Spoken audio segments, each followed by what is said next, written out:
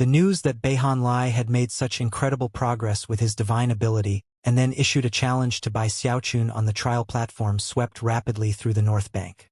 Disciples flocked to the trial platform, where they waited eagerly to see the outcome. Beihan Lai stood there, his blood boiling with the desire for revenge. He wanted to cleanse the humiliation which he had felt, and prove to all on the North Bank that Beihan Lai was the same chosen he was before. However far I fall down, that's how far I'll climb up, and even higher. Bai Xiaochun, you're nothing but a stepping stone to me. Beihan Lai's eyes burned with madness. He had been waiting for this day for a long, long time, and was completely confident that his sunset incantation would secure him victory against Bai Xiaochun. Of course, he had heard the stories about Bai Xiaochun's final match with Ghostfang. However, he was still confident that his mad struggles over the past years put him in a position to fight first Bai Xiaochun, and then Ghostfang. Bai Xiaochun, get out here! Beihan Lai roared, shaking inside and out, thrumming with energy that caused intense shock among the spectators. His unleashed cultivation base was like a vortex, spinning around him in all directions. Good job, elder brother Beihan. Take Bai Xiaochun down. Ha ha ha. We've been waiting for a long time for this day to arrive. As crowd was cheering, Bai Xiaochun was in the jungle, sitting on top of the pangolin, humming a little tune as they went on a little walk. Suddenly, a beam of light appeared off in the distance. It sent a blood-colored glow out in all directions, and radiated a murderous aura that seemed permeated with the desire to do battle. Bai Xiaochun looked up as the blood-colored light appeared in front of him, taking the shape of a paper crane. An emotionless voice spoke from the crane to echo out in the jungle. Inner sect disciple Bai Xiaochun, Beihan Lai of the North Bank, in the 9th level of Qi condensation, has put up 37,000 merit points to challenge you to a fight. The challenge remains open for the following half-year. If you win, you may keep the merit points. If you lose, then according to the rules of the trial platform, you will not be penalized. The voice itself seemed to contain something that caused one's blood to boil and one's impulses to surge. Bai Xiaochun's eyes went wide, and his heart began to beat rapidly. Something about the voice seemed to be intentionally driving him toward madness. Fight! Fight! Fight! Fight my ass! Bai Xiaochun said, smacking his chest to dispel the effects of the voice. After all of his time spent researching the sect rules of the North Bank, he was not unfamiliar with the trial platform, and knew the rules well. I, Bai Xiaochun, am a prestige disciple, and the junior brother of the sect leader. By no means will I participate in any fighting and killing. Glancing once more at the paper crane, he coughed dryly and then waved his sleeve. A wind sprang up, sending the paper crane flying off to the side. Humming a little tune, he sent the pangolin onward through the jungle as though nothing had ever happened. Time passed. About an hour later, the crowd around the trial platform was completely shocked, and the cheering had died down quite a bit. After 2 hours, people were starting to whisper back and forth to each other. Beihan Lai still stood there on the trial platform, trembling and twitching. Bai Xiaochun isn't going to avoid the fight, is he? No way. He took first place in the chosen battles. He couldn't possibly not care about his reputation, could he? I doubt that's possible. It doesn't matter who the chosen is, when they get challenged, they either fight right then and there or schedule another time to fight. Why hasn't Bai Xiaochun even responded? For hours later, the sun was setting. However, Bai Xiaochun still hadn't responded. The North Bank disciples were stunned. Damn it! I should have known. I can't believe the shameless Bai Xiaochun is avoiding the fight. This is preposterous. He came here as a representative of the South Bank. What a loss of face for them. As the discussions raged, Beihan Lai glared off in the direction of the Beast Conservatory. He could never have imagined that Bai Xiaochun would actually avoid the fight. He couldn't accept it. Bai Xiaochun had taken first place in the chosen battles. If Beihan Lai had taken first place, and then someone challenged him, he wouldn't avoid the fight. He's definitely going to come out and fight, Beihan Lai said through gritted teeth. The way he stood there, completely focused, caused the observing North Bank disciples to be shaken inwardly. A few moments later, another beam of light appeared from within the crowd as someone flew up onto the trial platform. As people looked over, the newcomer was immediately identified. He was also a chosen like Beihan Lai. Susong. A grave expression could be seen on his face as he stood there on the trial platform. When he thought back to the fight he had witnessed between Bai Xiaochun and Ghostfang, he knew that Ghostfang hadn't been truly defeated. He had handed Bai Xiaochun the victory by tiring himself out. Bai Xiaochun was strong, Susong had to admit that. However, in the past years he had grown significantly and was far, far stronger than he had been during the chosen battles. After much consideration, he had come to believe that he definitely qualified to fight with Bai Xiaochun. Today, I, Susong, will join Beihan Lai to challenge Bai Xiaochun to a fight, he said loudly. Susong of the North Bank. I'm putting up 20,000 merit points to issue the challenge. After a moment of protracted silence, a deafening cheer rose up from the crowd. Elder brother Susong is actually challenging Bai Xiaochun. Good job, elder brother Susong. Glittering light rose up as a second paper crane formed and then shot toward the Beast Conservatory. Beihan Lai trembled as he looked over at Susong. Their gazes met, and both could see how much the other was determined to fight Bai Xiaochun. After a moment, they both began to laugh at the tops of their lungs. At about this time, another beam of light shot out toward the trial platform. It was a young woman, none other than Gong Sun Wanner. I, Gong Sun Wanner, put up 20,000 merit points to issue a challenge to Bai Xiaochun. Before the crowd could cheer any louder, a fourth beam of light shot toward the trial platform. I, Gong Sun Yun, put up 20,000 merit points to issue a challenge to Bai Xiaochun. The Gong Sun siblings had experienced significant progress in recent years, and were also challenging Bai Xiaochun to a fight. As their voices echoed out, light glittered, and two paper cranes formed and then shot out through the air toward the Beast Conservatory. Look how fired up they are. Now that's what North Bank Chosen are like. Those Chosen are invincible. Ha ha ha. Bai Xiaochun must be scared out of his pants. You know what, even if I lose, it's only a few merit points. I'm gonna challenge him too. He needs to know that the North Bank sticks together. A fifth, a sixth, and even a seventh disciple emerged from the crowd to fly over and stand on the trial platform. I, Chun Ao, will share trials and tribulations with elder brother Gong Sun Yun. I put up 700 merit points to challenge Bai Xiaochun. Elder brother Susong has always treated me well. I, Sun Chenglong, will stand by his side. I put up 500 merit points to challenge Bai Xiaochun to a fight. I, Zhoufang, put up 400 merit points to challenge Bai Xiaochun to a fight. The North Bank was being completely shaken. Meanwhile, back in the Beast Conservatory, Bai Xiaochun watched in shock as one paper crane after another flew toward him. As they did, they spoke with the same emotionless voice. So many, Bai Xiaochun thought, blinking. He had already tossed 3 paper cranes off to the side, only to see 5 or 6 more flying toward him, one after another. All of them exerted influence on him to try to get him to fight, making it hard to stay calm. Suddenly, wings sprouted from his back as he shot through the forest at top speed back toward the honor guard station. Along the way, another dozen or so paper cranes reached him, all of them speaking the same type of words. The stimulating sensation caused by the words made by Xiaochun let out an enraged roar. You people are such bullies. How can you challenge me with so many people and each one in the 8th level of qi condensation or higher? What are you trying to accomplish? No. I want to keep a low profile. After arriving back at the honor guard station, he activated the spell formation, trapping the paper cranes outside. Finally, he sat down cross-legged, looking very lofty. I'm definitely going to keep a low profile here on the North Bank. There's no way I'm going to give in to your demands. Humph. Sighing emotionally, he put the matter aside and began to meditate.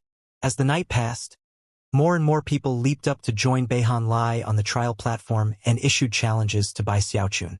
The whole sect was set astir. Many of them were there to ingratiate themselves to the chosen, and of course a large number of them were fans of Gong Sun Wanner. It was quite an exhilarating scene to see so many people putting up so many merit points.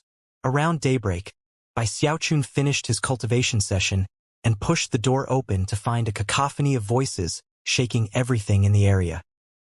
He stared in shock and worked hard just to suppress the desire to fight which rose up in his heart at the instigation of the voices.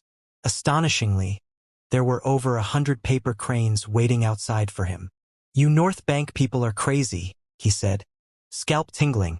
He closed the door and didn't take even a single step outside. The following morning, he assumed that the North Bank people would have finally called it quits. However, upon opening the door, a sound like thunder could be heard coming from the more than 300 paper cranes piled up like a mountain outside of the honor guard station. Each and every one of those paper cranes represented a challenge to fight. Bai Xiaochun cleared his throat and quickly closed the door, more convinced than ever that the North Bank people were lunatics. AI. Sometimes it's a real mistake to be so superior to everyone. Bai Xiaochun. Bai Xiaochun. If you made a mistake anywhere, it was in being so superior. Face downcast, he sat down in the honor guard station, where he thought for some time before deciding to simply work on cultivating the Water Swamp Kingdom. Time passed. During the following week, every time Bai Xiaochun pushed open his door, he would find that hundreds more cranes had arrived. Eventually, he simply got used to it until around 2,000 of them were piled up outside. Whenever disciples came to visit the Beast Conservatory, the first thing they noticed upon entering was the huge pile of paper cranes. The entire North Bank had sprung into motion because of Beihan Lai issuing a fight challenge. The Chosen were whipped up into a storm, and it only continued to grow more intense. Eventually, roughly 40% of the inner sect disciples had issued a challenge to Bai Xiaochun. Most of them offered up a small portion of their merit points, not all of them like Beihan Lai had. Eventually, word spread to the elders and the peak lords, and even they were shocked by what was happening. During the 4,000-year history of the North Bank trial platform, this was the first time that anything like this had ever happened. Nearly 2,000 inner sect disciples had issued challenges, and all to a single person. It was impossible to control the situation, which was like a flowing tide that dragged all the North Bank into madness. Did you hear the latest news? Today, 300 inner sect disciples challenged Bai Xiaochun at the trial platform. Ha ha ha. Bai Xiaochun is definitely scared to death. By now, he definitely realizes how strong the North Bank is, and how much we stick together. Hold on. I'm gonna go challenge him too. Right now. The North Bank disciples viewed challenging Bai Xiaochun as a sort of heroic accomplishment. It was causing such a stir that word even spread to the South Bank. The disciples there exchanged glances of sympathy. Of course, that sympathy was not for Bai Xiaochun. It was for the disciples of the North Bank. They really don't know him at all. Just wait. It won't be long before they realize how terrifying Bai Xiaochun is. Time passed. On the 10th day, the number of inner sect disciples who had challenged Bai Xiaochun had reached about 2,300 in total. That number increased every day. It reached the point that any inner sect disciple who didn't go to challenge Bai Xiaochun was considered to have lost face. Not going to the trial platform to send out a paper crane was considered to be contemptible. Once that became the norm, even more people challenged him. Ha ha ha. On this day, Su Debao, put up 10 merit points to challenge Bai Xiaochun. Humph. Zhou Yunsong challenged the archenemy of the North Bank 3 days ago. Too bad that numbskull didn't dare to fight. On the 13th day, the number of disciples who had challenged Bai Xiaochun passed the 3,000 mark. The North Bank was completely and utterly in a frenzy. No matter where you went, the only thing people talked about were the challenges to Bai Xiaochun. For such a massive storm to have been caused by a single person was unheard of. New challenges flew out every day, and tens of thousands of outer sect disciples were gathered around the trial platform, there to watch the proud inner sect disciples in their glory. Every paper crane that flew off was accompanied by cheers, regardless of how many merit points had been put up as the stakes. Beihan Lai had never imagined that his actions would give birth to such pandemonium. He was now far more famous than before, especially considering that he had come back from an injury to his current height. On the 17th day, the number of disciples who had challenged Bai Xiaochun broke past 4,000. The storm which had overtaken the North Bank was filling the entire sect. By this point, what was happening was no longer a simple challenge to fight. It was a symbol. The number of merit points offered up didn't matter. Some people offered less than 10. However, the event was so exciting that everybody had to participate. Bai Xiaochun is scared. He doesn't dare to fight with the North Bank. Ha ha ha. Even if he were stronger than he is, he would still have to kneel before the combined might of the North Bank. The spirit of the North Bank can never be surpassed. The four peak lords of the North Bank were tongue-tied, and sect leader Zhang Yuandong looked on with wide eyes. Even the prime elders took notice. After all, this sort of thing had never occurred before. The North Bank disciples were so excited about the matter that virtually every day after the challenges were issued, people would rush over to the Beast Conservatory to look at the paper cranes flying to join the pile. Loud cheering would always accompany the scene. By the 20th day, 80 to 90% of the inner sect disciples had issued challenges to fight. It was only then that the pandemonium began to die down. That morning, a burly outer sect disciple appeared near the trial platform, seemingly bursting with eagerness. In his mind, considering the fact that over 4,000 people had already challenged Bai Xiaochun ahead of him, even if Bai Xiaochun did choose to fight someone, he surely wouldn't pick people who had offered low amounts of merit points. After all, Bai Xiaochun had taken first place in the chosen battles. To be able to challenge someone like that, even if he was avoiding the fighting, left the burly disciple bursting with joy. Later on, he could brag that he had challenged Bai Xiaochun, but that Bai Xiaochun had run from the fight. More excited than ever, the burly disciple unleashed the power of the fourth level of qi condensation and leaped up onto the trial platform, the first person of the day to issue a challenge, and also the first outer sect to ever do so. After landing on the trial, he threw his head back and laughed uproariously. I, Lu Dabiao, put up 200 merit points to challenge the archenemy of the North Bank, Bai Xiaochun. Laughing at the top of his lungs, Lu Dabiao clasped his hands behind his back and stared off in the direction of the Beast Conservatory. Bai Xiaochun, once you receive Lord Tiger's challenge, will you, an inner sect disciple, dare to fight me? This man's actions stunned everyone present. The first reaction was that this Lu Dabiao was clearly a fool. No matter how detestable Bai Xiaochun was, he had taken first place in the chosen battles. He was not the type of person that could be challenged by an outer sect disciple. But then people realized that Lu Dabiao was obviously using this chance to try to earn a name for himself, and their eyes began to shine brightly. For an outer sect disciple to challenge an inner sect disciple, who then fled from the match, was an amazing situation that got everyone's blood burning. Lu Dabiao had clearly issued his challenge to fight because he wished to join the grand occasion of opposing the archenemy of the North Bank. Even as Lu Dabiao stood there proudly on the trial platform, Bai Xiaochun was just getting up from a session of meditation in the honor guard station of the Beast Conservatory. Sighing, he pushed open the door. Over the past 20 days, he had gotten a headache every time he opened the door. However, he had no other choice. If too many paper cranes built up, the desire to fight would grow too strong, and he wouldn't be able to handle it. Therefore, the first thing he did every morning was open the door. Every time he did so, he would see hundreds of paper cranes and hear countless voices issuing challenges. Yesterday, he had even taken the time to count them all and found that there were over 4,000. By now, they were piled up everywhere.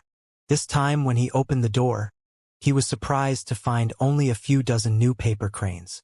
But then, only a moment later, a huge cloud of over 1,000 cranes, bursting with a desire to do battle that could topple mountains and drain seas, flew toward him from off in the distance. Bai Xiaochun's mind and heart were instantly engulfed by a powerful urge to fight.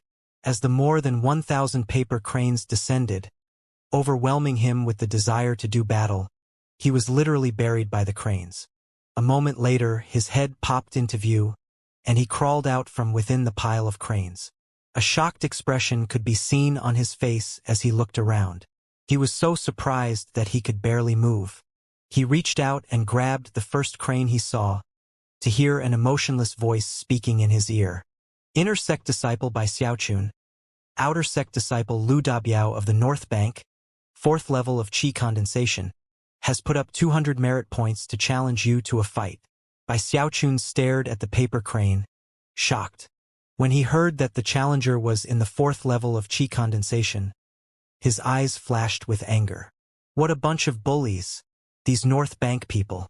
I've been trying hard to keep a low profile, but it's simply impossible. Sheesh. If Beihan Lai doesn't want to admit he lost, and feels like emerging after 10 years in secluded meditation, well, that's understandable. The inner sect disciples want to challenge me? I can endure. But now outer sect disciples are challenging me? Enough. Enough. I can accept a challenge. Lu Dabiao? 4th level of qi condensation? He's the one. Bai Xiaochun took a deep breath and sighed inwardly. It was too bad that the beasts in the Beast Conservatory couldn't be taken out easily unless they were bonded. Plus, he didn't know the Heavenspan shamanic control incantation. Otherwise, he would take the hundreds of beasts here out with him and crush the fighting arena. Filled with regret, he stuck his chin up and looked at the paper crane. I accept this challenge. Meanwhile, back on the trial platform, Lu Dabiao stood there with his hands clasped behind his back, basking in the feeling of being the center of attention. It was almost overwhelming on an emotional level. Bai Xiaochun, Lord Tiger will wait for you for 10 breaths of time. You noob. You numbskull. Do you dare to accept Lord Tiger's challenge?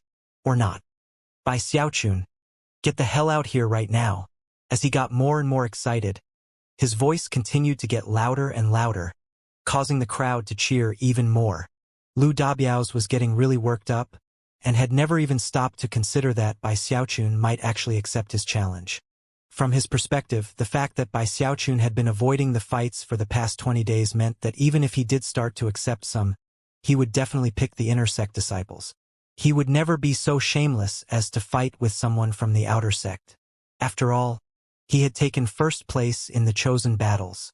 Lu Dabiao was feeling more proud of himself than ever, and was congratulating himself on picking the perfect situation to make a name for himself. He could even imagine what it would be like in a few days. Everyone in the outer sect would know who he was, and his newfound fame might even cause some of the junior sisters he liked to take an interest in him.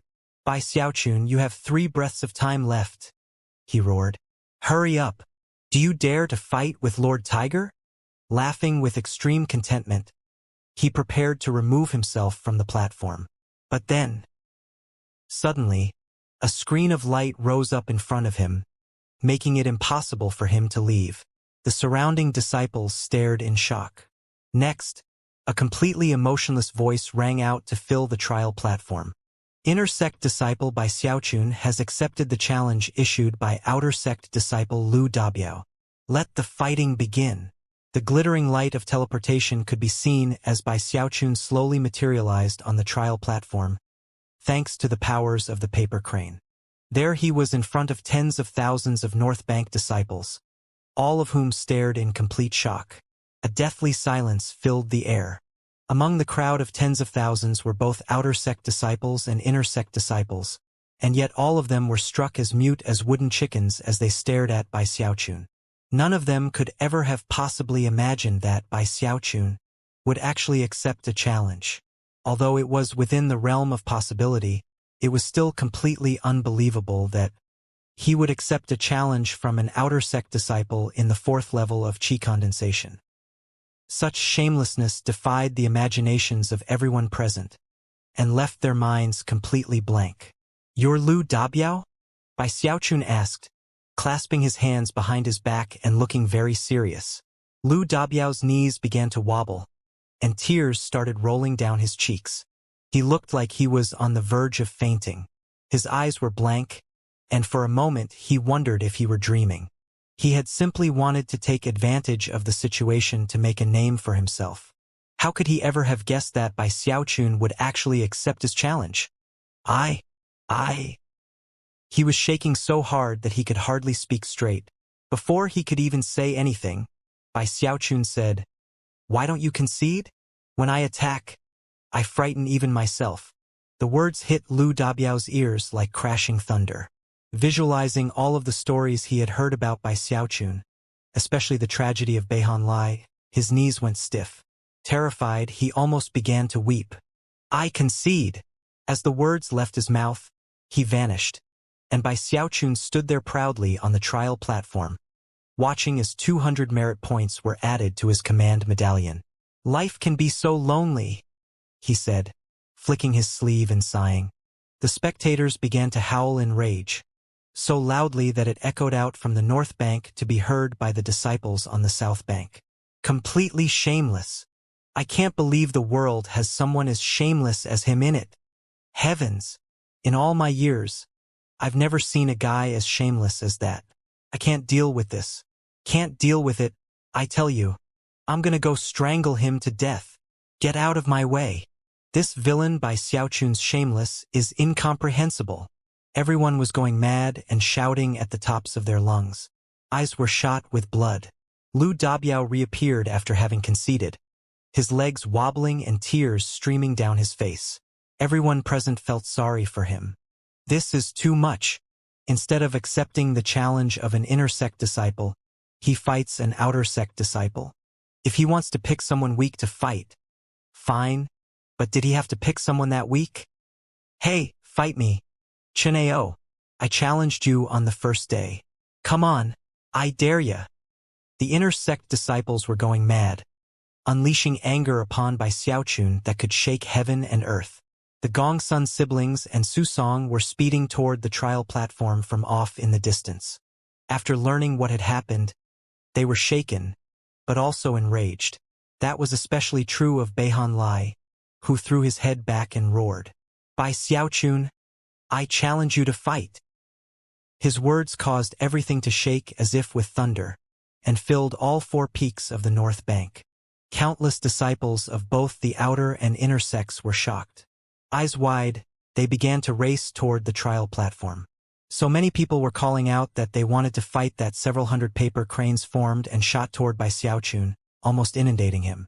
This was a scene which had never, ever played out before on the north bank.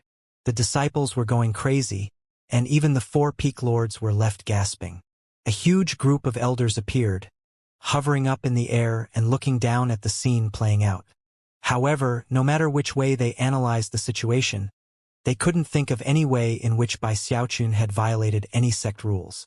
The old woman from Iris Petal Peak looked down at him with wide eyes, aware that everything he had done was in compliance with all regulations. Seeing all the paper cranes, and seeing how angry everyone was, Bai Xiaochun started getting mad. He hadn't done anything to deserve this, and was convinced that he was in the right. He hadn't violated a single sect rule. He hadn't challenged a single person. They kept challenging him. All he had done was accept the challenge. Hearing how everyone was shouting out challenges at him, his eyes widened into a glare, and he roared, You bunch of bullies! Fine, fine. You forced me into this. Sweeping his furious gaze across the crowd, he waved his hand, and a sound like rushing water could be heard as more than 5,000 paper cranes emerged from his bag of holding. Those were all of the paper cranes he had collected recently, 1,000 of which had just come in that morning. The crowd instantly went quiet. The inner sect disciples were all cracking their knuckles, ready to fight at any moment. As for the outer sect disciples, they were burning with rage. However, some of them, the impulsive 1,000 or so who had joined Lu Dabiao to issue challenges, were also a bit nervous. Bai Xiaochun, heart pulsing with fury, looked over at the paper cranes and then selected one from an outer sect disciple in the 5th level of chi condensation. You, he said loftily, I accept your challenge. As his voice echoed out, one of the outer sect disciples in the crowd, a teenager, vanished as he was teleported onto the trial platform. Trembling, tears welling up in his eyes and leaking out the corners, he edged backward. I concede. The audience gaped, and some people's vision started to turn black as they realized they had underestimated the true depth of Bai Xiaochun's shamelessness. Arg! I'm gonna kill him. Bai Xiaochun, you're not gonna escape this time. Not unless you fight everybody here. Until that happens, this matter will never be over. This level of shamelessness. I don't even know what to say. Heavens! I hope some immortal lightning falls from the sky and strikes him dead. That only got Bai Xiaochun more angry. Looking around at the maddened crowd, he said, I, Bai Xiaochun, came here from the South Bank, alone and impoverished. I've kept my tail between my legs up to now because I didn't want to offend anyone. But since you've forced me, then fine, I'm gonna go all out. Eyes bright red. He clenched his jaw and pulled out a paper crane from a disciple in the 5th level of qi condensation. A moment later, the outer sect disciple appeared in front of Bai Xiaochun, so terrified he was on the verge of collapsing. He immediately shouted that he conceded. Bai Xiaochun let out a cold harumph and then produced another paper crane. To the increasing rage of the crowd, Bai Xiaochun produced one challenge crane after another belonging to outer sect disciples. Each and every one was so terrified their legs felt like jelly. However, challenges could not be cancelled by the challenger. So they had no choice but to tearfully concede and watch as their merit points were transferred to Bai Xiaochun. After conceding, they would return to the crowd, their fury even stronger than before, and yet also feeling pained because of the loss of merit points. Of course, Bai Xiaochun's merit points were increasing rapidly, to the point where even he was shocked. That day was a huge catastrophe for all of the impulsive outer sect disciples. To them, Bai Xiaochun had become a pernicious devil who consumed merit points with extreme prejudice. As for Bai Xiaochun, he ruthlessly swept through the entire group of outer sect disciples, the process of which took 3 days. He didn't fight a single time, although taking out all the paper cranes left his arm a bit sore. The North Bank disciples were apoplectic, their voices hoarse and sore from all the shouting. And yet, they didn't calm down in the least bit. Eventually, the Hall of Justice had to intervene to keep things under control. But even they could only watch Bai Xiaochun at work, remaining vigilant against a possible uprising on the part of the North Bank disciples. The 4 peak lords looked on in absolute astonishment. Glancing at each other, they could see the helplessness and shock in each other's eyes. No wonder the South Bank sent Bai Xiaochun over here. This guy could run the sect into the ground. And yet, he hasn't broken any sect rules. 3 days later, Bai Xiaochun stretched his right arm to loosen it up, then let out a cold harumph. Having cleared all of the outer sect disciples' fight challenges, he looked around at the tens of thousands of people surrounding him, and could tell that they wouldn't let him leave. After a moment of silence, he chuckled. Well, since you're going to be like that, don't blame me for what happens next. It was at that moment that his normal cautiousness faded, and the same veins of steel appeared that had been present in the fight with the Luochen clan. Even as the crowd looked on with bloodshot eyes, he selected a fight challenge from an inner sect disciple.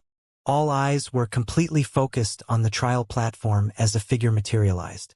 It was a gaunt young man who, the moment he appeared, threw his head back and laughed uproariously. Bai Xiaochun, today I will... Boom! Before he could even finish speaking, Bai Xiaochun was right in front of him, unleashing a fist strike. The gaunt young man's eyes went wide as he sailed through the air and then slammed into the shield surrounding the trial platform, where he slumped down unconscious. The audience gasped, and their eyes went wide. Bai Xiaochun stood there with a placid expression on his face as he pulled out a second paper crane from an inner sect disciple. Moments later, the second inner sect disciple appeared on the platform. In the blink of an eye, a fist flashed, and he was unconscious. Then, Bai Xiaochun pulled out a third challenge. It took 1 day for him to accept the challenge cranes from 100 inner sect disciples. All of them were in the 8th level of qi condensation, and yet none of them could stand up to a single punch from Bai Xiaochun. When evening fell, Bai Xiaochun chose to rest. He sat down cross-legged on the trial platform, surrounded by a furious crowd bent on preventing him from leaving if he tried. The next day at dawn, Bai Xiaochun opened his eyes. Expression the same as ever, he selected a paper crane, and then once again set to work. Yet again, 100 people couldn't stand up to a single punch. Day 3, Day 4, Day 5. 20 days passed in which Bai Xiaochun accepted 2,000 challenges from inner sect disciples. All of them were in the 8th level of qi condensation, and not a single one could stand up to his fist strike. None of them even came close to qualifying. Although it was certainly an impressive scene, the North Bank disciples weren't silenced yet. nor was their rage lessened. It was on the 20th day that Bai Xiaochun calmly produced a challenge letter belonging to someone in the 9th level of qi condensation. Soon, people were shocked to find out that Bai Xiaochun was so strong that the disciples in the 9th level of qi condensation could only withstand 2 fist strikes before being knocked unconscious. Some of them even coughed up mouthfuls of blood. The North Bank disciples were staggered, and many of them finally lapsed into silence. Even the 4 great chosen, the Gongsun siblings, Su Song, and finally Beihan Lai, couldn't endure more than 10 successive fist strikes. Beihan Lai was utterly shocked to find that his sunset incantation couldn't stand up to Bai Xiaochun at all. The Gongsun siblings were astonished. They had been under the belief that they had experienced rapid advancement since the chosen battles, but now they realized that Bai Xiaochun had advanced far more quickly than they had. Su Song faced Bai Xiaochun bitterly, and to him, it felt like standing in front of Ghostfang. The terror he felt was something he had never felt before in his life. 10 fist strikes ended everything. Bai Xiaochun's fleshly body was already in a position to make contact with the first shackle. After he reached the undying gold skin level, he would be at the peak of the dragon mammoth sea-forming scripture, and would be on the verge of ascending to a higher level. Such strength made him truly invincible to anyone under Foundation establishment. After seeing the 4 great chosen fall, the other North Bank disciples sat there silently, looking at Bai Xiaochun with complicated expressions. Although rage still burned in their hearts, at long last, they had to admit to his superiority. In the cultivation world, respect was given to the strong and powerful. Bai Xiaochun had struck terror into the depths of their hearts, and as of this moment, had truly defeated the North Bank disciples. He was still their archenemy, but now, people wanted to work as hard as possible to surpass that archenemy. It was hard to say who moved first, but soon, the crowd had parted to open a pathway leading toward the Beast Conservatory. Bai Xiaochun was done fighting. When the North Bank disciples opened up a path for him, he shook his head and, looking somewhat melancholy, slowly began to walk away. Mixed emotions could be seen in the eyes of the disciples as they watched him go. Off in the distance, he sighed and swished his sleeve. "It's my fault," he said. "I should have kept a lower profile. AI." Inwardly, he was feeling very pleased with himself, even excited. And yet, he maintained the melancholy, lonely look. He made a very bleak silhouette. The disciples of the North Bank were torn, and none of them were really sure what they were feeling. The Gongsun siblings, Su Song and Beihan Lai, didn't want to give up so easily, and yet, they felt powerless. They had worked hard to catch up to Bai Xiaochun, and even believed that they had surpassed him, only to find out that they had been left far behind. That feeling left them feeling very down. Su Song sighed. Perhaps, years from now, it will be him or Ghostfang who reaches the legacy echelon. The Gongsun siblings were thinking similar thoughts. The only one who reacted differently was Beihan Lai, who stood there trembling, his hands clenched into fists. He would not give up, could not give up. The memory of the chosen battles was like an invisible whip that constantly lashed at him. Even as he gritted his teeth, a hand came to rest on his shoulder. It was none other than his elder brother Beihan Feng, the number 1 chosen of Sunset Peak. He had long since arrived on the scene, and one of the paper cranes Bai Xiaochun had abandoned belonged to him. After personally witnessing what Bai Xiaochun had accomplished over the past month or so, Beihan Feng knew very well that he himself was not a match for Bai Xiaochun, and he was in the 10th level of qi condensation. Because of Bai Xiaochun's terrifying fleshly body power and indescribable speed, he knew that he would be crushed as easily as a dried twig. "Big bro," Beihan Lai said. "Your latent talent exceeds mine," Beihan Feng said encouragingly. "Work hard at your cultivation. Temporary setbacks don't mean anything." Some members of the senior generation who are now in the legacy echelon were nobody's back when they were in qi condensation or foundation establishment. They worked for years to prepare themselves to become the ultimate chosen of their generation. Although those words had been spoken to his junior brother, they were meant for himself. Beihan Lai stood there quietly for a long moment before nodding. "In the future, don't provoke Bai Xiaochun," Beihan Feng said softly. It doesn't matter how vile he was in the past. As of this moment, he has earned the respect of the North Bank. Furthermore, you could learn a bit from how he does things. He knows what to say and how to say it. Knows when to advance and when to retreat. Doesn't get caught up in his imagination. Doesn't get entranced by wealth. Stays focused and perseveres. This guy is terrifying. Beihan Feng wasn't the only one who harbored such thoughts. Of the more than 2,000 inner sect disciples Bai Xiaochun had defeated, most were thinking the same thing. Sometimes Bai Xiaochun was a smooth operator. The North Bank had taken the initiative to challenge him to fight, but he hadn't pushed things too far. It was a decision he had made for the benefit of the North Bank, and the more than 2,000 disciples he hadn't beaten, to leave them some face. Continuing to accept the fight challenges would have been meaningless. Furthermore, he had already accumulated a terrifying number of merit points. For now, the best thing was to simply let matters drop, and allow the remaining challenges to expire half a year later. Not only would that give some face to the North Bank, it would reduce a bit of the hostility the disciples there felt towards him. No one said a word. The North Bank disciples stood there quietly, and many of them understood what was happening. Even more of them sighed inwardly as respect for Bai Xiaochun bloomed in their hearts. The four peak lords hovered there, looking down with serious expressions. This Bai Xiaochun is actually far more powerful than he was during the chosen battles. Young Ghostfang has been in secluded meditation this whole time in preparation for Foundation establishment. Of the two of them, I wonder who is stronger. Years from now, perhaps one of them will enter the legacy echelon and become one of the spirit stream sect's most powerful resources. It's a very, very difficult thing to enter the legacy echelon. The only way to do it is to reach the gold core level within 2 60-year cycles. If you exceed 2 60-year cycles, then even reaching gold core will only make you a prime elder. Both Ghostfang and Bai Xiaochun have a long road ahead of them. If one of them really does manage to reach the legacy echelon and surpass us peak lords, they may be able to enter the location where the most profound of the Spirit Stream sect's reserve powers are located, the Spirit Stream Pocket Realm.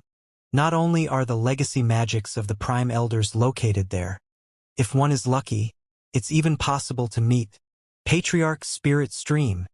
To date, only about 20 legacy echelon members have entered the Spirit Stream Pocket Realm. They are the true indestructible legacy seeds of the Spirit Stream sect. Each of them provide the true power and support for the Spirit Stream sect. None of us have any chance of being anything other than peak lords who protect the mountains. Only Li Qingho has a real chance. The four peak lords exchanged glances and sighed as they recalled Bai Xiaochun's relationship with Li Qingho. Eventually, the crowds dispersed. In the following days, the North Bank quieted down and returned to normal. It was the same in both the outer and inner sects. The fear that had been instilled into the hearts of the disciples manifested in the form of diligent cultivation. Perhaps they no longer viewed Bai Xiaochun as a true enemy, but they most certainly viewed him as an opponent to surpass. The explosive increase in cultivation activity left the four North Bank peak lords very pleased. Time passed. Half a year. Bai Xiaochun remained within the Beast Conservatory, the same as ever. Every day, he cultivated the Dragon Mammoth Sea-forming scripture and worked with the Water Swamp Kingdom. He also spent time carefully observing all of the beasts in the Beast Conservatory. He worked hard to care for all of the animals, both the docile ones and the violent ones. As a result, the beasts continued to grow more fond of him. Plus, the more time he spent exploring the jungle, the more familiar he grew with it. That was especially true of one location deep in the jungle, where a pitch-black cave existed. Boundless streams of black mist roiled out of that cave, which was a famous place on the North Bank. The ancient Beast Chasm. Supposedly, that cave led straight down to the Nine Serenities underworld, and was also connected to an arcane pocket realm. Countless vicious beasts lived in the cave, sealed in place by patriarchs of the Spirit Stream sect countless years ago. They were now a reserve force for the sect, and one of the main reasons why the North Bank disciples cultivated their shamanic beast control arts. However, the arcane pocket realm had a very mysterious origin. Throughout the 10,000-year history of the Spirit Stream sect, only one small portion of it had been explored. Every few hundred years, the power of the seals would need to be strengthened, which required a significant cost to be paid by the sect. Even still, the vast resources within the arcane pocket realm ensured that it was one of the most important places on the North Bank. In addition to all that, the ancient beast chasm was also the abode of the spirit stream sect's holy beast guardian, the Heavenhorn Ink Dragon. In fact, it was even part of the seal itself. The spirit stream sect's most powerful offensive weapon, the Heavenhorn sword, which had received a tenfold spirit enhancement, had been forged from the shed horn of that very dragon. The Heavenhorn Ink Dragon's cultivation base was so terrifying that even Zhang Yuandong had no choice but to call it senior. Back when the Spirit Stream sect fought its way from the delta into the lower reaches, the Heavenhorn Ink Dragon had been a follower of Patriarch Spirit Stream, and its contributions to the sect could not be understated. One day, Bai Xiaochun stood at the edge of the waterfall that led down into the ancient beast chasm. He had visited the location a few times and had read about the history of the place and the Heavenhorn Ink Dragon. Just like he always did, he tossed one of his medicinal pills down the waterfall, then cleared his throat. "Senior Heavenhorn," he called out. "It's me again, Bai Xiaochun of the junior generation. I just want to use the earth flame here. The price is the same as usual, right? I'll pay with a medicinal pill like I usually do." Not waiting for a response, he hurried over to a cave he'd opened up a short distance away. After becoming familiar with the beast conservatory jungle, he'd almost immediately noticed the traces of a vein of earth flame in the area. This small cave he'd excavated connected to that vein and had become his pill-concocting workstation on the north bank. All of the pills he made for the beasts were concocted here. However, after reading about the history of this place in the Jade Slip, he decided to play it safe. Therefore, every time he came to use it, he would toss some spirit medicine down the waterfall, which he viewed as paying the rent in a way. Although he never got a response when he tossed the medicine down, verbally or otherwise, he'd gotten used to the practice, and therefore continued to do it. A month later, Bai Xiaochun emerged from the little cave, eyes glittering brightly, his expression one of excitement. His concocting had gone very smoothly. By now, his results with Tier 3 spirit medicine were superb, to say the least. Furthermore, his cultivation base was no longer creeping along slowly. Instead, it had rocketed up to the great circle of the 9th level of chi condensation. Ha ha ha! It won't be long now before I can step into the 10th level of chi condensation. Then I can get ready for foundation establishment. During the past half year, his undying silver skin had also become even more refined. Certain that his cultivation base was now even more extraordinary than before, he decided to test out his violet chi cauldron summoning. To his delight, several cauldrons appeared. By now, he was extremely adept at unleashing and recalling the divine ability. In his delight, he thought back to a certain magical technique he had used long ago, a magic that, technically, he had created. Human-controlling grand magic. Back in his fight with the Luochen clan, he had unwittingly used the magic on Shen Heng, and it had left a deep impression on him. Over the years, his desire to perfect it had only grown. He had no cultivators to practice it on, but there were plenty of beasts in the beast conservatory. After a bit more thought, his excitement grew as he ran out to find some beasts to test out his human-controlling grand magic on. During the following days, the jungle was quite a chaotic place. Bai Xiaochun soon found that his human-controlling grand magic didn't work on anything with a very large frame or a high cultivation base. However, when it came to small beasts with cultivation bases in the 5th level of chi condensation or lower, he did have some limited success. Feeling a bit depressed, but not willing to admit defeat, he thought more about his human-controlling grand magic. Eventually, he came to the conclusion that this technique of using spiritual power to control an opponent's body and mind was missing something. If he could just find what it was missing, he could make it work. Even as Bai Xiaochun worked with his human-controlling grand magic, deep in the ancient beast chasm was a blue eye that had opened at some point recently. It was staring out of the ancient beast chasm at Bai Xiaochun, and a strange gleam could be seen deep within. Suddenly, a profoundly ancient voice murmured, "Human controlling. Years ago, eccentric frigid sect had the same idea. The divine ability which Bai Xiaochun had named the human-controlling grand magic turned into a sort of game for the beasts. They would often find themselves mysteriously floating up into the air, only to fall down moments later. Occasionally, they would even stand up on two legs. The beasts weren't frightened by what was happening, and actually found it rather amusing. It even reached the point where some of the smaller beasts would run up to Bai Xiaochun as soon as they saw him, hoping to have some fun playing the new game. Some of the larger beasts like the flying tigers would sometimes see Bai Xiaochun waving his finger at them and muttering to himself. Soon, he would sigh and walk away looking depressed. Such beasts were confused about what exactly Bai Xiaochun was doing. A month later, he decided to temporarily abandon his work with the human-controlling grand magic. I can definitely get this magic to work, he thought. When it does, it will shake heaven and earth. However, I need to take things slow. Once I get a bit stronger, I can cultivate it to perfection. He didn't really want to give up, but after a month without the slightest bit of progress, he had to admit that it was time to move on. He was about to start cultivating the water swamp kingdom again when he suddenly thought of the spirit wings he possessed.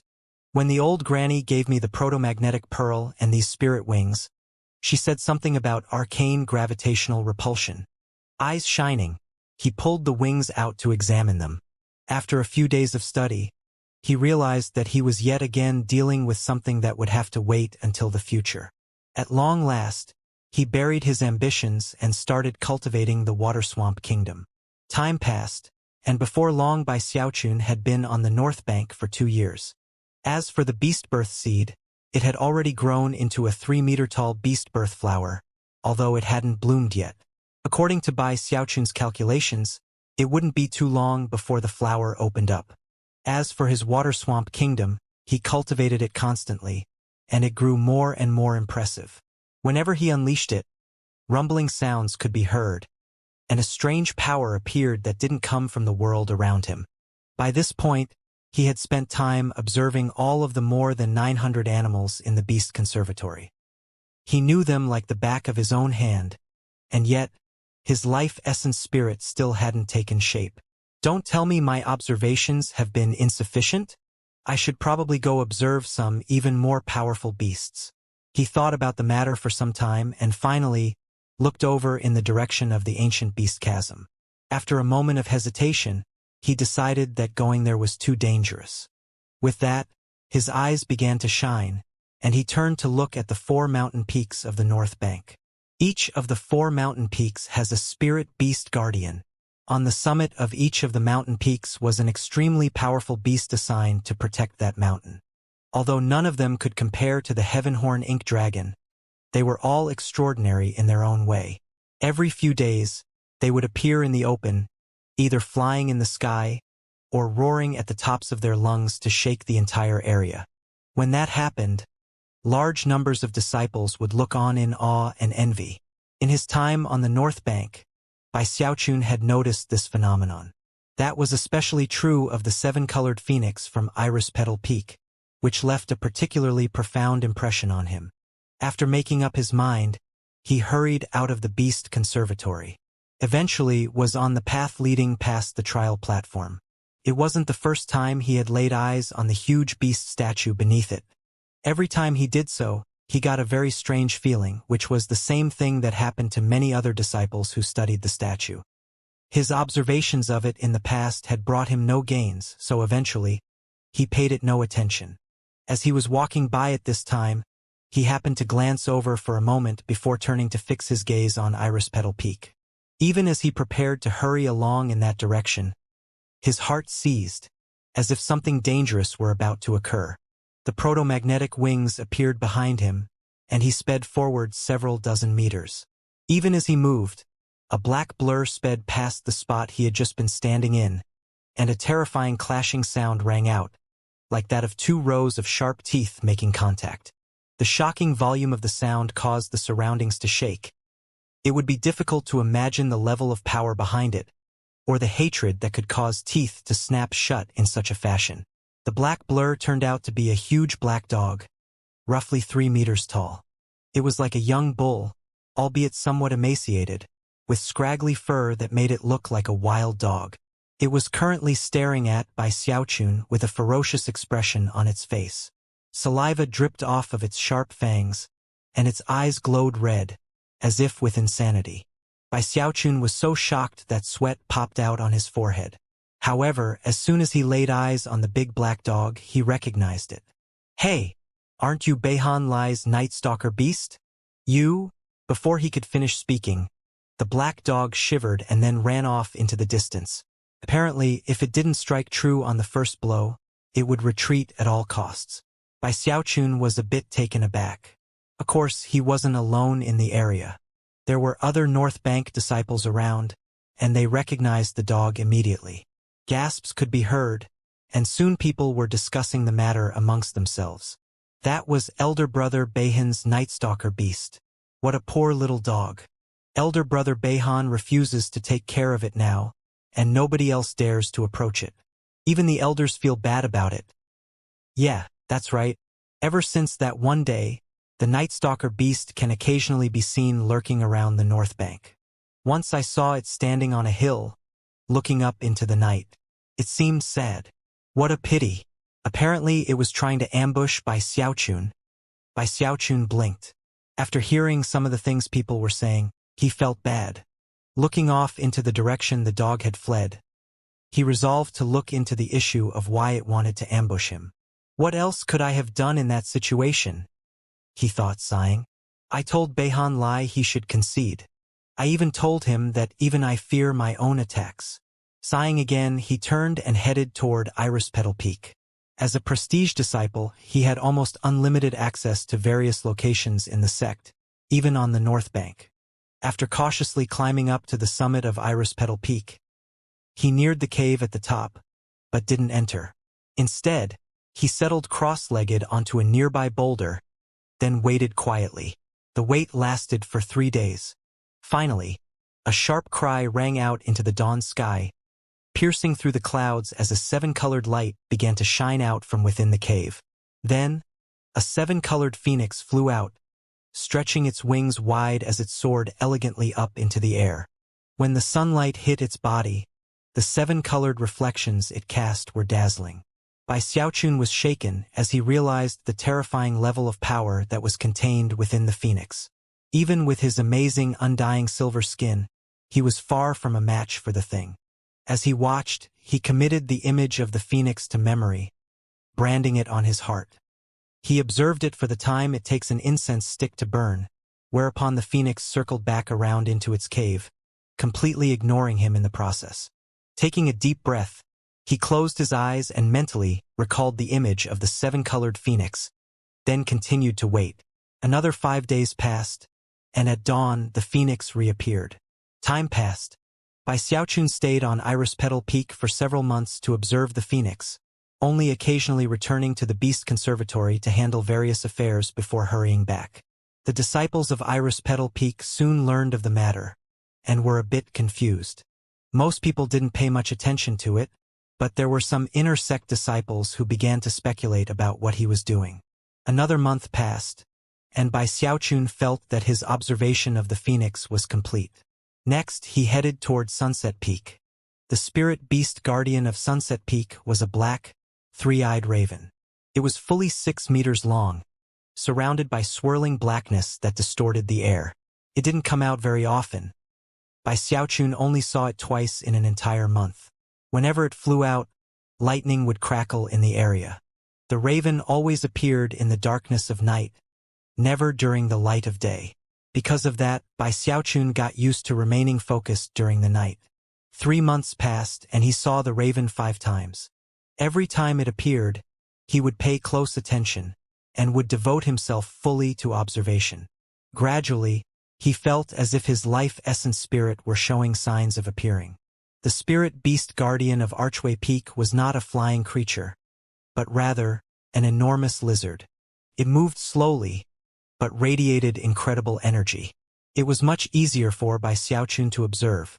Whenever it emerged from its cave, it would perch on the highest boulder at the top of Archway Peak, where it would gaze off into the distance.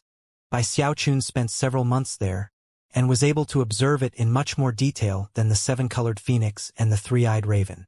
The spirit beast guardian of Ghostfang Peak was quite strange. It almost wasn't even appropriate to call it a spirit beast. It was a mountain ghost. It looked like an amalgamation of countless other beasts, formed together like a mountain. After gaining consciousness, it called itself a mountain ghost. It was humanoid in shape, with long black fur and human-like eyes which were located below its wolf-like maw. It also had two curling horns at the top of its head. Its lower torso was scaled like a snake, and it had a tiger's head on its chest. Stretching out behind it was a long tail. It carried a ghastly bone trident in its hand wherever it went, and every time it came out into the open, clouds formed up above in the sky, covering both the sun and the moon. In the darkness which resulted, its eyes would glow with mysterious light. The mere sight of it left Bai Xiaochun trembling in fear. He could sense that the thing was aware of his existence, but that it was so far above him that it didn't deign to even notice him. Whenever it appeared on the summit of the mountain, it would throw its head back and let out a soundless howl. That howl would cause countless stones on Ghostfang Peak to tremble, and they would only go still when the mountain ghost returned to its cave. Time flowed by, and Bai Xiaochun went back and forth between the mountains to carry out his observations. Gradually, it felt more and more like his life essence spirit was forming. However, he was getting the increasing sense that he had reached some barrier that had yet to be broken through. The disciples of the North Bank gradually realized that he was observing the spirit beast guardians. Most didn't understand why, but Su Song, Beihan Lai, and a few other inner sect disciples were fairly certain what was going on, and it caused their hearts to pound. He's cultivating the water swamp kingdom. Quite a few inner sect disciples came to that conclusion. After all, cultivating the water swamp kingdom involved long-term observation of numerous beasts. The water swamp kingdom is a secret magic on the same level as ghosts haunt the night. However, the results differ for every person who cultivates it. Some can unleash incredible power, others are very weak. The fact that Bai Xiaochun is observing those beasts implies that his life essence spirit hasn't been born yet. I wonder what his life essence spirit will be like? Discussions raged among the inner sect disciples, and Bai Xiaochun continued his observations. The process lasted for a year. During that time, others besides the inner sect disciples came to pay close attention to what was happening. The peak lords of the Four Mountains, the sect leader, and even Li Qingho were all secretly observing Bai Xiaochun's progress with the Water Swamp Kingdom. All of them were surprised. Generally speaking, observing beasts in the Beast Conservatory should have been enough to form the life essence spirit of the Water Swamp Kingdom. But it didn't seem enough for Bai Xiaochun. He went on to observe the spirit beast guardians of the Four Mountain Peaks. And yet, that wasn't enough either. Bai Xiaochun's life essence spirit seems very difficult to form. Life essence spirits vary from person to person. They form based on the hidden world which exists inside each person, and create a mysterious and unfathomable illusory spirit. What will Bai Xiaochun's life essence spirit be? Everyone watched as Bai Xiaochun concluded his observations of the four spirit beast guardians. With that, he trudged through the North Bank, thinking about how he had nothing left to observe. He had the strong feeling that he was only a step away from breaking through the barrier and giving birth to the Water Swamp Kingdom life essence spirit. However, that one step seemed infinitely vast. Bai Xiaochun was confused and unsure of what to do next. As he walked along through the North Bank, he headed past the trial platform and subconsciously looked over at the statue beneath the platform. He had walked past this location many times, and every time he did, he had the feeling that there was something strange about the statue. This time, he stopped in place and looked over. Then, a tremor ran through him, and his eyes shone with incredulity. Before, he had felt something strange when looking at the statue, something that seemed to make him wish to fight. However, there was something deeper to it than that, something that he couldn't quite put his finger on. Now, perhaps because of having observed the four spirit beast guardians, or perhaps because of his nearness to a life essence spirit breakthrough, he suddenly found himself observing, not the battle beast as a whole, but rather its scales. They seemed like nothing more than scales on a statue, but as soon as he focused on them, it felt as if the water swamp kingdom life essence spirit inside of him were suddenly writhing with increased power. At the same time, he could almost hear something primeval and ancient roaring in his ears. He was wondering if it was an illusion or not, and was just about to focus further, when the sensation vanished. At the same time, the life essence spirit inside of him suddenly went still. Taking a deep breath, he walked up to the statue and sat down cross-legged in front of it. Then he looked up, certain that the feeling he had just experienced was no illusion. This statue is very, very odd. With that, he focused on looking not at the statue as a whole but at the countless individual scales. Although they seemed like nothing more than simple scales, Bai Xiaochun had only just now realized that they were very, very difficult to commit to memory. He could see them there right in front of him, but simply could not memorize their shape and image. That did not serve to discourage him, though. It caused him to grow more focused. Eyes flashing, he looked more closely at the scales. Time flew by and soon it was evening. Considering that the trial platform was a central location on the north bank, disciples would often pass by, and soon people noticed Bai Xiaochun sitting there staring at the statue. Although it was a peculiar sight, nobody really stopped to pay him much attention. The next morning at dawn, the disciples who had seen Bai Xiaochun there the day before once again noticed him as they went past the trial platform. Apparently he hadn't moved the entire night, but had remained sitting there staring with bloodshot eyes at the statue in front of him. The astonishment of the North Bank disciples grew. Bai Xiaochun was now certain that he could only make his breakthrough by means of this statue. He had already done everything else possible with regards to the life essence spirit. He had observed everything in the Beast Conservatory, as well as the 4 spirit beast guardians. He had even secretly observed many of the ordinary battle beasts of the North Bank disciples. The life essence spirit of the Water Swamp Kingdom still had not appeared, and if he had not received any indication that it would, he might have decided to stop wasting his time with it. But he could sense that the life essence spirit was on the verge of coming to life. He just didn't know how to make it happen. So close, yet so far. That uneasy sensation was something he couldn't accept easily. Therefore, he was grasping hard to this opportunity, and his persevering personality was in full effect. He sat there with the same focus he called upon when he concocted medicine. It didn't matter that night came and went, or that his eyes were bloodshot. It didn't matter if a second day began to pass. Bai Xiaochun didn't stop.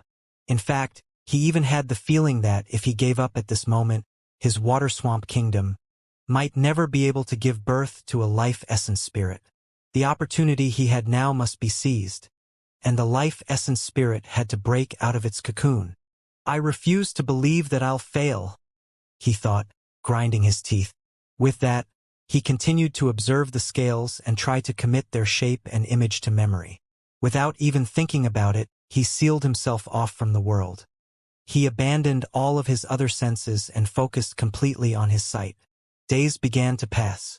On the 4th day at dawn, the North Bank disciples were more surprised than ever by his presence, and soon word began to spread. Bai Xiaochun has been sitting by the trial platform statue for 4 days now.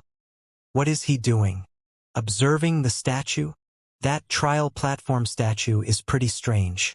I've heard of people observing it in the past, hoping to gain something from it. However, to this day, nobody has ever succeeded except for eldest brother Ghostfang. As word spread further and further, the North Bank inner sect disciples began to pay closer attention. People even began to gather nearby to watch Bai Xiaochun. His completely bedeviled state caused many people to gasp. So, he's only trying to observe it and commit it to memory, not gain full enlightenment. Well, it's like I said. The trial platform statue has some profound secrets buried deep inside. Not just anybody can gain enlightenment of it. I've read some ancient records that said the statue was pulled out of the ancient beast chasm 4,000 years ago. It's hard to say whether or not some members of the senior generation ever gained enlightenment, but as for ordinary disciples, before Ghostfang, nobody has ever succeeded. I tried once, believe it or not. In the end, I had no choice but to give up. I never felt a single thing. Only people like Ghost Fong can reach that legendary state of deep enlightenment via observation. Some people have lasted for 10 days or even 15. The limit is 20, though. After that, people simply pass out. When Beihan Lai, the Gong Sun siblings, Su Song, and other inner sect chosen realized that Bai Xiaochun was simply observing the statue, they breathed sighs of relief. As for the four peak lords, when they saw him beneath the statue, their eyes shone with anticipation. I wonder if Bai Xiaochun will be like Ghost Fong and actually benefit from the statue. It requires the right circumstances, the right personality, and the right amount of hard work. This kind of observation is like looking at a canvas randomly splashed with paint.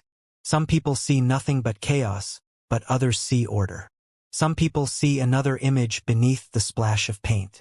And some people, a vast minority, might be able to see something completely different from everyone else. Bai Xiaochun truly was just observing, and not seeking deep enlightenment.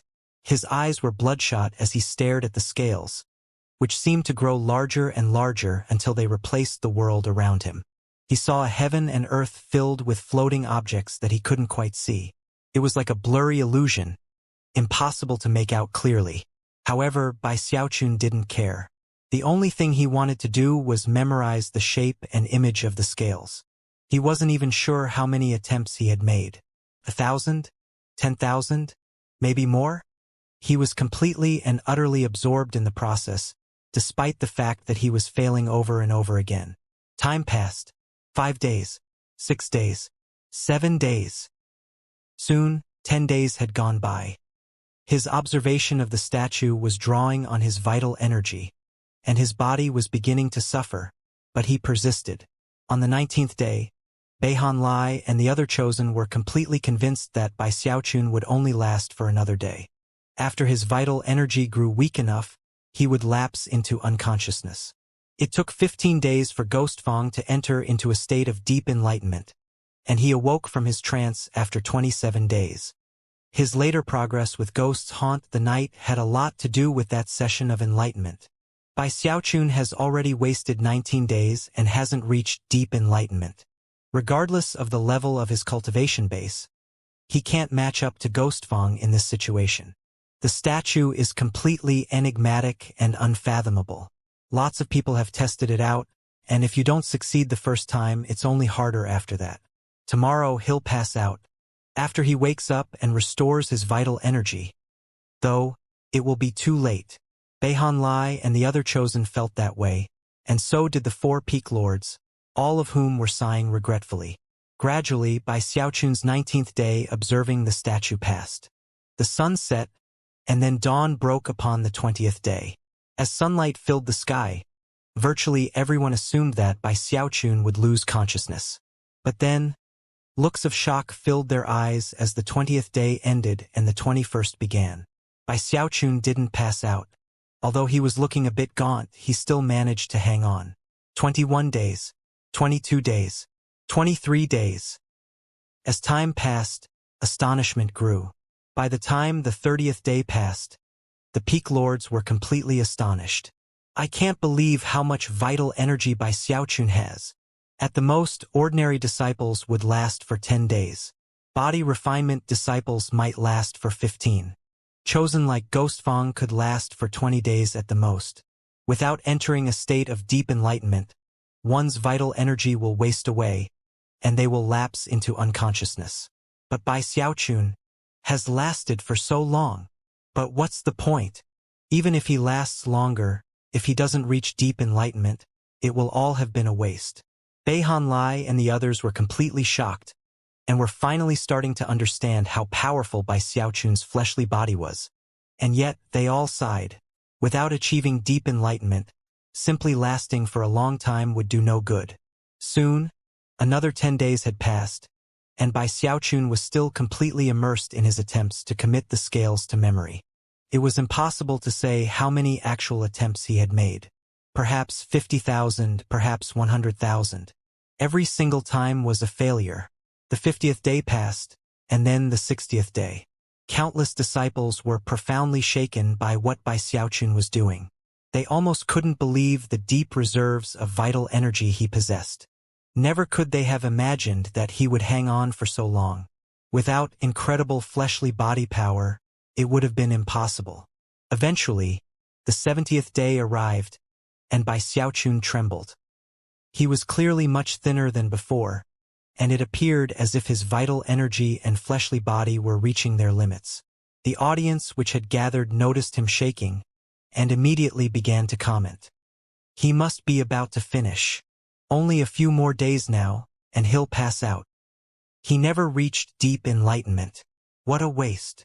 Although most people in the audience felt that way, by the time the amber light of evening began to spread out, Bai Xiaochun's eyes revealed blankness, and then, a moment later, his eyes slowly closed.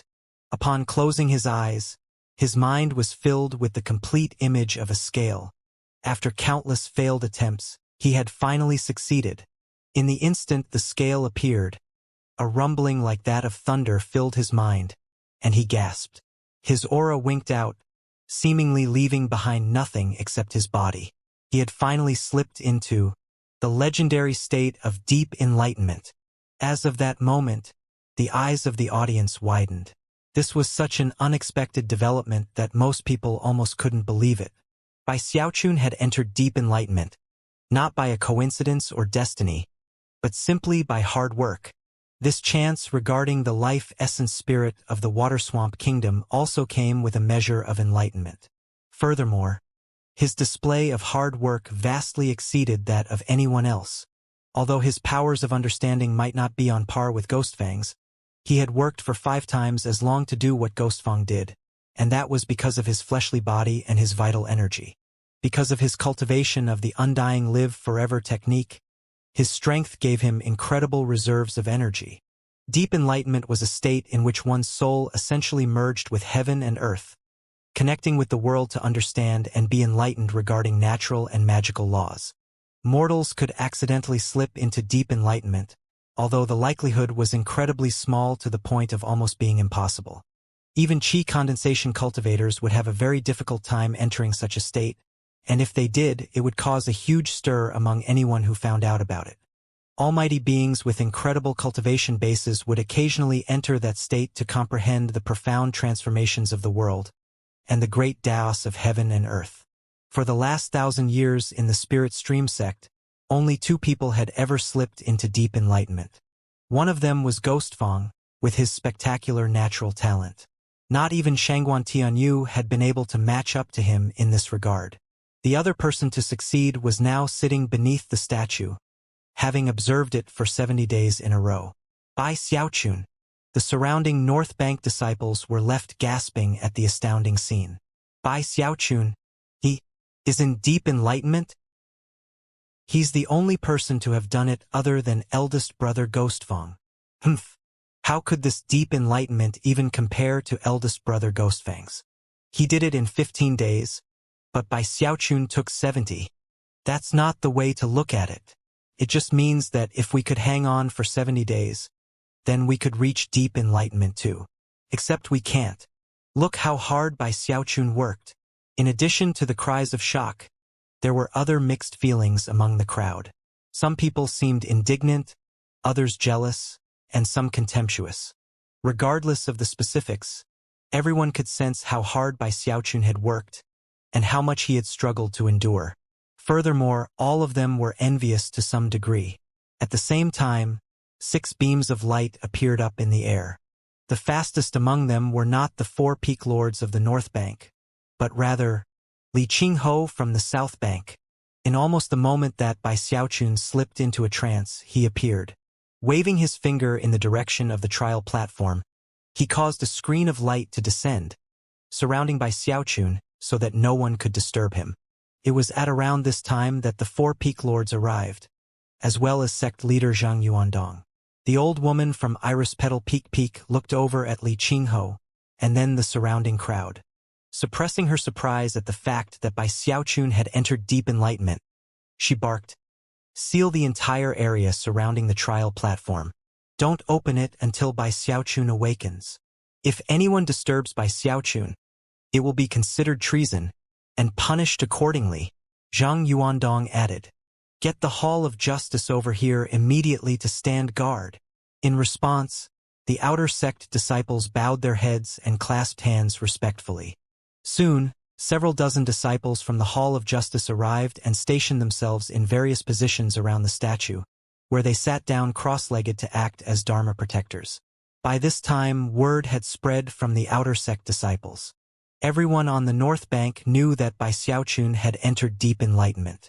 Beihan Lai and the other chosen emerged from their immortals' caves, shocked, and began to hurry toward the trial platform. When they saw that Bai Xiaochun was being guarded by the Hall of Justice, they weren't sure what to think. He's actually in deep enlightenment? 70 days. He endured for 70 days. There's no way he's that far ahead of us. I refuse to believe it. Beihan Lai, the Gongsun siblings, Su Song, and the other intersect chosen were filled with incredibly complex thoughts and feelings. Up in midair, the four peak lords looked down at Bai Xiaochun as he sat there cross-legged, eyes closed and aura dispersed.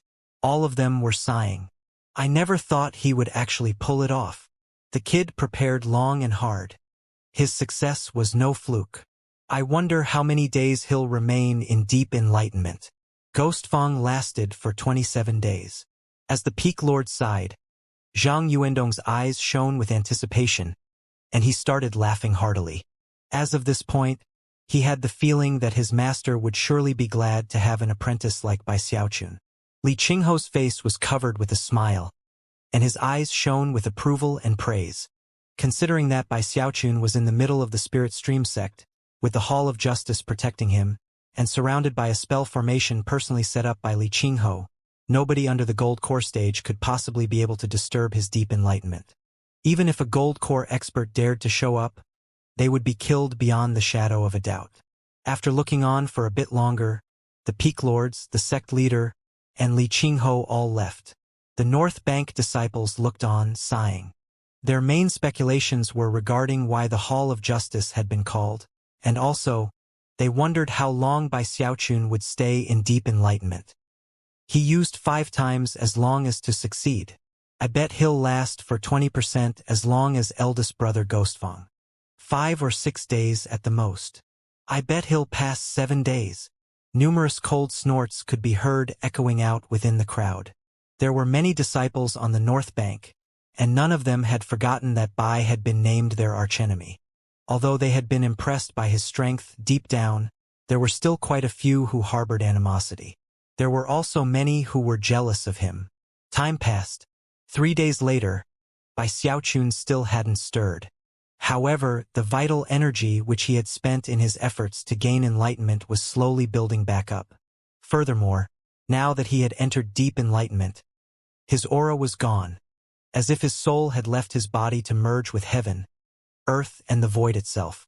During that time, the blankness within his closed eyes spread to fill his entire person.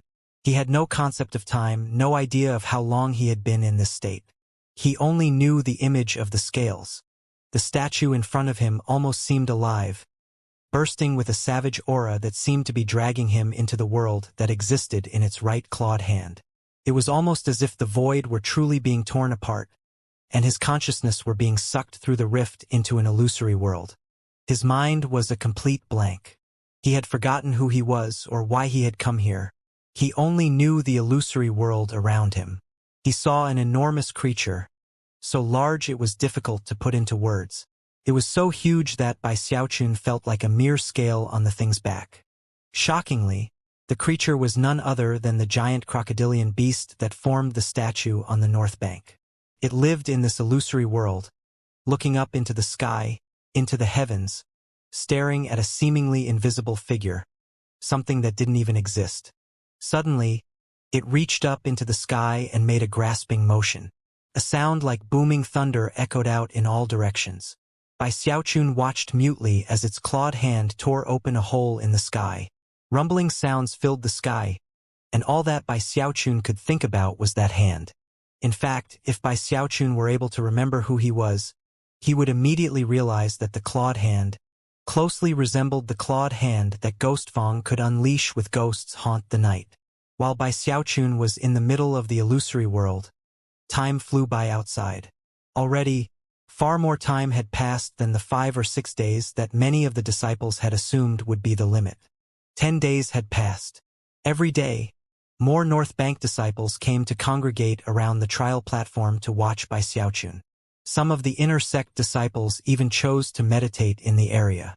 Beihan Lai and the other chosen were also present. They watched as Bai Xiaochun's deep enlightenment lasted for 10 days, and mixed emotions could be seen in their eyes. While the inner sect disciples sat there quietly, the outer sect disciples were in an uproar. I can't believe he lasted 10 days. Yeah. But I really doubt that he could possibly last 27 days like eldest brother Ghostfong did. The outer sect disciples continued to discuss the matter as time marched on. 11 days, 12 days, 13 days. Eventually, the 20th day arrived. The North Bank was completely shaken by this point. All of the outer sect disciples were flabbergasted, and were paying close attention to find out if Bai Xiaochun would surpass Ghostfang's record of 27 days. There's no way. He took 5 times as long as eldest brother Ghostfang to enter deep enlightenment. His latent talent clearly doesn't measure up. There's absolutely no way he'll surpass the record. Words such as this were common among the disciples. Even many of the inner sect disciples felt the same. Gradually, the 22nd day arrived, and the 25th. By that time, the voices were silenced, and shock began to fill the hearts of everyone present. On the evening of the 26th day, a new figure appeared in midair above the trial platform, a young man wearing a long black robe. It was none other than Ghostfang himself. He had been in secluded meditation preparing for foundation establishment, but had received a message from a fellow disciple notifying him about what was going on with Bai Xiaochun, and had thus emerged. Bai Xiaochun was the only disciple in the Spirit Stream sect who could attract his attention. As soon as he appeared above the trial platform, countless disciples of both the inner and outer sects looked up with sober, respectful expressions, even fear. One after another, they clasped hands in greeting. Greetings, eldest brother Ghostfang. Even Beihan Lai and the other chosen did the same. As the voices echoed out, Ghostfang seemed to not even have heard them. His entire attention appeared to be focused on Bai Xiaochun, and his eyes were shining with a strange light. I began my observation with the beast's sharp claws. After forming the image in my mind, I entered deep enlightenment, and found myself in an illusory world. I lost myself within the ancient beast's heaven-shaking, earth-shattering claws, and found it hard to emerge. After completing my deep enlightenment, I didn't see if anything had changed about the ancient beast. Bai Xiaochun, now that you are in deep enlightenment, I wonder if you will be able to emerge from within the clawed hand. Within the illusory world, everything was crumbling and shattering. As the ancient beast's clawed hand ripped everything to shreds, even Bai Xiaochun's mind seemed to be affected. His consciousness began to shatter and disperse, and he looked around blankly. To see those claws ripping apart the heavens was completely and utterly shocking. Such power was unimaginable, and yet, he also desired to possess such power himself. He wanted to be able to rip apart heaven and earth. Now that the rubble was beginning to disperse, he suddenly wanted to do everything he could to absorb the power, to understand it, to make it his own. The more such thoughts filled him, the more his awareness of himself faded. This process went on for a short time until a tremor ran through him, and he realized that something odd was happening. He suddenly remembered that his purpose in coming to this place didn't have anything to do with becoming engrossed with the clawed hand. The thought grew more and more intense until it superseded the enticing power of the claws. The shattered remnants of his consciousness slowly stopped moving, and then began to move in reverse, returning to him and becoming whole once again. Within the illusion, the enormous beast once again appeared. However, this time what moved was not its clawed hand, but its tail. It was like a whip, smashing the earth to pieces and destroying the heavens. A massive rumbling boom exploded out into the world. Bai Xiaochun's consciousness once again shattered, and he began to sink into blankness. In the outside world, He had been sitting there in a state of deep enlightenment for 26 days. Night fell and the sun rose. The 27th day. Soon it was night again. Among the countless North Bank disciples who had gathered near by Xiaochun and the trial platform, faces flickered with shock, and eyes went wide. Everyone, including Beihan Lai, the Gongsun siblings, Su Song, and the other chosen of the inner sect, were being crushed by waves of shock. After a long period of oppressive silence, countless disciples suddenly burst into a huge commotion. He passed 27 days? He surpassed eldest brother Ghostfang. Heavens! How deeply will Bai Xiaochun sink into this enlightenment? How long will he last? 30 days? 35 days? Or maybe even 40 days? Everyone was completely and utterly shocked by the motionless and auraless Bai Xiaochun. And yet, they had allowed themselves to be shocked a bit too early. Time continued to pass. 30 days. 33 days. 37 days. By the time the 40th day arrived, the North Bank disciples were completely dumbstruck. They weren't the only ones. The Four Peaks Lords were breathless. Each additional day spent in deep enlightenment was significant to the extreme. After all, a single day of deep enlightenment was like years spent in normal meditation. Ghostfang said nothing, but his eyes shone with a shocking light as he looked at Bai Xiaochun. He wanted to know exactly what it was that Bai Xiaochun was seeing. He must not have lost himself in the claw like me, he thought. In that case, what came next? Back in the illusory world, Bai Xiaochun's consciousness was trembling. He wasn't sure how long he had been lost within the tail of the ancient beast. However, as his consciousness began to dissipate, the same thought arose once again. The power of the tail was not what he had come here for. That's not it, he murmured quietly. In that moment, his consciousness ceased to disperse. Simultaneously, the ancient beast opened its mouth to reveal something far more terrifying than its claws or tail. Razor-sharp fangs, row upon row of sharp teeth, emanating a murderous aura that made them seem capable of destroying anything and everything. It was as if a single bite from those teeth could cause the entire world to go dark and end in destruction. No, Bai Xiaochun murmured. This is not why I came here. His voice echoed back and forth around him, growing louder and louder. I came here to observe the ancient beast, for the purpose of bringing life to my water swamp kingdom life essence spirit. I don't want the claws or tail or teeth of this ancient beast. I want the whole thing. I need to observe it in its entirety. I need to fix its image into my mind. That will form the basis of my water swamp kingdom life essence spirit. Furthermore, the beast itself will not become my life essence spirit. It will be absorbed as a mere portion of it. That is why I came here. That is my purpose.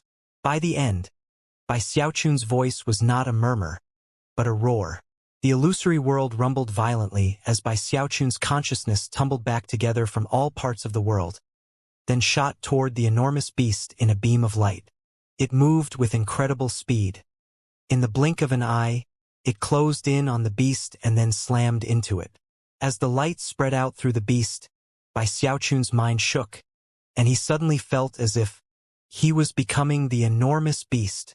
During the process of the transformation, he came to understand everything about it. There could be no better observation method than this.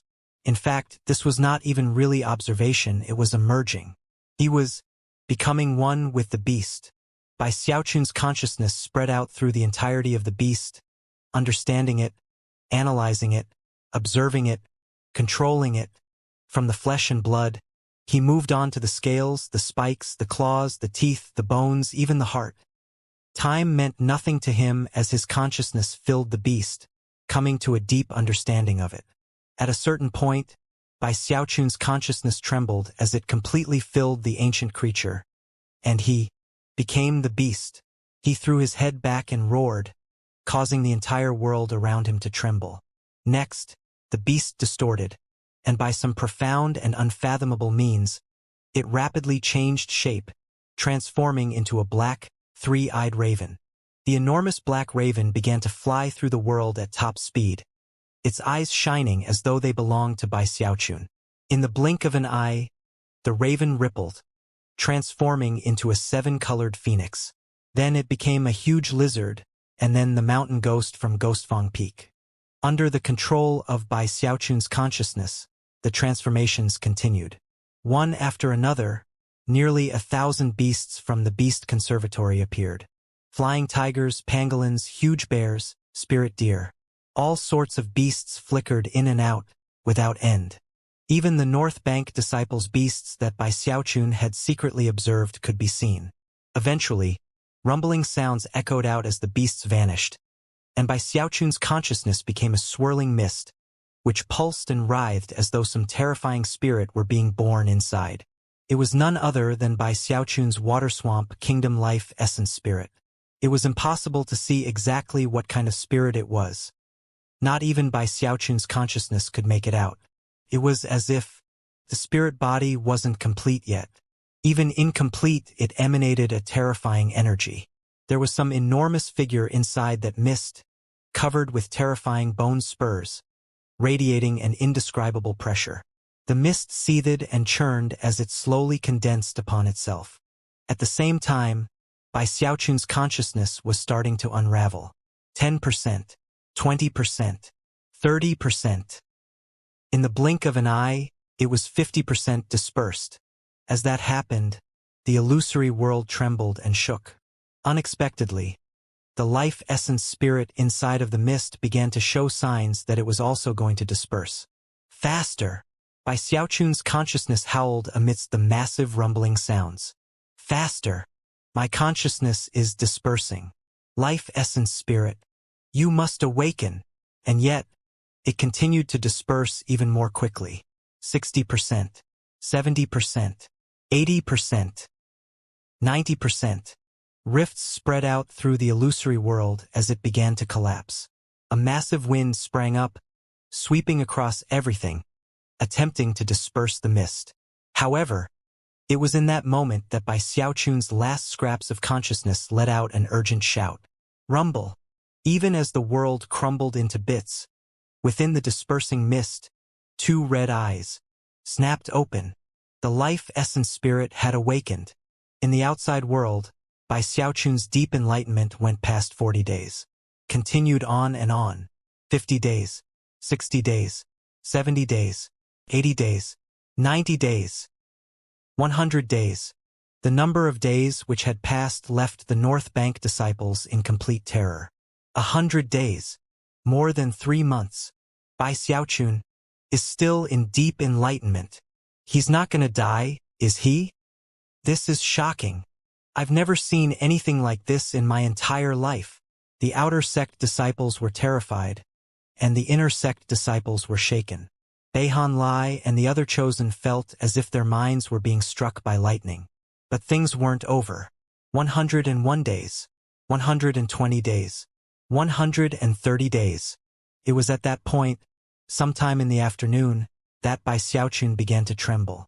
People immediately noticed. They rubbed their eyes, looked again, and when it was certain that Bai Xiaochun was shaking, people began to cry out in surprise. It was in that very moment that Bai Xiaochun opened his eyes. A blank look could still be seen in Bai Xiaochun's eyes. Although his consciousness had returned, he still hadn't completely recovered from the experience of being in the illusory world of deep enlightenment. The real world around him almost didn't seem real at first. Soon the disciples from the Hall of Justice noticed what was happening and looked over at him. As for the outer sect disciples in the audience, their eyes went wide, and they began to cry out in shock. 130 days. He took 5 times as long as eldest brother Ghostfang to enter deep enlightenment, and spent 5 times as long inside. The clamoring outer sect disciples quickly produced jade slips to send word to their friends that Bai Xiaochun had awakened. Soon, a tempest raged in the North Bank as countless disciples got the messages and began to race over to the trial platform. As he sat there beneath the trial platform statue, his eyes blank, he slowly lifted his right hand and then pushed it out in front of him. "Water swamp," he whispered. Few people could hear him, but as soon as the word left his mouth, Massive rumbling sounds echoed out that could shake heaven and earth. They were like peals of heavenly thunder crashing in everyone's ears. Boom! Boom! Boom! 3 massive crashing sounds shocked everyone to the core. At the same time, a boundless field of water vapor spread out in all directions. 9 meters, 30 meters, 150 meters, 300 meters, all the way to 600 meters. Bai Xiaochun was surrounded by a boundless field of water vapor 600 meters wide. The water vapor instantly reduced visibility, making it difficult to see anything clearly. Furthermore, all of the disciples within the vapor suddenly gasped as a powerful force suddenly pushed against them. The pushing force was so powerful that none of the disciples could fight against it. In the blink of an eye, they were pushed away until not a single person remained within 300 meters of Bai Xiaochun. The haze created by the water vapor rose up high into the sky, even altering the energy of heaven and earth in the area. A huge vortex began to spin, completely shaking all the observing disciples, who couldn't help but think about the clawed ghost hand which appeared when Ghost Fong unleashed ghosts haunt the night. That was a secret magic that didn't seem possible for Qi condensation disciples to unleash, and left the North Bank disciples not only with a feeling of deep respect for Ghost Fong, but also fear. Furthermore, they were experiencing exactly the same thing with Bai Xiaochun right now. Gasps could be heard as more and more disciples rushed over to the scene. Many of them were inner sect disciples, including Beihan Lai, the Gongsun siblings, and Su Song. As soon as they saw the vortex, and Bai Xiaochun, their faces flickered with astonishment. Water Swamp Kingdom. He must have succeeded in cultivating it. But what kind of life essence spirit did he get? Ghost Fong hovered there, staring down at Bai Xiaochun. The desire to fight sprang up in his eyes, but he quickly suppressed it. As the disciples watched, trembling, the 4 peak lords of the North Bank arrived, as well as Li Qingho. I really look forward to seeing Bai Xiaochun's life essence spirit. He's only unleashed the water swamp, and yet the energy is astounding. I wonder what's inside. Li Qingho's eyes shone with delight. He keenly anticipated what would result now that Bai Xiaochun had awoken from deep enlightenment. As everyone looked on, Bai Xiaochun slowly lifted his head. His eyes were still blank as he suddenly lowered his right hand. "Kingdom," he murmured. In that very instant, a series of gasps rang out among the audience, as an indescribable aura erupted out from within Bai Xiaochun to fill the entire area. Within that 600-meter area, everything was hazy, making it difficult to see anything clearly. But now, the dense water vapor transformed into a swamp. The roar of a beast could be heard from within the water swamp, bizarre and seemingly filled with the voices of countless other beasts. Roar! The sky trembled and the ground shook. Everyone who heard the sound, regardless of the level of their cultivation base, was left shaken. At the same time, varying levels of pressure began to push down on everyone. As the roar echoed out, the battle beasts belonging to the various disciples of the North Bank all reacted by throwing their heads back and howling aggressively. All of them were instantly thrown into chaos. In the Beast Conservatory, the nearly 1,000 beasts all began to howl. It didn't take long before all of the beasts on the North Bank had joined together, sending deafening howls out in all directions. The North Bank disciples were trembling. Just what kind of life essence spirit does Bai Xiaochun have in his water swamp kingdom? Heavens! How is he doing this? The disciples, faces flashing with shock, struggled to keep their battle beasts under control. That was especially true of the inner sect disciples, whose battle beasts were of a different blood order, making their reactions even stronger and more violent, to the point where they seemed crazed. The crowd struggled with their beasts, and the sound of roaring filled the air. The 600-meter-wide water swamp twisted and distorted, as if it were being projected from some outside world. Furthermore, there seemed to be some unseen beast struggling to break through a barrier from another world to burst out into this one. Suddenly, the water swamp shook violently, and a huge mountain peak rose up from the very middle of it. It was enormous, but upon closer inspection, it seemed obvious that, because the water swamp was only 600 meters across, this was only the very tip of the mountain. But then, further examination revealed a spine-tingling truth. It wasn't a mountain peak, it was the tip of a bone spur. A bone spur. Heavens! That's the tip of a bone spur. The tip of that bone spur is 600 meters wide. How big is the beast itself? This life essence spirit. What exactly does it look like? Energy that could shake heaven and earth exploded from the water swamp kingdom. As the blast spread out in all directions, the battle beasts went completely out of control. Howling at the tops of their lungs, they began to throw themselves down to the ground in prostration. Impossible! How could this be happening? The disciples were completely shocked as, one after another, each and every battle beast on the north bank dropped down in worship. At the same time, threatening howls began to emanate from the 4 mountain peaks of the north bank. The 7-colored phoenix shot out into the air, where it stared vigilantly at the mountain peak rising from by Xiaochun's water swamp kingdom. A moment later, the phoenix was joined by the black, 3-eyed raven. Simultaneously, the huge lizard appeared and let out a powerful roar in the direction of the mountain peak. The Ghostfang Peak mountain ghost also appeared, clutching its bone trident, surrounded by black mist. Although it seemed nervous, if you looked closely, it and the other of the 4 spirit beast guardians all had gleams of respect deep in their eyes. Meanwhile, in the depths of the beast conservatory, down in the ancient beast chasm, 2 eyes suddenly opened. They were huge, and shone with a piercing light that seemed to reach all the way through the stone walls to gaze upon by Xiaochun's water swamp kingdom. Those eyes belonged to none other than the sect's holy beast guardian, the Heavenhorn Ink Dragon. Even it looked with profound solemnity at Bai Xiaochun's water swamp kingdom life essence spirit. The entire north bank was completely and utterly shaken.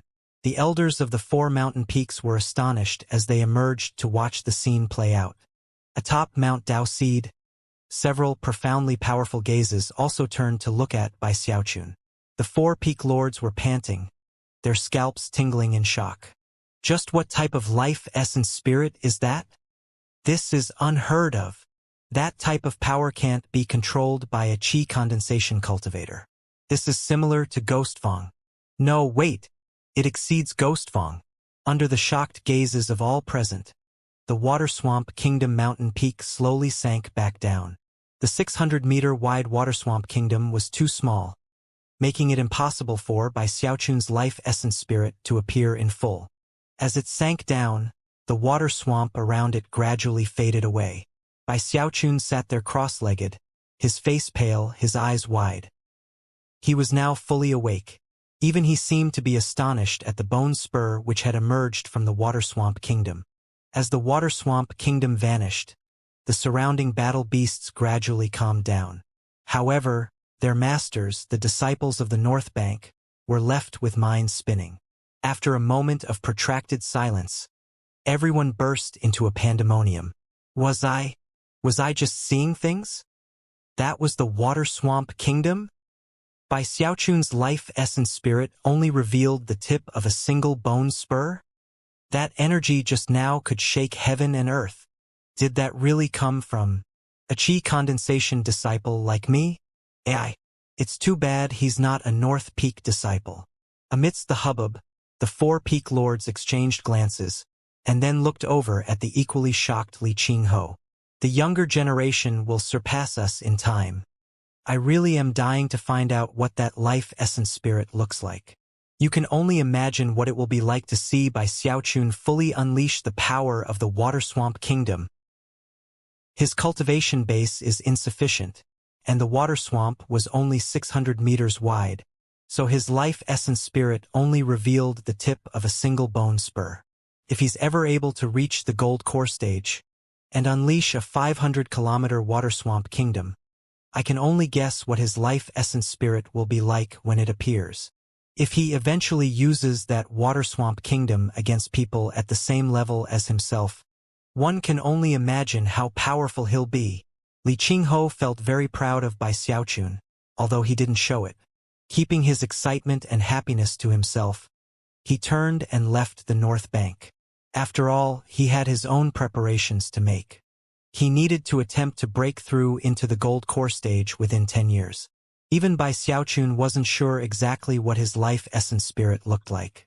He could also tell that his cultivation base was insufficient at the moment.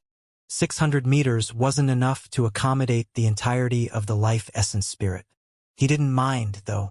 The fact that his life essence spirit appeared at all indicated that his years of cultivating the water swamp kingdom had not been wasted.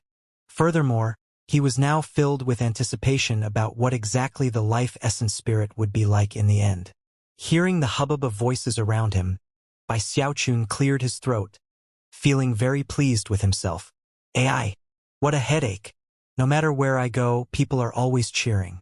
I actually prefer to keep a low profile. Well, I guess I can just forget about how much the North Bank disciples bullied me in the past. Just as he was about to rise to his feet, a wave of vertigo swept over him, and intense pangs of hunger stabbed through him. At that point he realized that he was so weak he couldn't even stand. He immediately pulled out a medicinal pill. After consuming it, he felt a bit better, and managed to rise to his feet. The North Bank disciples looked on with mixed emotions. Despite being so weak, Bai Xiaochun didn't forget to make himself look like a melancholy hero. His ashen complexion added to the effect as he slowly made his way off. After he was some distance off, the North Bank disciples began to sigh. It was hard for them to decide how they felt about Bai Xiaochun. At first he had been their archenemy, and then he had fought them on the trial platform, one disciple after another, for an entire month. After that, he had surpassed Ghostfang in deep enlightenment, and then showed off a heaven-shaking, earth-shattering water swamp kingdom. All of them had to admit that Bai Xiaochun was truly a chosen. Furthermore, he was different from the other chosen. He was the kind of person who always looked like he deserved a beating, which was something that had nothing to do with his strength. It was something innate about him. Ever since he had arrived on the North Bank, things never let up. One development after another occurred, all revolving around him. It left the crowd sighing in their hearts. The inner sect disciples were even more moved than the others. From the fact that Bai Xiaochun took twice as long to enter deep enlightenment, it was clear to them that his understanding of enlightenment couldn't compare to Ghostfang's. In fact, he might not even measure up to some of the other chosen in that regard.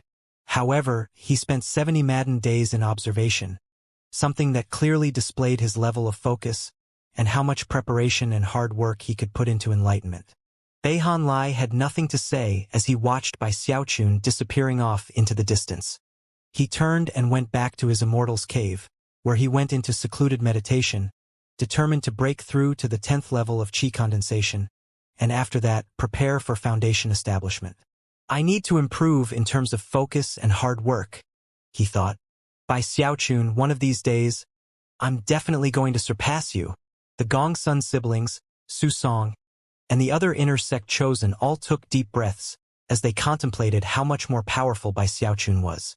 Even still, they were not willing to be constantly battered by such pressure. Filled with determination, they made similar decisions as Beihan Lai. Inadequacies can be remedied by diligence. If Bai Xiaochun can do something like that, then so can I. That was what each and every one of them was thinking. Soon, the crowds had dispersed. Ghostfang watched Bai Xiaochun leave, still wondering what Bai Xiaochun had seen after the beast's clawed hand. Hearing an explanation would do no good. He needed to see with his own eyes. That would be the only way to achieve a breakthrough with his ghosts haunt the night. What if I entered his memories? Then I could see what I wished to see. After some deep thought about the matter, he shook his head. I can't be completely confident in succeeding, not right now. But after I reach foundation establishment. His eyes began to shine with a profound light. Now that I think about, the appointed time Master talked about is approaching.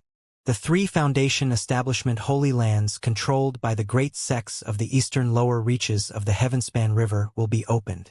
One of them is the Fallen Sword Abyss.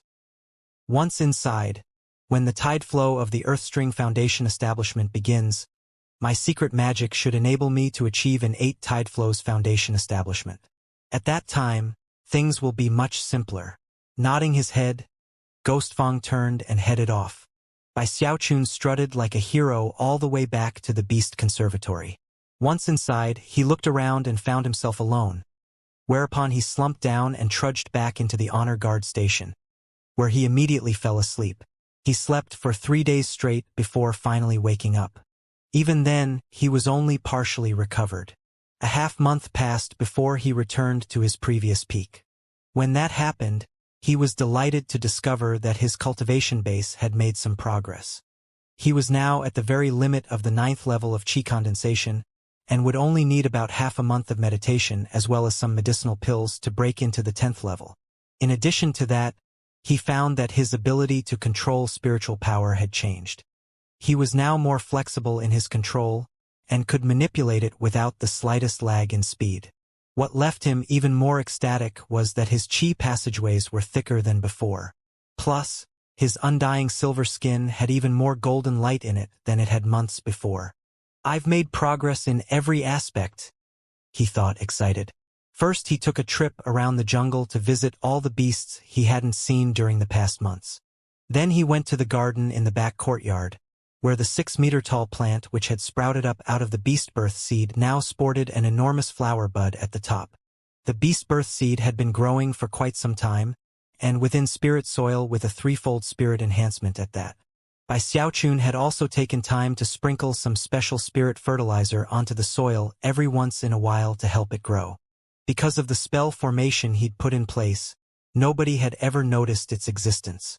After looking at it closely, he was delighted to discover that the flower bud was almost completely mature. I bet it will only be a month or so before it's ready. Laughing heartily, he sat down in place to begin some breathing exercises and cultivation, simultaneously watching over the beast birth flower bud. 10 days flew by. Bai Xiaochun's imminent breakthrough, and the beast birth flower, had him all smiles. During the time that passed, the beast birth flower stalk didn't grow any taller, but the flower bud grew larger and larger, until it was almost 2 meters tall. It was so heavy that the entire thing began to bend over. The multiple layers making up the flower bud were so numerous that it was only possible to imagine what it would look like when it opened up. There was also a fragrant aroma which spread out from it. Bai Xiaochun was very excited. He sat there meditating for 3 more days. Around evening, cracking sounds could be heard, and black filth oozed from his pores. At the same time, the spiritual power inside of him surged like thousands of galloping horses.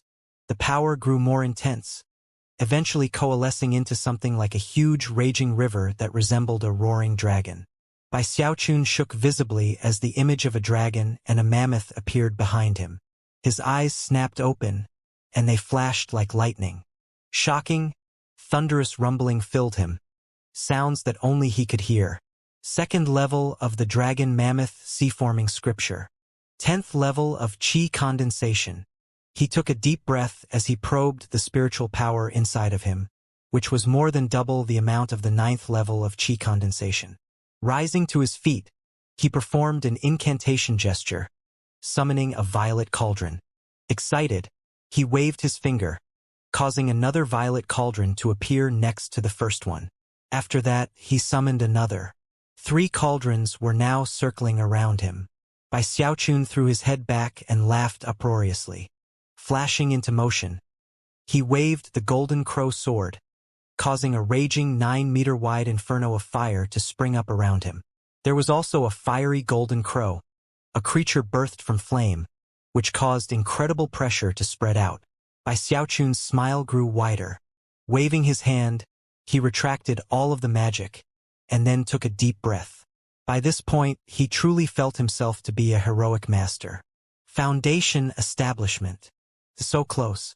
Once I get to the great circle of the 10th level of qi condensation, I'll be able to give it a shot. As soon as Bai Xiaochun thought about the additional longevity he would gain upon reaching foundation establishment, he got more excited. After cleaning himself up, he used half a day to get used to the changes in his cultivation base and his increased amount of spiritual power. With that work done, he returned to the rear courtyard, where he sat down cross-legged in front of the beast birth flower. My cultivation base has broken through. Now I'm just waiting for this flower. Ha ha ha. My dreams are truly about to become a reality. My life essence spirit might be illusory and born from a secret magic, but this beast birth flower is different. This will be a true battle beast belonging to me. I'm going to raise a battle beast that has the best parts of all of the other battle beasts. When that happens, my purpose in coming to the North Bank will have been accomplished. Bai Xiaochun had been waiting for a long time for this day, and now all he could do was wait and stand guard. More than 10 days went by in a flash. Bai Xiaochun's eyes gradually widened as the stalk of the plant gradually vanished, to be replaced by nothing more than a gigantic beast birth flower. Although he had known from his research that this would happen, it was still a shocking thing to see with his own eyes. The flower and the stalk had begun the merging process 7 days before, but already, it was over 18 meters tall, like a gigantic steamed bun. Bai Xiaochun swallowed hard and backed up a few paces to stand guard. 3 days later, a fragrant aroma spread out from the enormous, 27-meter-tall, sitting there in front of him. At the very top of the bun, a small, mouth-like opening could be seen, which was where the fragrant aroma came from. When the spirit aroma grows strong, the beast birth flower will bloom, and the beast will be born. That's what the information said. Bai Xiaochun began to walk slowly around the beast birth flower, his eyes shining. After some more thought, he left, then came back followed by a flying tiger. The flying tiger looked around curiously as it entered the rear courtyard, but then a tremor suddenly ran through it, and its eyes began to shine as brightly as if it had seen a female of its own species. With a powerful roar, it suddenly launched itself toward the beast birth flower. As it closed in, the beast birth flower opened its mouth-like aperture and, in the blink of an eye, swallowed up the flying tiger. The scene playing out caused Bai Xiaochun's eyes to widen. Hurrying forward, he realized that although he couldn't actually see the flying tiger, he could tell that it was moving inside of the flower. When he was sure about that, he calmed down a bit and moved off to the side to wait. After about 2 hours passed, the flower slowly opened up, and the flying tiger crawled out. It was trembling, and almost seemed drunk with pleasure. Although it seemed to want more, Bai Xiaochun grabbed it and took it back out into the beast conservatory. When he returned, he was followed by a huge bear. Moments later, the bear saw the flower, roared, and lunged forward. Bai Xiaochun clasped his hands behind his back as he stood there in the courtyard, watching the intoxicated bear trundling off into the distance. It looked back 3 times, seemingly reluctant to leave. Bai Xiaochun sighed, musing about the goodness of his deeds. During the following half-month, he continued to go out into the beast conservatory and return with specially selected beasts. The beast birth flower would swallow them up, and when they emerged, they looked drunk with pleasure, and would make their way off into the distance on unsteady legs. Bai Xiaochun kept his selection very limited, choosing only from 200 of the most special beasts. He wanted the flower to give birth to the ultimate battle beast, and therefore, he selected either the strongest or the largest of the beasts in the jungle. Eventually, all of the beasts which had offered contributions began to gather outside of the spell formation. Whenever Bai Xiaochun appeared, they would howl at the tops of their lungs, as if to ask for another chance. Absolutely not, Bai Xiaochun replied firmly. One contribution is enough. I don't want to harm you. Eventually, Bai Xiaochun brought the huge pangolin over to contribute, and that was when he realized he'd run out of good beasts to choose from. Furthermore, he was well aware that the blooming period of the beast birth flower didn't last for very long. Eventually, it would give birth to whatever was inside, no matter what it was. That was when he started to get nervous. This won't do. These beasts aren't enough to create the ultimate battle beast. Having reached this point in his train of thoughts, Bai Xiaochun left the beast conservatory to take a walk through the North Bank. After observing all of the animals, he had come to be quite familiar with the disciples' battle beasts. He even knew which ones had the greatest potential for future growth, and which ones were the strongest. I remember one female outer sect disciple who had a peacock. It had great potential. That peacock should do nicely, shouldn't it? He quickly hurried over to the residence of that very female disciple. After waiting outside for a while, the young woman approached. She was quite well known in the outer sect, and was very beautiful. As soon as she neared, Bai Xiaochun put a warm smile onto his face, and tactfully offered some merit points if she would allow her peacock to make an important contribution. Although he didn't mention the beast birth flower itself, he did explain other matters in detail. Worried that she would reject the offer, he decided to add in one more bit of explanation. Don't worry, the contribution itself won't hurt the beast. You know, afterward, all of the beasts who've done it have looked drunk with pleasure. They all want a second round, as a matter of fact, but I was worried it would harm their vital energy, so I refused. The female disciple's expression slowly went blank. Although she wasn't exactly sure what he meant by contribution, after hearing his further explanation, her eyes went wide with fear. You pervert, she huffed. A bit tongue-tied, she stamped her foot and walked off.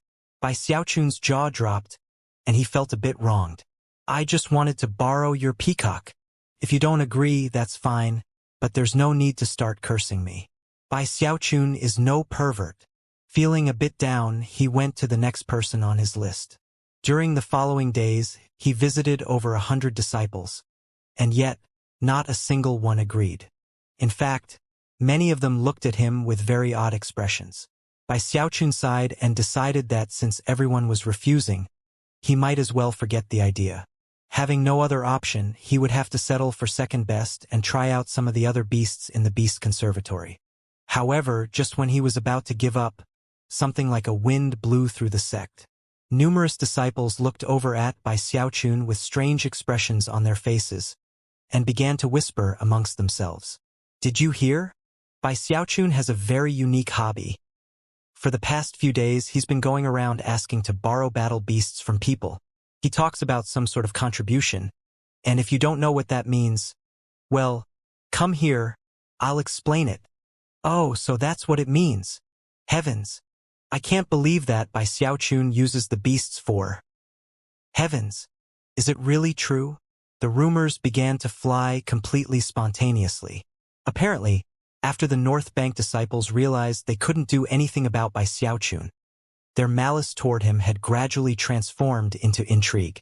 As such, it only took a few days for everyone to have caught wind of the rumors. Do you know why Bai Xiaochun came to the North Bank? It's the beasts. He has a special sort of love for them.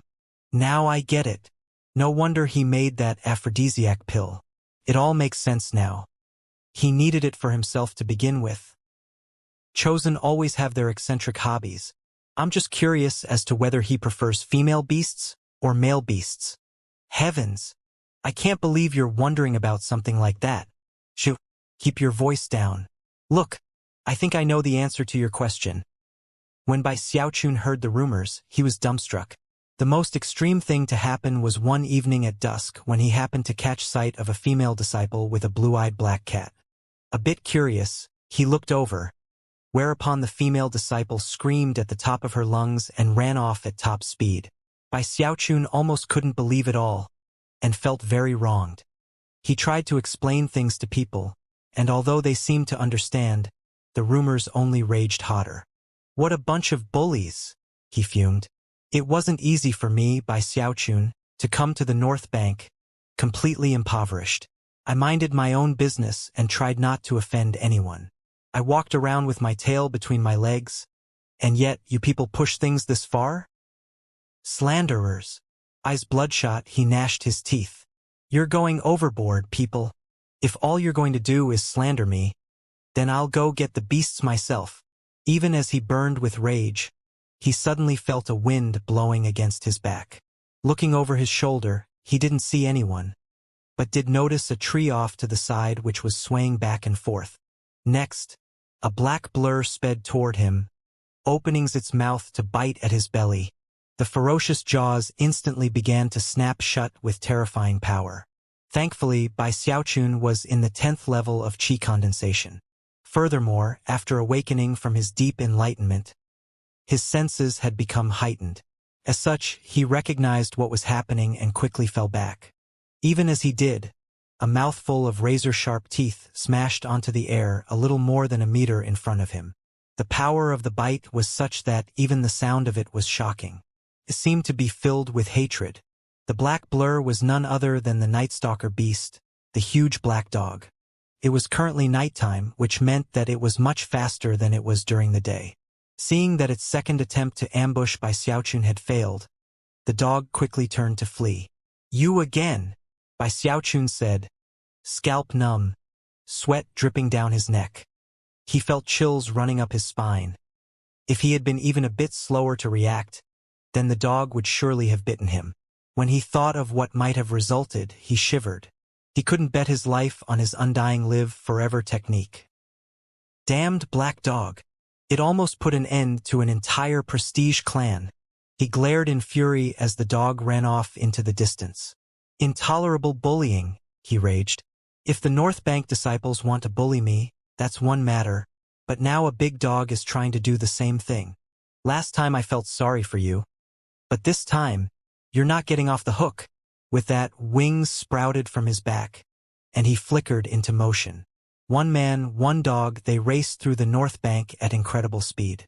The dog was also very fast, and was very familiar with the area. Bai Xiaochun chased after it for almost an hour, until the sky was completely dark. He never was able to catch up, and yet his fury was not abated. The fact that he had been ambushed, and then completely left in the dust by the perpetrator, made him more angry than ever. As of this moment, the big black dog occupied the number 2 slot on Bai Xiaochun's list of hatreds. The number 3 spot was held by Elder Zhou's Phoenix, and the number 1 spot belonged to the abnormally stealthy talking rabbit. Nothing could ever take that first-place spot away from the rabbit. "I'll chase you to the ends of the earth if I have to." Silver light flickered around him as the undying live forever technique was unleashed to its maximum effect, and his wings fluttered with protomagnetic power. In that moment, his speed instantly doubled. He transformed into a series of afterimages that quickly closed in toward the dog. In that moment, the dog silently attempted to duck into a cave, but before it could, Bai Xiaochun was there, reaching out toward it. As the hand neared, the black dog's eyes turned crimson, and it madly turned its head. Unexpectedly, it was completely disregarding its own safety to lunge toward Bai Xiaochun's belly and take out a bite. The dog had failed in its ambush before, so there was no need to even wonder if it could succeed when Bai Xiaochun was enraged and chasing after it. Before the dog's jaws could even bite down, a gurgling sound could be heard as Bai Xiaochun's hand clamped down onto its throat. His hand was like an iron vice that completely prevented the black dog from escaping. "Humph! Now we're going to see how awesome you are." Gritting his teeth, he headed back to the Beast Conservatory, and soon arrived at the honor guard station. After thinking for a moment about how to punish the dog, he suddenly looked over at the beast birth flower.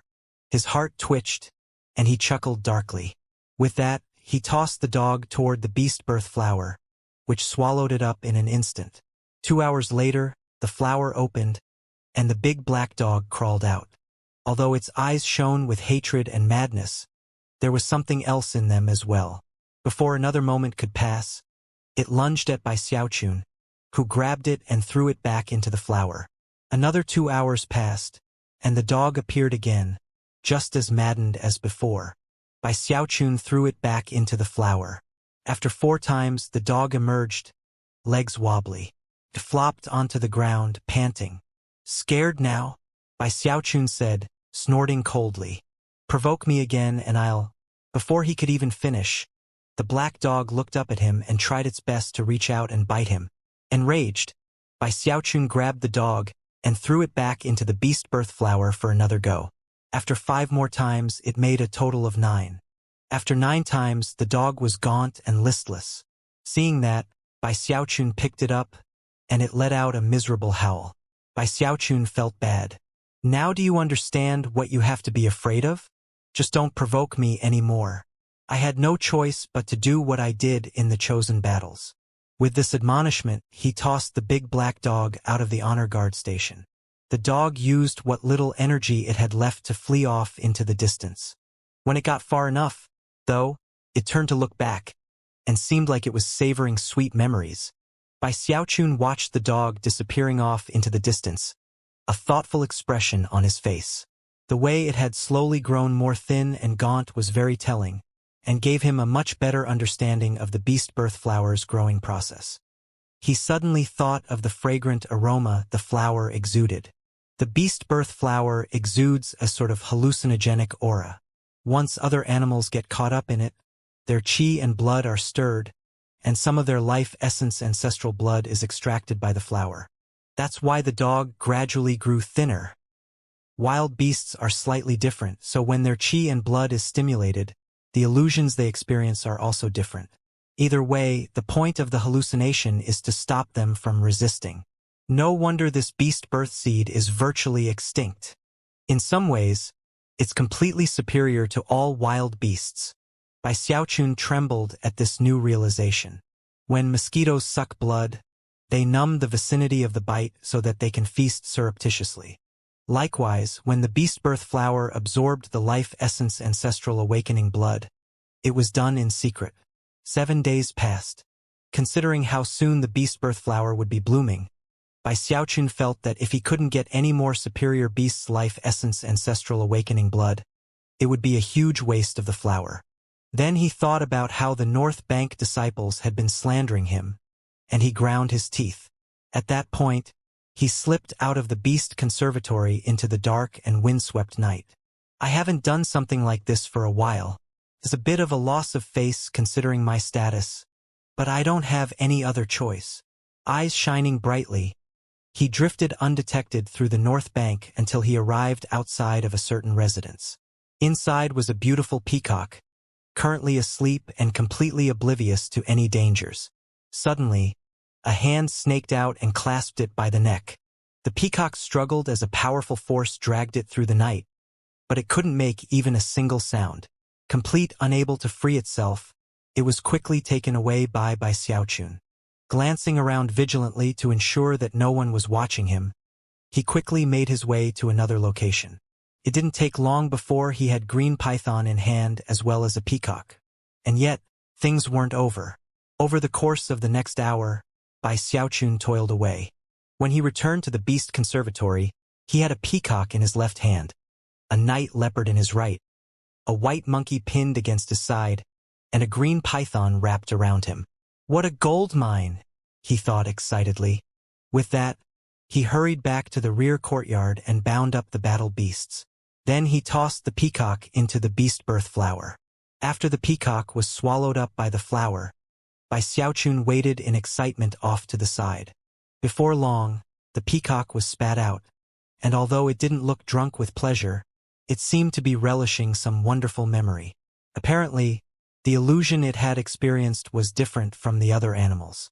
Before it could recover, Bai Xiaochun grabbed it and then threw the green python into the flower. Then he hurried away with the peacock to return it to where he'd acquired it from. The peacock didn't cry out or struggle.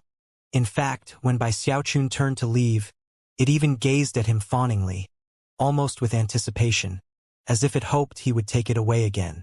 Sounding very serious, Bai Xiaochun said, "Having a bit of your life essence ancestral awakening blood extracted won't hurt you, but too much won't be good. Be a good little peacock, all right? Oh, don't tell your master about me. Okay?" With that, he left. Bai Xiaochun worked hard that night. After returning the green python, he had the white monkey and the night leopard to deal with. The entire affair left him quite exhausted. However, when he thought about how content the animals looked, and how they clearly didn't wish to leave the flower behind, he knew that he was doing a good thing. Most importantly of all, the beast birth flower was looking stronger and more healthy than ever. One simple act pleases the battle beasts, pleases the beast birth flower, and pleases me. It only goes to show what a good deed I'm performing. Overall, he was very happy. The following night, when the moon began to rise, he strode out of the beast conservatory, chin stuck up, hair blowing in the wind. For the following several days, he went about the same routine. He picked the best battle beasts, regardless of whether they belonged to outer or inner sect disciples. At the most, he chose 4 per night. Any more, and he wouldn't be able to return them before dawn. Because of his stealth and the profundity of his cultivation base, not a single problem arose. The only difference was that the battle beasts which had provided contributions during the night would act very differently if they encountered by Xiaochun during the day. They would leap about excitedly as if they wished to please him. The masters of the various beasts were shocked. In the past, their battle beasts had never liked Bai Xiaochun very much, but now they fawned all over him. Even more strange was that not a single battle beast provided any sort of explanation, not even when asked to do so. Half a month passed, and it was with great pride that Bai Xiaochun looked at the continuously maturing beast birth flower. Thanks to all of the constant additions of life essence ancestral awakening blood from the most powerful of the battle beasts, his nighttime efforts were all worth it. On this particular night, thick clouds covered the moon, casting everything into pitch darkness. Bai Xiaochun had a hedgehog in one hand and a fierce bull slung over his shoulder, both of them trussed up to keep them quiet as he approached another residence. "Black, blue-eyed cat," he murmured, his eyes shining with a strange light. He had never forgotten this particular battle beast. Just as he was about to take action, two pairs of blue eyes snapped open within the courtyard up ahead, and the low-pitched yowl of a cat echoed out into the silence of night. "So alert," he thought, shocked. The yowl of the cat roused quite a few nearby disciples, so Bai Xiaochun quickly retreated. However, even as he did, the black, blue-eyed cat shot out to block his path. Shockingly, human-level intelligence gleamed in its eyes, as well as something like a sneer. Bai Xiaochun was instantly infuriated. On any other occasion, he could have handled this black cat easily, but now his hands were full, making this more difficult. Suddenly, wings sprouted out behind him, and he vanished before anyone could emerge to see him. Thanks to the powerful yowl of the cat, Bai Xiaochun had a very hard time making it back to the Beast Conservatory while avoiding the notice of the North Bank disciples. When he finally arrived, he gritted his teeth and mentally cursed the black cat. "How am I going to handle that cat? It's simply too vigilant." It was a real headache. Suddenly, Bai Xiaochun's expression flickered, and he lunged to the side, just as a black blur flashed past him, accompanied by the sound of clashing teeth. "You again!" Bai Xiaochun had been angry to begin with, but when he saw the big black dog, he got even angrier. The dog had already ambushed him twice, and normally, it would flee as soon as it failed. This time, though, it came back for a second round, brimming with madness, ferocity, and especially hatred. Considering its agility and speed, if it tried to get away, Bai Xiaochun would normally have to use all the power he had, and also spend a significant amount of time to be able to catch it. But it wasn't fleeing now, so Bai Xiaochun made short work of it. "I'm short on beasts tonight," Bai Xiaochun growled. "You're in." Holding the struggling dog by the neck, he returned to the rear courtyard. The hedgehog and the fierce bull were the first to make contributions. The last was the fiercely struggling black dog. After returning the bull and the hedgehog, Bai Xiaochun returned, bursting with rage. He had decided that the time had come to treat the black dog to an unforgettable lesson. He would make it offer contributions 15 times in a row. The black dog was gasping for breath by the time Bai Xiaochun tossed it out of the Beast Conservatory. "If you dare to ambush me ever again," Bai Xiaochun shouted, "I'll turn you into dog jerky." The dog struggled to its feet and then slunk out into the jungle. When it finally reached a spot where Bai Xiaochun couldn't see it, it flopped down onto the ground and stuck its tongue out to lick its lips. Unexpectedly, an intoxicated gleam appeared in its eyes. Several more days passed, and Bai Xiaochun's nighttime activities continued. However, the vigilant cat continued to be a big headache. Eventually, he prepared to attack it outright, but was shocked to find that the cat had hidden away in its master's room. Bai Xiaochun wasn't sure what to do, but wasn't willing to give up. He continued to work on the other beasts as he pondered the situation. One night, when he was heading back to the Beast Conservatory with a huge toad, he suddenly stopped in place as a black blur shot past him, accompanied by a familiar sound. It was the big black dog again, which was now standing there in front of him, trembling with eagerness, its teeth bared as if in preparation to attack. At first, Bai Xiaochun was stunned by the dog's persistence, But then he realized that there was something strange going on. During the dog's third ambush, he hadn't thought too much about the fact that it didn't flee immediately. But now the dog was here again, and again refrained from fleeing. Furthermore, the way it went about the ambush itself seemed a bit perfunctory. In addition to all that, its biting seemed far slower and far less ferocious than the previous occasions. "Are you doing this on purpose?" he asked, shocked. The dog had just been on the verge of lunging forward, but after hearing Bai Xiaochun's question, it stopped in place and looked at him. It didn't growl, it didn't bare its teeth, it didn't leap forward in attack. It just stood there staring at him. A strange expression appeared on Bai Xiaochun's face. Ignoring the dog, he continued on his way. As he sped along, the dog followed, all the way back to the honor guard station. As soon as it entered the rear courtyard, its tail began to wag furiously, and it shot toward the beast birth flower, completely of its own volition. Bai Xiaochun stared in shock, and the expression on his face grew even more odd. After the dog finished its contribution and emerged from the flower, it didn't leave, but rather jumped right back in. It continued to do the same thing over and over again. By the following evening, it had offered a total of 7 or 8 contributions. That's so much life essence ancestral awakening blood. Are you trying to kill yourself? Damn it. Just what kind of fantasy are you experiencing in there? In the end, he grabbed the crazed dog and threw it out the door. As the dog hobbled off, Bai Xiaochun prepared to start threatening it. But then his heart thumped as an idea occurred to him, and he changed tactics. "I know you can understand me," he said. "Listen up. If you want back in here, stop ambushing me. Furthermore, bring me that black, blue-eyed cat, if you can. Then I'll let you make another contribution." The dog looked back for a moment before turning and running off into the distance. A few days later, just when Bai Xiaochun was about to go out and procure some more beasts, he suddenly heard a familiar barking outside his door. Bai Xiaochun stuck his head out and saw that there outside of the spell formation shield was the big black dog. It stood there proudly, paw on the back of the vigilant black cat. The blue-eyed cat seemed very listless and in somewhat sore straits. The black dog looked at Bai Xiaochun and then let out a proud howl. Bai Xiaochun immediately opened the spell formation, whereupon the dog charged in and leapt toward the beast birth flower. Bai Xiaochun was completely taken aback, and mused that whatever illusion the black dog experienced must be extraordinary. "Is it really trying to kill itself?" he thought. With that, he approached the blue-eyed cat. After a quick examination, he confirmed that it was only exhausted, and not injured in any way. Grabbing it, he walked back into the courtyard. Some time later, after 10 contributions to the beast birth flower, Bai Xiaochun finally kicked the black dog out. He was actually starting to get worried that the dog's frequent contributions of life essence ancestral awakening blood might interfere with his plan to create the most powerful of all battle beasts. What would happen if the beast birth flower ended up giving birth to a big black dog?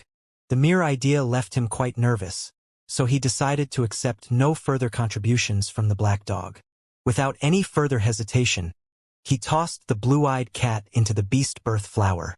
During the following half-month, the black dog acted quite obediently. It would often come with a subdued battle beast, cry out until Bai Xiaochun opened the door, then wait eagerly to be allowed in. Bai Xiaochun wanted to refuse, but every battle beast that the dog brought left him shocked. "This dog is a god. All of these beasts are ones I had my eye on, but couldn't get. Their masters either keep them in their bags of beast raising, or in their immortals' caves." Bai Xiaochun just couldn't bring himself to refuse. The black dog had captured his heart, and every battle beast it brought left Bai Xiaochun shaken. In fact, one time it even managed to bring the battle beast of one of the Sunset Peak elders. Eventually, Bai Xiaochun realized the implications, and it left him with only a single question. "Damn it! How long was this black dog stalking me?" Sighing, he looked over at the dog lying quietly next to the beast birth flower, and realized that it really was intelligent, powerful, and very fast. Were it not those things, it would have been impossible to get all of these battle beasts. Fine. Poor guy. Considering how much I tired it out before, and how it always brings me these battle beasts. I guess letting it contribute a few more times wouldn't hurt. I can't let things go too far, though. For its own good. With that, he shook his head and turned his attention to the 4 mountain peaks. I need some even more powerful battle beasts. The spirit beast guardians of the 4 mountain peaks are probably the best choice. Licking his lips, he left the honor guard station and headed toward his cave by the ancient beast chasm to concoct some pills. By this point, many of the North Bank disciples were starting to get suspicious. Many battle beasts were starting to behave very oddly, sometimes crying out in the middle of the night. That was especially true of the black, blue-eyed cat, whose cries seemed especially loud. Sometimes, it appeared to be reminiscing about the past, dreaming of being the king of all beasts. It started to sound even more domineering when it yowled, to the point where people in the area couldn't sleep well. Its master was the most anxious of all, unsure of what exactly was happening with her own battle beast. Such situations grew increasingly common throughout the sect. Gradually, the North Bank disciples began to run their own investigations into the matter. A few days later, Bai Xiaochun emerged from his medicine-concocting cave, loaded down with medicinal pills designed to attract wild beasts. When night fell, he hurried out toward Iris Petal Peak. After reaching the summit, he looked anxiously at the cave, and then, eager to find out if his idea would work, threw a Tier 3 spirit medicine inside. Almost as soon as the medicinal pill entered the cave, it shot back out at high speed, slamming into his chest with such force that, without his incredibly tough skin, it would have crushed him. His face fell as he staggered backward a few paces. At the same time, the 7-colored phoenix stretched its head out of the cave and looked at him with a derisive sneer. Of course, it was sneering not at Bai Xiaochun himself, but at his action of throwing the medicinal pill. Apparently, it was telling him that it didn't consume medicinal pills given to it by strangers. Bai Xiaochun's eyes went wide, and he coughed dryly. Trying to look as charming as possible, he said, "Senior Phoenix, that medicinal pill is really delicious. If you don't like it, that's fine. But if you just come with me, I'll show you a place where all your dreams can come true." However, the phoenix merely flapped its wings, shoving Bai Xiaochun back so far, he almost toppled off the nearby cliff. Heart-pounding, he just managed to avoid falling. The 7-colored phoenix glared at him threateningly, then slowly retreated back into its cave. Fine. This 7-colored phoenix is too grouchy. I'll head over to Sunset Peak to see the 3-eyed raven. It has a much better temper.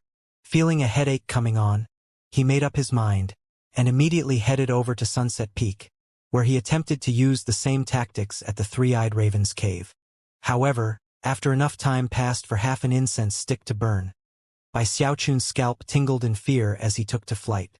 A black flash of light could be seen behind him as the 3-eyed raven gave chase, driving him all the way down the mountain before proudly returning to its cave. "I hate birds. Humph, they have such bad tempers. And Elder Zhou's bird even maligned me openly that one time." He felt deeply wronged at how the birds had bullied him despite the fact that he had given them medicinal pills in good faith. However, he couldn't give up on his dream of raising the ultimate battle beast. Therefore, he turned his gaze toward Archway Peak. That big lizard seems pretty well behaved. It's pretty fat too, so that means it probably has a good appetite. Maybe I'll have a chance there. Enlivened, he hurried over to Archway Peak. However, it didn't take long before he returned, scowling. He even had some rips and tears in his garments. The lizard had completely ignored him when he threw it some medicinal pills. After getting anxious, he tossed in a few more, whereupon the lizard slashed at him with its claws. He was forced to flee in terror, uninjured, but his clothing destroyed, leaving him looking very dilapidated. The final spirit beast guardian was the mountain ghost of Ghostfang Peak. Bai Xiaochun hesitated all the way until the following night. Finally, he stamped his foot angrily and hurried over to Ghostfang Peak. What he found was that the mountain ghost had the best temper of all. It ignored Bai Xiaochun as if he didn't even exist, and didn't pay the least bit of attention to the medicinal pills. After waiting half the night without any response, he left. The next night he came back, and even a third night before he finally gave up, virtually on the verge of tears. All 4 spirit beast guardians hold me in complete contempt. As he sat stewing in the honor guard station, the whole North Bank was astir. The only exception were people who by Xiaochun was incapable of provoking, for example the people who kept their battle beasts inside their bags of beast raising. All the other valuable beasts had already made contributions. Even most of the elders' beasts had been brought over by the black dog. However, Bai Xiaochun met with only failure when it came to the spirit beast guardians, leaving him scowling in grief. That was especially true considering that the beast birth flower was on the verge of blooming. I want my battle beast to be unprecedentedly powerful, but the 4 spirit beast guardians refuse to cooperate. I guess I need a battle beast even more powerful than them. What in the sect is more powerful than... Wait a second. Even as he murmured to himself about the subject, he suddenly shivered and looked toward the ancient beast chasm, his eyes shining. The only thing more powerful than the spirit beast guardians is the sect's holy beast guardian, the Heavenhorn Ink Dragon. If I could get that dragon to contribute, it would definitely be enough. Panting excitedly, he began to gather his thoughts. Now that I think about it, I'm on good terms with the holy beast guardian. I've been giving it medicinal pills ever since I got here. Although I've never seen the old Heavenhorn Ink Dragon, it never stopped me from concocting medicine nearby. That means it actually approves of me. The more he thought about it, the more sense it made. Getting even more excited, he organized his bag of holding, took a deep breath, and flicked his sleeve, heading in the direction of the ancient beast chasm. He sped along in high spirits, ready to take a risk for his dream of raising the ultimate battle beast. Soon, he was standing at the edge of the waterfall which poured down into the ancient beast chasm. Down below, it was impenetrably dark, with swirling black mists everywhere. As he stood at the edge, his arms and legs prickled with coldness that seemed to come from the depths of the chasm itself. He shivered a bit. Fearful that he might fall, he backed up a few steps, then gritted its teeth and threw a medicinal pill down inside. Senior Heavenhorn, it's me, Bai Xiaochun of the junior generation. Remember me? I've been giving you medicinal pills for years now. Well, why don't you try this new flavor I came up with? After waiting for a while and getting no response, he started wondering if perhaps the Heavenhorn Ink Dragon might like a different flavor. Finally, he threw in a different Tier 3 spirit medicine. It didn't take long before he'd thrown 7 or 8 pills in. Starting to feel a bit dismayed, he finally threw in a bunch of aphrodisiac pills. However, there was no reaction. Perhaps the heavens have doomed Bai Xiaochun to fail in raising the ultimate battle beast. Sighing dejectedly, he was about to turn and leave when, all of a sudden, the mist inside the cave churned, and a profoundly ancient voice spoke out from within. It's not worth trying, kiddo. I appreciate your kindness, but my fate was sealed 3,000 years ago. However, if you can find a way to get my life essence surging again, even for a moment, then I can do anything you want me to. Bai Xiaochun's eyes went wide. Panting, he turned back around and said, Really? Within the swirling mists of the chasm, 2 eyes appeared that constantly flickered with different colors. The most frequent to appear was magenta. Just those eyes were as large as Bai Xiaochun's entire body, leaving him panting at the thought of how large the entire Heavenhorn Ink Dragon was. When he looked closer, he could just barely make out a horn. After looking closely at the horn for a moment, he was convinced that it really was the Heavenhorn Ink Dragon speaking, and he started to get excited. After a moment of thought, he gritted his teeth. Senior, fear not. I'll work very hard to do just that. With that, Bai Xiaochun turned, his eyes shining with focus and hope. If he could simply get the Heavenhorn Ink Dragon to contribute a single time, then his hopes of raising the ultimate battle beast would surely be fulfilled. Life essence exhausted. Wants it to search. That will require some serious stimulation. When it comes to stimulation, what could possibly compare to the effectiveness of my aphrodisiac pill? Eyes bloodshot, he flew out of the beast conservatory toward Mount Daoseed. Considering his status and the vast amount of merit points he had saved up, He had no trouble procuring the medicinal plants he needed. By the time he was finished, he had spent more than half of his merit points. He bought so many ingredients that he couldn't even fit them into one bag of holding. Took 7 bags, all of them stuffed to the brim. The disciple in charge of selling medicinal plants stared in shock. In all the years he had been in charge, he had never seen anyone spend merit points in such shocking fashion. Naturally, the disciple recognized him. After he left, that disciple took a deep breath and mused about how godlike Bai Xiaochun was. After purchasing such a huge collection of medicinal plants, he returned to the vicinity of the ancient beast chasm to begin concocting medicine. Soon his eyes were bloodshot, and he was in a state of frenzy. "I have to concoct a super aphrodisiac pill," he said through gritted teeth. Determined to drastically increase the medicinal efficacy, he adjusted the pill formula to raise the potency by hundreds if not thousands of times. 7 days flew by. Bai Xiaochun didn't rest at all, and soon, his hair was in complete disarray. He was completely immersed in his concocting. Occasionally the black dog would come with battle beasts, whereupon Bai Xiaochun would impatiently give it a jade slip so that it could temporarily open the spell formation. The dog was very intelligent, and would use the jade slip to take the battle beast back to the honor guard station and carefully carry out the mission assigned to it by Xiaochun. Apparently it was worried that if it didn't carry things out properly, it would have no more chances to return in the future. Of course, without Bai Xiaochun there to supervise it, the dog didn't exercise much control over how many times it contributed. Over time, the North Bank disciples gradually went mad. Each battle beast that went missing would return with a strange expression on its face, somehow prideful, as if it were the king of the world. It would act manic, murderous, intoxicated, and seemed to constantly be thinking about the past. Furthermore, no matter how the masters of such beasts tried to pry information out of them, it did no good. More and more battle beasts exhibited such behavior. Some of the beasts had been strictly disciplined by their masters in the past, and would never have dreamed of acting out. But after disappearing and experiencing the illusory life of being the ruler of the world, they became uncontrollable. The North Bank was in chaos. "What's happening? There's something fishy going on. We have to figure out what." Eventually, even the battle beasts belonging to the elders began to act similarly.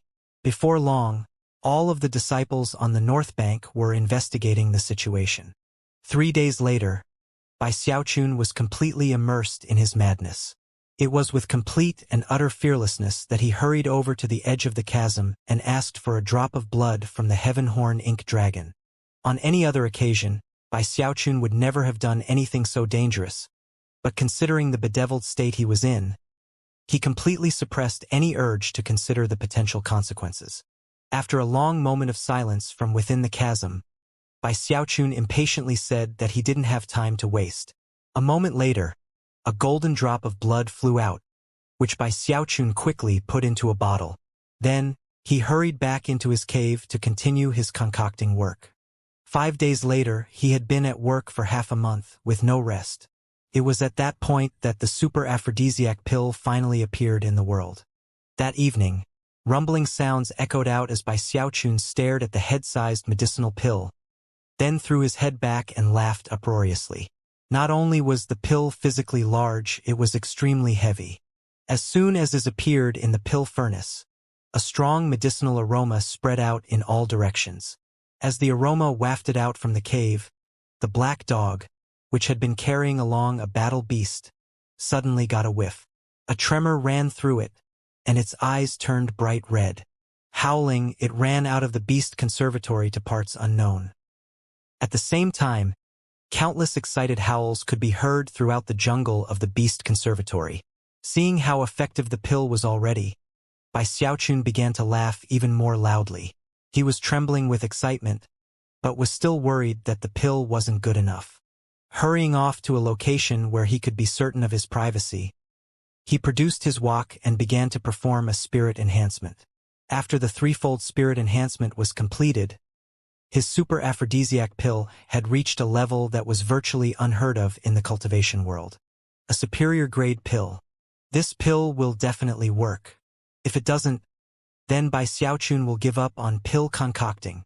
Spirits soaring and bursting with self-confidence, he carried the medicinal pill over to the waterfall entrance of the ancient beast chasm. Without any hesitation, he threw the pill down. The pill disappeared soundlessly into the darkness. Bai Xiaochun stood there on the edge of the chasm, waiting. Time passed. After a full hour had gone by, he was starting to get nervous, despite his confidence. No way! I increased the medicinal efficacy by over 1,000-fold. Another hour passed, and Bai Xiaochun was starting to sweat anxiously. Suddenly, the mist in the chasm began to swirl, and a roar echoed out that could shake heaven and earth. As it blasted out from within the mist, accompanied by a gale-force wind, Bai Xiaochun backed up a few paces. Then, an enormous column of swirling black mist rocketed up into the air, twisting and turning. At the same time, an exultant voice echoed out in all directions. At long last, I can sense my life essence surging. Then, the column of mist began to collapse, and a huge clawed hand reached out from within the chasm. When it grabbed onto the mountain cliff off to the side, the ground quaked. The hand was pitch black and covered with scales the size of people. The claws were razor-sharp and glowed faintly, radiating an energy that left one trembling. An enormous, mountain-like head then emerged from within the chasm, pitch black, with a shocking horn stretching out from its forehead. The mere appearance of that horn seemed to make everything in the area blurry. One might expect a dragon's eyes to be 9 meters wide, but this dragon's eyes were even larger. It radiated a profoundly ancient aura, and its head was crisscrossed with scars of all types. One could only imagine the fierce battles the dragon had fought in the past. Although it was ancient, it still radiated incredible energy and power. When it threw its head back and roared, all of the beasts in the jungle prostrated themselves and remained on the ground, completely unmoving. Bai Xiaochun forced himself to swallow. This dragon was unimaginably large, and what was most frightening was that less than half of its body had emerged from the chasm. Bai Xiaochun's knees began to go weak, and his mind was spinning. It was about then that the huge dragon glanced down at Bai Xiaochun, and then lowered its head down to his level. Bai Xiaochun immediately felt incredible pressure weighing down on him. The head in front of him filled his field of vision, obscuring everything else. More anxious than ever, he blurted, "Senior Heaven Horn, it's me, Bai Xiaochun. Remember me? I concocted that medicinal pill. It took me half a month. I very nearly worked myself to death in the process." The Heaven Horn Ink Dragon looked at him for a moment, and then smiled. Of course, from Bai Xiaochun's perspective, that smile was hair-raisingly terrifying. Before he could say anything further, the gigantic dragon shrank down right there in front of him. Within the blink of an eye, it was a 9-meter-long black lizard. It actually looked very similar to the lizard from Archway Peak. The lizard landed in front of Bai Xiaochun, and as soon as its claws touched the ground, everything in the area distorted. When things grew clear again, Bai Xiaochun was shocked to find that they were back in the rear courtyard of the honor guard station. "Somehow you got your hands on a beast birth seed," the dragon said. "I could sense it the moment you brought it here.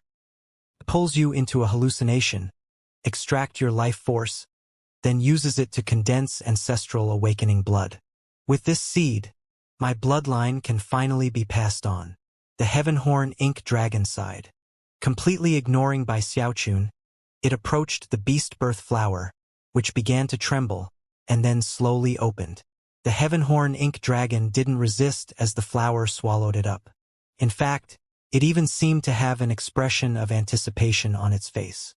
Bai Xiaochun waited nervously off to the side, watching the beast birth flower, wondering what sort of illusion the Heaven Horn Ink Dragon was experiencing.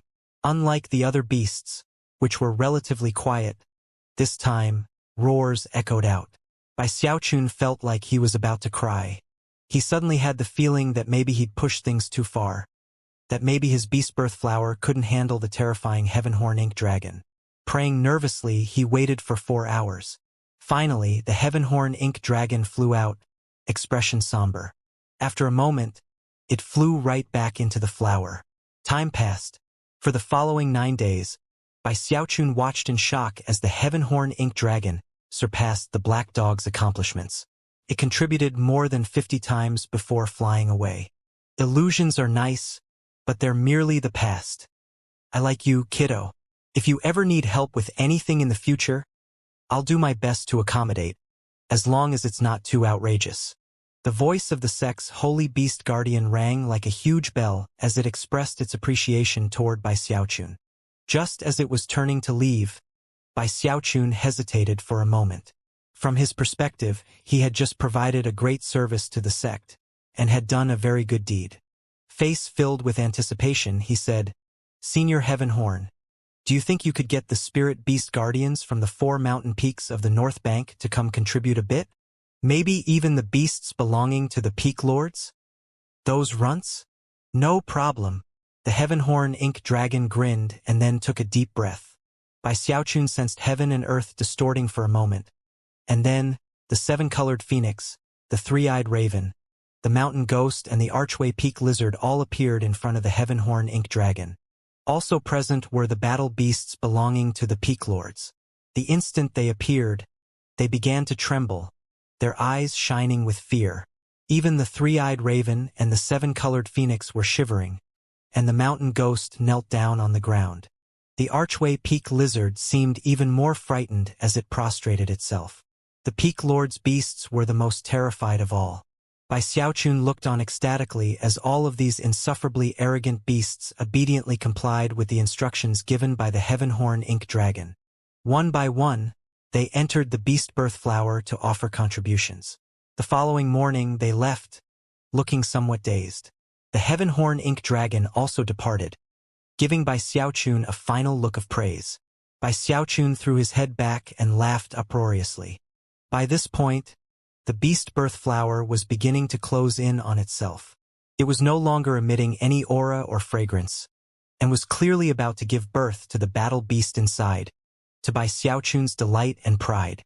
Recently, he had heard about how the disciples of the North Bank were investigating the situation regarding the battle beasts, and couldn't help but chuckle proudly.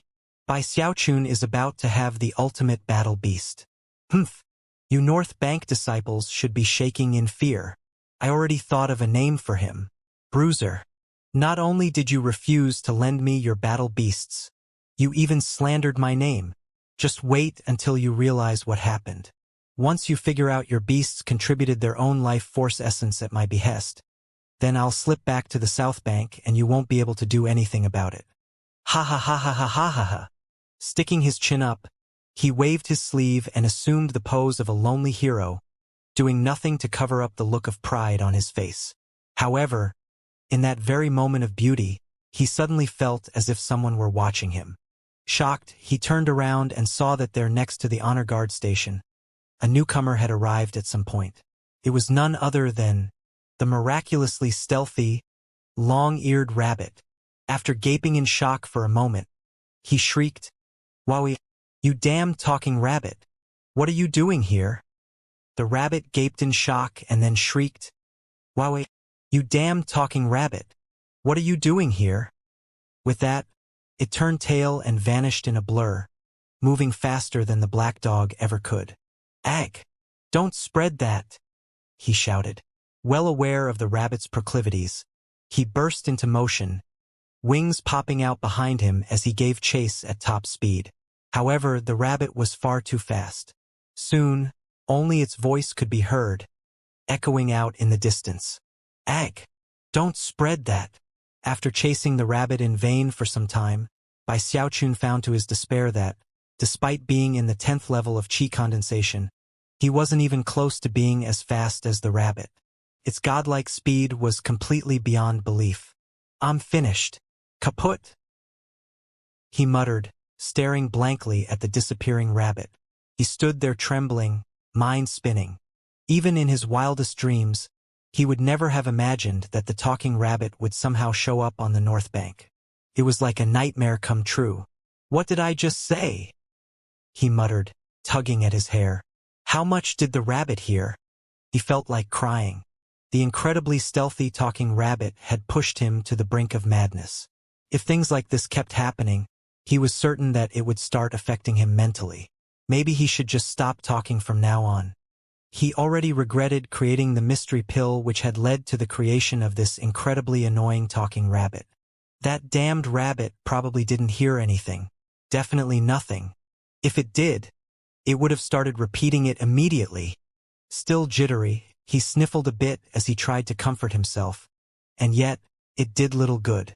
The talking rabbit was like a pill furnace that could explode at any moment, shaking heaven and earth. He returned nervously to the honor guard station, where he straightened things up in case he needed to make a sudden break for the South Bank. Then, he looked nervously at his beast birth flower. 3 days. My ultimate battle beast will appear in 3 days. Eyes bloodshot, he could do little more that wait nervously. The black dog dragged over another battle beast, but Bai Xiaochun staunchly turned it away and explained that in the future, there would be no need for any further contributions or any other battle beasts. The black dog didn't look very happy, and immediately bared its teeth in ferocious fashion. Bai Xiaochun's heart began to thump, and he coughed dryly. Well, it's not that set in stone, he said. Look, there's a super stealthy rabbit that's been lurking around the North Bank. It loves to chatter constantly. Why don't you go catch that for me? The dog looked back suspiciously at Bai Xiaochun, who continued to gesticulate wildly and offer further explanations. Finally, the dog understood, and it turned and vanished in a black blur. Bai Xiaochun watched it go, eyes sparkling with anticipation. Good luck, buddy. If you can get that rabbit for me, I'll do everything I can to find another beast birth seed for you. The mere thought of the terrifying talking rabbit caused Bai Xiaochun to sigh. Heading back into the rear courtyard, he continued to wait anxiously. Another day passed. During that time, Bai Xiaochun kept his ears focused on any possible sounds coming from outside. All of the North Bank disciples were in a stir as they searched for the reason why their battle beasts had suddenly changed. Of course, people already suspected Bai Xiaochun, and even came to look around the honor guard station. However, he had done a good job of making sure that no one saw the beast birth flower. Furthermore, he had carried out all his activities at night, and had been very careful not to leave behind any clues. Therefore, although people suspected him, there was no incriminating evidence, so eventually, the disciples left him alone. Bai Xiaochun only got more nervous, though. Another day passed, and the investigation grew more serious. That was especially true among the disciples whose battle beasts had become a lot harder to control. They were constantly breaking out into fits of rage. What exactly is going on here? Maybe it's some sort of plague? But it doesn't seem like a plague. That can't be the reason. Something fishy is going on. Something very, very fishy. The North Bank was in a frenzy, and was bubbling on the point of an eruption. Massive amounts of outer sect disciples were involved in the investigation, as were inner sect disciples. Even the peak lords got involved. Soon, it was only half a day before the beast birth flower was due to bloom. That was when a clue was finally unturned. Beihan Lai's old Night Stalker beast. It took away a battle beast recently, and when the beast returned, it had a very strange expression on its face. Find that dog. Enraged, the North Bank disciples spread out everywhere on the North Bank. Soon, they found the black dog, and at the same time they found a rabbit. The rabbit was flying along helter-skelter as it was chased by the black dog. If that were all there were to it, it might not be a big deal. However, it wasn't long before the faces of the disciples flickered in shock as they realized that the rabbit was talking. Junior Sister Meixiang, considering my status as the Peak Lord of Ghostfang Peak, I hereby swear that I will never allow Li Qingho to win your hand. Ooh, you're so naughty, elder son. Ha ha ha. This medicinal pill is incredible. I, Bai Xiaochun, am clearly super awesome. This rabbit can actually talk. Bai Xiaochun is about to have the ultimate battle beast. Humph. You North Bank disciples should be shaking in fear. Not only did you refuse to lend me your battle beasts, you even slandered my name. Just wait until you realize what happened. Once you figure out your beasts contributed their own life force essence at my behest, then I'll slip back to the South Bank and you won't be able to do anything about it. Ha ha ha ha ha ha ha ha. As the rabbit sped along spewing its vivid and realistic lines of dialogue, the North Bank disciples stared mutely. However, when it reached the end of the passages, they realized that this strange and marvelous rabbit had been created by Xiaochun, and that it loved to talk. The North Bank disciples were trembling, their eyes wide, their breath coming in ragged pants. They watched as the black dog chased after the rabbit, and the two disappeared off into the distance. Contributed life force essence? When we realize what happened with our beasts, Xiaochun plans to slip back to the South Bank? Xiaochun. Countless North Bank disciples howled in rage, especially the ones whose battle beasts had been affected. All of them began to fly at top speed in the direction of the Beast Conservatory, causing heaven and earth to shake violently. As the rabbit ran along, it continued to talk until eventually, all of the North Bank disciples heard it. Eyes wide, they bellowed in rage, causing all of the North Bank to quake. Xiaochun. So, you were the one who did this. You want to slip back to the South Bank. Take Xiaochun down. The North Bank disciples were maddened. The outer sect, the inner sect, and even many of the elders appeared and began to rush in the direction of the Beast Conservatory. As the stealthy rabbit fled from the black dog, it suddenly stopped in place, as it realized that an old monkey had appeared in front of it out of nowhere. The monkey's expression was serious as it stared at the rabbit for a moment, and then spoke in a profoundly ancient and threatening voice. Who exactly are you, rabbit? The rabbit looked back with an expression as ancient and threatening as the monkey's. Who exactly are you, rabbit? It said. The monkey eyes flickered sharply, and it suddenly launched itself toward the rabbit. The same look appeared in the rabbit's eyes as it turned and fled. A moment later, the monkey and the rabbit were nowhere to be seen. Meanwhile, back in the Beast Conservatory, Xiaochun was waiting anxiously. In only 4 more hours, the ultimate battle beast would appear. It was at that point that an intense rumbling sound rose up outside, and soon figures appeared, rushing in his direction. Xiaochun. Enraged North Bank disciples closed in, not even pausing before they slammed into the spell formation shield surrounding the honor guard station. Incredible rumbling sounds echoed out, and the spell formation trembled. Xiaochun's eyes went wide, and his heart began to pound. What are you people doing? I'm a prestige disciple. I'm the junior brother of the sect leader.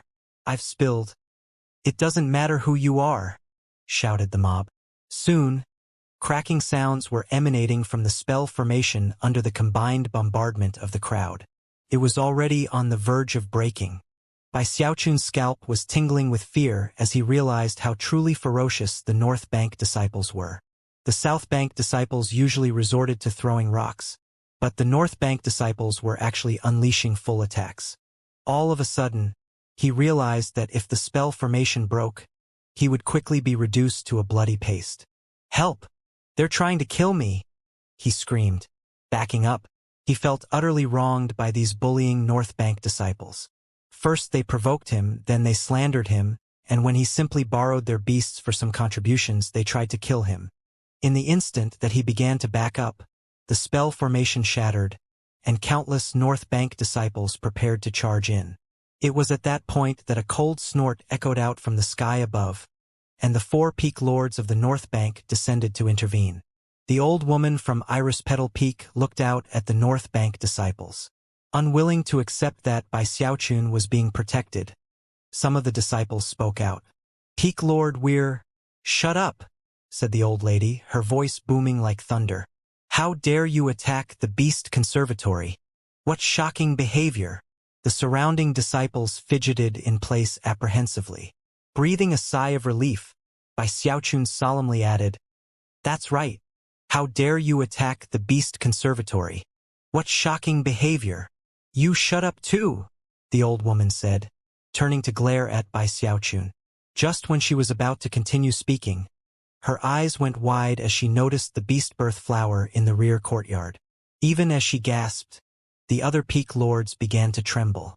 A beast birth flower! The 4 peak lords shot toward the beast birth flower, panting, trembling inwardly. It was as if they had just caught sight of the most precious treasure in the world. The old woman from Iris Petal Peak suddenly looked as if her face had even more wrinkles than before. The other 3 peak lords were equally excited as they reached out to actually touch the beast birth flower. To them, it was something holy, something that completely filled their field of vision, obscuring everything else in existence. The surrounding disciples were struck mute.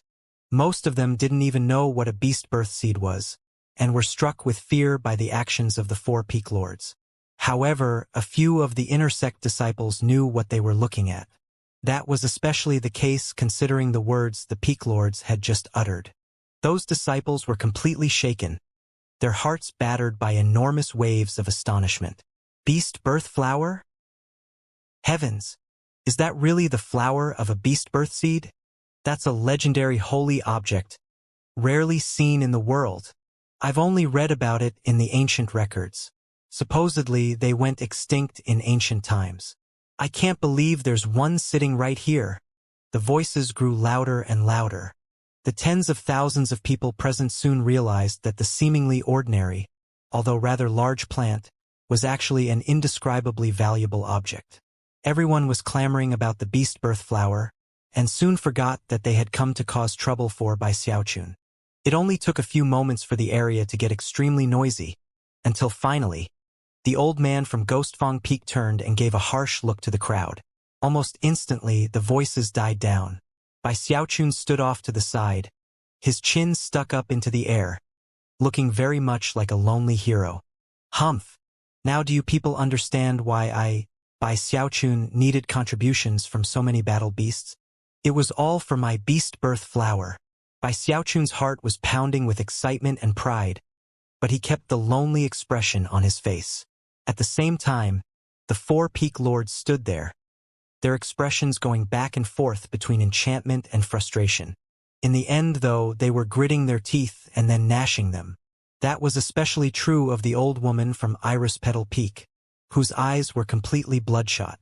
Bai Xiaochun! She cried, sounding both furious and filled with grief. Don't you know how valuable this beast birth flower is? Don't you know that these things are extinct? Don't you know what this beast birth flower represents? The old woman was raving as if mad, her heart figuratively dripping with blood, convinced that if she were the one to have come to possess the beast birth seed, things would have been completely different. Of course I do, Bai Xiaochun answered, surprised. He wouldn't have riled up the entire North Bank if he hadn't been aware of how valuable it was. In the moment of the old woman's sorrow, the other 3 peak lords looked over at Bai Xiaochun, their gazes as sharp as blades. They knew how indescribably valuable a beast birth seed was. It was like a precious treasure, and from the way they were looking at Bai Xiaochun right now, they were completely and utterly disappointed. I can't believe you planted such a precious seed right here, the old woman raged. And now the process is almost complete. It's going to give birth to a beast soon. Why you? By Xiaochun, it's obvious that your actions led to all the battle beasts in the sect going crazy. But what use was that? All of those beasts had low-order bloodlines. Don't you realize that we could have used that beast birth seed with Elder Sun's Jasper Sea Monster to give birth to another beast with a third-order bloodline? But now it's too late. Too late. Bai Xiaochun blinked a few times and then cleared his throat. Elder Sun's Jasper Sea Monster also contributed. Wait, what? The old woman was about to continue her tirade, but instead, her jaw dropped. The other 3 peak lords had similar reactions as they looked out into the crowd to find Elder Sun looking back at them with a shocked expression on his face. He had come, not because he had noticed any abnormality in his battle beast, but because of the problem with the disciples' beasts. It was only in this moment that he suddenly heard that his own Jasper Sea Monster had come to contribute. After a moment of hesitation, the old woman's fury returned. Even Elder Sun's Jasper Sea Monster would have been a waste of the beast birth seed. Take Elder Chen's Blue Sky Boa. It only has a third-order bloodline, but it might be able to transform into a dragon one day. Furthermore, that clear sky boa is the only one that can.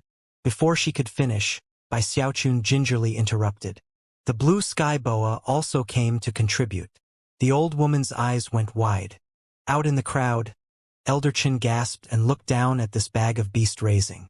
In that moment, a blue snake stuck its head out and looked in the direction of the beast birth flower, seemingly drunk with passion. Elder Chen's blue sky boa is still strong and young, said the Peak Lord from Ghost Fong Peak, his voice quavering with rage. We can breed it even without a beast birth seed. By Xiaochun, my own Yuxia beast is perfectly suited for a beast birth seed. If only you, Peak Lord Wu, your Yuxia beast, also came to contribute. Peak Lord Wu wasn't the only one to gasp. All of the surrounding disciples were completely shocked by what they were hearing. The other Peak Lords were about to say more, when Bai Xiaochun edged back a few steps and then carefully said, all of your beasts came to contribute. The 4 Peak Lords felt as if they were being struck by lightning. How could they have been completely unaware that their own battle beasts secretly came here? Simultaneously, the surrounding disciples were left gasping to the point where they couldn't remain silent any longer. Heavens! How many beasts came to contribute? This Bai Xiaochun, he didn't even let the Peak Lord's beasts off the hook. How deranged! As the shouting of the crowd grew louder, Bai Xiaochun started to get nervous, and backed up a bit more, keeping his eyes on the 4 Peak Lords the entire time. After a moment passed, the old woman from Iris Petal Peak intensified her glare.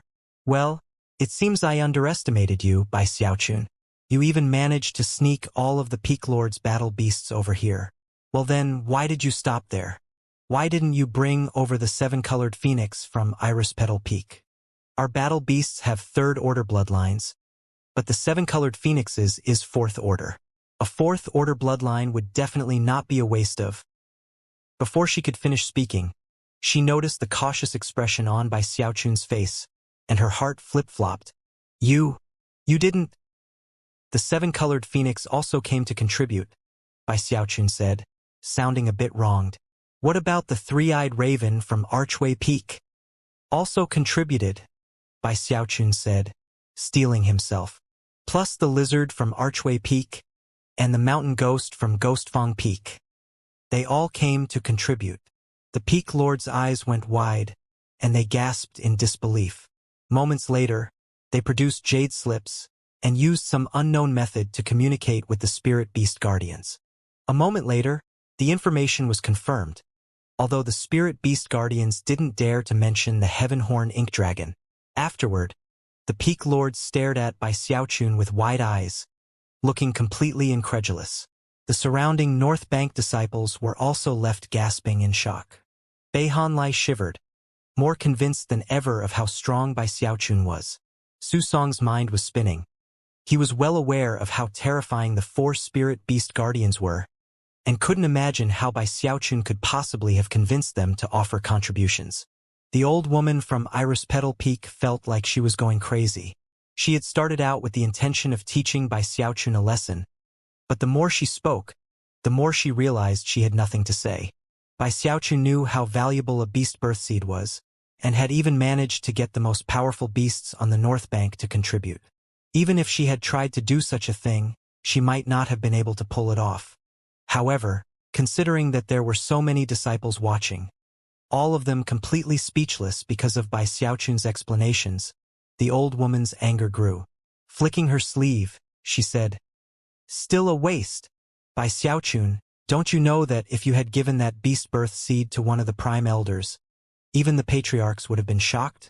They could have issued a dermic decree to arrange for the sect's holy beast guardian, the Heavenhorn Ink Dragon, to use that seed to give birth to a new generation. Now that would most certainly have not been a waste. That? At first, she started getting more and more worked up into a rage, but eventually realized that Bai Xiaochun appeared to be trying to cut in, and stopped talking. Then her heart began to pound. She wasn't the only one. The expression on Bai Xiaochun's face caused the other 3 Peak Lords to suck in deep breaths. Bai Xiaochun blinked a few times, and then quietly said, Well, I don't think we need to bother the patriarchs to get a dermic decree. Senior Heavenhorn Ink Dragon came over 3 days ago. He was more than happy to help, and even contributed more than 50 times. The entire area was as silent as death, The four peak lords were dumbstruck, as were the elders and the disciples. Everyone was staring at by Xiaochun, their hearts pounding with astonishment that could shake the heavens and topple the earth. It was at that point that the beast birth flower suddenly began to wither, and one after another, petals began to fall off. A powerful life force essence appeared within the flower, which grew stronger and stronger by the moment. It didn't take long before the peak lords, the elders, and the ordinary disciples were all paying rapt attention to the flower. The spirit beast guardians of the four mountain peaks were all trembling, as if they could sense their own progeny, and countless ordinary battle beasts were all trembling with a similar sensation. Deep within the ancient beast chasm, the heaven-horn ink dragon opened its eyes and looked out into the beast conservatory with an expression of keen anticipation. Bai Xiaochun stood off to the side nervously, wondering how things would turn out. The peak lords were close by him, breathing in ragged pants. Slowly, the beast birth flower continued to wither, and the life force aura grew stronger, as if something were about to burst out from inside. At this point, a vortex appeared up above, slowly spinning round and round, almost as if there were eyes above in the heavens, looking down at the scene playing out below. By this point, virtually everyone on the North Bank was paying close attention to the events playing out in the Beast Conservatory. Numerous eyes from Mount Dowseed were also watching. That's... ha! Even as expressions of surprise rang out, suddenly, the vortex up above turned crimson, causing the entire sky to turn red. A blood-curdling shriek then emanated from within the withered beast birth flower. Simultaneously, the powerful aura suddenly began to decline. If that process was completed, it would indicate that whatever was inside the flower had died. It would expire prematurely, never even having a chance to be born. Bai Xiaochun began to tremble, and the four peak lords were all astonished. It has a heterogeneous bloodline. Its mind is having trouble keeping its body in one piece. Damn it! I knew this was going to happen. That beast will never see the light of day. Even as the four peak lords expressed their shock, Bai Xiaochun trembled and stared at the beast birth flower. He could sense that the life inside wished to emerge, but that it wasn't able to. It was now hovering on the brink of dying, and even exuded a powerful aura of death. Suddenly, a blurry figure appeared in the air above the beast birth flower. It was impossible to see him clearly, but he seemed to be an old man in a white robe. He hovered there calmly, completely devoid of any aura whatsoever. His cultivation base was completely unreadable. Everyone was shaken mentally. The numerous disciples present had never seen this old man before, but the peak lords had, and they were left completely astonished. Their eyes went wide, and they dropped to their knees to kowtow. Third generation patriarch. When the disciples heard that, their minds spun, and they also dropped down and kowtowed. Bai Xiaochun was somewhat in a daze, and didn't even notice the newcomer. His attention was completely focused on the life inside the withered beast birth flower, his heart trembling, tears welling up in his eyes. The white-robed old man looked over at the flower, and then his right hand flashed with an incantation gesture as he sent life force pouring inside. However, a moment later, the aura of death became even stronger than before. Muttering something inaudible, the white-robed old man turned to look in the direction of the ancient beast chasm. There, the heaven-horn ink dragon opened its mouth, and a golden drop of blood flew out, causing the dragon to age visibly. At the same time, Heavenhorn looked at the beast birth flower with anxious anticipation. The golden drop of blood streaked through the air like a golden beam of light, all the way to the beast birth flower. The white-robed old man sighed.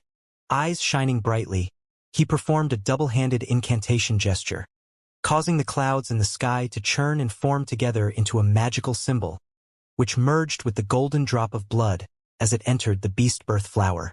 With a heterogeneous bloodline, its chances of survival are minimal, the old man said. This will sustain it for 9 days at the most. Whether or not it lives and manages to fight its way out of the beast birth flower is up to the willpower of the beast itself. What a pity! After all, it would appear that it's a spirit creature with a fifth-order bloodline. Even this old man couldn't completely defy the heavens and alter fate.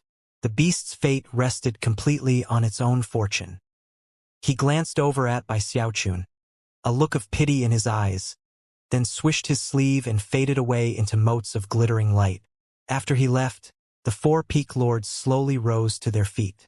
After staring reverently at the spot where the old man had disappeared, they turned to look at Bai Xiaochun, who was still standing there blankly next to the beast birth flower. All of them seemed somewhat disturbed. Anyone who had worked as hard as Bai Xiaochun had, only to find that the battle beast might not be born, would be upset. That was especially true considering how rare beast birth seeds were in the cultivation world. The four peak lords sighed. Their anger toward Bai Xiaochun had vanished, and they slowly began to make their way off into the distance. Neither could the North Bank disciples cause problems for Bai Xiaochun considering the sudden turn of events. Although many of them were still angry, they simply turned and quietly left. Soon, evening had fallen, and Bai Xiaochun was the only person left in the beast conservatory. He stood there staring blankly at the withered beast birth flower and the tiny figure struggling inside. The creature seemed to be fighting an epic battle for its life. Tears began to roll down Bai Xiaochun's cheeks as he slowly took a step forward and sat down next to the beast birth flower, then reached out to place his hand on its surface. The grief he was feeling was plainly visible on his face. He just couldn't quite make himself accept that this was happening. At the moment, he felt no desire to see the ultimate battle beast. He just wanted the little life form inside of the flower to live, even if it wasn't powerful at all.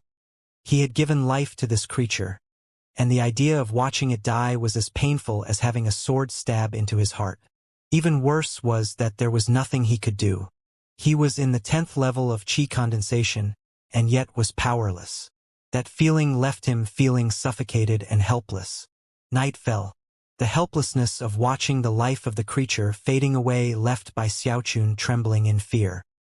He couldn't help but think back to life in the village, when his parents were sick and ailing. They had clasped him by the hand and told him to keep on living. Those 3 words would exist eternally within Bai Xiaochun's mind. "Keep on living," he said softly, tears glistening on his cheeks. "You have to keep on living. Don't die, bruiser." He gently rubbed the spot on the flower where the little creature's body bulged out slightly. When he called it by name, the tiny thing seemed to recognize his aura, and moved slightly. "Hang in there. You haven't even seen the world yet. I've never even had a chance to see you. I want to take you to see everything in the cultivation world. Keep hanging in here." Bai Xiaochun's softly spoken words were filled with determination. He kept talking throughout the night, continuing to rub the bulge that was the little creature. He was doing the only thing he could, staying by the creature's side, encouraging it, praying. Dawn broke. Then it was noon and evening. Eventually, the moon was shining up above. The first day passed, and the struggling of the little creature in the beast birth flower was getting weaker. However, it hadn't given up. Its heterogeneous bloodline made it difficult to keep its body from falling to pieces, but it was trying hard. Bai Xiaochun forgot about everything else. The only thing he cared about was the little creature in the beast birth flower. He whispered to it, caressed it softly, and poured his heart and soul into encouraging it. He never stopped talking, and even began to send his own spiritual power into the flower. He wasn't sure if it would do any good, but he tried anyway. Gradually, the second day came and went. Then the third day and the fourth. Bai Xiaochun never rested.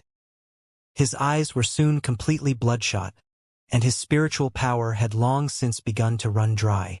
Every time the least bit of spiritual power built up within him, he would send it into the beast birth flower. That spiritual power was filled with his blessings, his sorrows, and with comfort. He never stopped talking, never stopped offering encouragement. Whenever the little creature started struggling and began to wail in pain, Bai Xiaochun's soothing voice would cause it to calm down. However, despite all that, Bai Xiaochun was devastated to find that the tiny creature's aura was growing weaker and weaker, while the aura of death grew stronger and stronger. "Bruiser," he murmured. "You know, back when I was young, when my dad and mom were still around, I wasn't very scared of dying. In fact, I didn't even really know what death was.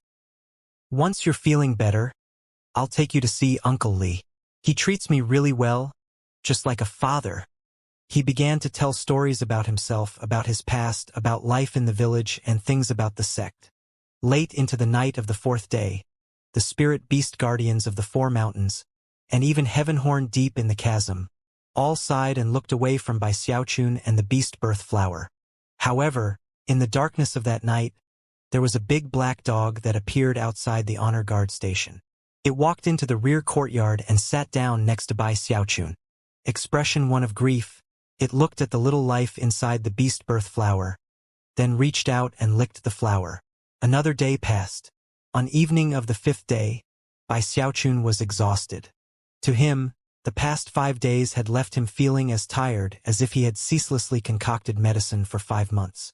And yet, he had no intention of giving up. He continued to offer comfort and encouragement. He never stopped talking. Unfortunately, the little creature only continued to weaken.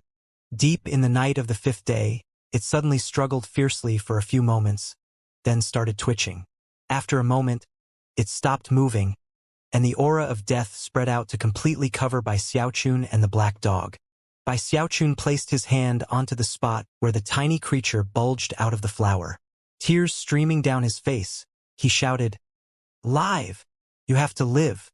When the Luochen clan was trying to chase me down, 10 people tried to kill me, but I kept on living. They tried to kill me, so I killed them. I even broke my own arm for a chance to stay alive. You have to do the same thing. Live. Keep on living." Even as he shouted, he poured spiritual power into the flower. A moment later, the motionless little creature trembled and began to struggle again. As the moments passed, the struggling grew more intense, as if its desire to live were growing even stronger because of Bai Xiaochun's encouragement. Bai Xiaochun wiped the tears off of his face and shouted, "If you want to live, you have to fight for it. Take control of your body. Break out of that flower." The little creature began to struggle even harder, letting out little whimpering sounds as it did. Every time it struggled, it felt pain and was left trembling. And yet, it didn't give up. It was as if an intense willpower was supporting it, a willpower that continued to grow stronger, something that exceeded its desire merely to live. That power was the most important thing in its life. "You're the ultimate battle beast. We're going to be partners for life. I made you, I raised you, and I'm not going to let you die." By this point, Bai Xiaochun's voice was hoarse from the yelling, and he almost seemed to have gone mad. For the past 5 days, he had been offering encouragement to this little creature, and finally, it stopped whimpering. Instead, it let out a little roar. Although the sound of it was weak, it was still a roar. Simultaneously, its fading life force suddenly burned as hot as fire. It exploded majestically, and up above, clouds began to churn and seethe. It was as if the little creature's willpower was allowing it to finally fight for its life again. The fluctuations emanating out attracted the attention of others on the north bank. Numerous disciples were shocked, and the 4 astonished peak lords began to rush in the direction of the beast conservatory. It was the same with the ordinary disciples. Faces flickering, they raced over toward the beast conservatory as the life force in the beast birth flower began to surge with power. As for the cloud cover up above, it was growing thicker by the moment. The spirit beast guardians, Heavenhorn, and even many eyes from Mount Dowseed were watching. Even the shadowy, white-robed old man looked on, although no one could see him. The 5th day passed, and the 6th day arrived. By this point, the roars of the creature in the beast birth flower had reached a heaven-shaking, earth-shattering level. The energy surging out from the flower caused the exhausted Bai Xiaochun to stagger backward until he was leaning up against the wall of the courtyard. Even the big black dog was pushed back. Rumbling sounds could be heard as the side of the beast birth flower was ripped open by razor-sharp claws that seemed capable of shredding even the air itself. Flames flickered around the claws, and anyone who was able to see them was completely shocked. Then, the claws ripped the flower open even more, and finally, a little beast appeared. He looked like a horse, a dog, a lizard, a crocodile and a dragon. His head had a long horn, and his back had a crest of white hair running down it. His body was covered with black scales, and he had sharp teeth. Currently, his eyes were tightly closed. That's... The white-robed old man up in midair looked on with a strange gleam in his eyes, his heart trembling. He had never imagined that the scrappy little creature would actually manage to stay alive. From the look of it, the creature had unlimited potential, and even the chance to increase its bloodline order. Deep in the ancient beast chasm, the Heavenhorn Ink Dragon suddenly opened its eyes, and the 4 spirit beast guardians trembled. All of the battle beasts on the north bank were shaking. Everyone looking on was left gasping. Anyone with eyes could tell at a glance that this little beast was far beyond ordinary. The 4 peak lords all gasped, and their eyes shone with strange light. It can unleash a magical technique from birth, and its claws emanate flames. That means it has a 6th-order bloodline. Heavens! A spirit creature with a 6th-order bloodline has actually appeared in the Spirit Stream sect. It's a future holy beast guardian of the North Bank. Ha ha ha! The North Bank has finally produced a spirit creature that surpasses the Heavenhorn Ink Dragon. A 6th-order bloodline. People involuntarily rushed forward to get a closer look, blocking by Xiaochun's view, as he was still leaning up against the wall. He didn't care. He was just happy that Bruiser had made it through his ordeal. He chuckled. As long as you're alive. The little beast's eyes suddenly opened, and he glared around.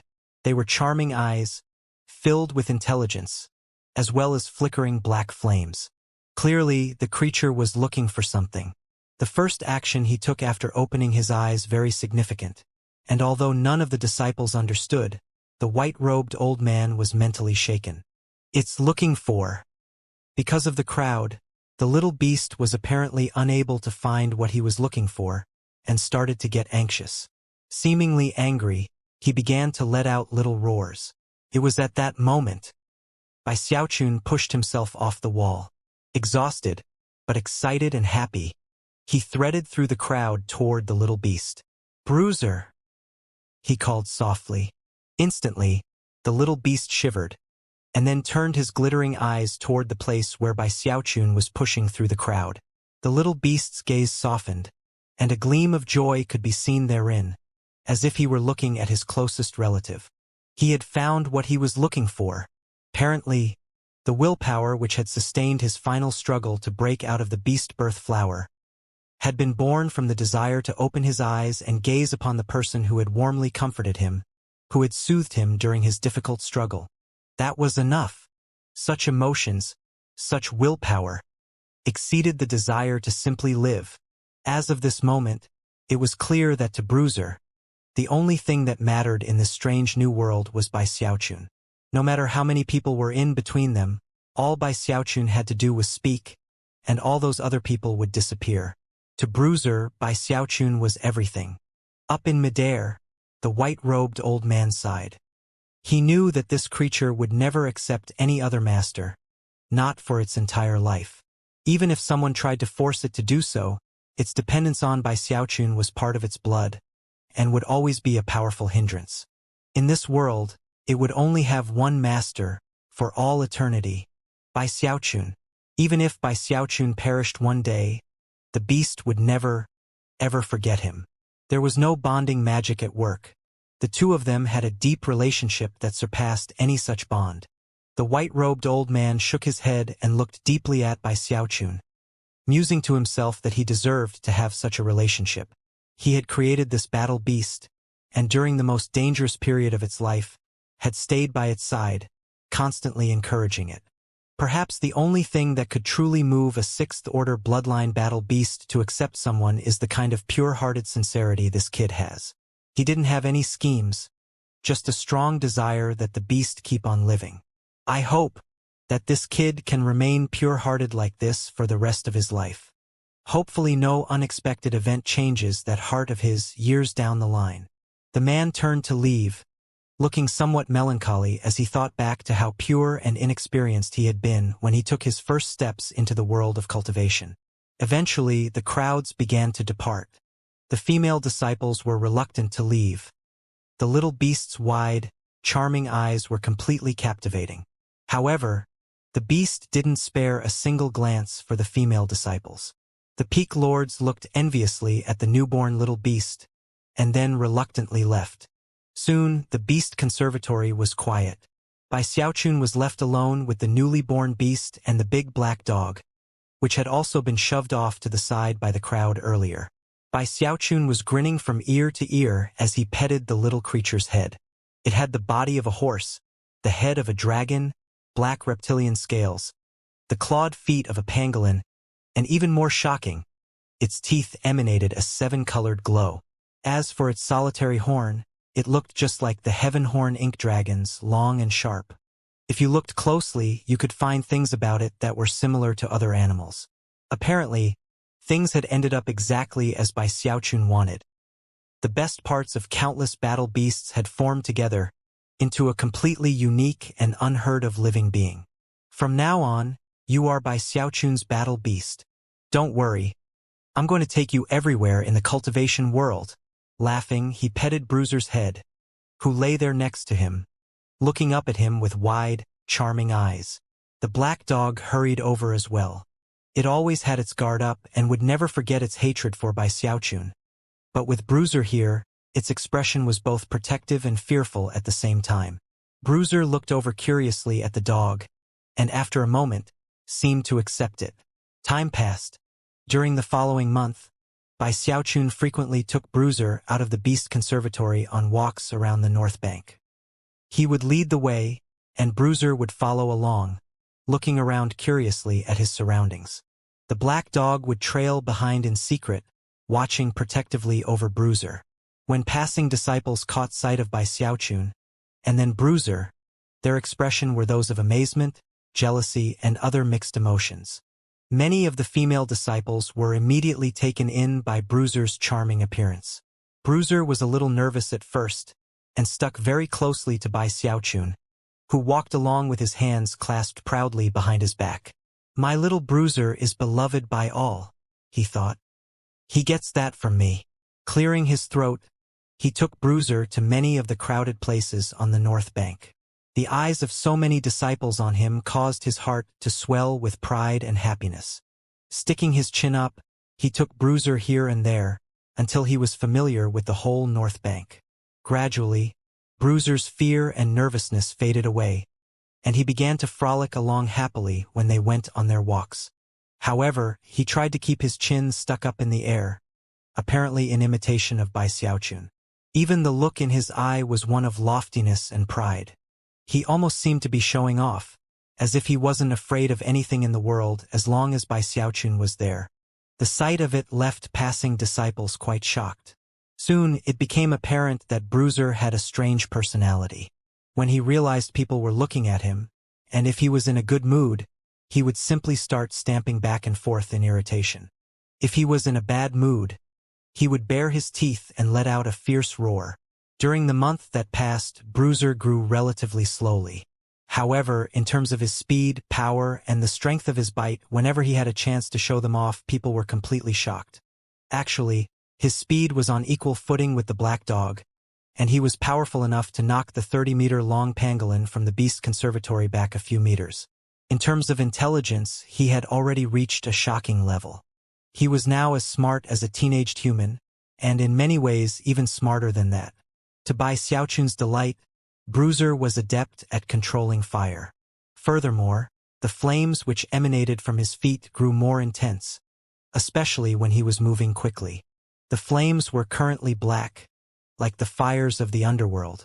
Because of his fantastic nature, and his charming appearance and wide eyes, even the elders and peak lords doted on Bruiser. They would often send over gifts of spirit medicines and foods suitable for battle beasts. However, as Bruiser grew older, Bai Xiaochun discovered something very odd. There was an eccentric strangeness to his personality. Currently, Su Song was standing on the path up ahead of Bai Xiaochun, looking at Bruiser, who was roaring at him. All the scales on his body standing on end, black flames surging out beneath his feet. Su Song was shocked. All he had done was look over at Bruiser, who had almost instantly lost his temper and seemed to be on the verge of biting him. "By Xiaochun," he said, annoyed. "Your battle beast is—" But then he thought about how much the elders and Peak Lord doted upon Bruiser, and he backed up a few steps. Before he could even finish speaking, Gong Sun Wanner appeared, coming from the other direction. Bruiser, who had just been baring his fangs and brandishing his claws, looked over at Gong Sun Wanner, and his eyes glittered. Looking more charming than ever, he eagerly rushed over toward her. He began to follow alongside her as she walked, yipping meekly and wagging his tail like a dog.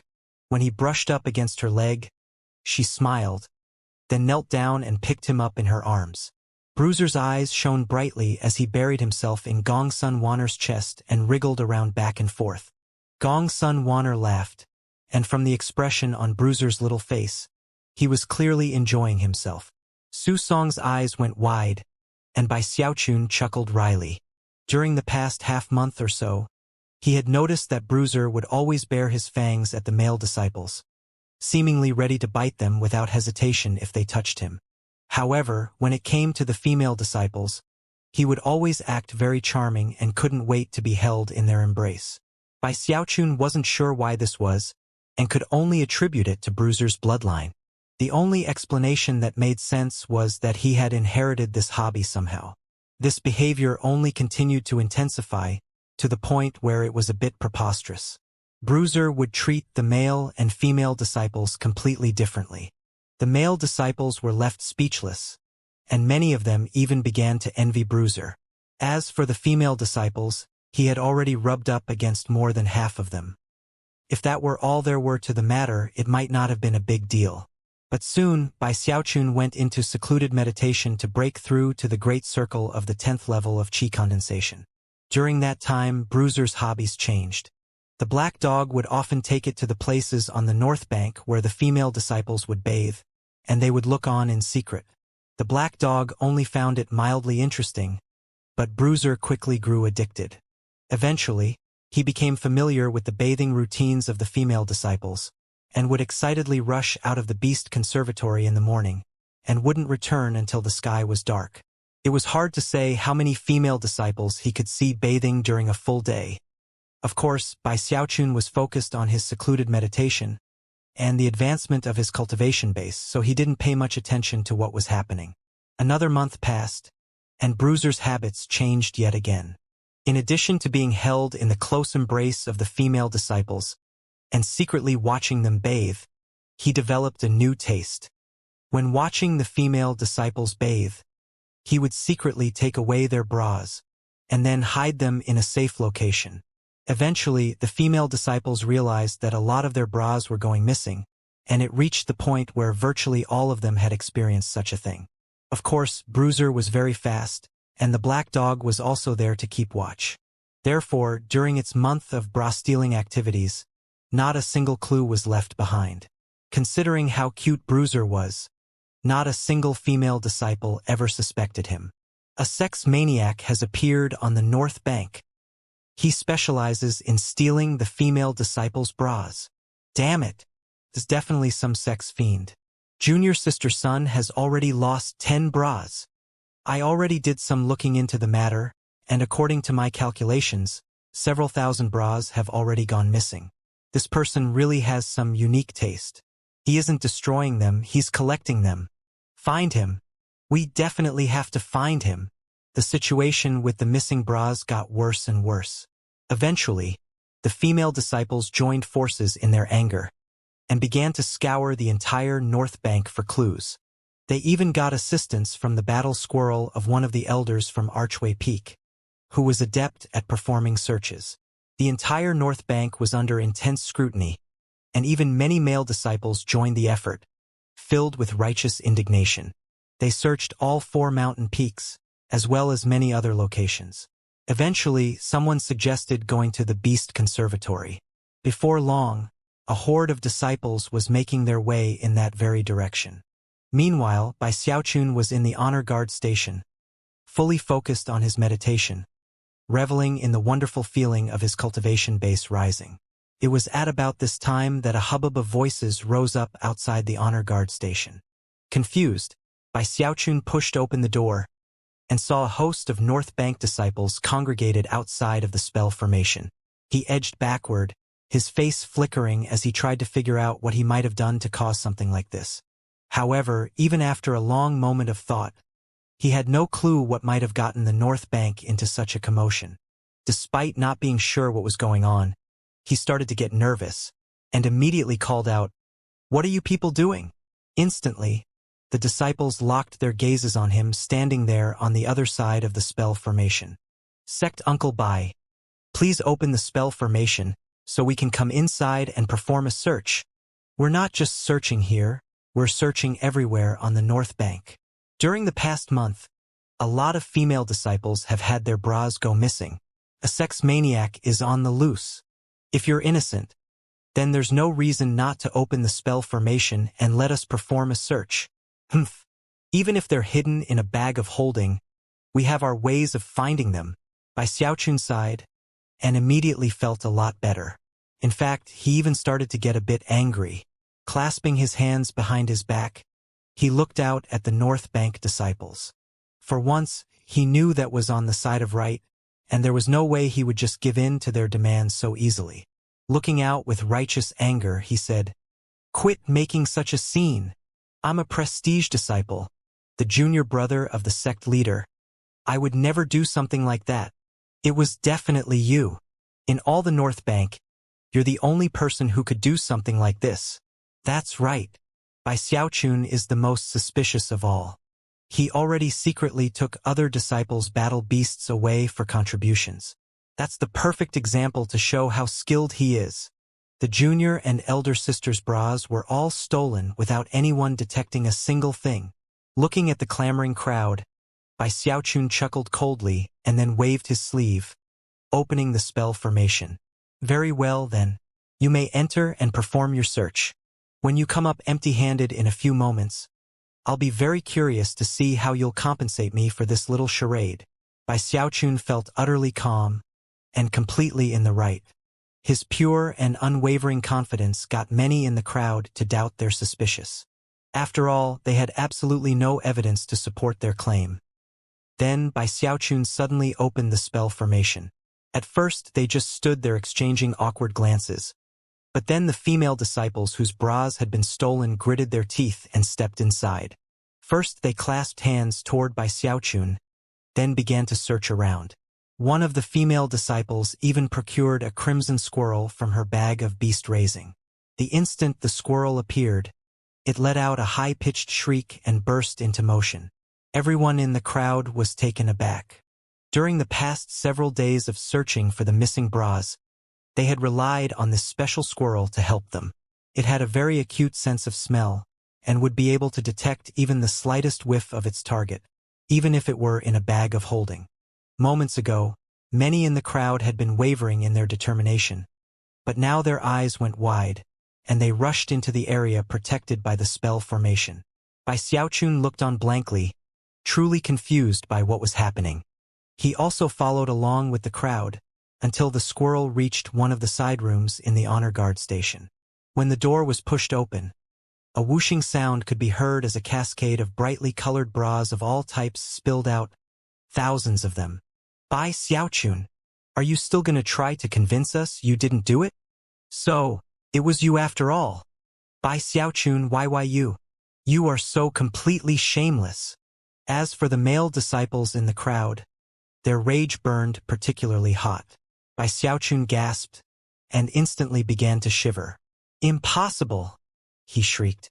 Even as the words left his mouth, the female disciples' gazes came to fall upon him, and they seemed to contain bloody murder. Bai Xiaochun's scalp went numb, and he immediately tried to offer an explanation. "I really didn't do it. I had no idea those were there." Swallowing hard, he began to back up, feeling more wronged than ever. He really wasn't sure how to explain the situation. The female disciples were glaring at him furiously, and some of them were even starting to perform incantation gestures, as if they were going to attack him right on the spot. "Damn it, what's going on?" he thought, feeling like he was going mad. He had spent all his recent time in secluded meditation, focused completely on cultivation. He hadn't even left the honor guard station, nor had he even opened the door to the side room. It was at that point that he looked out and noticed Bruiser running along, holding a red bra between his teeth, looking intoxicated. However, before he reached the spell formation, Bruiser suddenly stopped in his tracks. When he saw the mob that had formed, he quickly dropped the red bra. At that same moment, countless eyes turned to look in his direction. As for Bai Xiaochun, he immediately felt a headache coming on. After all, no other disciple could go in and out of the spell formation while Bai Xiaochun was in secluded meditation. Not even the big black dog could do that. The only one who could freely enter or exit the spell formation was Bruiser. Bruiser began to tremble, not out of fear of the anger of the other disciples, but because he feared getting Bai Xiaochun mad. Bruiser seemed to be on the verge of tears as he prostrated himself on the ground and began to whimper. Strange expressions appeared on the faces of the disciples in the mob. As for the female disciples, they almost couldn't believe their eyes. Inside and outside the honor guard station, everything was completely silent. After a long moment passed, one of the female disciples murmured, "Bruiser wouldn't do something like this. He's so cute. Someone must have put him up to it." Immediately, people began to echo her words. "Yeah, Bruiser is way too charming and pure. Someone must have put a spell on him and forced him to do it. It was Bai Xiaochun. He's Bruiser's master." It didn't take long before almost all of the female disciples were convinced, and looked over angrily at Bai Xiaochun. Although some people knew the truth, Bruiser was normally so cute, and currently looked so scared, that he had won over the hearts of all present. However, the situation was simply too odd, so those disciples didn't say anything. Instead of causing any further trouble, the disciples glared at Bai Xiaochun, then made their way off. Soon, things quieted down again, and Bai Xiaochun took a deep breath and stared up into the sky, looking like he was about to cry. Considering the blank look in his eyes, Bruiser knew that he had made a mistake. He quietly slunk over to Bai Xiaochun and started rubbing up against his legs. Bai Xiaochun sighed and knelt down to pat his head. "Bruiser, you're usually so smart. How could you have been so dumb this time? You can steal bras if you want, but you can't screw me over in the process. I created you. I'm kind of like your father. You definitely can't screw your father over. Okay, remember, don't screw over the people who are close to you. As for all those bras, hiding them in that room isn't gonna work. You can't hide stuff like that in your own home. Silly Bruiser, you have to be a bit smarter. Think things out ahead of time, and make sure you don't get caught." Bruiser bowed his head and whimpered a bit, aware of his mistake. Seeing him act in such a way softened Bai Xiaochun's heart, and he decided not to reprimand him any further. With that, he returned to the honor guard station, a bit down, but just as focused on meditation and cultivation. Outside in the courtyard, Bruiser lay there whimpering for a bit. But then, a fierce look appeared in his eyes as he glared off in the direction of the North Bank disciples. When the night was dark, he crawled to his feet and then vanished, headed out to the North Bank. The following morning, as the first rays of dawn were just beginning to spread out, a miserable shrieks could be heard coming from one of the disciples' residences. "Damn it! Who was it? Who stole my beast spirit pill? I had a hard time getting my hands on that pill. I was gonna give it to my battle beast to advance his level." As soon as the cry rang out, more similar cries could be heard. "Ag! My myriad spirit grass. I've been growing it for 5 years, and now the only things left are the roots. Gone. All gone. Somebody ate it up. A thief. This is unbelievable. All of the battle beast food in my immortal's cave is gone. That was 3 years worth of food. Heavens! It was just yesterday that I finally got that third-order bloodline beast bone from Elder Li. I was going to extract the bloodline power from it, but now it's gone. Gone!" Similar cries could be heard in both the outer and inner sects. In the end, several hundred people were crying out in anger. Without exception, all of them were male, and all of them had been to the honor guard station the day before.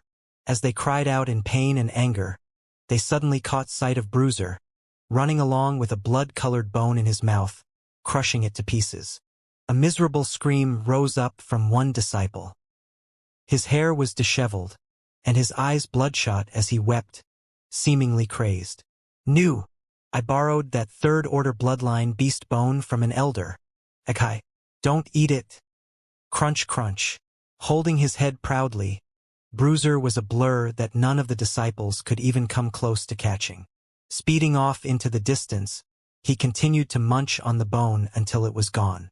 The disciple with the disheveled hair started to grow faint at the thought of Elder Lee's rage when he didn't return the bone. With a howl of fury, he shot off after Bruiser. He wasn't the only one. Hundreds of enraged disciples began to chase Bruiser, and yet, none of them were fast enough. They could only watch with wide eyes as he sped toward Iris Petal Peak. Even as the crowd chased after him, a cold snort suddenly echoed out like thunder. The Peak Lord of Iris Petal Peak, the old woman, appeared. Coldly staring at the hundreds of disciples, she said, "What shocking behavior! Look at all of you, scaring poor little Bruiser half to death. Seems to me you people need something better to do to occupy your time." The disciples shivered and clasped hands in greeting. As for Bruiser, he cowered behind the old lady, looking very charming with his wide eyes as he rubbed against her leg. The disciples raged inwardly, but none of them dared to say a single thing. Their hatred for Bruiser continued to rise to new heights. "So what if he ate a few things here and there?" the old woman continued. "Big deal. Whatever he ate, I'll compensate for. Now get out of here and stop bullying Bruiser." After giving the disciples a final glare, the old woman looked down kindly at Bruiser and pet him on the head. Bruiser responded by looking even more charming than usual. He even licked her hand like a puppy might. The disciples could only grit their teeth in their anger. In their minds, they weren't bullying Bruiser, he was bullying them. However, considering that a Peak Lord was siding with him, there was nothing they could do.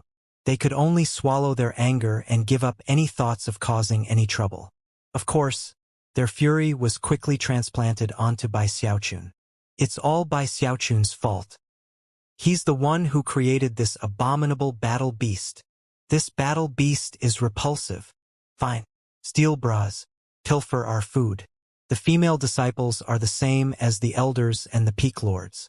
They spoil that thing to death. In the middle of his meditation, Bai Xiaochun suddenly sneezed. Opening his eyes, he looked around for a moment before going back to his breathing exercises. As for his cultivation base, it was inching ever closer to the great circle of the 10th level of qi condensation. Another month passed, and Bruiser's behavior only continued to get worse. The male disciples that had provoked Bai Xiaochun in the past were all going crazy, and yet were completely incapable of doing anything about the situation. That was around the time that Bai Xiaochun's cultivation base eventually entered the great circle of the 10th level of qi condensation. Apparently, he had reached a barrier that would be very difficult to pass. The only thing left is foundation establishment, he thought, taking a deep breath, his eyes shining with anticipation. Foundation establishment was divided into a few different types: Mortal String, Earth String, and the legendary Heaven String, all of which added different amounts of longevity, to be specific, 100 years, 200 years, and 500 years respectively. Bai Xiaochun had never even considered the possibility of reaching Heaven String Foundation establishment, considering there was almost no chance of it happening. In the entire 10,000-year history of the Spirit Stream sect, only a handful of people had ever reached Heaven String Foundation establishment, and had only done so by randomly acquiring some Heaven String energy.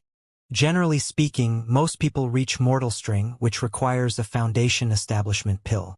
Earth String Foundation Establishment requires Earth String energy. Of course, even Earth String Foundation Establishment is divided up into strong and weak. It all depends on the very moment of reaching Foundation Establishment, and how many tide flows occur within one's spiritual sea. At the very least there will be 1, and at the most 9. And then there's my fleshly body power. I'm already at the point of being able to make contact with the first shackle. Whether I make a breakthrough with my undying gold skin, or use the power of the dragon mammoth sea-forming scripture, I should be able to break through that shackle. If I break through with both of those methods, who knows how powerful I'll be? From what Bai Xiaochun remembered, foundation establishment pills could be purchased with merit points from the sect. They came at a hefty price, but considering how much he had saved up, he could afford them if he wanted. But he wasn't willing to do such a thing. After all, Mortal String Foundation Establishment, also known as Mortal Dao, only added 100 years of longevity. After some more thought, Bai Xiaochun produced a transmission jade slip and then sent a message to Li Qingho asking for some more information about Earthstring energy. It didn't take long before the jade slip lit up with soft light as Li Qingho returned his message. Bai Xiaochun immediately sent some spiritual power into the jade slip, whereupon Li Qingho's voice began to echo in his mind. I'd originally planned to wait a bit longer before telling you this, but in 3 months 150 people from the North Bank and 100 people from the South Bank, all of them inner sect disciples in the 10th level of Qi condensation, will gather at the Grand Hall on Mount Daoseed. The reason is that the 3 Foundation Establishment Holy Lands will be opened. As for you, you will be going to the Fallen Sword Abyss, where you will compete with everyone else to acquire Earthstring energy, and then use it to reach Earthstring Foundation Establishment. If you succeed, you will acquire an additional 200 years of longevity. That will be a major step for you as you pursue your dream of living forever. A tremor ran through Bai Xiaochun as he looked at the jade slip, panting. Earthstring Foundation Establishment can add 200 years of longevity. His eyes glittered with longing for a moment, but then he hesitated. Competing with everyone else will definitely involve fierce fighting. But that's 200 years we're talking about. He continued to struggle with the matter, his obsession with being able to live forever causing his eyes to rapidly become bloodshot. Bai Xiaochun wasn't the only chosen to be given advance notice about what was to come. So soon, the news about the 3 Foundation Establishment Holy Lands being opened spread throughout the North and South Banks.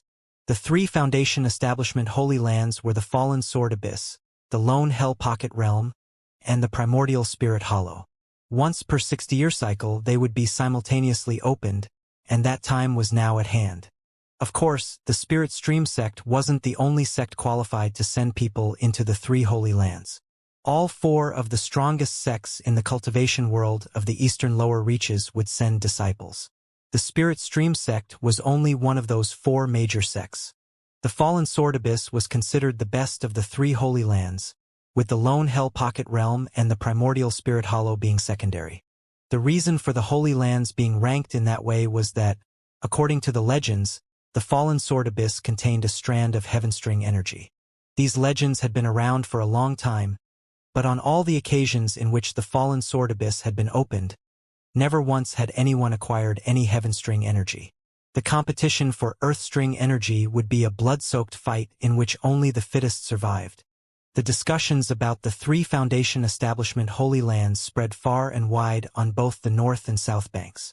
All of the inner sect disciples in the 10th level of Qi condensation were talking about it with complete and utter excitement. It's definitely going to be bloody carnage in there. Of the people who qualify to compete for Earthstring Foundation Establishment, quite a few die. By the way, I heard that for the first time, the 4 sects are all going to be formally competing against each other. The number of people from a given sect who succeed in reaching Earthstring Foundation Establishment will affect how many people get sent in the next time. This isn't fair. The difference between Mortal String and Earthstring is huge. Earthstring Foundation Establishment can totally crush Mortal String. They're on completely different levels. Of course, there were some who got nervous because of the stories about the violent and bloody fighting which went on inside. Some of them preferred the safety of Mortal Dao Foundation Establishment over the additional hundreds of years of longevity, and the glory of being able to crush people below them. 3 months later at dawn, the solemn tolling of bells could be heard on Mount Daoseed. The 7 peak lords of the mountain peaks flew through the air with dignified expressions on their faces, each one of them followed by dozens of disciples. Everywhere else in the sect, disciples looked up to watch the people flying through the air toward Mount Daoseed. All of those people were so well known that the other disciples could identify them by name. From the North Bank came Beihan Lai, Su Song, Gong Sun Waner, Beihan Feng, Gong Sun Yun, and in the lead position, surrounded by swirling black mist, Ghost Fong. A similar scene could be seen on the South Bank, as the disciples of Green Crest Peak, Fragrant Cloud Peak, and Violet Cauldron Peak all looked excitedly up into the air. Su Baokai was among them, eagerly clutching a notebook to record everything that was happening. Shangguan Tianyu was clearly more powerful than he had been in the past. He looked like an unsheathed sword, glittering with blinding light as he flew along. Zhou Xinqi was surrounded by a swirling blue glow and a powerful life force. There was also Lu Tianlei, who was like a thunderbolt that could rip apart the heavens. In addition to them were other long-time inner sect disciples, all of whom wore solemn expressions as they followed the 3 South Bank Peak Lords. The elders of both banks, as well as other qualified disciples, were all discussing the matter. The North Bank gets 150 people and the South Bank gets 100. I wonder how many of them will rise to the top in the fighting with the other 3 sects, and eventually reach Earthstring Foundation establishment. Of course, some of them will never return. The path of cultivation is soaked with blood, and is ruled by the law of the jungle. I heard one of the senior members of my clan say that whenever the 3 Foundation establishment Holy Lands are opened, there's always blood and carnage. To some people, the main point isn't reaching Foundation establishment, it's killing the members of the other 3 sections. It's like a war between the 4 great sects that comes around once every 60-year cycle. But why are we just sending our chosen to be killed? I know that Earthstring energy can't be stored up and used later, but Mortal Dao Foundation establishment is so much safer. It might be weaker, but at least there wouldn't be so many deaths. Humph. If you have one generation filled with weaklings, then everyone after them will also be weaklings. If that happened, the Spirit Stream sect would definitely be wiped out sooner or later. None of the 4 great sects will avoid the fighting, not as long as they have even one disciple who they think can reach Earthstring Foundation establishment. If one generation of disciples is weak, then the sect's power in the area will weaken, and outer forces would become a big threat. It would cause a huge headache. A perfect example is the Pill Stream sect. Long ago, they avoided the fighting 3 times in a row. But then their overall battle prowess dropped. After that, powerful warlords rose up in the sect's territory and started establishing their own little fiefdoms. Our Spirit Stream sect even managed to occupy about 20% of their former territory. Their hand was forced, and after joining the fighting again, they managed to get some Earthstring Foundation establishment disciples. Of course, a lot of other disciples died in the process, but at least they were able to get things back to the status quo. Soon, the disciples from both banks were landing outside the Grand Hall on Mount Dao Seed, led by their respective peak lords. Everyone had very solemn expressions on their faces. All of the disciples were aware that their next destination would be one filled with both opportunity and bloodshed.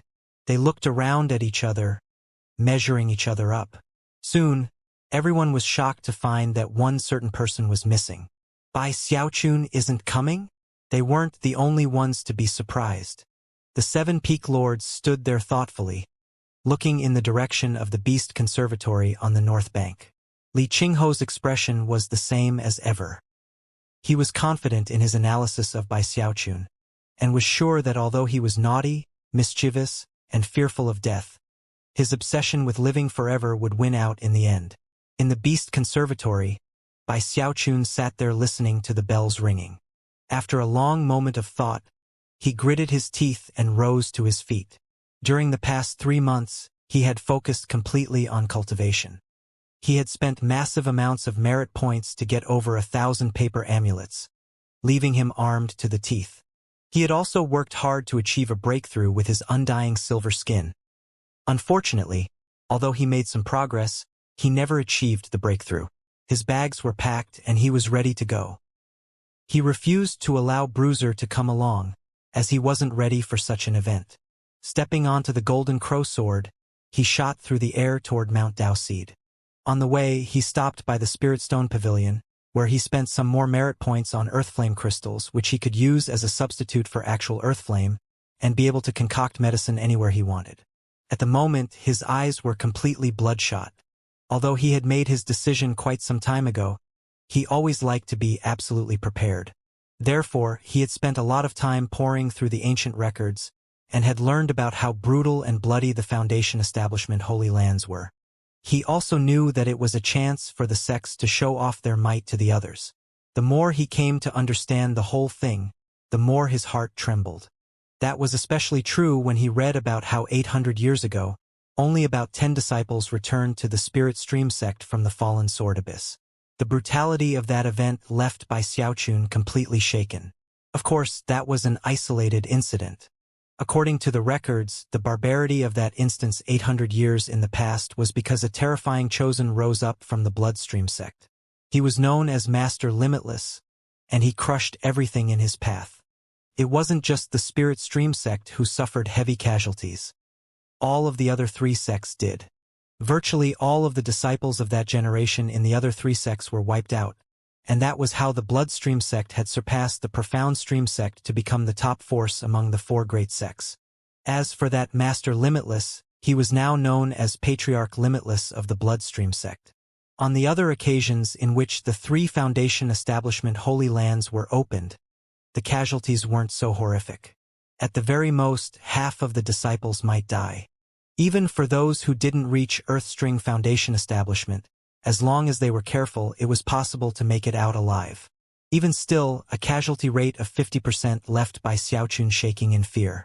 He really wanted to pass up the opportunity and simply settle for the safe bet of Mortal Dao Foundation Establishment and its extra 100 years of longevity. However, his dream was not to live for an extra 100 years. He wanted to live forever. I want more than 100 years. I want forever. After looking through the ancient records, he left with bloodshot eyes, even more clear about how Foundation establishment worked. The most telling factor was that from ancient times until now, not a single Mortal Dao Foundation establishment cultivator had ever reached the Gold Core stage. If he wanted to cultivate all the way to Gold Core, he had to reach Earthstring Foundation establishment. Even the lowest level of the Gold Core stage added far more longevity than Foundation establishment. Obviously, the higher one's cultivation base, the greater one's chances of living forever. I could avoid this situation, but 100 years later, how could I possibly avoid dying? At that time, wouldn't I regret not taking the chance to reach Earthstring Foundation establishment? During the past 3 months, Bai Xiaochun had wrestled with the problem over and over again. In the end, he reached a state of bedeviled madness. Gritting his teeth, he finally made his decision. "I'll do anything to be able to live forever," he shouted as he stepped onto the Golden Crow sword and shot toward Mount Dao Seed. Shortly after the other disciples converged, he appeared. Bai Xiaochun's arrival attracted quite a bit of attention. Everyone looked over at him, including Shangguan Tianyu, Zhou Xinqi, Lu Tianlei, Beihan Lai, Su Song, Gong Sun Waner, Gong Sun Yun, Ho Yunfei, and Ghost Fong. An encouraging look slowly appeared in Li Qingho's eyes. Bai Xiaochun hurried up to Li Qingho, then clasped hands and bowed deeply. Li Qingho could see how bloodshot his eyes were, and knew it must have been quite a struggle to convince himself to come. "Stand behind me," he said. Bai Xiaochun straightened up and hurried over to stand behind Li Qingho. Looking around, he caught sight of Ho Yunfei, whom he hadn't seen since being transferred to the North Bank. During the time they had been apart, Ho Yunfei participated in an inner sect trial by fire. After becoming an inner sect disciple, he benefited from the assistance of his clan, soaring all the way to the 10th level of Qi condensation. Their eyes met, and Ho Yunfei nodded encouragingly. Bai Xiaochun nodded back. There was no time for chatting, though, as the main doors of the Grand Hall were already opening. As they did, Zhang Yuandong's voice echoed out from inside. "The origins of the primordial spirit hollow are unknown. Long ago, before the existence of the Lone Hell Pocket realm, it was the only location in the eastern lower reaches where Earthstring energy gathered. Countless wars were fought outside the spirit hollow, until 3 powerful sects controlled it. When the Spirit Stream sect rose to power, it came to be under the control of the 4 great sects. The Lone Hell Pocket realm suddenly appeared 10,000 years ago in the Hellwood continent. It's a barren wasteland without a single living thing inside other than the Earthstring Bane beasts. Many wars were fought over that location as well, until the 4 great sects occupied it and chose to share it as the second of the Foundation Establishment Holy Lands. The fallen sword abyss traces its origins back to 5,000 years ago, when an indescribably enormous sword fell from beyond the heavens. It is huge, larger than 100 spirit stream sects put together, and contains terrifying power. It pierced through the canopy above, plummeting down to stab into the ground near Mount Flamecrane, sending sword chi all the way down into the underworld. As for the body of the sword itself, it is permeated with earthstring energy. Because of that, the inside of the sword is much like the other two Foundation establishment holy lands. It is filled with countless earthstring bane beasts. Kill them to collect earthstring energy, and when you have enough, you can form it into an earthstring capture crystal, to summon the latent earthstring energy present within the fallen sword abyss. According to the investigations and analyses of the four great sects, when the sword fell from beyond the heavens, it absorbed a bit of Heavendao aura, which means that there may be a bit of Heavenstring energy within it. Of course, Heavenstring Foundation Establishment is also called Heavendao Foundation Establishment. At this point, Zhang Yuandong paused for a moment and looked out at the crowd, his eyes sparkling as if with lightning. The path of cultivation is cramped and narrow. The only way to walk it is to tread upon countless corpses. Only then can you have a chance to make contact with a supreme great Tao. During this Foundation Establishment trial by fire, all of you must do your best to kill the disciples of the other three sections. After all, it is a trial by fire, but also a war between the four sects, and even more importantly, directly related to the destiny of the Spirit Stream sect. I will reveal more to you about that upon your return. I have no doubt in my mind that the disciples of the other three sects will do their best to kill you. In the Foundation Establishment Holy Lands, the chance to reach Foundation Establishment is not presented to everyone. Resources are limited. This is a competition for a great Tao. Zhang Yuandong swished his sleeve as his thunderous voice echoed out in all directions. All of the more than 200 inner sect disciples present responded with a confident cheer. This Foundation Establishment trial by fire will be presided over by the Peak Lord from Iris Petal Peak, the Peak Lord from Violet Cauldron Peak, and Ouyang Jie from the Hall of Justice. They have already made all the necessary arrangements. 100 disciples will enter the Fallen Sword Abyss, while 2 groups of 75 will go to the Lone Hell Pocket Realm and the Primordial Spirit Hollow. And now, activate the grand spell formation which leads to the Foundation Establishment Holy Lands. Soon, intense rumbling sounds could be heard as a huge spell formation opened up, and the group of over 200 disciples slowly faded away. Outside of the spell formation, Li Qingho stood there with an expression of anticipation and anxiety on his face. He felt like he was looking at a young eagle spreading its wings. Down below was a bottomless pit, and off in the distance, the sun was just beginning to rise. Mount Flamecrane was located on the Righteous Craft continent, and long ago had risen as high as the heavens. Back then, it had been taller than any of the mountain peaks in the Spirit Stream sect, and in fact, bigger than the entire Spirit Stream sect in general. But now, things were different. More than half of the mountain had been destroyed, and the lands stretching far and wide around it had all been reduced to a barren wasteland that filled nearly half of the Righteous Craft continent. Neither mortals nor beasts could survive in such conditions, and even cultivators who spent too much time there would eventually experience shocking deaths. They would spontaneously explode, whereupon streams of scattered sword chi would billow out from their destroyed corpses. The reason for all of that was the enormous sword which had fallen from the heavens. It was an ancient sword, its surface carved with countless magical symbols, which were in varying states of erosion. The sword was stabbed halfway into the ground directly in front of Mount Flamecrane. Crevices spread out from the sword in all directions, the narrowest being a few meters wide, the largest being 30 or more meters across. The crevices themselves were pitch black and pulsed with intense coldness. The entire surface of the ground around the sword was covered by a glittering shield, which prevented anyone from entering. The sword was enormous. Even the portion of the blade that was visible, along with the hilt, rose up far higher than Mount Flamecrane. If the sword were compared to the size of a hand, then the mountain would be like an ant. Of course, when you compared the cultivators to the mountain was like the hand and the cultivators standing at its summit were like ants. Two sects had already assembled at the top of Mount Flamecrane. One group contained 80 disciples and the other 100. Both were led by Foundation establishment cultivators, who were currently engaged in idle chatting. The two groups of disciples, on the other hand, were staring at each other with open hostility. On the left-hand side was the group of 80 disciples. They all wore white robes, the sleeves of which were embroidered with the image of a medicinal pill. Furthermore, the entire group emanated a medicinal aroma. They were none other than the Pillstream sect. Opposite them was the group of 100 disciples. They wore deep blue robes and emanated profound cultivation-based fluctuations.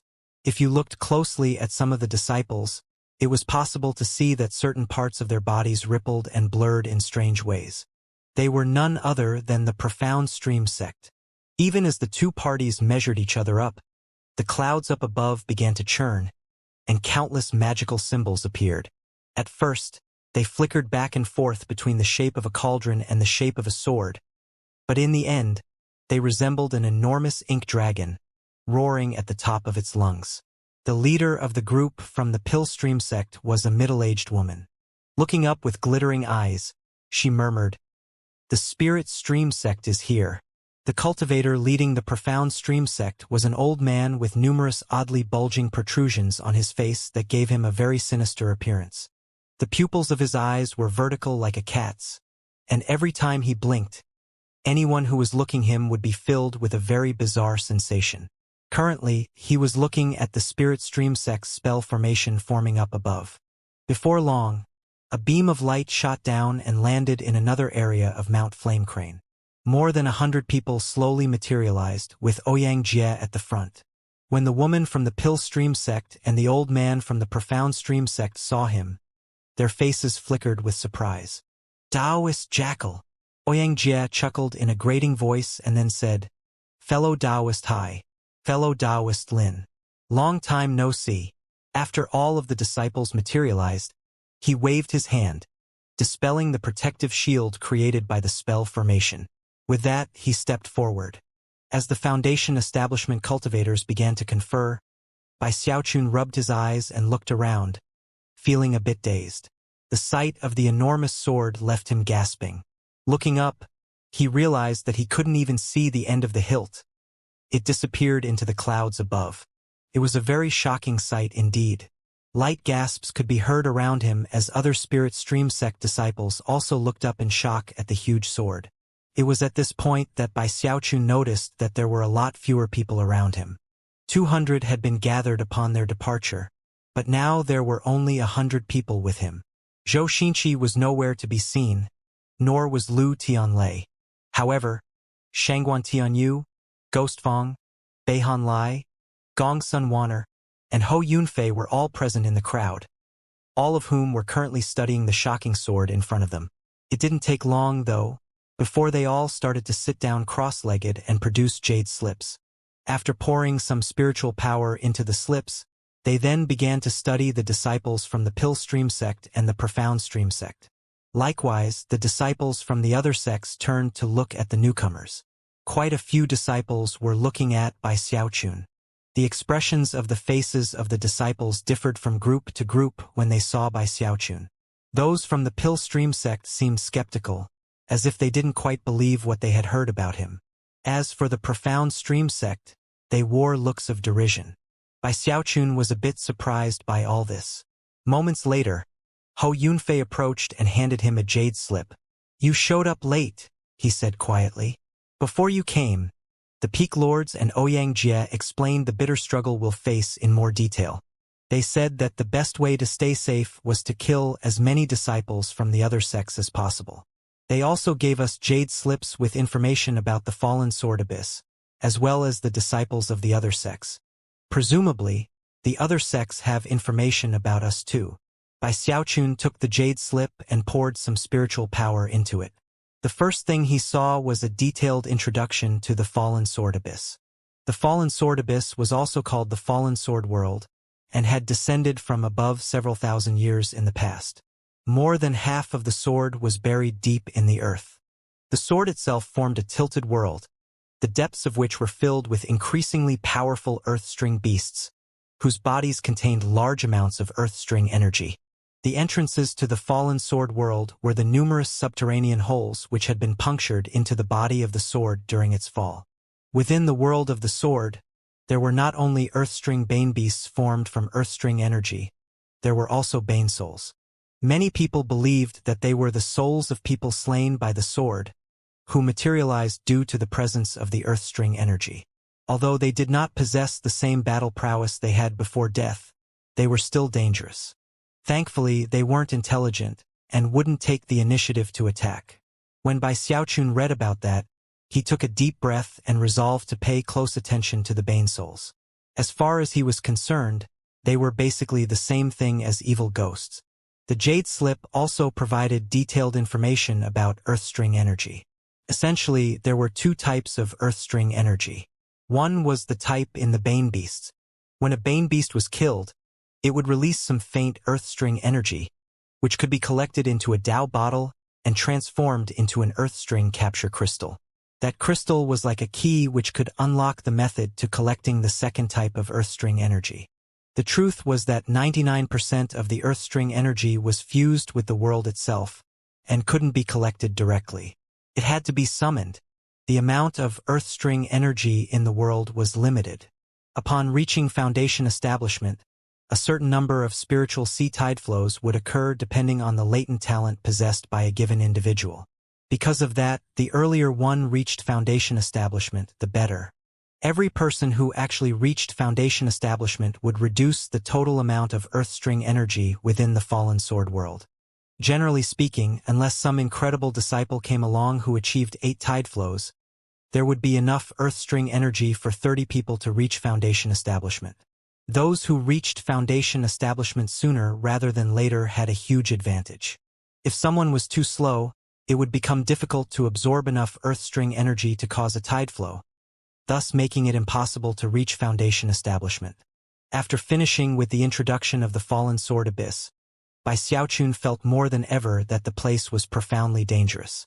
Frowning, he went on to peruse the numerous images of the various disciples from the other 3 sects. As he did, he would occasionally look up to identify that disciple within the crowd and make a quick comparison. The more he learned about the disciples of these sects, the more jumpy he got. Zhao Rou from the Pill Stream sect, adept with illusion forms. She once simultaneously fought 3 disciples in the same cultivation stage and slaughtered them all. Wow! So incredible! Her abilities seem on par with Gong Sun Wanner's illusion magic. Bai Xiaochun blinked a few times and then looked furtively over at a young woman in the Pill Stream sect group. She was incredibly beautiful, with soft, supple skin. Currently, she was staring into the eyes of Gong Sun Wanner. Clearly, the two of them were already measuring each other up. Lei Shan from the Profound Stream sect, a body refinement cultivator with a lightning flame profound clone. Incomparably powerful, with exquisite magical techniques. He was once chased down by a Foundation establishment cultivator, but survived for 7 days without being killed. Is suspected to possess a fire spirit body and has extraordinary healing abilities. After reading the description, he looked over at the Profound Stream sect disciples and quickly spotted Lei Shan. He was a burly, muscular young man who was sitting there cross-legged, lightning and flame swirling around him. He looked impressive to the extreme. Seemingly sensing Bai Xiaochun's gaze upon him, he looked over and smiled viciously, his eyes flickering with killing intent.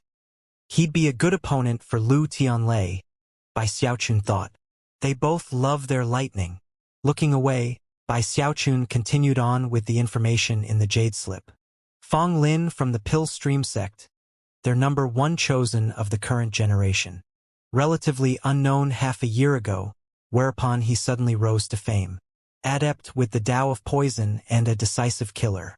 Successfully cultivated the Heaven-Earth Furnace Cauldron, and has power that exceeds the peak of Qi condensation. Very difficult to match. Has only fought 2 true battles.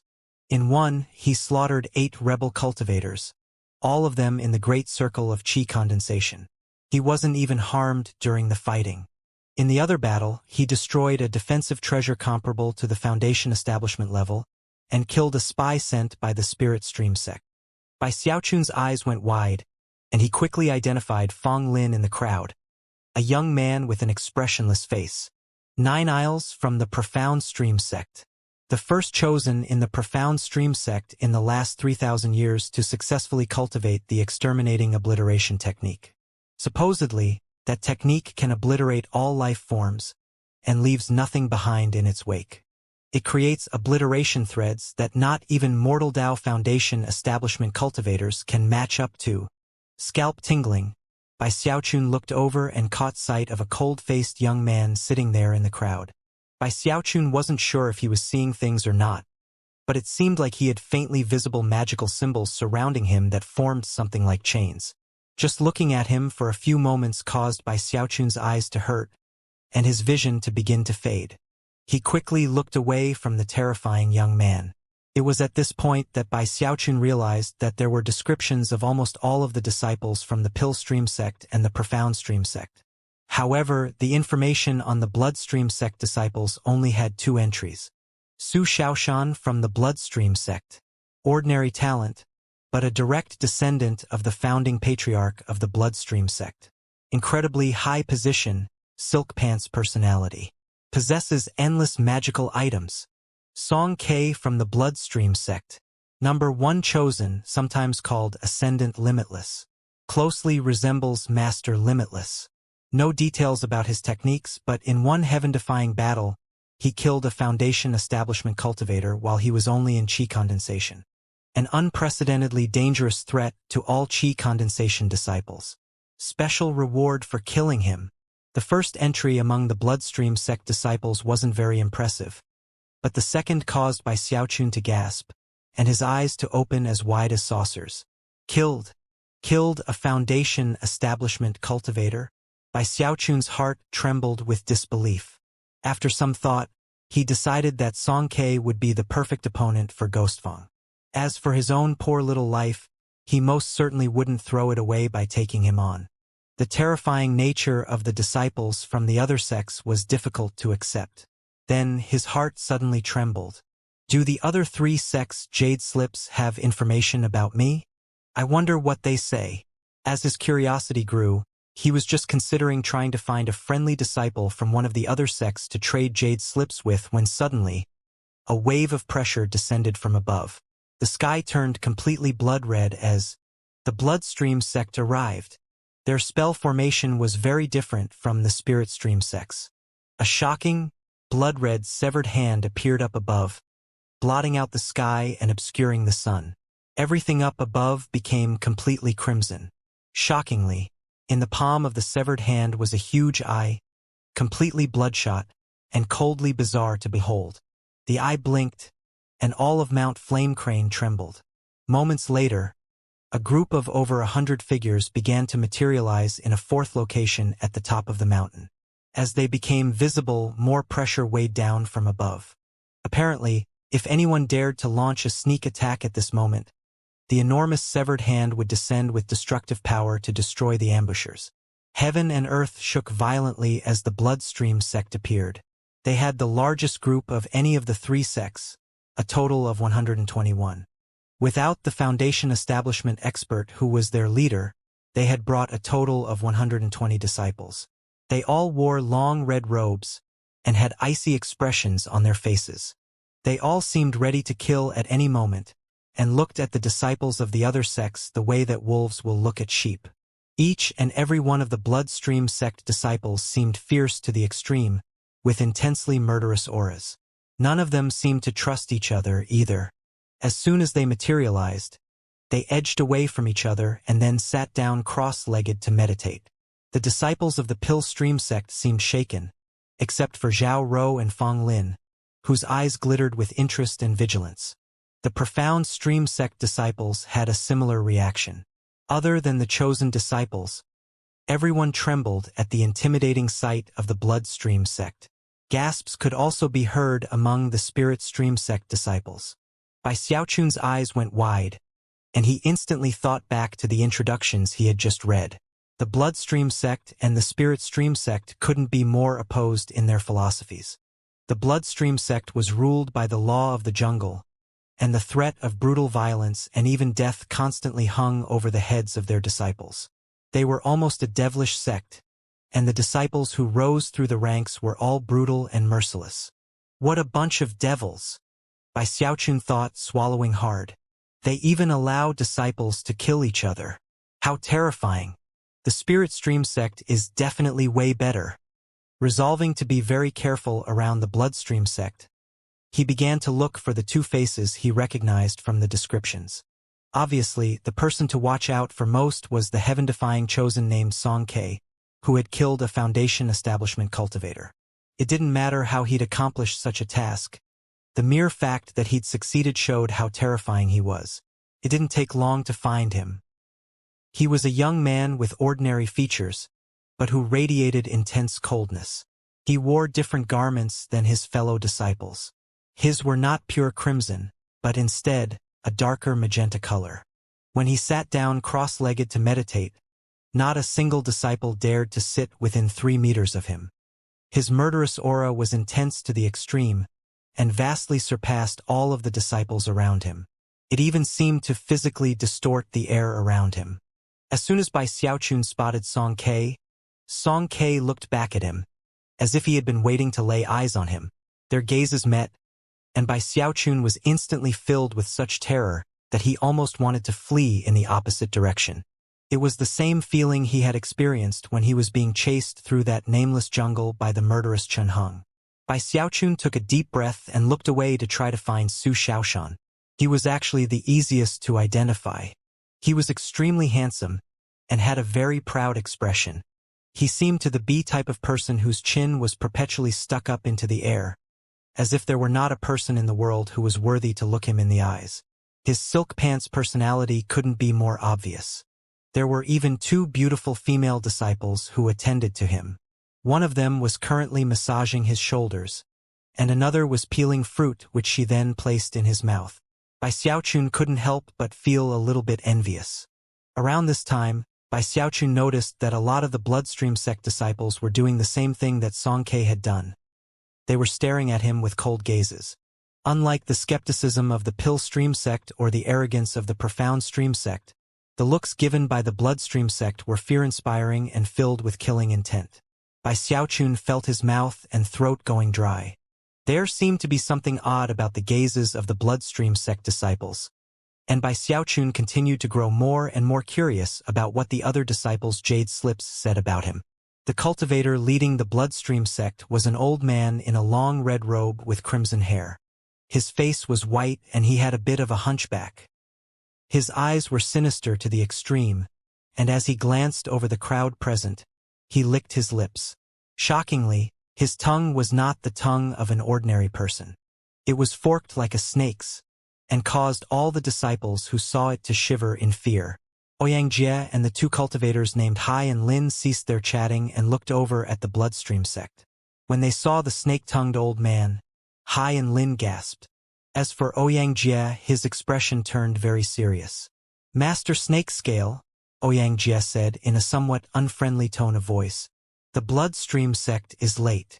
The snake-tongued old man blinked, then forced an insincere smile onto his face.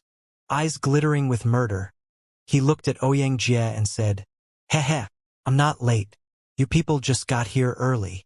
Apparently the gazes of both men contained some vision-related divine ability, which caused an odd, soundless rumbling to build up between the 2 of them. A moment later it shattered, and Xianxia let out a grunt. Face a bit pale, he swished his sleeve and walked back to stand in front of the spirit stream sect disciples. As for the snake-tongued old man, his eyes glittered, and his chi and blood surged within him. He also fell back a few paces, and when he looked up, his eyes shone with a strange light. "Ouyang, you old codger, after all these years, you've made quite an improvement with your cultivation base. Well, there will be time for reminiscing later. Now that the bloodstream sect has arrived, let's open the fallen sword abyss. It's time for the trial by fire." With that, he waved his hand, causing a fragment of jade to appear that seemed to have come from a pendant. The fragment instantly flew out and hovered in the air between the forces from the four sections. Hai and Lin exchanged a glance, and then produced similar jade pendant fragments. Ouyang Jie did the same. Instantly, the four fragments flew together and formed a whole jade pendant. Glittering light filled the air, and moments later, the glowing shield sealing the area around the giant sword began to open up. From the look of things, after enough time passed for half an incense stick to burn, it would be possible to enter the area. All of the Qi condensation disciples were paying close attention to the goings-on. Even as Bai Xiaochun studied the situation, Ouyang Jie's voice was transmitted into the ears of the Spirit Stream sect disciples. There are more than 40 entrances to the world of the sword. Each one can accommodate no more than 10 people. The first battle you will fight will be to enter the sword itself. Ambushes on the inside have been known to occur, so do your best to stick together. Remember what I told you before. If you meet disciples from other sects, don't be soft-hearted. To protect yourself, kill them if you can. Collect the Earthstring energy into your Dao bottles and form the Earthstring capture crystal as quickly as possible. Then begin to summon the surrounding Earthstring energy from the rest of the fallen sword world. Even as Ouyang Jie gave his final explanations to the Spirit Stream sect disciples, the Foundation establishment cultivators from the other three sects were doing the same thing. Ouyang Jie waved his right hand, and 100 little blue bottles flew out into the hands of the disciples. These are your Dao bottles. By this time, rumbling sounds were echoing out as the shield preventing access to the crevices in the ground opened fully, leaving a gap of roughly 9 meters through which the disciples could enter. By entering that gap, it was possible to go into the underground passages and into the depths of abyss, where one could find entrances leading into the world of the sword itself. This whole area is under the control of the four great sects. That, coupled with the oversight of the sect's patriarchs, means that no Foundation establishment cultivators will be able to enter the world of the sword. Remember, you cannot stay inside for very long. The Holy Land will only remain opened for 3 months. After that time period expires, whether or not you have succeeded, you will have to leave. I will pull you out from the outside if I have to.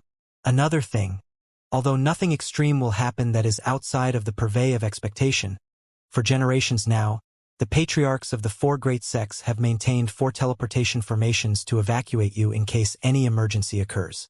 Based on the types of techniques you cultivate, the formations will identify you and teleport you back to the sect, or at least to the same continent. Of course, no amount of fighting and killing between disciples will trigger the teleportation formations. Finally, whether or not you succeed in reaching Earthstring Foundation establishment, I truly hope that all of you make it back alive. As he looked out over the disciples, Ouyang Jie's usual cold demeanor softened a bit, and his expression even looked a bit encouraging. That was especially true when he looked at Bai Xiaochun and Ghostfang. When he looked at them, his eyes glowed with keen anticipation. Seeing that the entrance was now open, the Bloodstream sect immediately began to fly in that direction. Among the Spirit Stream sect disciples, Ghostfang was the first to leap into action, followed by Shangguan Tianyu and the other chosen. Bai Xiaochun took a deep breath, and then rapidly produced 8 leather coats from his bag of holding. As he flew along, he also pulled out a big black wok, which he put on his back. Eyes shining with determination, he gritted his teeth and flew through the entrance. Of course, he didn't go alone. He made sure to follow along at the back of the group of Spirit Stream sect disciples. Soon, the disciples of the four great sects had vanished into the crevices. Ouyang Jie, the snake-tongued old man, and the cultivators named Hai and Lin all exchanged glances, and then sat down cross-legged around the entrance, looking around vigilantly as they stood guard. There were many crevices leading underground, some large, some small, and the Spirit Stream sect disciples didn't all stick together. Ghostfang, Beihan Lai, Gongsun Wanner, and some of the other chosen chose to go alone. The rest of the disciples split up into 2 groups, one made up of North Bank disciples, and the other made up of South Bank disciples. The forces from the Pill Stream sect and the Profound Stream sect acted similarly. However, the disciples from the Bloodstream sect didn't seem to have much trust amongst themselves, and either acted alone or split up into groups of 2 or 3. Bai Xiaochun looked around cautiously, as he followed the South Bank disciples into the depths. As soon as he was underground, he could sense the pulsing coldness rising up from below.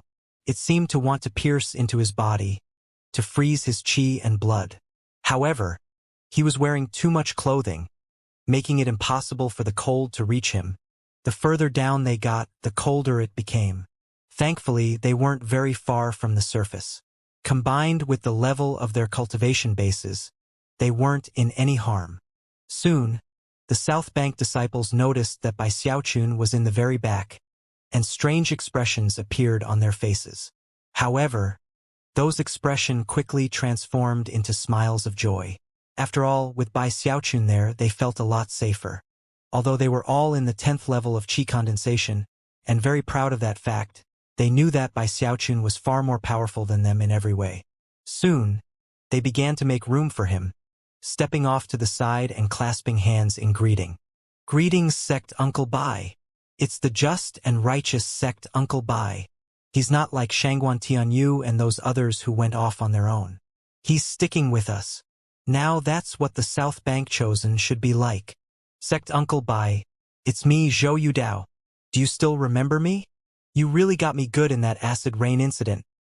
Bai Xiaochun looked at the group parting way to let him up to the front, and was initially shocked. Actually, he had hoped to find a bit of safety by remaining in the back of the crowd. But after hearing how everyone was talking to him, he blinked and then cleared his throat.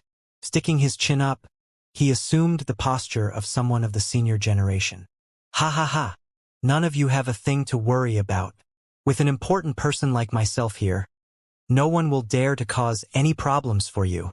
Delighted, the other disciples clustered around Bai Xiaochun, especially Zhou Yudao from Violet Cauldron Peak, who was all smiles. Hou Yunfei ended up next to Bai Xiaochun. Considering his current getup, the fact that he was acting like someone from the senior generation left Hou Yunfei chuckling. However, he couldn't forget everything that had occurred with the Luochen clan. "Good luck, Xiaochun," he said quietly. "You're definitely going to reach Earthstring Foundation establishment." "I hope so too," Bai Xiaochun replied. Looking around to make sure no one was listening, he leaned over with a scowl and said, "Hey, do you think the other disciples did this on purpose? I originally wanted to stay in the back. How come I ended up in the front all of a sudden?" A strange expression appeared on Hou Yunfei's face, and he coughed lightly. For some reason, he felt that whenever Bai Xiaochun was around, no matter how solemn or dangerous the situation was, it would somehow become bizarre and amusing. "Ah well, I can let it go," Bai Xiaochun continued. "After all, I'm a prestige disciple, and the junior brother of the sect leader. Back on the South Bank, I did drag these disciples into some bad situations with my pill concocting. So for now, I'll just cut them some slack." Sticking his chest out and looking very much the hero, he proceeded along as quickly as his cautious and nervous heart would let him. Elsewhere in the subterranean crevices, disciples from the other sects went along alone, or in groups of between 3 to 5. Any of them who saw the larger group of a few dozen would immediately avoid it. Even those who considered themselves to be superior would look at them coldly and then move on as quickly as possible. Soon, the group caught sight of the body of the sword and one of the gaps that led inside. However, there were already 2 beams of light shooting toward the gap. Bai Xiaochun immediately decided to move on, but before he could, the surrounding Spirit Stream sect disciples excitedly began to perform incantation gestures. In the blink of an eye, numerous magical techniques were bearing down on the 2 disciples from the other sects. Both of them were from the Bloodstream sect, and as soon as they saw the incoming magical techniques, their faces flickered, and they tried to dodge out of the way. Unfortunately, they weren't quite quick enough, and were sent tumbling backward, blood spraying out of their mouths. Then they fled, glaring hatefully at the Spirit Stream sect the whole time. Bai Xiaochun was pleasantly surprised that they'd managed to secure one of the gaps by means of superior numbers. Of course, considering his status, he simply cleared his throat and let the other disciples enter the gap ahead of him. There was no way to ensure that you wouldn't be ambushed after entering. One could only rely on one's skills and abilities to stay safe. Jade slips could not be used to send messages to those on the outside either. However, if several people from one sect all entered at the same time, they would be safe from anything except a brutal, large-scale ambush. After 4 disciples entered the opening, Hou Yunfei chose to go in. Just before stepping inside, he asked a favor of Bai Xiaochun. If anything unexpected happens to me inside, please take care of my clan junior brother, Hou Yunqing. Hou Yunqing was one of the most important younger clan members, although he wasn't a member of the Spirit Stream sect, but rather had stayed in the clan to further his cultivation. Bai Xiaochun quickly comforted Hou Yunfei and told him not to be so depressing. Then he furtively handed him a paper talisman. Hou Yunfei was initially startled, but after looking at the talisman for a moment, was quite moved. With a final nod to Bai Xiaochun, he stepped into the entrance. As soon as he disappeared, the gap went dark, indicating that it was no longer possible to use it as an entrance. Bai Xiaochun was a bit worried about Hou Yunfei, but considering the entrance had closed, there was little more to be done. With that, he led the group onward. They proceeded along for the time it takes an incense stick to burn, chatting and laughing about Bai Xiaochun's antics on the south bank. They also talked about their hopes and ambitions for the future. When Bai Xiaochun slapped his chest and told them that his dream was to live forever, they all chuckled. Zhou Yudao loudly declared that his dream was to become a patriarch of the Spirit Stream sect. They were on the brutal and deadly path to foundation establishment, but as of this moment, they were able to relax slightly. With Bai Xiaochun in the lead, they didn't suffer any setbacks. Any gap they caught sight of was quickly taken over. "Get him, boys!" Bai Xiaochun would cry. "Hey! This place belongs to us.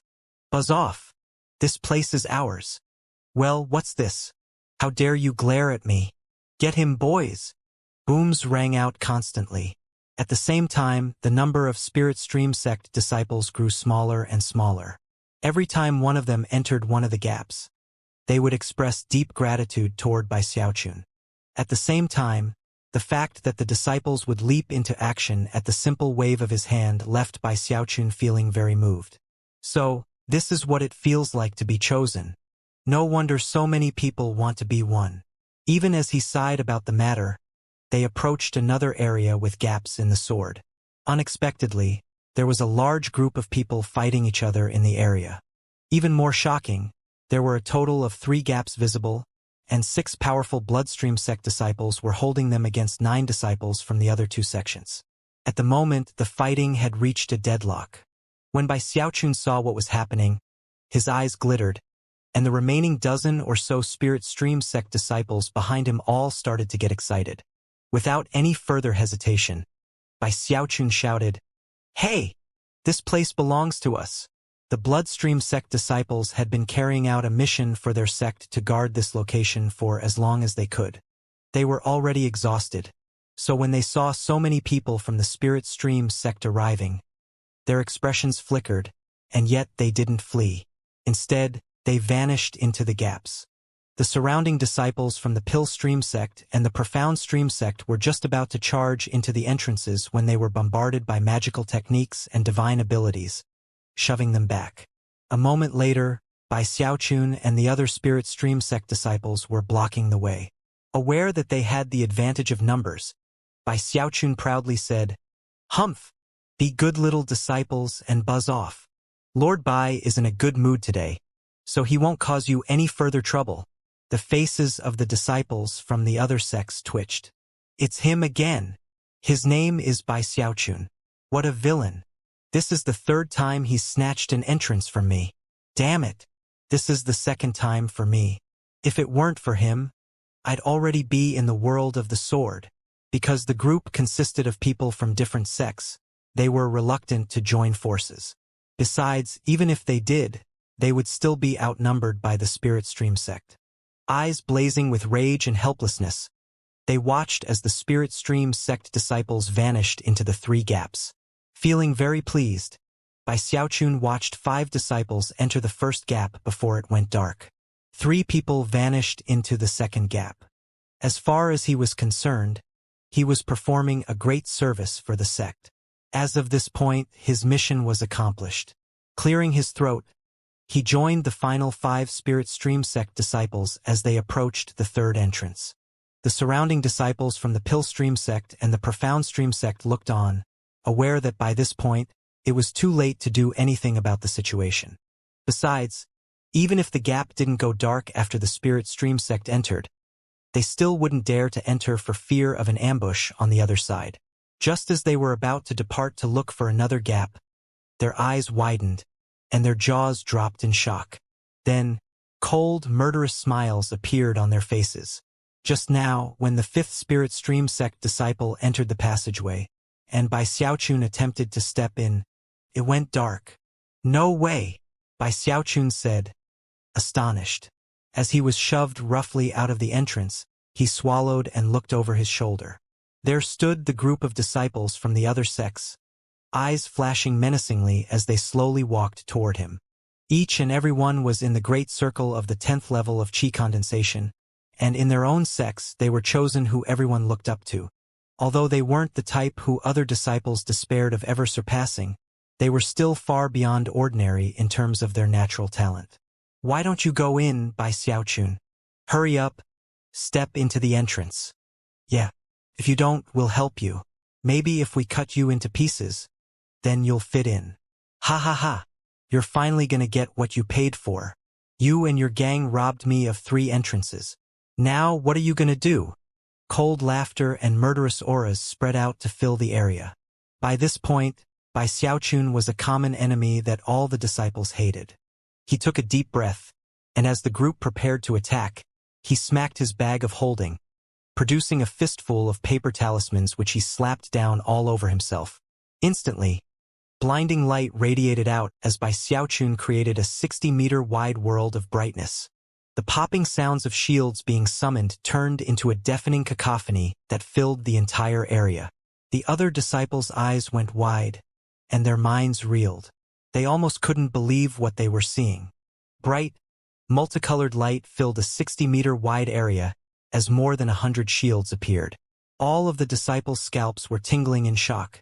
This was something the likes of which they had never seen in their entire young lives. How many talisman shields is that? Heavens! How rich is this guy? Damn it! Even if we had 10 times as many people here, we wouldn't be able to break through those shields. Trembling on the verge of madness, the disciples stared at Bai Xiaochun with increasing astonishment. As for Bai Xiaochun, he stood there, chest puffed out, hands clasped behind his back, chin stuck up, expression somewhat melancholy, like a lonely hero. "Very well, you bunch of bullies, bring it on," he said loudly.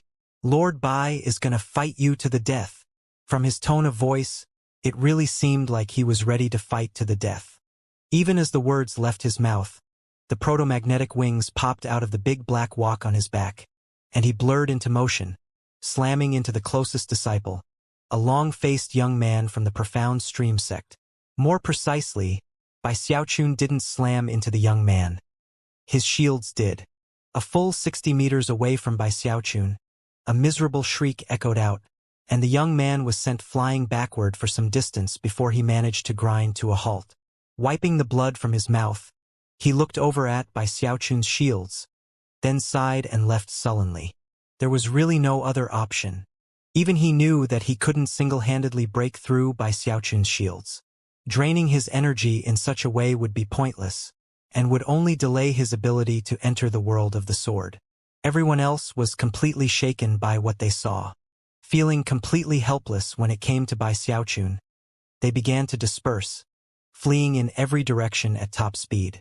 Considering that there wasn't even an entrance to struggle over, none of them were inclined to fight Bai Xiaochun to the death.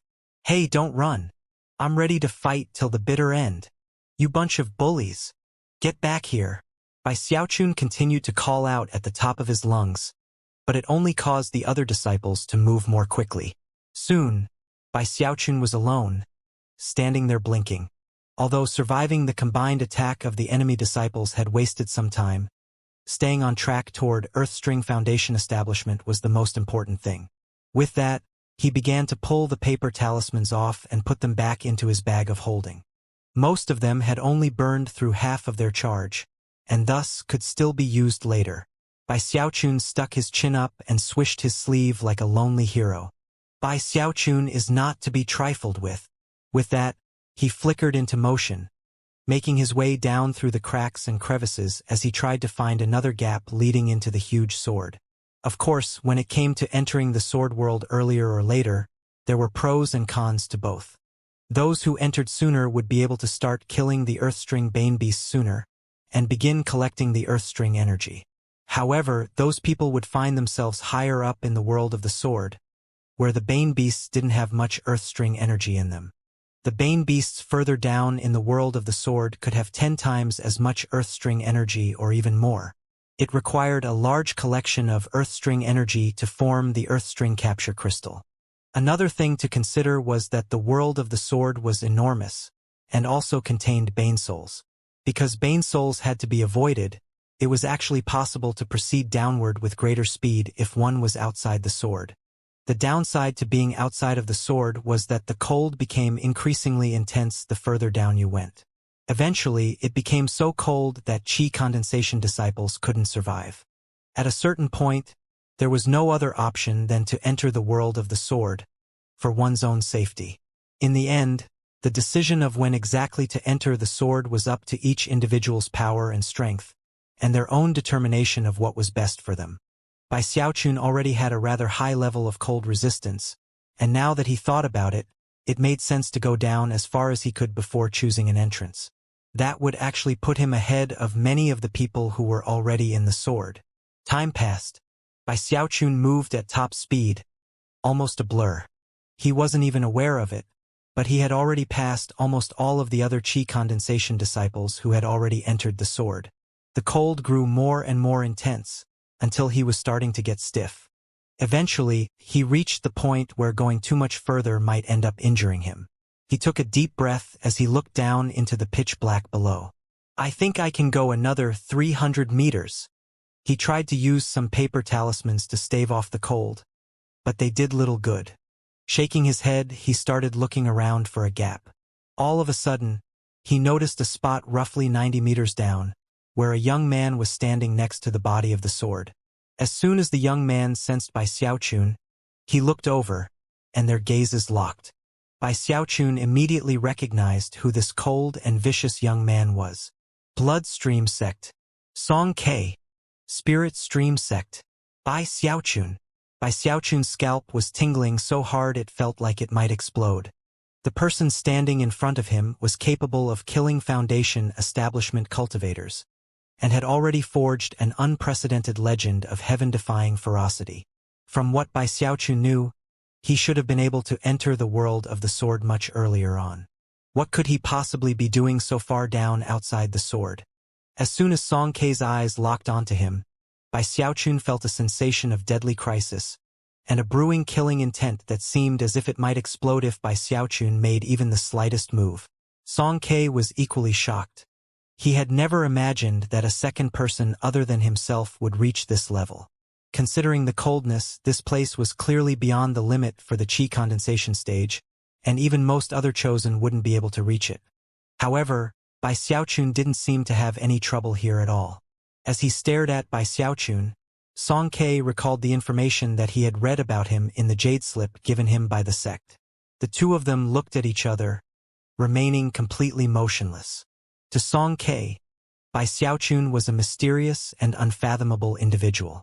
Although he didn't seem to possess any killing intent, Song Kei's intuition told him that if he tried to attack, one of the two of them would most likely die. Furthermore, he wasn't completely confident that he would be the one to make it out alive. After a long moment, Song Kei took the initiative to speak. 60 meters below this point is an entrance. Bai Xiaochun's eyes flickered, and despite the pounding of his heart, he slowly resumed his downward movement. Of course, he had no way of knowing it, but that caused Song Kei's heart to beat faster and faster. As he prepared himself to counterattack the moment Bai Xiaochun made a move, when the two of them were only a few meters apart, Song Kei suddenly shifted to the side as if to cover an area of the sword behind him, his eyes shining with a threatening light. Sneaky little punk, Bai Xiaochun murmured to himself. He's definitely up to no good. He continued downward until he reached the 60-meter mark that Song Ke had referred to. Sure enough, there was an opening there. After a bit of inspection, Bai Xiaochun relaxed a bit and then stepped inside. After he disappeared, Song Ke breathed a sigh of relief. Considering what the sex introduction had explained about Bai Xiaochun, Song Ke knew that he wasn't someone to be taken lightly. Finally, a vicious gleam appeared in Song Ke's eyes. After reaching the 6th level of qi condensation, he had never needed to act so cautiously around anyone. He'd even gone to the length of telling Bai Xiaochun about the location of the entrance down below. This Bai Xiaochun might be extraordinary, but once my plan is carried out, I'll kill him as easily as stepping on an ant. Eyes burning with killing intent and fervor, he turned to study the surface of the sword. The report from Senior Limitless was accurate. Here's the energy node. Bai Xiaochun felt like he was passing through a sheet of water. Moments later, he was inside the world of the sword. Everything around him was black and white. The sky was white and the land was black. Everything looked like an ink wash painting. Mountains rose and fell, black river water swirled along, and up above he could see countless stars whose twinkling seemed like the blinking of eyes. Most shocking of all was how the entire world was tilted. Bai Xiaochun almost felt like he was standing on the side of a hill. It was a strange sensation that would take some time to get used to. Just what kind of sword is this? It has a whole world inside of it? It's a lot smaller than the real world outside, but it's still completely shocking. As he looked around, he realized that he was completely alone. Based on his calculations, he wasn't in the deepest parts of the sword world, but he was definitely much further in than most of the other disciples. After a bit of thought, he proceeded downward, leaving the entrance behind. After enough time passed for half an incense stick to burn, he reached the crest of a small mountain, whereupon his expression flickered. His right hand shot out, shining with silver light as he snapped his 2 fingers in the air off to the side. Ripples spread out as a black snake appeared next to him, only as wide as a finger. Before it could do anything, it flew into his hand, and he grabbed it behind the jaw. The snake let out a piercing cry that instantly broke the silence, simultaneously wrapping around Bai Xiaochun's forearm and squeezing down tightly. Bai Xiaochun was shocked by the snake's strength. Were it not for the fact that his fleshly body could already make contact with the first shackle, the snake would most likely have been able to break free. He pressed down with both fingers, and a cracking sound rang out as the snake's head was crushed. The snake went limp, and then simply dissolved into a strand of gray energy roughly as wide as a stick of incense, which instantly began to float away. So that's earth string energy, huh? He quickly pulled out his Dao bottle to collect it. After shaking the bottle a bit, he watched the earth string energy materialize into a gray drop of liquid. I'd need something like 1,000 of these drops to fill the bottle. Taken aback, he looked back in the direction he'd come from. If he needed to kill 1,000 bane beasts in this area to fill the bottle, who knew how many it would be necessary to kill further back? I need to go more quickly. I have to form that earth string capture crystal as soon as possible. With that, he hurried onward at top speed, searching for bane beasts the entire way. 3 days later, he had about 30 drops worth of gray fluid in his Dao bottle. During those 3 days, he'd killed dozens of bane beasts just to get that small amount. He felt like he was moving at a snail's pace. At this speed, it's going to take more than 2 months to get that earth string capture crystal. He stood there with gritted teeth as he realized that the best thing to do was go even deeper. With that, he proceeded onward at top speed. After about 2 hours, he suddenly stopped in place as he caught sight of 2 corpses up ahead. These were the first people Bai Xiaochun had seen inside the world of the sword. Clearly, they had proceeded at top speed to get here so quickly, or perhaps had some other means of reaching this point. One of them wore the clothing of the Spirit Stream sect, and was an inner sect disciple from the South Bank. The other wore the uniform of the Pill Stream sect. Apparently, the 2 of them had fought each other to the death here. The Pill Stream sect disciple had a Dao bottle in his hand. Even from a distance, Bai Xiaochun recognized the South Bank disciple. It was Zhou Yudao from the inner sect on Violet Cauldron Peak. He was one of the group of 5 who had entered the last of the 3 entrances. He had been very enthusiastic about addressing Bai Xiaochun as sect Uncle Bai, and on the underground journey outside the sword, had fought well against the disciples from the other sections. Bai Xiaochun would never have thought that he would end up dead. A strange, indescribable feeling rose up in Bai Xiaochun's heart. Only a few days ago he had been laughing and joking with Zhou Yudao. The next time he saw him, they were eternally separated by death. It almost felt as if this entire world were permeated by ruination and mortality, creating a crushing pressure that instantly reminded Bai Xiaochun of the danger around him. The slightest misstep could leave him dead. It was even possible that people might use his corpse to set traps for other disciples as well. Fury began to burn in Bai Xiaochun's eyes, and his fists clenched into balls. Other than Feng Yan from years ago, this was the first fellow disciple Bai Xiaochun personally knew who had died, and it caused sorrow to grip his heart. He couldn't forget how Zhou Yudao had talked about his dream of becoming a patriarch of the Spirit Stream sect. Immortal cultivation is supposed to be about living a better life. It's about achieving your dreams. Why? Does there have to be all this fighting and killing? Is it worth it?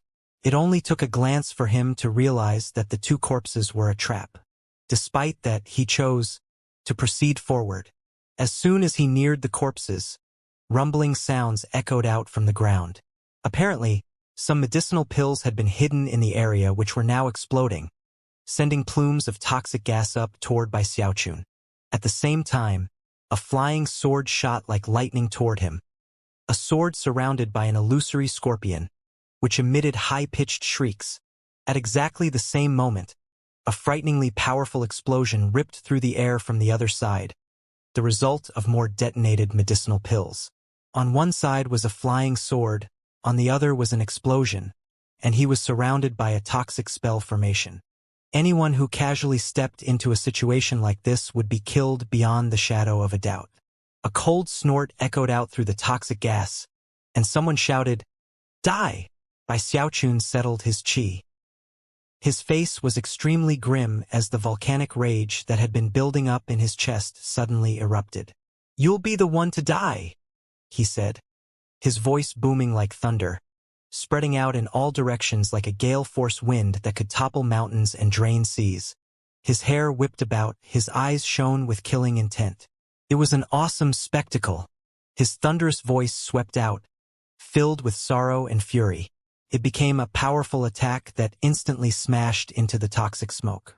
In the blink of an eye, the smoke was blasted away, revealing the flying sword and the explosion, as well as the two shocked disciples who had unleashed them, a young man and a young woman from the Pill Stream sect.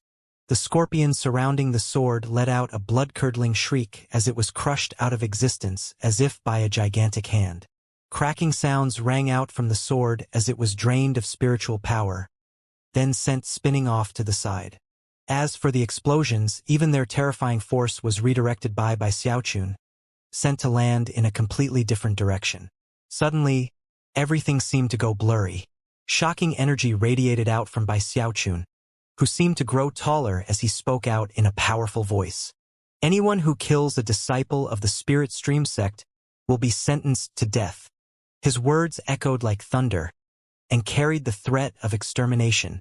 They added additional force to the blast in the area, which was no longer like a strong wind. It contained Bai Xiaochun's killing intent, and more than that, the power of the life essence spirit of his water swamp kingdom. That was power that could easily shatter mountains and dry up seas. Suddenly, water vapor became visible in the area. The water swamp kingdom was coming. The two Pill Stream sect disciples' hair flew about wildly, and their robes whipped about. Their faces were ashen, and even their skins seemed to be pressed down from the force. They were terrified to the extreme as the wild wind battered them, turning them into rowboats in a hurricane as the mountain-toppling, sea-draining force inundated them, sending them stagger back, blood spraying out of their mouths. The female disciple was trembling violently, blood oozing out her eyes, ears, and nose. As she lurched away from Bai Xiaochun, it quickly became apparent that she couldn't endure the force that was pushing against her.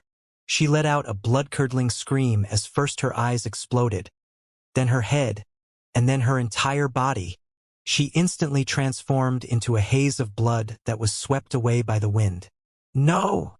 screamed the male disciple. Blood began to pour out of his mouth, and he was shaking violently. His world began to turn black, and he let out an agonized shriek. Never in his darkest nightmares could he have imagined that he would provoke someone as indescribably heaven-defying as this. The energy and pressure felt like something from an elder in his sect. It was something that a Qi condensation disciple should never have to endure, something that not even the most powerful chosen he knew, Fong Lin, could stand up to. It was wrong. The information the sect gave us was totally wrong. "Don't kill me. The blood-soaked male disciple was breaking down mentally and began to plead and weep. He didn't want to die and could hardly bear the terror he felt. However, before he could finish speaking, Bai Xiaochun stepped forward and grabbed him by the throat. "My sect nephew Zhou didn't want to die," he growled. "And you know what?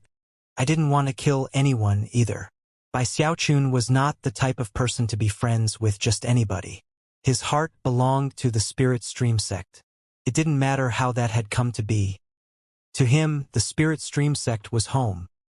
He tightened his grip, and a cracking sound could be heard as the Pill Stream sect disciple's neck was crushed. His eyes bulged, and his legs twitched a few times. Then he was dead. Things gradually went quiet. Bai Xiaochun released his grip and then walked back to Zhou Yudao's corpse. He sighed. "Zhou Yudao," he said softly. "Allow me to bring you back to the sect."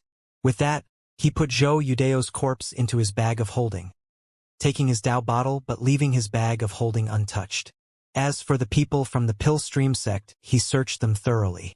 Before leaving, he put the contents of the 4 Dao bottles he had collected into his own. Altogether, they hadn't even collected half as much as he had on his own. At long last, he had a chance to see what the Pill Stream sect disciples' jade slip said about him. Bai Xiaochun from the Spirit Stream sect, a genius in the Tao of medicine, suspected to be the so-called little turtle of the sect. Unknown techniques, unclear battle prowess. Sometimes weak, sometimes strong, has a large collection of magical objects. Took first place in the sect's chosen battles, likely due to negligence on the part of Ghostfang. If you encounter him, worry about his Tao of medicine, not his battle prowess. Attack him 2-1. Bai Xiaochun wasn't sure where the Pill Stream sect got their information, but now he was even more curious about what the information from the Profound Stream sect and the Bloodstream sect said. With that, he left. For hours later, an expressionless young man approached the scene. It was none other than Fong Lin from the Pill Stream sect. Eyes glittering, he looked around the area to determine what had occurred. Before long, he was standing in the spot where Bai Xiaochun had let out that powerful roar. He closed his eyes as if he were seeking enlightenment. Soon, his expression flickered, and his eyes snapped open. So strong. Who did this? Song Ke? Ghost Fong? 9 Isles? Fong Lin took a deep breath as the desire to fight rose up in his heart. Looking around, he identified the path Bai Xiaochun had taken when he left, and then picked a different direction, unwilling to make contact at the moment. For hours later, another person appeared. He was a tall, burly man surrounded by flame lightning. After looking around, his eyes began to shine, and he started panting. It wasn't Song Ke, nor was it 9 Isles. Could it have been Ghost Fong? Damn it. I don't want to provoke any one of those 3. This man was none other than Lei Shan. After looking around, he hesitated, unable to determine exactly which direction the terrifying figure responsible for the scene had taken. Gritting his teeth, he randomly picked a direction, which just so happened to be the same direction Bai Xiaochun had taken. Time sped by. Over the following 3 days, quite a few people passed by the area. Some picked up on the clues, others didn't. On evening of the 3rd day, Song Ke approached. Although the traces of the battle were mostly gone by that time, he could sense that there was something odd about the area. Squatting down, he put his right hand onto the surface of the ground. A moment later, his eyes shone brightly. Such energy! This was neither 9 Isles nor Fong Lin. Not Ghost Fong either. In that case, it must have been By Xiaochun. Narrowing his eyes, he turned and sped off into the distance. Around that same time, Bai Xiaochun was also speeding along through the world of the sword. Whenever he encountered an earthstring bane beast, he would kill it and collect its earthstring energy. More gray liquid was building up in his Dao bottle, but he was still quite a ways away from being able to form the earthstring capture crystal. In the current area, the bane beasts provided a lot more earthstring energy than those from further back, but unfortunately, they were harder to find. Much of his time was wasted traveling to and fro. Apparently, the earthstring bane beasts were partly illusory and partly corporeal, making it possible for them to merge into the air itself.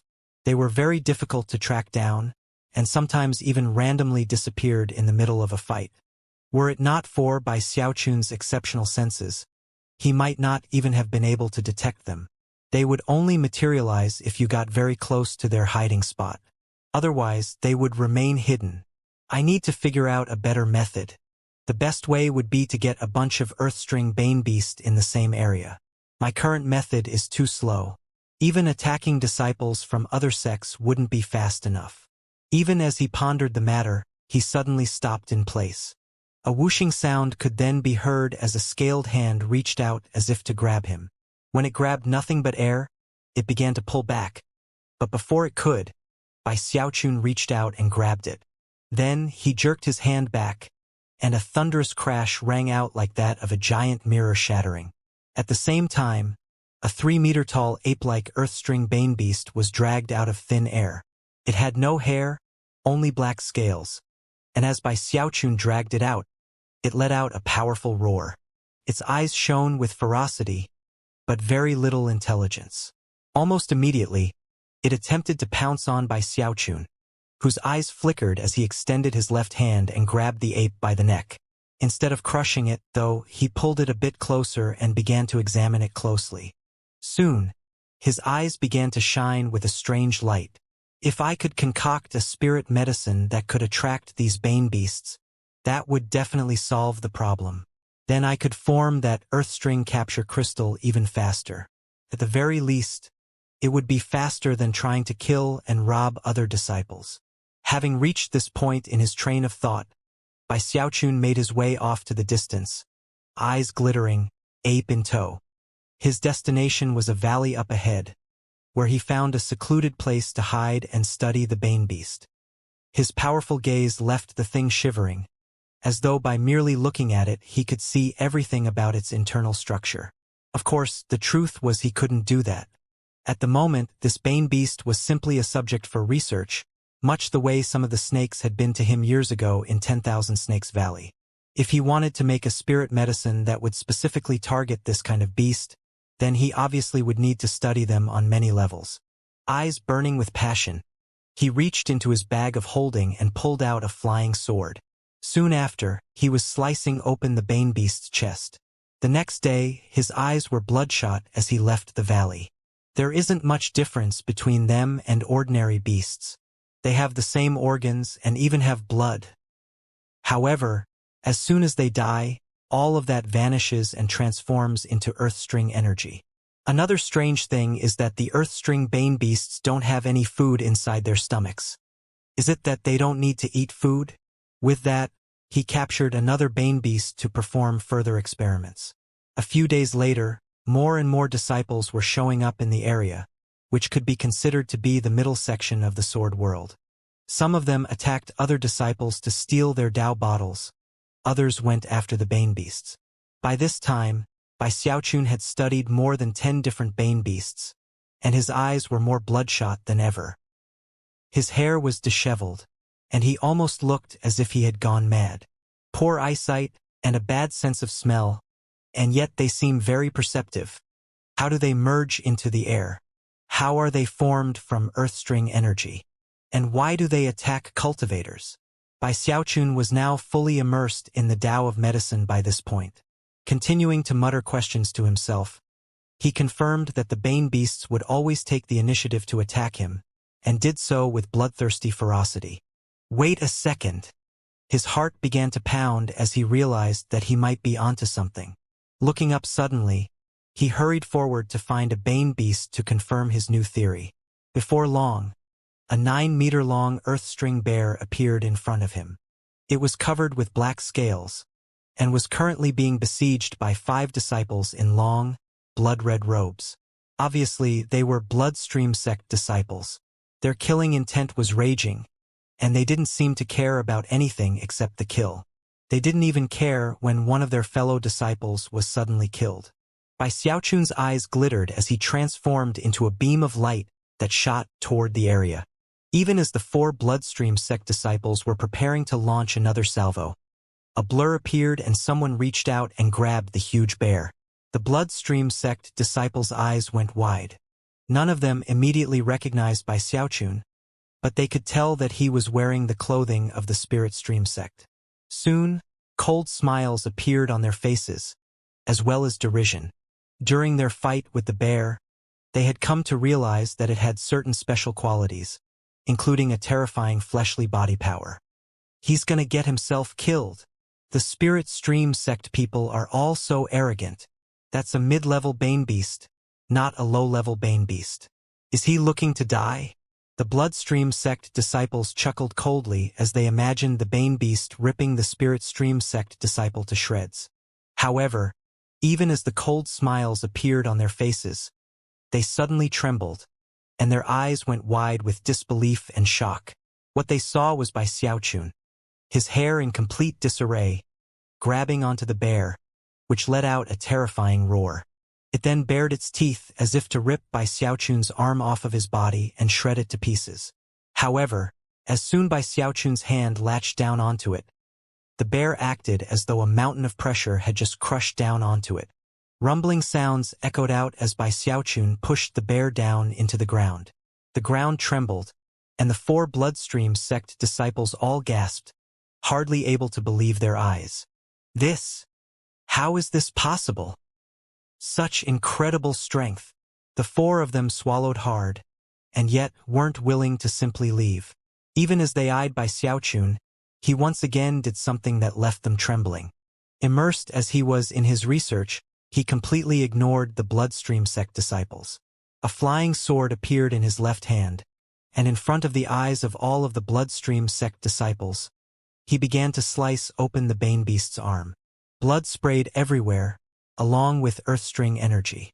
The Bane Beast howled, and Bai Xiaochun, apparently annoyed by the sound, slit its throat. The Bloodstream sect disciples' eyes went wide, and they began to tremble and back up, eyes radiating reverence toward Bai Xiaochun. Bai Xiaochun didn't notice. After enough time passed for half an incense stick to burn, he managed to completely dissect the Bane Beast. Although the pieces were already starting to fade away, the mere sight of the sliced-up bear left the Bloodstream sect disciples feeling as though their heads were about to explode. Did he have a grudge with that particular Bane Beast? Or does he always do that to them? Heavens! That's the most terrifying thing I've ever seen. Even in the Bloodstream sect, it must be some twisted hobby of his. One of the disciples pulled out a jade slip, checked it, and then said, That's Bai Xiaochun." The other 3 disciples gasped at the mention of the name. Without even the slightest hesitation, they began to back up, doing everything possible to get as far away as they could. Some time later, Bai Xiaochun's eyes were shining with excitement.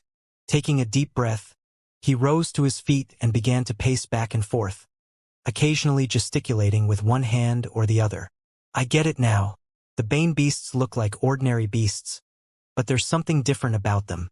Spiritual energy is as useful to them as Earthstring energy is to cultivators trying to reach Foundation establishment. That's why any disciples who get eaten by them instantly disappear into nothing. They get totally absorbed. Ha ha ha! I can definitely concoct the pill I need.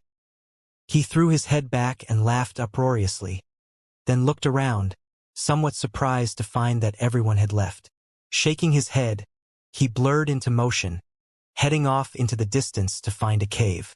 Once he found a suitable location, he produced some earthflame crystals and began to concoct. He had the pill formula in mind, which he followed based on his understanding of the Bane Beasts. In addition to the medicinal plants, he added in some of his own blood. Worried that that might not be enough, He called upon the principles of mutual augmentation and suppression to adjust things perfectly. He spent 4 hours concocting, after which the pill furnace began to rumble. When the sound died down, a medicinal pill appeared. Bai Xiaochun grabbed it and set off to look for bane beasts. After finding one, he threw out the medicinal pill, but was disappointed to find that it didn't have any effect whatsoever. This can't be right. What went wrong? The next few days, he spent more time researching the bane beasts. By that time, it had been 20 days since the opening of the Fallen Sword Abyss. Most of the disciples of the 4 sects had reached the depths of the world, and were in different areas fighting and killing bane beasts. The Bloodstream sect was truly strong and incredibly vicious. The Profound Stream sect and the Spirit Stream sect were about evenly matched, with the Pill Stream sect being the weakest of them all. There were even fights that broke out between some of the top chosen from the various sects. The most noteworthy fight was when Ghostfang fought 9 Isles from the Profound Stream sect. It lasted an entire day and shook everything in the area. In the end, 9 Isles was seriously injured and fled. Having come out victorious, Ghostfang came to be known as the one person who was qualified to fight Song Quebec Gongsun Wanner, and Zhao Rou fought a few times, and although there were always clear winners and losers, neither managed to kill the other. Shangguan Tianyu put on quite a show. In the middle of killing a bane beast, he saw Fong Lin, the number 1 chosen from the Pill Stream sect, and the 2 of them fought a fierce battle. In the end, it was hard to say who came out on top. Song Ke from the Bloodstream sect was like a shadowy specter. He never attacked anyone, and few people even saw him. As for the other person listed in the information about the Bloodstream sect, Su Shaoshan, he also began to make a name for himself. People bristled with anger at the sheer amount of magical items he had at his disposal. When he unleashed them in battle, any opponent he fought was left shocked. One disciple who quickly came to be known as a dark horse in the competition was Beihan Lai from the Spirit Stream sect. Not much information about him had been made available to the other 3 sects, and therefore people took him to be an ordinary chosen. Who could ever have imagined that when he encountered Lei Shan from the Profound Stream sect, a massive battle would ensue? In the end, Beihan Lai seemed to be on the same level as Lei Shan, which was shocking considering that other than 9 Isles, he was considered to be the top chosen of his generation in the Profound Stream sect. Very few people could hold their own in a fight against him. Before, he was simply a chosen from the Spirit Stream sect. For him to be able to do such a thing left many people shocked.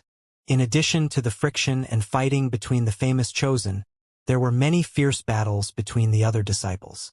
People died on a daily basis, and some unlucky people were eaten by the bane beasts. As for the disciples who survived all of the fighting, their collections of earthstring energy grew. Soon, it was getting harder and harder to find the bane beasts, which meant that the fighting between disciples started to grow fiercer. People ganged up on others. People set traps. Some people simply overwhelmed others with direct force. All sorts of tactics were unleashed until the Fallen Sword Abyss began to devolve into chaos. Eyes were bloodshot as people fought back and forth in the struggles for earthstring energy. Nobody wanted to be the last person to collect the energy they needed, and everyone wanted to be first. Bai Xiaochun was aware of the murderous atmosphere around him. However, he didn't go out much. He spent most of his time doing research or concocting medicine. Even still, he ran into the corpses of 17 Spirit Stream sect disciples. Whenever he did, he would carefully store the corpses in his bag of holding to take them back to the sect. When he went out looking for bane beasts, he went about his work as quickly as possible. He would strike like lightning, grab the bane beast, and then take it away to study. Afterward, he would go back to concocting. Before he even realized it, his Dao bottle of gray liquid was about a third full. However, he didn't pay much attention to that. He focused mostly on concocting. By this point, he had failed dozens of times. On a few occasions, he failed 5 or 6 times in one day. However, he didn't give up. As he grew more familiar with the anatomy of the bane beasts, he slowly slipped into a frenzy. At one point, he even personally went to observe how a bane beast would go about killing a cultivator. At that point, he realized that the attacks weren't physical but rather an absorption of life force. Suddenly, all of his experiences and research up to that point coalesced into an epiphany. He quickly selected a remote mountain cave and set about concocting, his eyes completely bloodshot. This session lasted for 5 days, during which time he didn't set a single foot outside. He failed dozens of times. However, on evening of the 5th day, as the sky grew dark and fighting filled the lands around him, intense rumbling sounds began to emanate from his pill furnace, spreading out to fill half of the entire fallen sword world. Boom! It was like heaven-rending, earth-crushing thunder that spread out in all directions. Shockingly, black clouds appeared above the cave, which pulsed with strands of white energy. All of the disciples of the four sects who were in that part of the fallen sword world looked in the direction whereby Xiaochun was concocting medicine. Everyone was completely shocked. Ghost Fong had been in the middle of speeding along on a task when he suddenly heard the rumbling sound, and his eyes glittered. In another location, Song Ke was in front of a nondescript stone wall, studying it carefully. When he heard the sound, his eyes widened. What's that sound? Su Shaoshan from the Bloodstream sect felt his heart began to pound. Is a precious treasure appearing in the world? Eyes widening, he picked up speed, heading in the direction of the sound. Lei Shan from the Profound Stream sect was relatively close to the source of the sounds, and was just as intrigued as Su Shaoshan. Eyes shining with excitement and curiosity, he sped off toward the sound. The bizarre, thunderous rumbling didn't just attract the attention of the cultivators. It also attracted Bane beasts, and also, in some mysterious location within the Fallen Sword world, it caught the attention of Bane souls. In the half of the Fallen Sword world that was affected, countless areas began to distort and twist. It seemed as though countless slumbering Bane beasts within the air itself were suddenly being awoken by the crashing of thunder. Somehow, they could sense by Xiaochun's spirit medicine, and trembled, slowly opening their eyes. Although there were disciples from the four sects in some of the areas where the Bane beasts began to wake up, most of the areas were devoid of cultivators. As soon as the Bane beasts opened their vicious eyes, they looked in by Xiaochun's direction, radiating greed and madness. Moments later, countless howls ripped through the air. Ripples spread out through the fallen sword world like waves on water, stirring the Bane beasts, which began to rush at top speed through the air. However, what was more shocking than the Bane beasts was what happened in certain locations where the Bane beasts didn't dare to enter. There, numerous shadowy figures began to appear out of thin air. There were men and women, old and young. The youngest of them all was a little girl in a white dress. Clutched in her arms was a skinless, blood-colored bear. They floated there with blank looks in their eyes, accompanied by various strange beasts that were not native to the lands of Heavenspan. They were Bane souls. All of the living things which had been killed by this enormous sword during its existence beyond the heavens were affected by earth strings and transformed into these lifeless souls. They were bizarre and enigmatic to the extreme, and apparently were not people of the lands of Heavenspan. They had come from the legendary region beyond the heavens, the location of that which was eternal. Now they were scattered about through the various remote regions of the fallen sword world, in places where the Bane beasts didn't dare to even approach. As of this moment, numerous such figures were stepping out of thin air to appear in the open. Some of them wore ancient robes, some wore battle armor, and some had skin made of scales instead of flesh. They looked strange. Most of them badly mutilated, as if from combat wounds. Some had missing arms, some were partially decapitated, some had gaping wounds in their torsos. As they appeared, black mist pulsed out from them in all directions. All of the Bane souls had blank expressions. They had no consciousness, nor any memories. Anywhere they passed, the Bane beasts would be left trembling, and would simply cower as they went by. Any Bane beast which was unlucky enough to actually be touched by one of the Bane souls would instantly be destroyed and vanish into nothing. The Bane souls that had the shape of beasts were particularly bizarre, as if they had been pieced together from parts of different creatures. The Bane souls began to float through the air, picking up speed until they were moving unbelievably quickly. Nothing could block their path as they headed straight toward Bai Xiaochun. Vast numbers of them were converging upon him from all directions. As they passed along, some of the disciples from the four sects realized that something strange was happening. They saw the air rippling as countless bane beasts appeared, and at first, many of the ecstatic disciples rushed forward to try to kill them. But soon, their scalps began to tingle as they realized that there were far too many hordes of them, like a tide of bane beasts. What's going on? Heavens! The bane beasts are usually so hard to find. Why are there so many of them all of a sudden? Something must have happened. Damn it! That's not a bane beast. That's a bane soul. Cries of astonishment began to ring out all over the fallen sword world. As soon as the disciples realized that there were bane souls flying among the bane beasts, they began to flee. The bane souls were terrifying, and the elders of the four great sects had repeatedly warned all of their disciples about their existence within the fallen sword abyss. Under no circumstances were the bane souls to be provoked.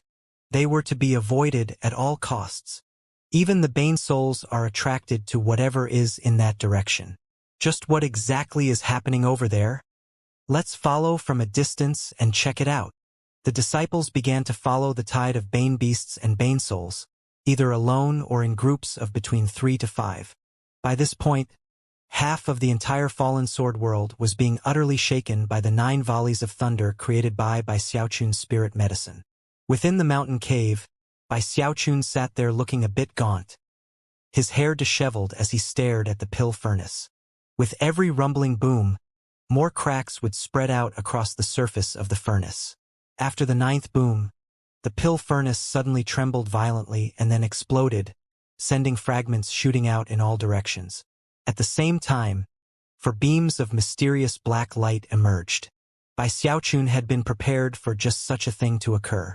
He instantly unleashed the violet chi cauldron control art, creating an invisible field of control in the area that enabled him to quickly secure the 4 spirit medicines which had been trying to escape. "Think you can get away?" he said with a proud harumph. Looking down at the 4 medicinal pills with shining eyes, he hurried toward the mouth of cave to see if they would work on the bane beasts. However, the instant he emerged, his expression flickered, and he took a step back, just avoiding a black scorpion tail which slashed through the air in the spot where he had just been standing.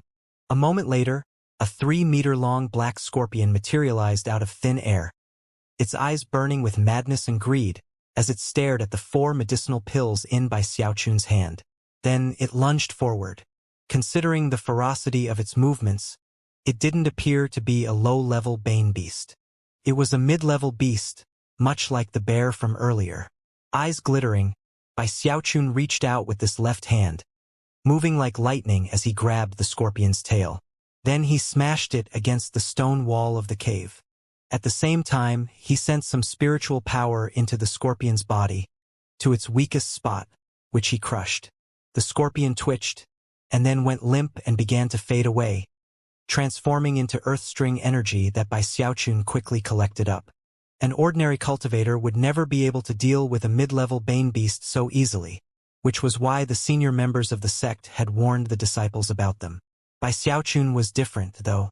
After studying nearly 100 bane beasts, he was very familiar with their weaknesses and could kill them easily. The pills just came out of the furnace and they're already attracting the attention of bane beasts. Ha ha ha! Xiaochun's medicinal pills are a success.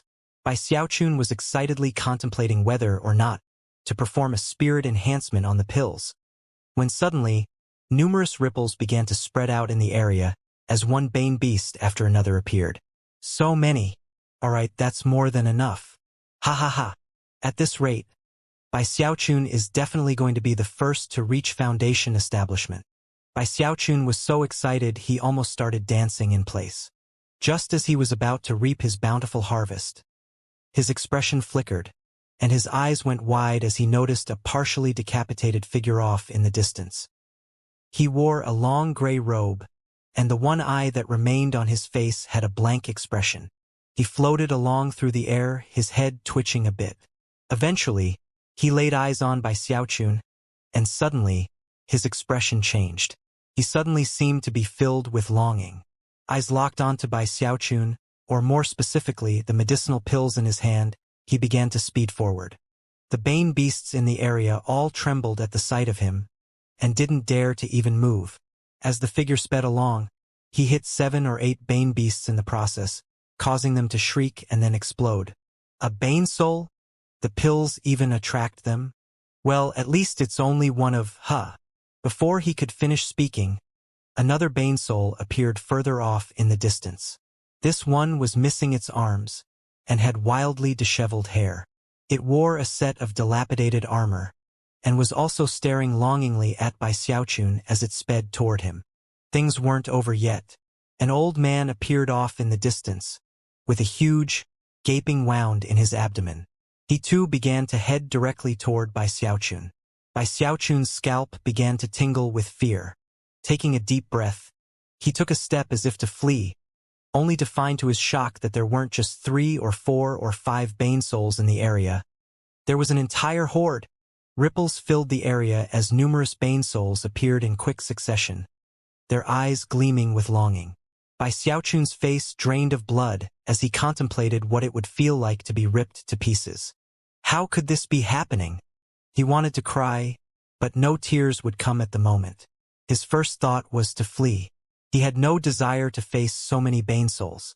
Even members of the senior generation of the Forsex would likely perish at the hands of these Bane souls, much less the Qi condensation disciples. However, in the moment that Bai Xiaochun made to flee, the Bane souls all looked at him and screamed. The power within their voices caused the Bane beasts to tremble even harder. A tremor ran through Bai Xiaochun, and he teetered on the verge of unconsciousness as he staggered backward. It felt like he had just been hit with a hammer. Blood sprayed out of his mouth, and he began to tremble in fear. Screaming, he bit his tongue, using the pain to stay awake as he took to flight. Cold sweat broke out all over him as wings appeared behind the black walk on his back. With that, he unleashed all the speed he could muster, transforming into a series of afterimages that shot off into the distance. However, the flying Bane souls also increased their speed. In the blink of an eye, the dozens of nearby Bane souls all took to flight in pursuit of Bai Xiaochun. One of the fastest Bane souls was the partially decapitated one that had appeared first.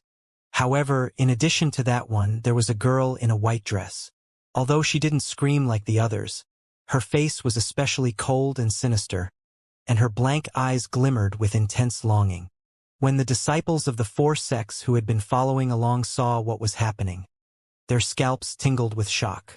That was especially true of the Spirit Stream sect disciples. Some of them anxiously tried to get the Bane souls to stop chasing Bai Xiaochun, but the Bane souls were completely and utterly focused, and ignored everything else but him. "Help! They're trying to kill me!" Bai Xiaochun fled for his life, screaming at the top of his lungs. Tears leaked out of the corners of his eyes.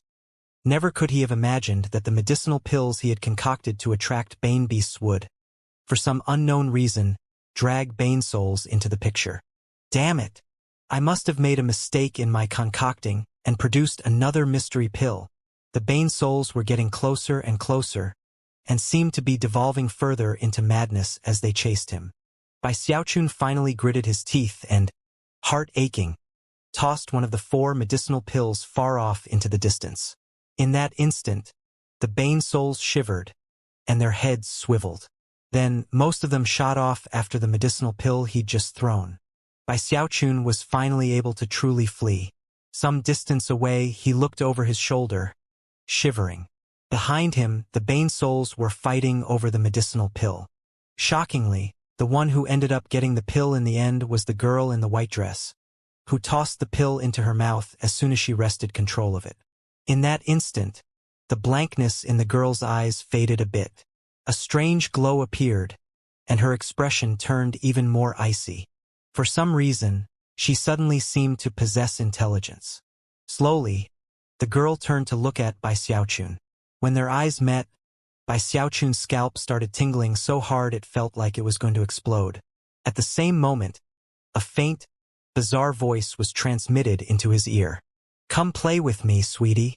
All the hair on Bai Xiaochun's body stood on end. Turning around, he fled as fast as he could. That's not a Bane soul, that's an evil ghost. Heart pounding with fear, Bai Xiaochun fled at top speed. Moments ago, when his gaze met the young girl's, he had instantly been filled with a sensation of deadly crisis. The feeling had been so intense that it felt like every inch of his flesh and every drop of his blood was screaming in terror. He was filled with the premonition that if he ran any slower, he would die.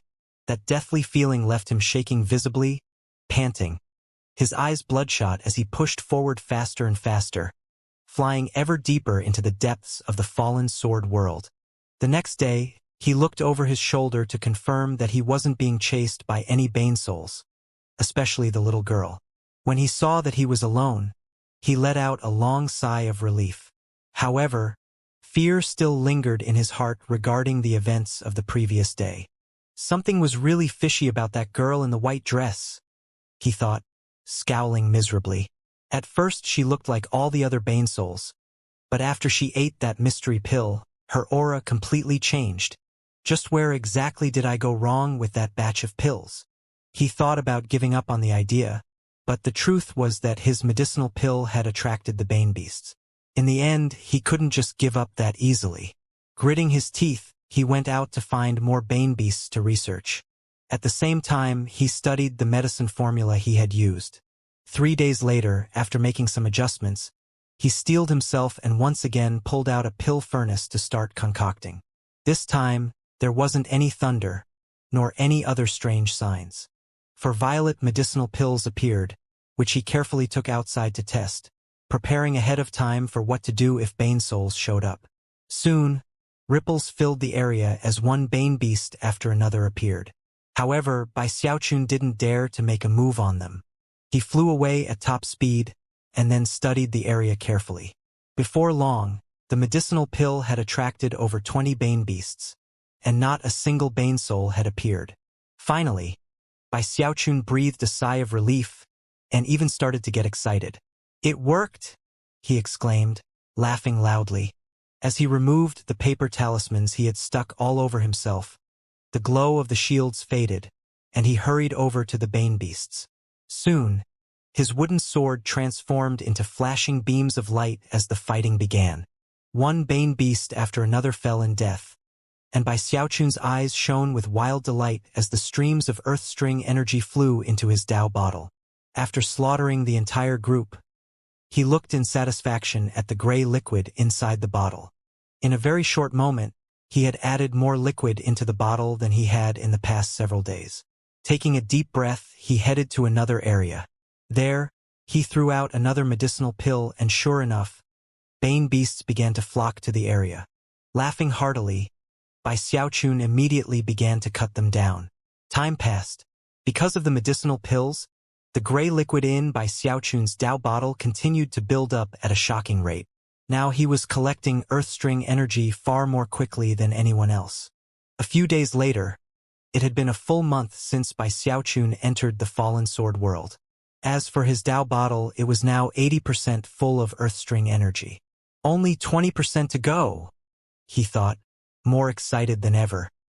He wasn't sure how others were faring in their collection efforts, but he doubted many of them had surpassed him. However, being the perfectionist that he was, he decided that the best thing would be to fill 10% in a single shot. "I need more Bane beasts."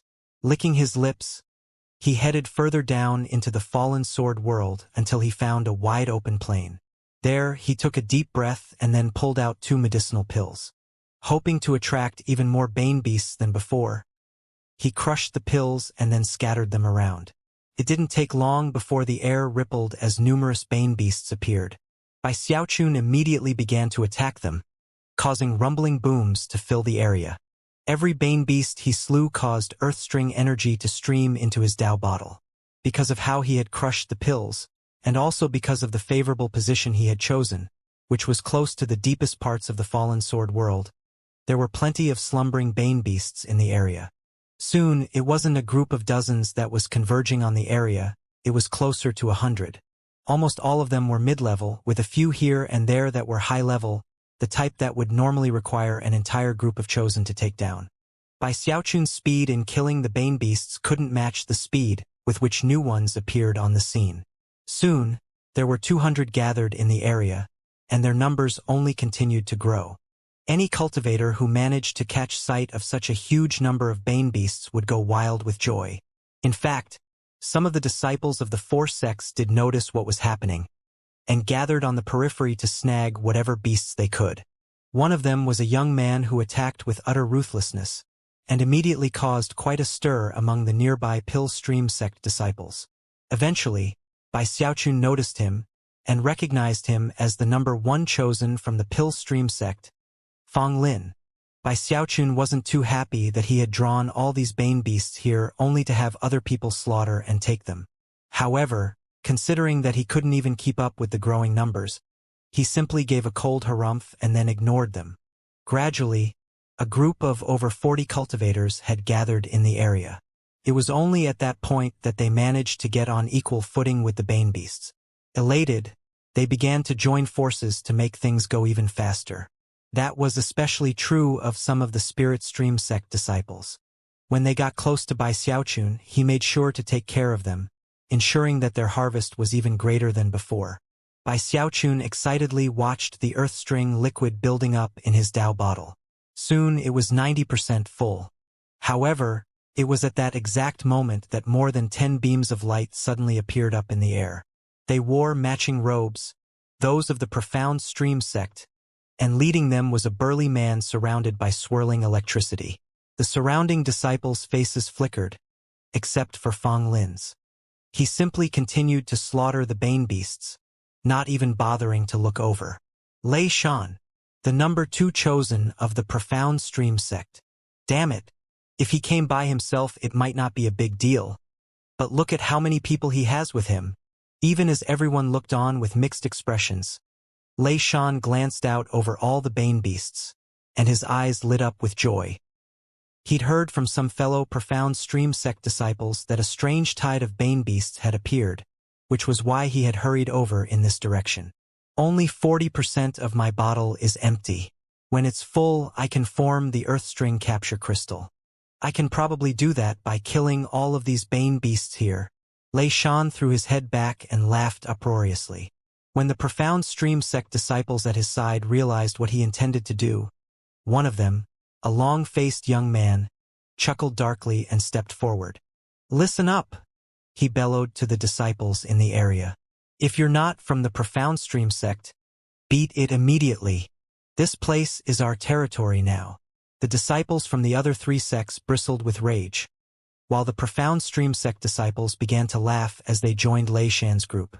By that point, they were roughly 30 strong. Under Lei Shan's leadership, the group of 30 prepared drive everyone away and fight with deadly force against any who resisted. Chaos quickly ensued.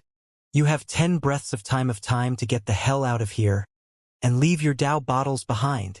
If you don't want to go, then be prepared to lose your life.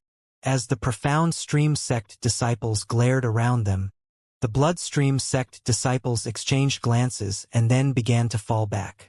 Most of the Bloodstream sect were on their own, like lone wolves, and didn't want to provoke Lei Shan.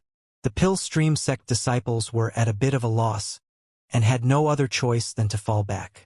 Lei Shan hesitated for a moment when he realized that Fang Lin was in the crowd.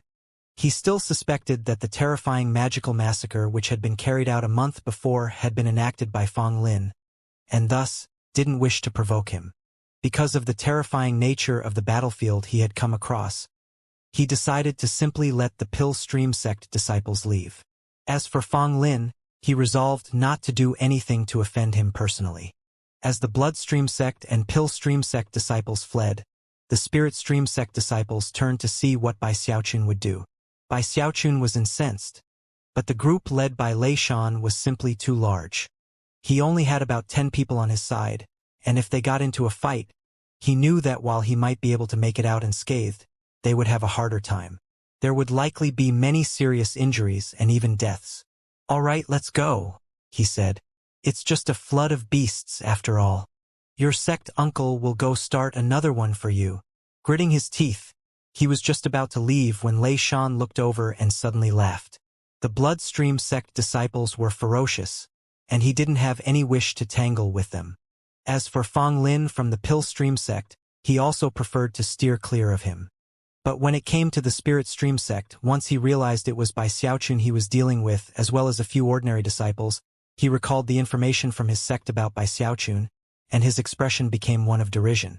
"You people from the Spirit Stream sect can leave," he said, his eyes flickering with killing intent.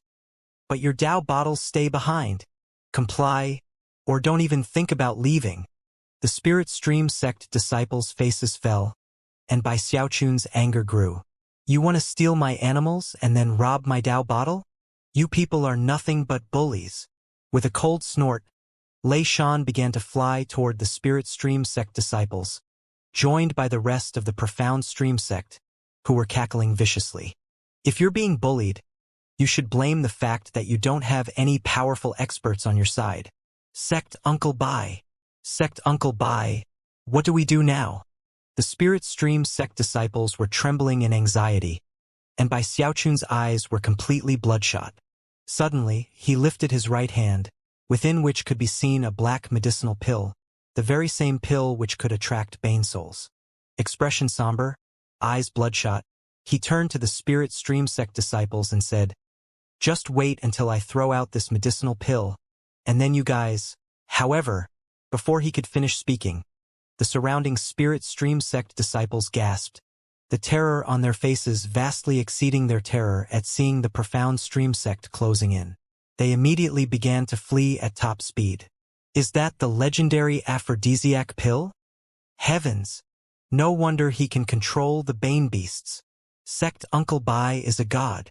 The only thing that determines whether that pill works on the Bane beasts is whether Sect Uncle Bai wants it to or not. Let's get out of here. If we're too slow, we're dead." The Spirit Stream sect fled in abject terror. The Profound Stream sect wanted to block their path, but no threat could cause them to tremble like Bai Xiaochun's medicinal pills could. Bai Xiaochun's jaw dropped at the sight of his fellow disciples fleeing in such a fashion. Worried that he had pulled out the wrong pill, he looked down to confirm which pill he was holding. Clearing his throat, he then gave a mighty shout as he launched the pill into the air. It shot up and then exploded, becoming swirling black mist that spread out in all directions. Lei Shan frowned, and the Profound Stream sect disciples scattered, worried that the mist might be toxic. As for the Bane beasts in the area, as soon as they caught a whiff of the destroyed medicinal pill, their eyes lit up with madness, and they began to howl.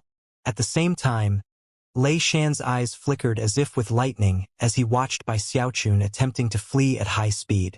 Snorting coldly, he said, "Think you can leave just like that? Leave your Dao bottle behind." With that, he flicked his sleeve, causing thunder to boom, shoving the black mist away from him. Then he shot after Bai Xiaochun, moving with incredible speed. Lightning danced around him, and flames burned beneath his feet. As he closed in, he waved his right finger through the air.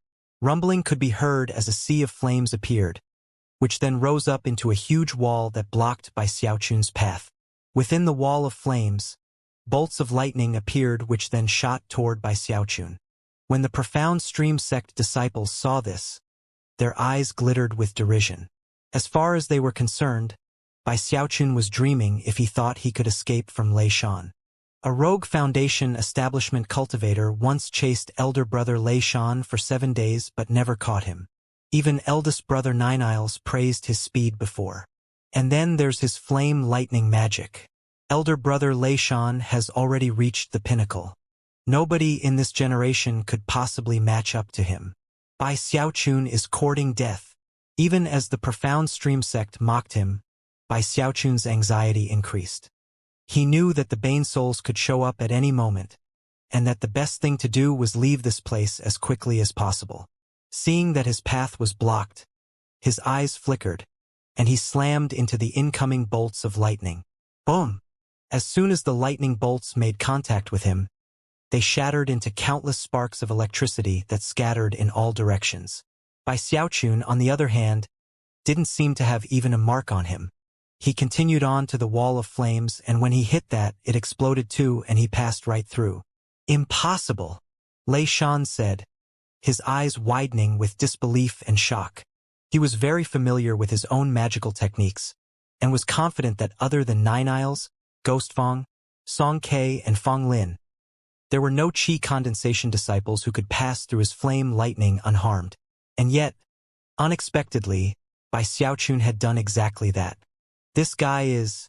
Before he could finish speaking, an indescribable sensation of deadly crisis washed over him. Looking over his shoulder, he saw the air rippling off in the distance as numerous Bane souls appeared, rushing in his direction with expressions of longing. "Bane souls!" he gasped. Just as he was preparing to flee, his heart was struck with deathly terror. There are so many! Heavens! There weren't just 3 or 4 Bane souls approaching. The air rippled with constant fluctuations as dozens of them closed in, with even more behind them. From the look of it, there might be 100 in total. Among the Bane souls was a sinister young girl in a white dress, holding a bear. Her eyes swirled with underworldly light, and although her face was expressionless, Lei Shan and the dozens of profound stream sect disciples with him could hear chuckling in their ears. It was a bizarre, sinister laughter that instantly set their hearts pounding. Further off among the crowd of Bane beasts, Fong Lin's eyes went wide, and he began to flee, panting. Bai Xiaochun was further off, running for his life. He could also hear the chuckling, and it left his scalp numb with fear. Wings appeared behind the black walk on his back, and he blasted off at top speed. "Humph! You think you can just steal my Bane beasts? Those are Lord Bai's Bane beasts. Nobody can just take them away." With a cold snort, he pushed forward even faster. Lei Shan swallowed hard, and his face was totally ashen. Having no time to pay any heed to his fellow disciples in the horde of beasts, he fled. About this time, the girl in the white dress shot out ahead of the horde of Bane souls to be the first to arrive in the area where the medicinal pill had exploded. There, she took a deep breath, causing the surrounding black mist to be sucked in through her eyes, ears, nose, and mouth. At the same time, the surrounding Bane beasts began to tremble and then explode, transforming into ash. As for the few dozen profound stream sect disciples, their bodies were completely beyond their own control.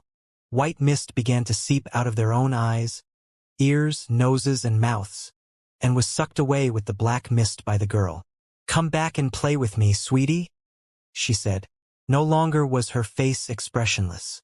Her lips twitched into something like a smile, a terrifying smile that would cause any cultivator who saw it to tremble. Her voice reverberated through the air, matchlessly sinister, echoing out in all directions. The disciples of the profound stream sect felt as if their souls were being ripped out of their bodies. Their flesh and blood withered, and they became like stiff corpses which hopped over to the girl's side, where they began to lurch and dance as if they were playing with her. Their withered bodies and stiff limbs provided a bizarre scene, and from a distance, Lei Shan and Fong Lin looked on with ashen faces. Hearts trembling, they began to flee in terror. What kind of Bane soul is that?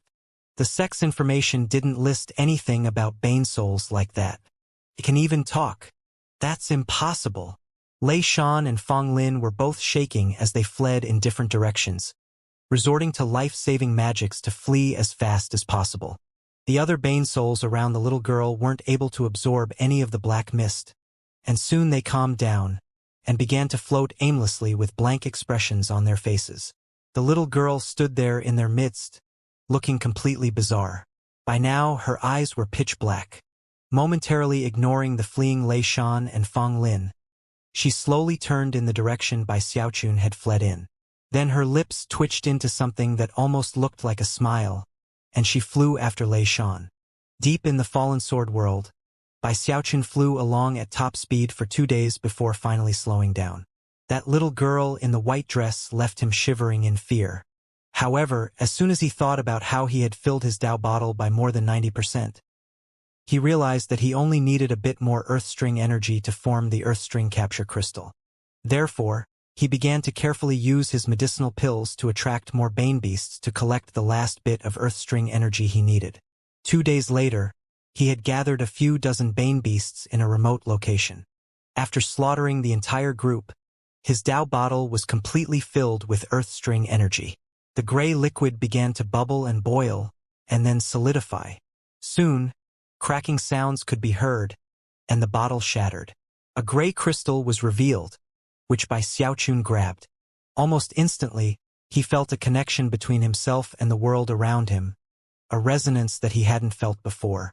This crystal was like a key that unlocked the barrier between himself and the world. "It worked!" he exclaimed. He now felt more confident than ever that, if he absorbed enough energy, he would be able to reach Foundation establishment. However, he knew that he shouldn't go about it carelessly. He needed to find a safe place to go through the process. After all, if someone interfered with the process, causing it to fail, he would regret it for the rest of his life. Foundation establishment. Foundation establishment. Ha ha ha. Suppressing his excitement, he was about to begin his search for a safe location when suddenly, he felt a chill run down his back and up his neck. Without even thinking about it, he looked over his shoulder and saw a face directly behind him. It was a little girl's face. Her lips twisted into a bizarre smile. Everything around him was deathly quiet. Bai Xiaochun's eyes widened, and his hair began to stand on end. The flame of his life force flickered a bit, as his intuition told him that this girl was extremely dangerous. "Come play with me, sweetie," she said in a sinister voice. In that same instant, a cold wind blew past, and Bai Xiaochun suddenly realized that the girl wasn't holding the skinless, blood-colored bear anymore. She was holding something else, and when Bai Xiaochun realized what it was, his heart began to pound. It was a tiny cultivator, skinned like the bear had been. Although it wasn't easy to tell at first, it was none other than Lei Shan. The majestic number 2 chosen from the profound stream sect was being held in the arms of this little girl. Clearly, he wasn't dead either. He was trembling from the pain, and his tongue had been removed, making it impossible for him to speak. Bai Xiaochun's mouth and throat went dry, and he began to back away, shaking physically. All of a sudden, he realized that he had no idea how long the girl had been following him. Your sweetie has something else to do right now," he said, feeling like he was about to cry. "Why don't you go find somebody else to play with? There's a guy named Song Ke, and another called Nine Isles. All right, there's also Fong Lin. Why, you can go play with them, all right?" However, the girl continued to advance on him, chuckling. As she neared, she suddenly began to breathe in deeply. Instantly, Bai Xiaochun's mind began to spin, and he felt his life force stirring, as though it were about to be ripped out of him. At that moment, any other person really would have lost their life force. But Bai Xiaochun's fleshly body was powerful. The silver light of the undying live forever technique flickered in resistance. Bai Xiaochun let out a piercing shriek as the sensation of imminent death washed over him. Without any hesitation, he pulled out his third mystery pill and threw it off into the distance. In that instant, the girl's eyes flickered with mysterious light. Happily ignoring Bai Xiaochun, she went off after the medicinal pill. Face ashen, Bai Xiaochun took advantage of the moment to flee as fast as he could. The girl didn't chase him. After retrieving the medicinal pill, she put it in her mouth, and her eyes grew even blacker than before. A bizarre smile appeared on her face as she turned her head to look in the direction Bai Xiaochun had fled. 2 hours later, Bai Xiaochun was still fleeing, and simultaneously wallowing in self-pity. He already had his Earthstring capture crystal, and all he needed was a chance to hole up somewhere and use it. But the little girl wouldn't stop chasing him. When he thought back to the terror and danger he had just faced, his heart trembled. Around nightfall, he looked around and didn't see anyone in the area. Huffing and puffing, he finally found a cave in a mountain, where he sat down cross-legged. Looking around vigilantly, he was trying to decide if this really was the best place to make his attempt at Foundation establishment, when suddenly the air in front of him began to ripple. It lasted only a moment, and almost didn't seem to be something happening with the world around him, but rather, his own eyes. When things returned to normal, someone was standing right there in front of him. It was none other than the girl in the white dress, staring at him with her black eyes. "Don't go, sweetie. Come play with me." Bai Xiaochun nearly collapsed. Eyes crimson, he performed an incantation gesture, unleashing spiritual power to form a large violet cauldron which rumbled forward. Even as the ground quaked, he shot up into the air. When he looked down below, he found that the girl was nowhere to be seen. Apparently, everything from moments ago had been an illusion. "Damn it!" he growled, expression unsightly. Something about the whole situation seemed strange, and Bai Xiaochun was starting to speculate that perhaps the bizarre little girl had used some sort of magical technique on him. No longer in the mood to stay in place, he gritted his teeth and continued onward. After going along for about 2 hours, he saw 3 cultivators up ahead, engaged in fierce fighting. Suddenly, he stopped in place. A moment ago, when he'd caught sight of them, they had been alone. But now he saw the girl in the white dress. She was staring at him with a slight smile, a smile that grew wider and wider until her mouth opened into a gaping maw as she shot toward him. Scalp going numb, he unleashed the power of his cultivation base. His right hand clenched into a fist, and the undying live forever technique erupted out. His fist strike caused everything to shake. However, the girl suddenly vanished, and the 3 cultivators off in the distance looked on in astonishment as Bai Xiaochun madly punched a nearby boulder. When they saw the boulder collapse into rubble, they gasped and took to flight. Bai Xiaochun stood there quietly for a moment before gritting his teeth and proceeding along.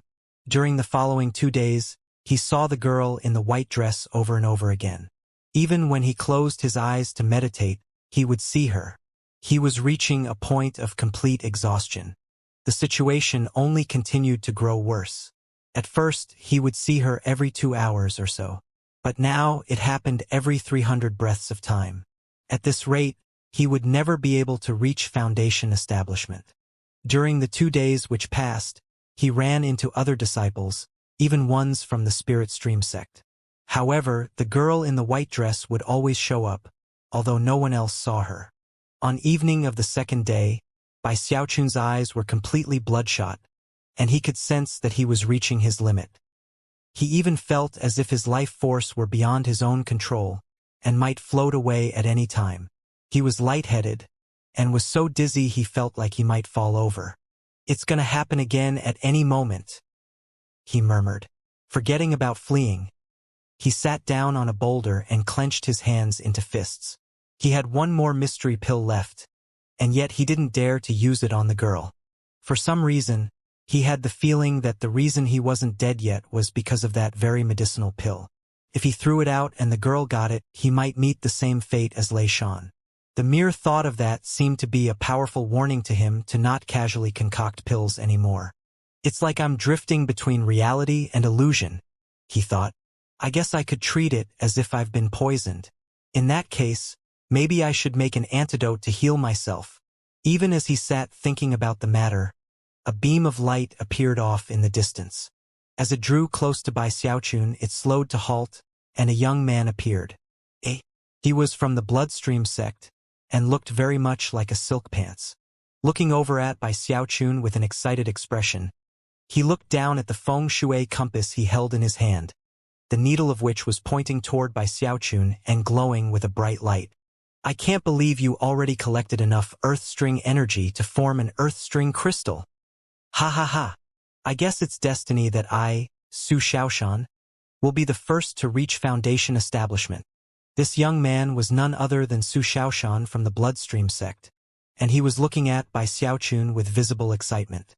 Bai Xiaochun was already irritated, and based on his calculations, he knew it would only be about 10 breaths of time before the girl appeared again.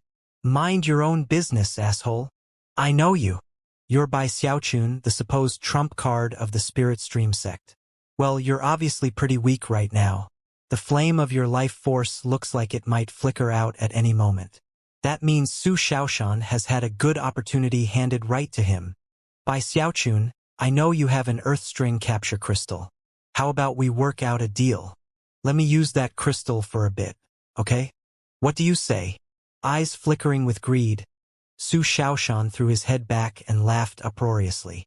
Speeding toward Bai Xiaochun, he performed an incantation gesture, causing 8 magical devices to appear around him. Glittering light radiated out as Su Xiaoshan waved his hand, sending them shooting toward Bai Xiaochun. Bai Xiaochun looked up coldly at Su Xiaoshan and was just about to make a move when, all of a sudden, His eyes swam, and the girl in the white dress appeared, standing right next to Su Xiaoshan. There she was, her smile widening into a gaping maw. It was at that very moment that Su Xiaoshan suddenly screamed and backed up as fast as he could. Terror filled his eyes, and he began to tremble violently. A sentient bane soul! Heavens! How could there possibly be sentient bane souls here? Weren't they all exterminated? Damn it! That bane sowl's got its eye on you. No wonder you look so weak. You've been cursed. You're dead. Taking a deep breath, he backed up even more, simultaneously lifting his right hand to produce an ancient jade pendant that had an orange spot on it, which almost looked like a blood stain. As soon as Su Xiaoshan pulled it out, he breathed a sigh of relief and then fell back further. Down below, Bai Xiaochun's eyes went wide, and he cried out, "You can see her too! Hey, what's that thing in your hand?" Bai Xiaochun had just witnessed the girl in the white dress turning to look at Su Xiaoshan. However, as soon as Su Xiaoshan took out the jade piece, the girl's expression flickered, and she fled in the opposite direction.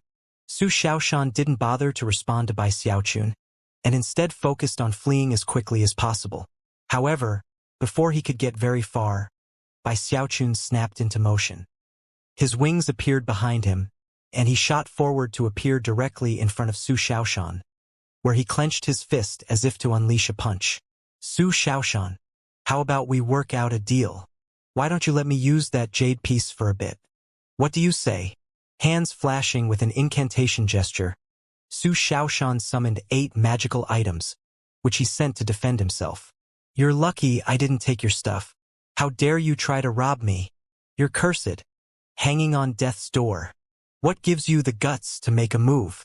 Silver light flickered around Bai Xiaochun as his fist made contact with Su Xiaoshan's magical items. A huge boom echoed out, and the magical items cracked into pieces. Bai Xiaochun was like a gale force wind speeding directly toward the shocked Su Xiaoshan. Su Xiaoshan viciously waved his hand, sending his beaded bracelet off of his wrist. Instantly, it transformed into 18 corpses, each one of which emanated power equivalent to the great circle of the 10th level of qi condensation. Bursting with auras of death, they simultaneously attacked. This was Bai Xiaochun's first time seeing corpse manipulation magic like this. Shockingly, all of these corpses had long gray hair that was black at the roots, as though the hair were slowly turning black. Each and every one seemed completely extraordinary. A massive boom echoed out as the big walk-on Bai Xiaochun's back shattered. However, he received no injuries whatsoever. Instead, his hands waved through the air as a shocking control power appeared, filling the area, grabbing a hold of the corpses and making it impossible for them to move. They even began to tremble and emit cracking sounds. Su Xiaoshan made a hissing sound as both of his hands waved through the air. His left hand summoned 9 bronze coffins. As they flew out, they grew large and larger, emanating intense pressure onto Bai Xiaochun. His right hand caused a bottle gourd to appear, which spit out a huge blast of gravel toward Bai Xiaochun. Next, he swung his head, causing his hair to flip out. Several small bells flew into the air, which transformed into shadowy figures that sped toward Bai Xiaochun. Most shocking of all was that he next opened his mouth and spat out a blood-colored fan. The fan waved through the air, causing a 300-meter-wide blood mist to spring up. It instantly transformed into a spell formation, which emanated intense roaring sounds as countless razor-sharp talons appeared and headed toward Bai Xiaochun. "I have magical items and refined corpses. You want to fight me, Bai Xiaochun?" Laughing complacently, Su Xiaoshan slapped his bag of holding to produce more than 20 bottles of high-quality medicinal pills, which he swallowed in rapid succession, instantly restoring all of the spiritual energy he had just spent. If there had been a third person present to witness what was happening, that person would have been completely flabbergasted. However, it was at this point that the divine crane materialized around Bai Xiaochun, transforming into a buckler that swirled around him. Then, a black flash could be seen as black light spread out all over his body.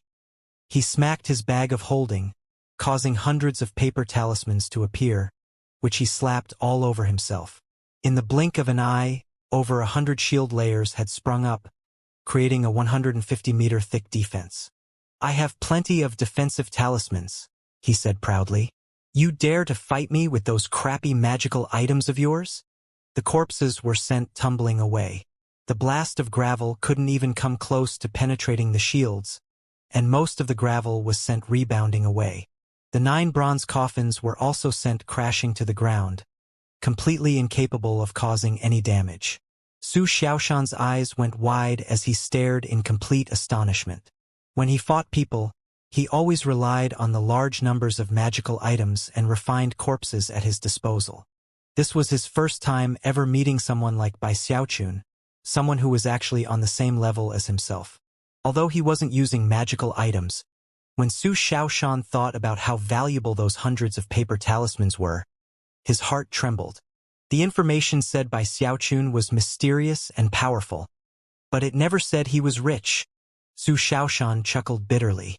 He knew exactly how terrifying of a figure he himself was, so he naturally realized how terrifying Bai Xiaochun was. In fact, the sight of so many paper talismans left his eyes glowing with envy. After all, magical items required spiritual power to operate, whereas paper talismans required almost none at all. The power they needed was stored inside the talismans themselves. They were expensive and only worked for a limited time. Even Su Xiaoshan regarded them as a bit of a luxury. Blinking, he suddenly realized that Bai Xiaochun was truly formidable. In fact, he was even worthy of admiration to some degree. After a moment of thought, he tossed the jade pendant over to Bai Xiaochun. "Damn it, Su Xiaoshan has never given in to anyone. You're the first, Bai Xiaochun. I know you need this thing, so go ahead and take it. But it's not a gift. You have to give it back when you're done." After throwing over the jade piece, Su Xiaoshan turned to leave. He had already made up his mind that, after he got back to the sect, he would ask his father and mother for more capital with which to acquire paper talismans. In the future, that was how he would make a name for himself, not magical items. Using paper talismans would be far more awe-inspiring. Su Xiaoshan was a natural-born silk pants. He didn't really care what his sect thought about what he did. If he liked someone, he made friends with them. If he didn't like them, he would beat them up. As far as Bai Xiaochun was concerned, he was reluctant to admit it, but he actually liked him. Of course, if he had overcome Bai Xiaochun in a fight, he wouldn't have hesitated for even a moment to rob him of his Earthstring capture crystal. However, since he couldn't defeat him in combat, he decided that the next best thing was to try to con him. As soon as Bai Xiaochun grabbed the jade piece, a wonderful feeling swept through him. His exhaustion vanished, and he could see everything clearly. It was almost like he had been trapped underwater, unable to breathe, and had just burst out into the open air. However, it seemed odd that Su Xiaoshan would simply give him the jade piece so casually. After a moment of thought, he realized that he might have been cheated in some way. Before Su Xiaoshan could get very far away, Bai Xiaochun called out, "Hold on. I don't like taking advantage of people. Let me give you these 2 little treasures in exchange." Slapping his bag of holding, he produced 2 flying swords that both had 2-fold spirit enhancements. Secretly spreading some of the aura of the final mystery pill onto them, he tossed them over. "They're not worth much, but hey, have fun with them." The 2-fold spirit enhanced swords flew over to Su Xiaoshan, whose eyes went wide as soon as he grabbed them. 2-fold spirit enhancements? He thought, swallowing hard. And he hands them over just like that? Have fun with them?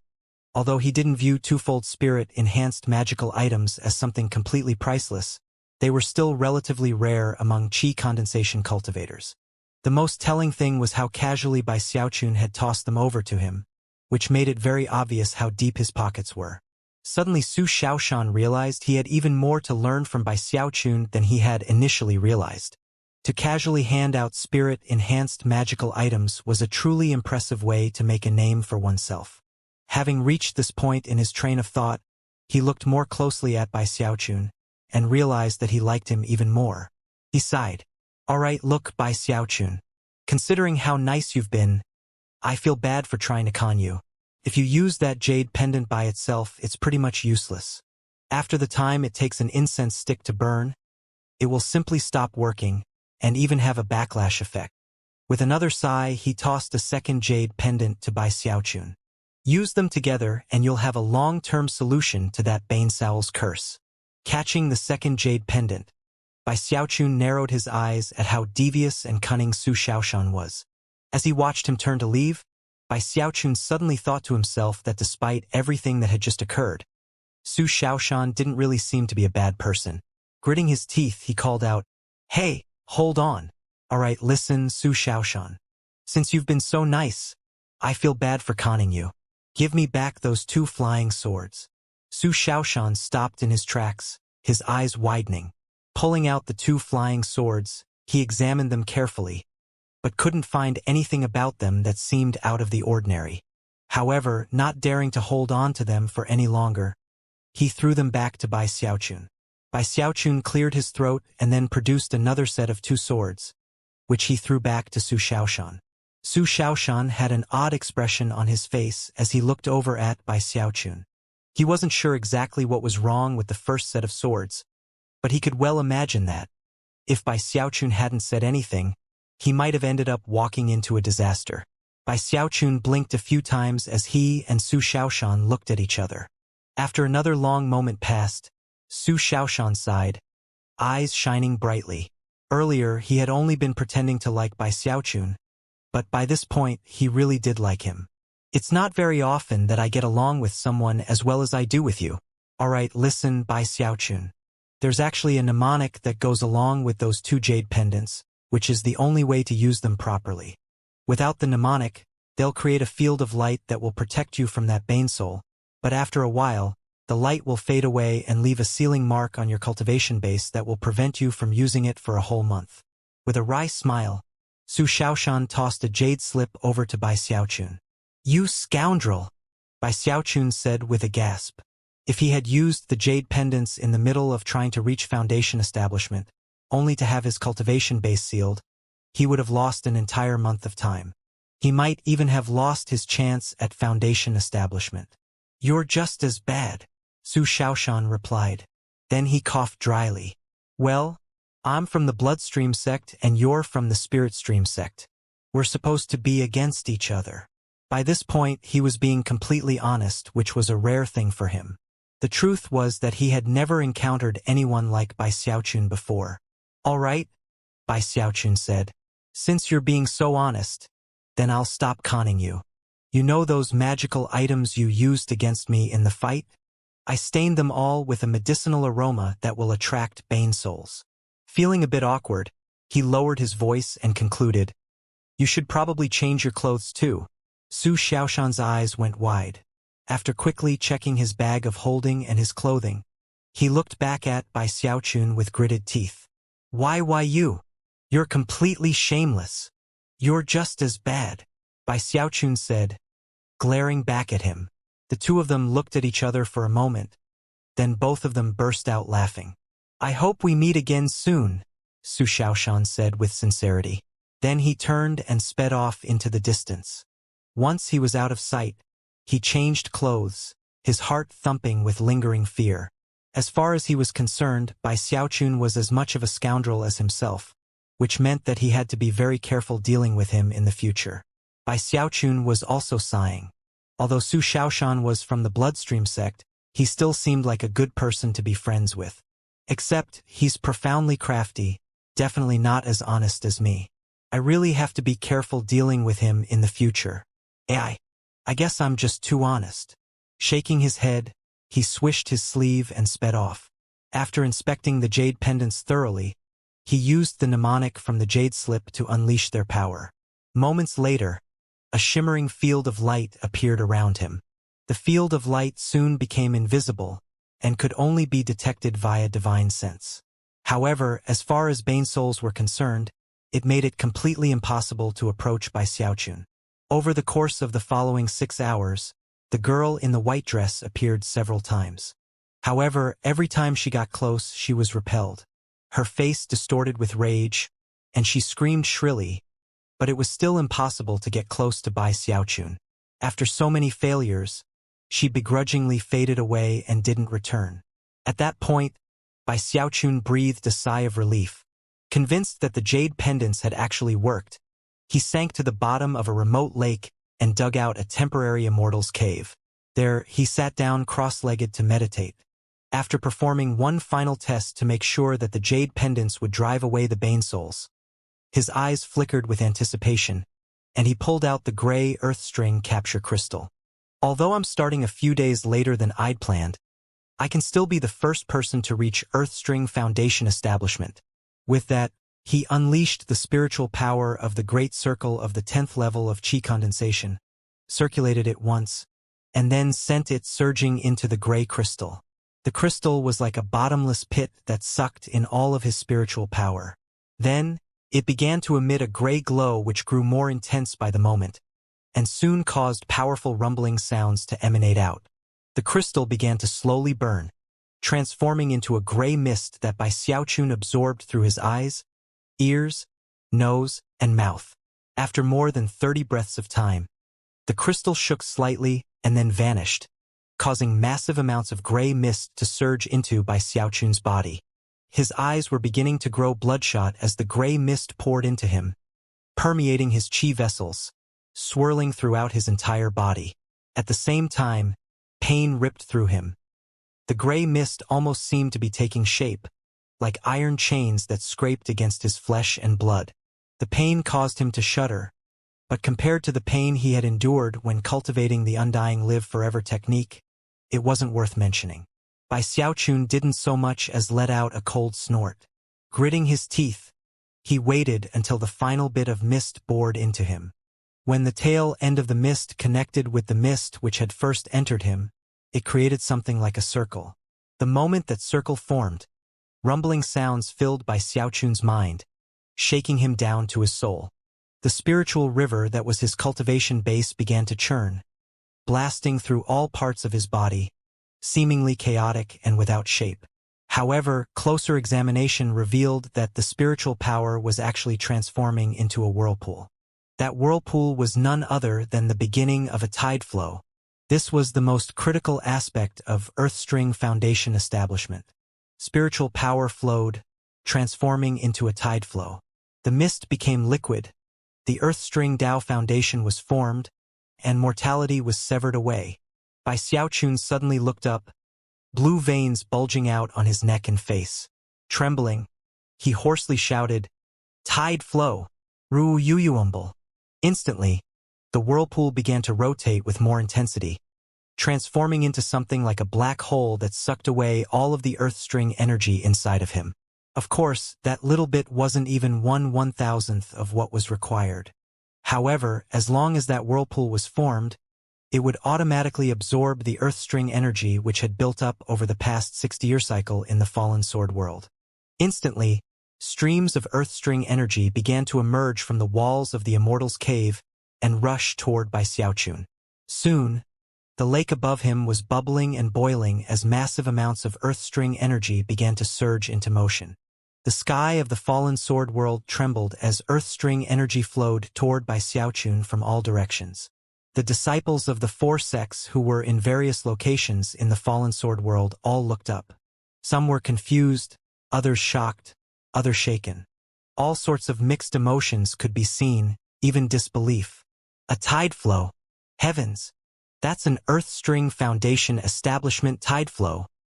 Who is it? It's barely been a month, and someone's already formed an Earthstring capture crystal and begun Foundation establishment. Is it Song K? Ghost Fong? Nine Isles? Or is it Fong Lin? The lake above Xiaochun seethed and churned as it became a huge whirlpool, tugging relentlessly at the energy in the sky and the land of the world around him. Endless quantities of Earthstring energy poured into it, causing the whirlpool to grow larger and larger until it was like a massive tornado rising all the way up into the heavens. From a distance, the tornado looked so awe-inspiring that anyone who caught sight of it gasped in astonishment. In the moment that the tornado connected with the sky above, a spinning vortex formed that was the telltale sign of a tide flow. Xiaochun, not too far away from where Xiaochun was in the middle of reaching Foundation establishment, Su Shaoshan stopped in midair and looked at the surging Earthstring energy. Only a tide flow could cause heaven and earth to react in such a way. Su Shaoshan took a deep breath and his eyes began to glitter brightly.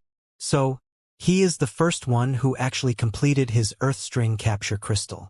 Deep within the fallen sword world, Shangguan Tianyu stood there, 9 flying swords swirling around him in a sword formation. His right hand flashed with an incantation gesture, and the 9 swords pierced through the air, delivering a powerful killing blow that instantly cut down a high-level Bane beast. Ignoring the finger-thick stream of Earthstring energy that flew into his Dao bottle, he stared off into the distance at the churning streams of Earthstring energy. Who is it? He thought. Damn it. If Fong Lin and I hadn't fought each other and both ended up injured, I definitely could have been faster. Eyes bloodshot, he looked down at his Dao bottle, which was now 80% full. Gritting his teeth, he gave up on searching for Bane beasts and instead began to hunt disciples from the other 3 sections. The provocation of someone reaching Foundation establishment before him left Shangguan Tianyu in a killing mood. At the same time, in another area, Fong Lin from the Pill Stream sect noiselessly appeared in front of a profound Stream sect disciple. The disciple's eyes went wide for only a moment before his head exploded. Fong Lin took his Dao bottle, then looked over at the conglomeration of Earthstring energy. His eyes shone with a bright light. I got Lei Shan's Dao bottle after he was taken by the Bane Souls, as well as the bottles of everyone I've ambushed. And yet, this guy beat me to it? He looked down at his Dao bottle, which was almost full, and his eyes glittered. With that, he sped off into the distance, preparing to select a place for his own Foundation establishment. In another area was the number 1 chosen from the profound Stream sect, 9 Isles. His hands were dripping with blood, and he was surrounded by 7 or 8 corpses, all of whom were other disciples that he had personally slain. These should be enough. Other than those handful of chosen who everyone despaired of ever surpassing, there were a few other disciples within the fallen sword world who were also motivated enough to pick up their speed. And the only way to do that was by killing other disciples. It only took a moment for Bai Xiaochun's tide flow to transform the entire fallen sword world into a battleground. Almost instantly, fierce fighting broke out everywhere. The death toll grew, and blood-curdling screams echoed out everywhere. Originally, there had been about 400 people present, but by now that number had already been reduced by about half. Ho Yunfei was spattered in blood, his hair in complete disarray. In the fallen sword world, he was not considered to be one of the spectacular chosen, but rather just an ordinary disciple. However, that didn't mean he was any less vicious than anyone else. During the course of the past month, he had cut down over 10 enemy disciples. Working with other Spirit Stream sect disciples, he had killed many Bane beasts as well. As a result, his Dao bottle was more than 70% full. When he saw the Earthstring energy surging in the distance, he took a deep breath. Is that you, Xiaochun? You're definitely going to succeed in your Foundation establishment. I have to work harder. With that, he turned and sped off into the distance. Beihan Lai was in the middle region of the fallen sword world, where he was fighting like a fiend. His battle with Lei Shan had caused his name to rise in shocking fashion, until almost everyone knew who he was. Although he hadn't been able to secure a clear victory, the battle ensured that his name was sent rocketing to new heights. He was the new black horse among the 4 sects, just like certain other rising stars from the other 3 sections. They were quickly becoming the type that ordinary disciples had no hope of ever catching up to. Of course, no one knew how bitterly Beihan Lai had toiled to acquire such glory. The truth was that without Bai Xiaochun, he wouldn't be what he was now. I'm definitely going to reach Earthstring Foundation establishment and wipe away all the humiliation. Howling inwardly, he selected another target and began to fight fiercely. By this point in the trial by fire, there were no weaklings among the surviving disciples. All of them had various powerful techniques and tactics to use, and soon the fighting grew even more intense. Within the depths of the fallen sword world, in an area filled with swirling mists and countless Bane beasts, as well as numerous cultivators, 2 figures could be seen locked in combat. A closer look revealed that they were both young women. One was Gongsun Wanner, and the other was Zhao Rou from the Pill Stream sect. Both of them were exquisite beauties, but right now, both of them were in bad shape. Murderous auras surrounded them as they fought what was already their seventh battle. During the past month, they had fought each other every time they met, almost as if they had a personal grudge with each other. Although neither could gain the upper hand, they weren't willing to see the other capture any more Earthstring energy, which had resulted in the current deadlock. Eyes flashing with killing intent, Zhao Rou said, "Gong Sun Waner, both of us have half-filled Dao bottles. This time, only one of us is going to come out alive, and with a full bottle at that." With that, she launched another attack. Gong Sun Waner's face was pale white, and her phoenix was seriously injured. However, she gritted her beautiful teeth and counterattacked. Although their battle seemed ordinary in nature, both of them were unleashing powerful illusion magics against each other. The slightest misstep by either of them would result in death. The sky shook and the ground quaked. Even as everyone was driven to new heights of madness by Xiaochun's Earthstring Foundation establishment, he was under the lake, shivering in fear.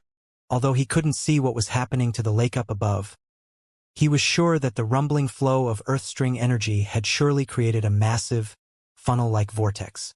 What do I do if people try to interfere? Instantly, beads of sweat popped out on his forehead. In his preparations for Foundation establishment, he had arranged some defensive measures, but now he wasn't sure they would be enough. Gritting his teeth as the inner whirlpool sucked in massive amounts of Earthstring energy, he managed to reach over with his right hand and slap his bag of holding, producing a stack of over 1,000 paper talismans, which he sent flying out around him.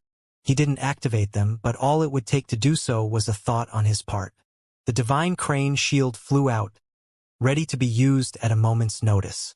At the same time, he activated the defensive treasure Li Qingho had given him, which spread out, covering his undying silver skin. There was little he could do aside from that. Gritting his teeth, he gave an inward shout, causing the whirlpool inside of him to spin even faster.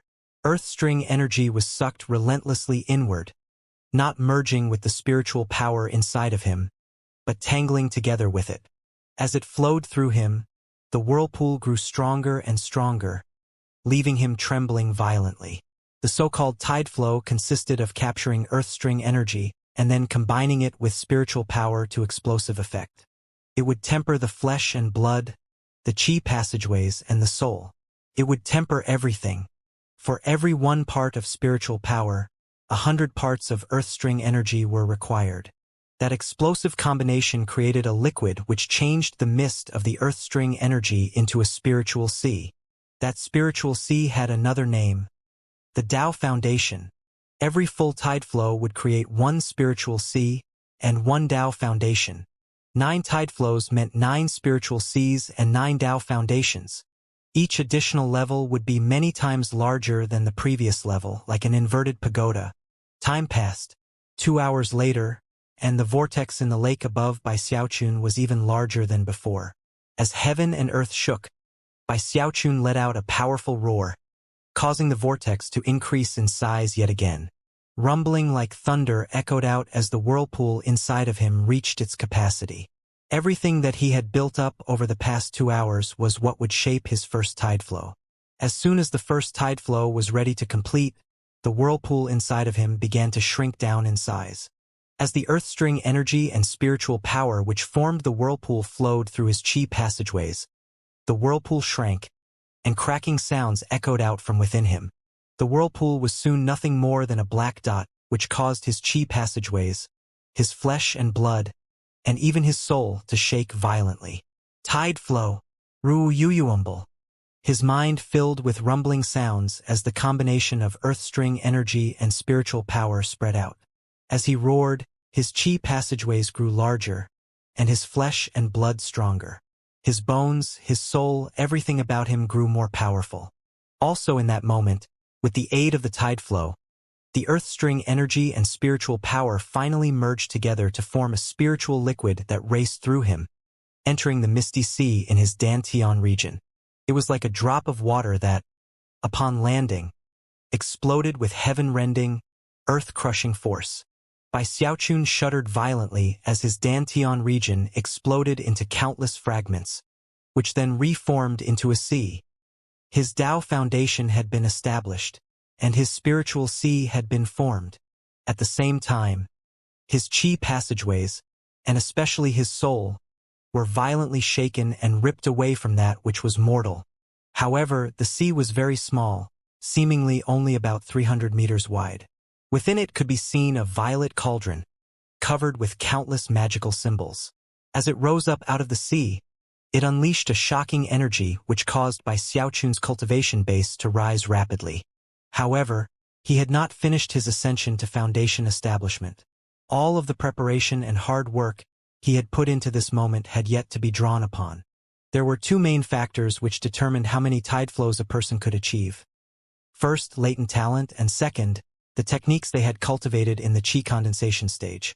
Techniques provoked the tide flow, and latent talent provided the power to actually withstand the force of it. With strong latent talent, one could endure multiple tide flows. With weaker latent talent, it would be difficult to do the same, even if one had cultivated numerous techniques. In fact, attempting to force too many tide flows could shatter the Tao foundation and result in death. At the same time, someone with ordinary techniques and high latent talent would be equally confounded. As such, it was only the combination of techniques and latent talent that could lead to success. Both were required. Bai Xiaochun's first spiritual sea contained a cauldron, which represented the first technique he had cultivated, the violet qi cauldron control art. There were few limitations when it came to the techniques which could be used to create a tide flow. In all the years which had passed since ancient times, only 3 rules had come to be identified in that regard. The first rule was that the techniques used for the tide flow had to be completely mastered down to the tiniest detail. Without that level of success, the tide flow would be a failure. It wasn't easy to master a technique to that level. It required a significant expenditure of both physical resources and mental energy. The second rule was that with every tide flow, only one technique of any given level of power could be used effectively. Adding in extra techniques would not help successfully achieve the tide flow. The third rule was that each successive tide flow was more difficult, and the requirements for success were thus more stringent. In most sects, there were few techniques that could propel a disciple past the 5th tide flow and into the 6th. Such techniques were essentially secret magics, and the foundation of the true power of the sect. Therefore, the real test was how the sect distributed its techniques, and how deep their resources went. For example, in the Spirit Stream sect, the South Bank's Violet Qi Cauldron control art and the North Bank's Heavenspan Elephant control art had to be cultivated to the point of mastering Violet Qi Cauldron summoning or the Heavenspan Elephant body respectively. Otherwise, only the first tide flow would be successful. Only Violet Qi Cauldron summoning and the Heavenspan Elephant body would suffice for the second tide flow. At the same time, because Violet Cauldron Peak on the South Bank and Sunset Peak on the North Bank were the home to those 2 techniques, as long as disciples from there had other powerful techniques to call upon, they could reach the 3rd through 5th tide flows. However, after that point, it would be easier to find a phoenix feather or a Qilin horn than to find ordinary techniques which could help. At that point, only secret magics could be called upon. As for the disciples from the other mountain peaks, after reaching the 8th level of qi condensation and joining the inner sect, they would have access to a second, more powerful technique that they could use to prepare for further tide flows.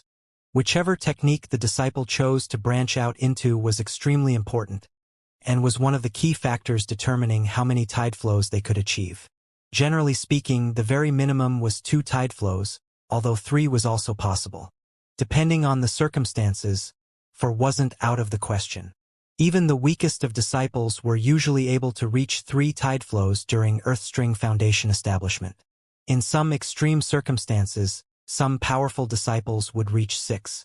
However, from ancient times until the present, only 9 disciples from the Spirit Stream sect had ever reached 6 tide flows by cultivating a second technique. Of course, those 9 disciples all went on to be unique and stunning figures during their time. Unfortunately, after cultivating that second technique, there was nothing else that could be used for further tide flows. Only secret magics could be used, which was how the 10 great secret magics of the Spirit Stream sect came to be. The 10 secret magics could be used for the 5th tide flow on. There were even some secret magics, such as Ghosts Haunt the Night and the Water Swamp Kingdom, which on rare occasions could actually form more than 1 tide flow.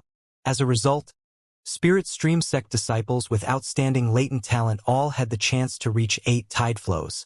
Even the weakest disciples could get 4. That showed the power and resources of the Spirit stream sect. Of course, the other 3 sects were similar. In the end, the true question was which of the disciples of the various generations would be able to reach the absolute pinnacle. As for 9 tide flows, that was the legendary peak of Earthstring Foundation establishment. Among all of the 4 great sects, there had only been one person in the last 10,000 years who had done such a thing. That person was Master Limitless from the Bloodstream sect, who succeeded 800 years ago. The peak of Earthstring Foundation establishment was a realm of incredible power that was incredibly difficult to reach, but not impossible. Although Heavenstring Foundation establishment surpassed Earthstring Foundation establishment, it was something that could only be acquired by random chance and luck. No path existed which could be followed to that end. Bai Xiaochun took a deep breath, and his eyes shone with bright light. He had studied up on the tide flows already, and could sense that the sea of mist had collapsed and formed his first spiritual sea. If he wanted to, he could abandon further tide flows, and instantly end his Earthstring Foundation establishment as a success. He would get his 200 years of longevity, but unfortunately, would be incredibly weak among Earthstring Foundation establishment cultivators. Bai Xiaochun had no desire whatsoever to be weak. In the cultivation world, the law of the jungle prevailed. Regardless of whether or not he liked it, he knew that it was unavoidable. He didn't like fighting and killing, but sometimes there was no other option. Because I mastered the Violet Chi Cauldron summoning of the Violet Chi Cauldron control art, I can use that for my second tide flow. Bai Xiaochun took a deep breath, and suddenly, his spiritual sea began to rotate rapidly. The surrounding Earthstring energy instantly began to rumble in his direction once again, shaking everything around him as a second whirlpool formed inside of him. The lake up above crashed and seethed as a second vortex appeared up above. It was merely an outline at first, but it was clearly larger than the first vortex, ensuring that numerous disciples looked up to watch. The second tide flow. Presumably, all of the people here should be able to reach at least 3 or 4 tide flows. Each one will be bigger than the one before, and will require even more Earthstring energy. Damn it! This guy is reaching Foundation establishment too quickly. That means there's going to be less Earthstring energy. Maybe not even enough for me to reach Foundation establishment. Even as everyone else in the Fallen Sword world grew more and more anxious, another massive rumbling sound echoed out from another direction. There, in the middle of a distant mountain range, another tornado rose up into the sky to connect with the heavens. Another vortex was forming. As the vortex expanded, the Earthstring energy in the world began to rush toward it. Now Bai Xiaochun was sharing the Earthstring energy with a second person. In that distant mountain range was an immortal's cave, where Fong Lin sat, an expression of extreme focus on his face. Everyone was shocked by this new development.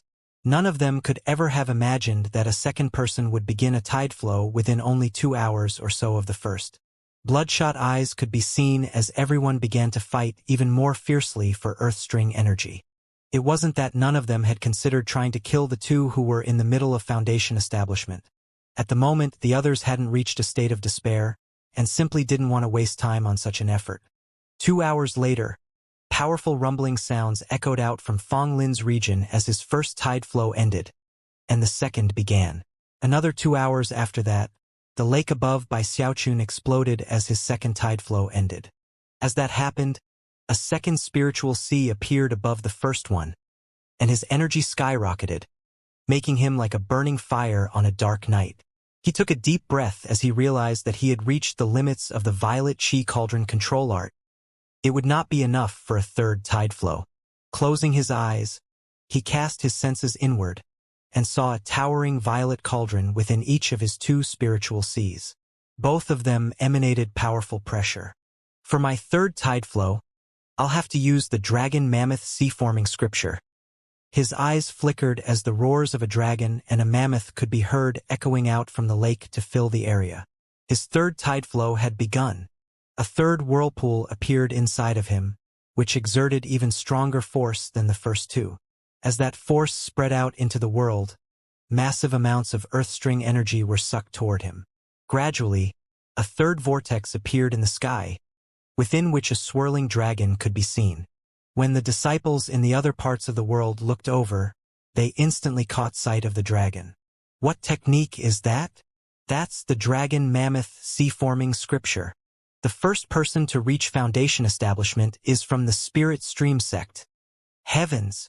I can't believe it's the Spirit Stream sect. Who is it? Ghostfang, maybe? Shangguan Tianyu. Is it Bai Xiaochun? The disciples from all four of the sects were shocked, but among the Spirit Stream sect disciples, there was a stir of excitement. Shangguan Tianyu looked up with bloodshot eyes and let out a maddened roar as he stared at the huge dragon in the vortex connecting to the heavens. That's not Ghostfang. It's Bai Xiaochun. Gnashing his teeth, he turned to find more enemy disciples to slaughter. Another 2 hours passed, and Fang Lin finished his second tide flow. Another vortex appeared above him, within which was a huge cauldron. It was bronze, and covered with carvings of suns, moons, and stars. It seemed profoundly ancient, as if it were capable of melting all of heaven and earth. It was none other than the heaven-earth furnace cauldron. As soon as the cauldron became visible, everyone knew who it was that had reached Foundation establishment second. It's Fang Lin from the Pill Stream sect. It was at that very moment that a third tornado suddenly shot up into the sky to connect to the heavens. A third person was reaching Foundation establishment. Almost immediately, the vortex turned the color of blood. From the look of things, it had to be Song K. Heavens! Song K from the Bloodstream sect.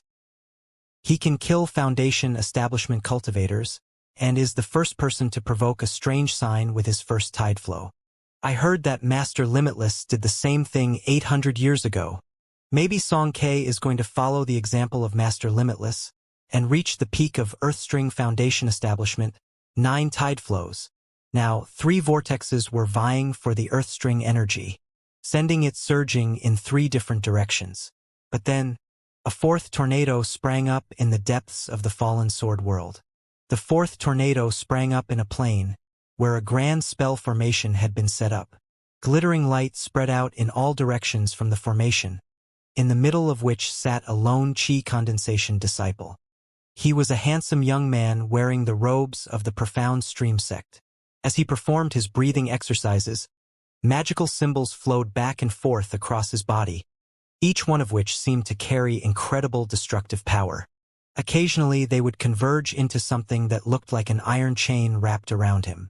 The pulsing energy of destruction that seemed to radiate from the young man was none other than a sign of the exterminating obliteration technique. That young man was none other than the number 1 chosen from the Profound Stream sect, the first person in the past 3,000 years to successfully cultivate the exterminating obliteration technique 9 Isles. He was able to unleash a force of obliteration that could exterminate all living things. It could wipe out anything and everything and could even form obliteration threads. According to the information compiled by the other sects, such threads were as powerful as Mortal Dao Foundation establishment. In that battle with Ghostfang, neither of us came out on top. Just wait until after Foundation establishment. I'll fight with you again. And then I'll completely destroy one of the number 1 chosen in the Spirit Stream sect. Killing intent flickered in 9 Isles' eyes as he took a deep breath and performed a double-handed incantation gesture. Instantly, a whirlpool formed inside of him, exploding with gravitational force as a tornado shot up into the heavens. There, an enormous vortex appeared. Rumbling sounds filled the air as enormous quantities of Earthstring energy flowed toward it. As of this moment, 4 enormous vortexes could be seen in 4 different areas, splitting the Fallen Sword world into 4 parts. The rest of the disciples in the Fallen Sword world were getting very anxious. For people were in the middle of Foundation establishment, and vast quantities of Earthstring energy was being gobbled up. Everyone knew that the Earthstring energy was limited, and if they didn't hurry, their own chances at Foundation establishment would be dashed, and they would be nothing but minor players compared to those who had succeeded. The fighting grew more brutal, and almost instantly casualties mounted. Even as the disciples fell upon each other with bloodshot eyes, The lake above by Xiaochun exploded with a crashing sound as he concluded his third tide flow. Up in the heavens, the dragon roared, and inside by Xiaochun, a third spiritual sea appeared above his second. This spiritual sea was even larger than the previous one. The power of the dragon has ended. Now it's time for the power of the mammoth. Bai Xiaochun took a deep breath. Eyes crimson, he let out a powerful roar as an enormous mammoth appeared around him. It lifted its front feet up, and then slammed them back down into the ground. Boom! A fourth whirlpool appeared inside of him, even larger and more shocking than the third. Up above in the sky, the third vortex had grown still, but now a fourth, even larger vortex could be seen. Within that vortex was the image of an enormous mammoth, bellowing as the surrounding vortex spun rapidly. 2 hours later, Fong Li followed closely behind with his own fourth tideflow vortex.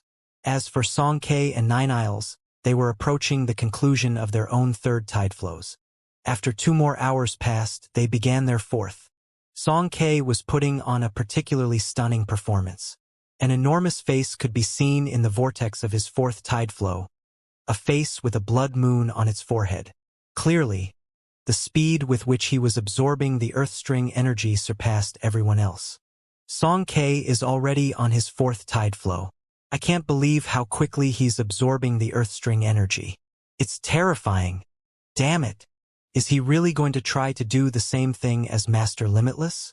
Is he going to reach the peak of Earthstring Foundation establishment with 9 tide flows? This is bad. If someone reaches 8 tide flows, they'll absorb so much Earthstring energy that it will be difficult for anyone else to succeed. I have to get more Earthstring energy as quickly as possible. Deep anxiety filled all hearts. As of this point, 20 hours had passed since Bai Xiaochun began stepping into Foundation establishment. It was at this point that, all of a sudden, a 5th tornado shot up into the heavens. Ru Yuyuumble. As it grew larger, it formed a vortex, beneath which was a mass of black mist. Within that mist was none other than Ghostfang. The sight of 5 vortexes spinning in the sky caused all necks to crane as the disciples looked up at them. Time passed. It didn't take long before Ghostfang's first and second tide flows were finished. When his third tide flow vortex appeared, a huge mountain ghost appeared, revealing his identity to all. Ghostfang. It's Ghostfang from the Spirit Stream sect. He obviously cultivates the mountain ghost god-dazing magic. Bai Xiaochun, Fong Lin, Song Quebec 9 Isles. Ghostfang. As of this moment, 5 inhuman cultivators had risen up from the crowd of cultivators from the 4 sects. They were definitely the first wave who would reach Foundation establishment. Bai Xiaochun was in the lead. His 4th tide flow was almost half completed. Next was Fong Lin, who was only about 2 hours behind Bai Xiaochun. Song Ke and 9 Isles were next, being about 4 hours behind Bai Xiaochun. In last place was Ghostfang, who was slower by 20 hours. Currently, Bai Xiaochun's 4th whirlpool was spinning rapidly, absorbing massive amounts of earth-string energy. The power of the mammoth was pushing his fleshly body inexorably toward the first of the 5 shackles of mortality. With every blast of power, he would shake visibly. He had already cultivated the dragon mammoth sea-forming scripture to the point where he could make contact with the first shackle. But now, because of his undying live forever technique, he was not just at the point of making contact with it, he could break through it. He was about to break through the first shackle. By borrowing the might of the mammoth and the earth string energy, I can break through the first shackle during my 4th tide flow. Eyes crimson, he let out a shout and once again unleashed a surge of power. Thunderous crashing resounded in his mind as he battered away at the shackle over and over again. His body hovered on the brink of crumbling, but he hung on.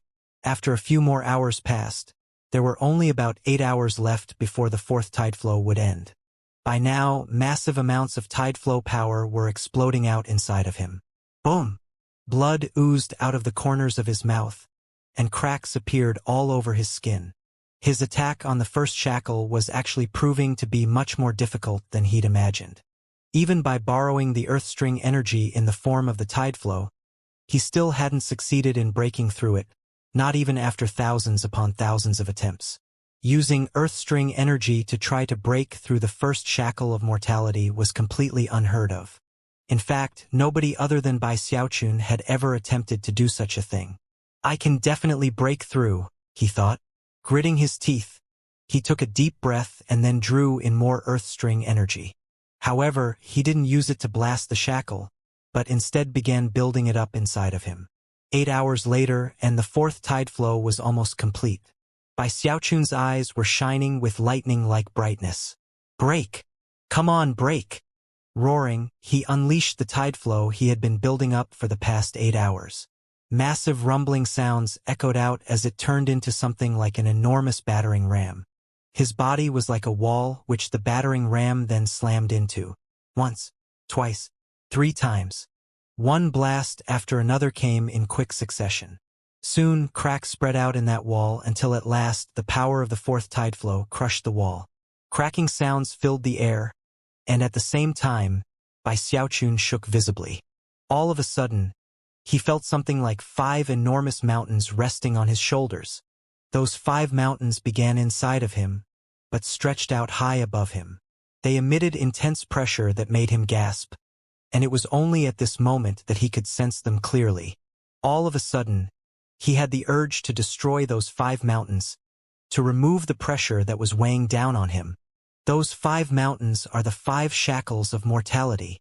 Roaring, he sent heaven-shaking, earth-shattering energy to slam into the first of the 5 mountains. Under the explosive barrage, the shackle suddenly crumbled. In that moment, blood sprayed out of Bai Xiaochun's mouth.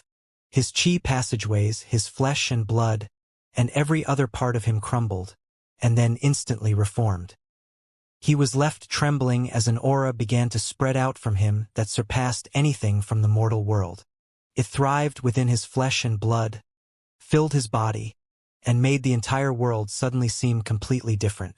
There seemed to be more colors, more luster, and at the same time he felt lighter and more free. Moments before, he had been shouldering the weight of 5 enormous mountains, but now one of them had been destroyed. He had broken through the first shackle of mortality. When it happened, his fleshly body power erupted with explosive force.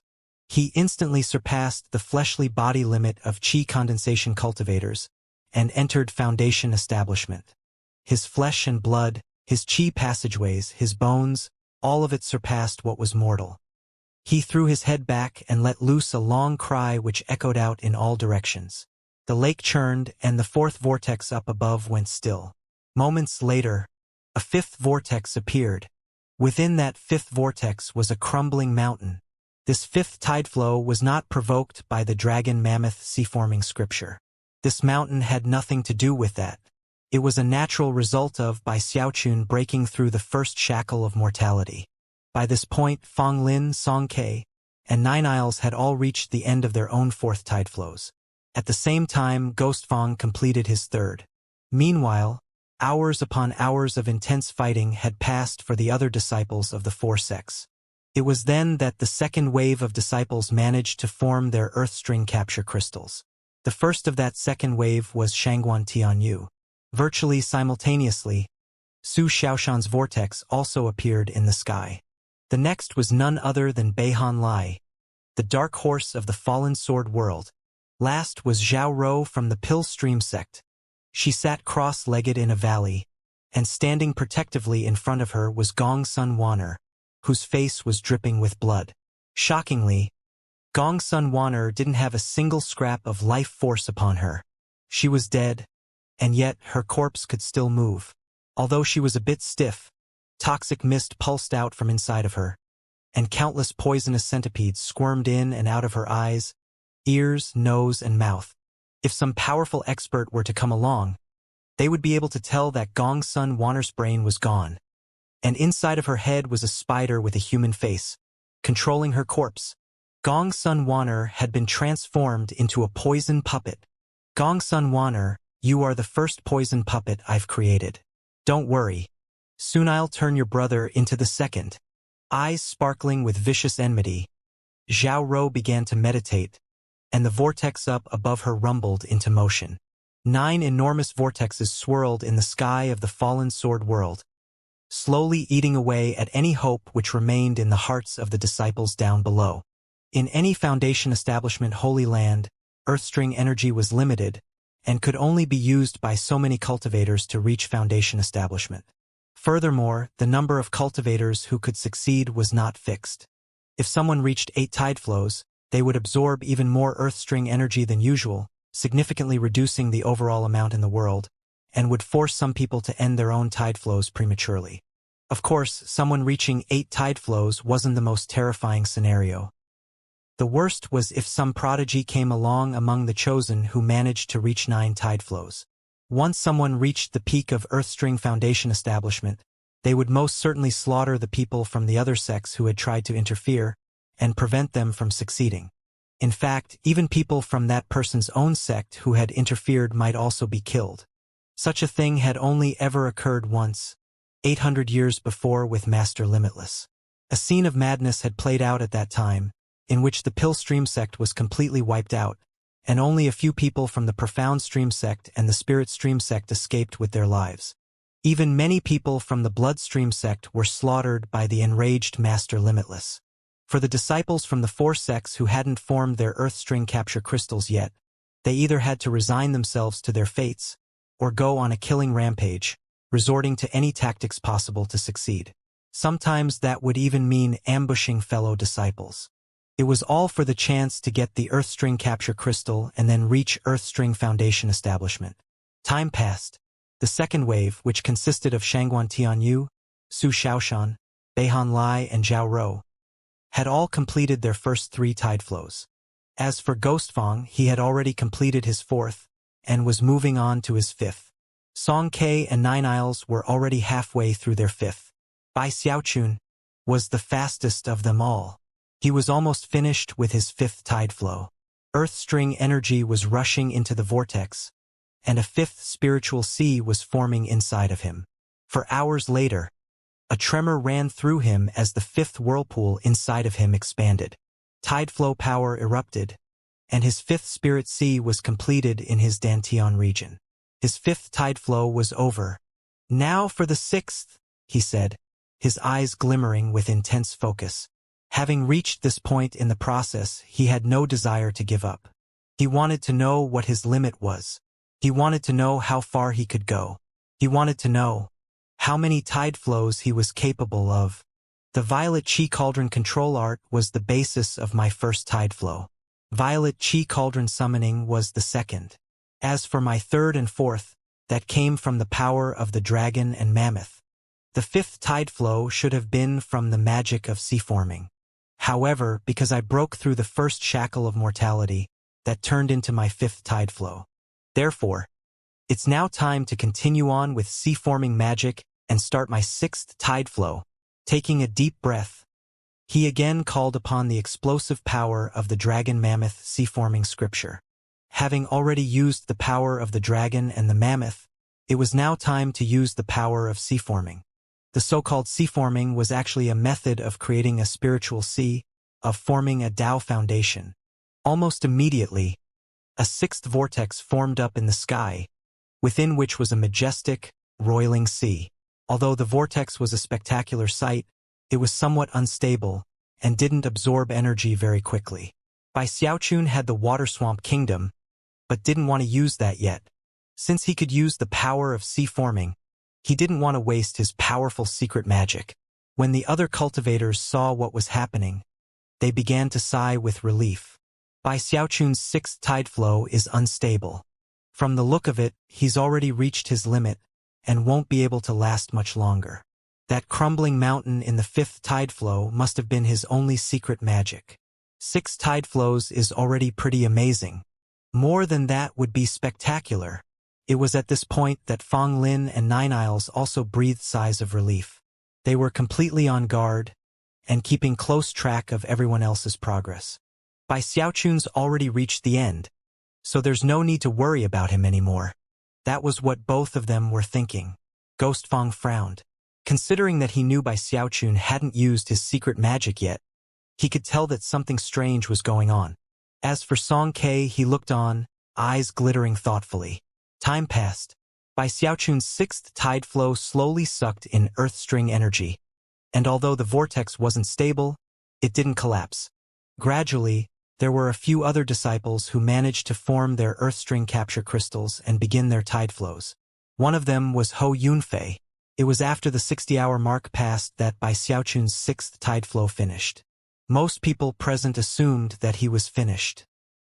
In the little immortal's cave he'd carved out beneath the lake, his eyes glittered as his sixth spiritual sea formed inside of him.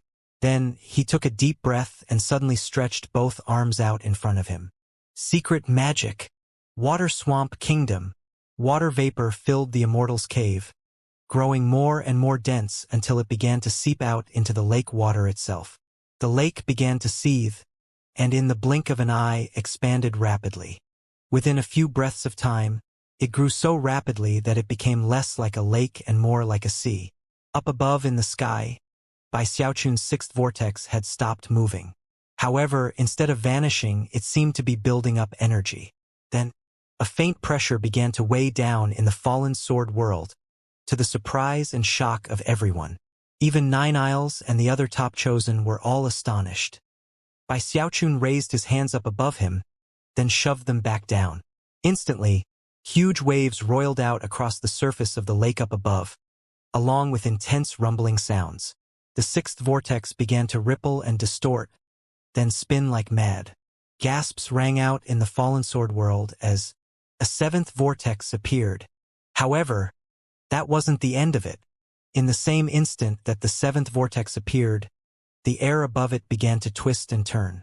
Countless clouds seethed as an eighth vortex appeared. The seventh and eighth vortexes appeared at the same time, accompanied by thunderous rumbling that struck shock into the hearts of all the cultivators present. Impossible! He clearly used a secret magic for his fifth tide flow. Secret magic! That's a secret magic! Heavens! What he used before wasn't actually a secret magic. I can't believe two vortexes appeared at the same time.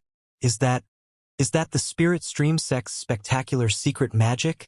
The Water Swamp Kingdom? Or is it ghosts haunt the night? Soon, the cries of shock turned into bellows of rage. 8 tide flows. He's reached 8 tide flows. If he succeeds, a vast amount of earth string energy will be sucked away. Stop him! The entire sky shook as the 7th and 8th vortexes began to spin rapidly. The power of the tide flow that erupted out to absorb earth string energy was vastly stronger than anything before, greater by dozens of times over. It was like the power of an enormous black hole, reaching out into the entire world and tugging at all the earth string energy in it. The vortexes belonging to the other disciples began to twist and distort, and even slow down their own absorption. It was at this point that Fong Lin opened his eyes, then spoke in a voice that rose up into the vortex above him and spread out to fill the entire area. Kill Stream Sect disciples, heed my command. Kill Bai Xiaochun. Stop him from completing his 8th tide flow. All who comply will receive special compensation from me upon returning to the sect. I'll acquire Foundation Establishment pills for all of you, and take care of you for your whole life. At the same time, Nine Isles sat in his spell formation, his eyes flickering with killing intent. Profound Stream Sect disciples, heed my command. Exterminate Bai Xiaochun. Kill him, and his earth string energy will disperse back into the world. That will benefit me, you, and everyone. Even as Nine Isles' words echoed out, Song Ke opened his eyes. After a moment of thought, he said, Bloodstream Sect, heed my command. Kill Bai Xiaochun and put an end to his tide flow. Hou Yunfei was starting to get nervous, but being in the middle of his own foundation establishment, could do nothing to help. Shangguan Tianyou's eyes flickered, and a cold smile appeared on his face. He had been shaken by the fact that Bai Xiaochun started his 7th and 8th tide flows simultaneously, but now he wasn't so nervous. You're simply courting death, he murmured. You can't blame us for that. With that, he closed his eyes and proceeded with his own tide flow. Ghostfang's eyes glittered. Although he felt no ill will toward Bai Xiaochun, at the moment, he couldn't help him even if he wanted to. Beihan Lai hesitated for a moment. By this point, he wasn't sure how he felt about Bai Xiaochun. He hated him and even wanted to kill him. But as more time passed, he had reached a point where he didn't want Bai Xiaochun to die at the hands of anyone except himself. "Despicable wretches!" he shouted. However, he was powerless to offer any assistance at the moment. As the number one chosen from the various sects issued their orders, the other disciples in the fallen sword world looked on with bloodshot eyes. "Kill Bai Xiaochun. If he dies, then his earth-string energy will disperse, and we'll have a chance to succeed." That's right. Song Ke, Nine Isles, and even Fong Lin are people we can't risk provoking. But according to the sect's information, Bai Xiaochun isn't the strongest here. We can definitely take him down. I think each sect has different information about Bai Xiaochun, but now's not the time to worry about that. Kill him, and we'll all have a chance to reach Foundation establishment. He doesn't qualify to reach 8 tide flows. Eyes crimson, disciples sped from all directions toward Bai Xiaochun's lake. The Spirit Stream sect disciples were starting to get nervous, but considering that all of the disciples from the other 3 sects were joining forces, they were completely outnumbered. They were able to stop some of them, but not all. Soon, disciples from all 3 sects were closing in on Bai Xiaochun. It was at that point that Bai Xiaochun's eyes snapped open. "Wanna kill me?" Bai Xiaochun's eyes shone with piercing light, and yet, inside, his heart was pounding. He had known all along that his attempt at Foundation establishment couldn't be made without interference. Unless he immediately ended his 7th and 8th tide flows, people would definitely try to kill him. Song Quebec 9 Isles. Fong Lin. You're all despicable. I'm not taking away your earth-string energy, yet you send your fellow disciples to try to stop me. Just wait until I'm in Foundation establishment. Then you'll know how awesome I am. Gritting his teeth, he temporarily suppressed the hatred in his heart. He knew that he was in a moment of deep crisis, and that the slightest carelessness could result in utter catastrophe. The people coming at him weren't just trying to prevent him from proceeding with his Foundation establishment. They were trying to kill him and steal the earth-string energy that existed in his spiritual seas. Because of the life-or-death danger, a vicious, maddened look appeared on his face. All of a sudden, he felt like he was back in mountains being chased by the Luochen clan. Rumbling sounds echoed out above the lake as dozens of disciples from the 3 sects closed in.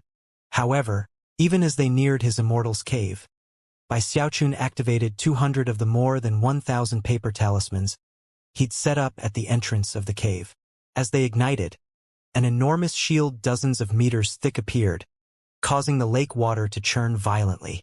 As for the incoming disciples, they were completely blocked by the glittering shield. Each one of those defensive paper talismans is extremely expensive. Bai Xiaochun is down to his last line of defense. Destroy these shields, and we'll be able to get into his immortal's cave. Kill Bai Xiaochun, and the earth-string energy inside of him will return to the world around us. We'll finally get a chance at Foundation establishment. The dozens of disciples that had arrived viciously unleashed numerous powerful attacks onto the shields.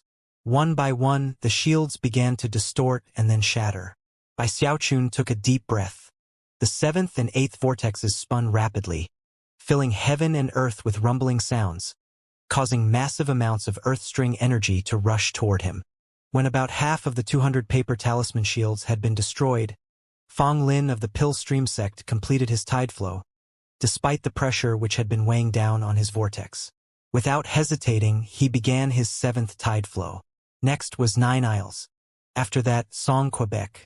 Soon, all of them were in the middle of their 7th tide flow. Ghost Fong had begun 20 hours later than Bai Xiaochun, and was now about half finished with his 6th tide flow. Even still, it took all of them added together to match the speed with which Bai Xiaochun was absorbing earth-string energy. The earth-string energy in the fallen sword world was rapidly diminishing, causing the disciples of the 3 sects to grow even more anxious. More and more of them chose to try to kill Bai Xiaochun. After all, the overall earth-string energy that remained was now almost half gone, and the only way to reverse the situation was to kill Bai Xiaochun. More and more disciples showed up to attack him. By this point, the lake was destroyed, and Bai Xiaochun's defensive shields were almost gone. The nearly 100 disciples who had gathered in the area were starting to get very excited. Come on. One big blast should destroy those shields. Hurry up. Bai Xiaochun's shields are almost gone. However, even as hope flickered in their eyes, Bai Xiaochun ignited another 400 paper talismans. Instantly, the shields were hundreds of meters thick, a dazzling display that provoked cries of shock among the attacking disciples. Damn it! He had more? How many paper talismans does Bai Xiaochun have? I refuse to believe this. This has definitely got to be his final line of defense. Booms echoed out as nearly 100 disciples attacked with bloodshot eyes and even greater killing intent. As one shield layer after another shattered, Bai Xiaochun pushed the vortexes even harder, madly absorbing as much earth-string energy as he could. Faster, he growled. Must go faster. Time passed, and soon the active paper talismans had been whittled down from 400 to 100. At that point, hissing sounds could be heard as the seventh vortex transformed into a full tide flow, and a seventh spiritual sea appeared in his Dantian region. Bai Xiaochun could clearly sense how much more powerful he was with that boundless seventh spiritual sea. At the same time, his eighth vortex began to spin even faster. It was at this point that Fang Lin trembled and finished his seventh tide flow. However, he was incapable of beginning an eighth and, in fact, anyone who could have examined him closely would have been able to tell that his seventh tide flow wasn't complete. Bai Xiaochun was essentially in control of half of the earth-string energy in the world, and Fang Lin simply wasn't as well prepared as everyone else. Lower-level tide flows didn't require as much earth-string energy, but in the seventh it was quite the opposite, and Fang Lin simply couldn't compete with everyone else. He was totally spent. Bai Xiaochun, eyes raging with killing intent, he had no choice but to end his foundation establishment with a partially completed seventh spiritual sea. When the vortex above Fang Lin faded away, less of the earth-string energy was being absorbed, and the overall tension in the Fallen Sword world eased up a bit. Not long after that, Song Ke and Nine Isles completed their seventh tide flows. Then, it was with great difficulty but no hesitation that they called upon the power of their secret magics to begin their eighth tide flows. Rumbling filled the entire world as unstable vortexes appeared above each of them. It seemed that, for both of them, the eighth tide flow could fail at any moment. Apparently, the earth-string energy in the world was barely enough to sustain two such vortexes. However, both of them struggled to hang on even longer. I can definitely reach 8 tide flows, Nine Isles howled. My goal isn't 8. It's 9. Song Ke's eyes were completely bloodshot as he performed a double-handed incantation gesture, causing his chest to wither up, and yet simultaneously unleashing a bizarre power that poured into the 8th tide flow vortex, resulting in it accelerating rapidly. The acceleration of Song Ke's vortex seemed to exert incredible pressure onto Nine Isles' vortex. Nine Isles began to tremble as his vortex slowly withered. There's still hope. Nine Isles bit the tip of his tongue and then spit out a mouthful of blood, which transformed into a magical symbol that settled down onto him. As it did, the chain of magical symbols that surrounded him began to emit dazzling light, causing the whirlpool inside of him to speed up. Soon he was catching up to Song Quebec. However, it was at this point that Ghost Fang completed his 7th tide flow and began his 8th. Instantly, Nine Isles, who had already been teetering unstably, let loose a cry of despair. Moments later, Nine Isles' vortex shuddered, and then ground to a halt. No! Nine Isles howled, his eyes shining with madness. However, there was nothing he could do. His 8th tide flow was a failure. Now that both he and Fang Lin had ceased to absorb earth-string energy, the pressure in the Fallen Sword world had eased significantly. With 2 less tide flow vortexes in the picture, Song Ke's 8th tide flow stabilized even further. As for Ghost Fang, he also had a better chance than before and was catching up relentlessly.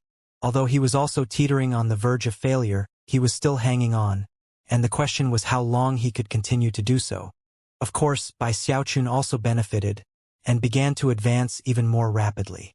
It was a dazzling scene as 3 people proceeded through their 8th tide flow. Bai Xiaochun, Song Ke, and Ghost Fang. 2 people had failed so far, Fang Lin and Nine Isles. As for Shangguan Tianyu, Beihan Lai, Zhao Rou, and Su Xiaoshan, they were in the second wave.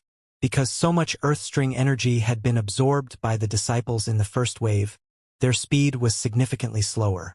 All of them had just begun their fourth tide flows. Hou Yunfei and some of the other miscellaneous chosen were in the third wave and had just begun their second tide flows. As far as Hou Yunfei was concerned, considering his latent talent and expectations, even reaching one tide flow in Earthstring Foundation establishment was a significant accomplishment. By this point, the rest of the disciples had no hope whatsoever of finishing their Earthstring capture crystals, and therefore no chance to even achieve a single tide flow.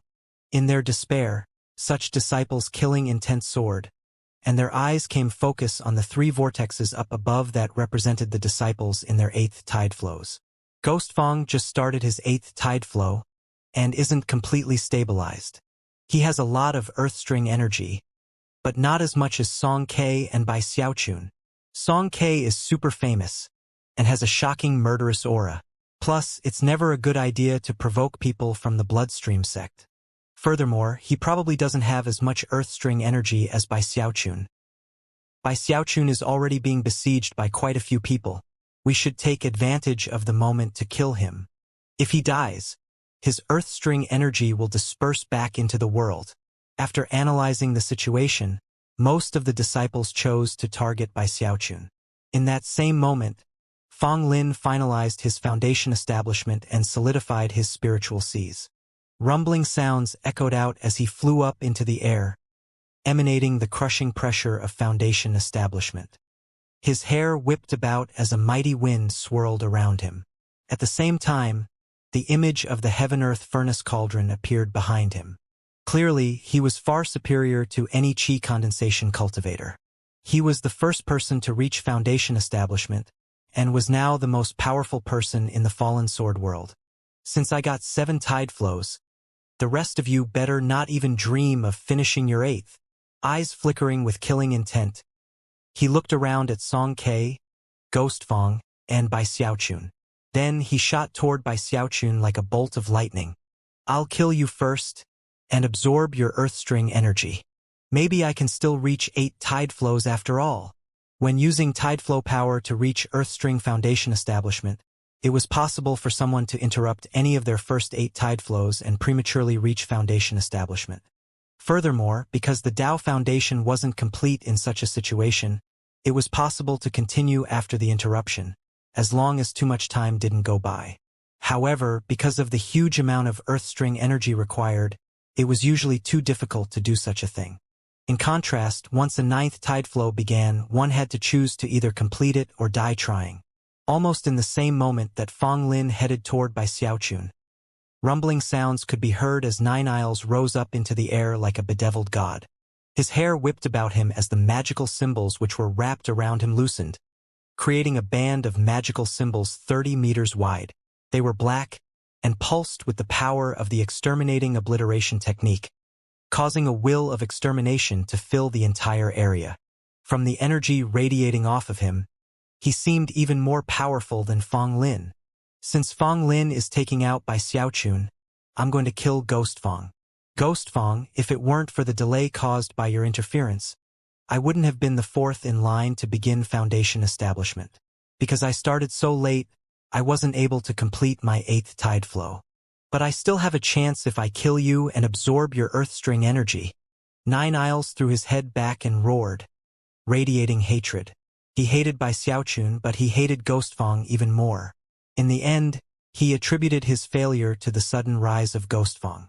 Of course, he hated Song Ke just as much, and planned to get revenge on him as well. However, his plan was to first take out Ghostfang.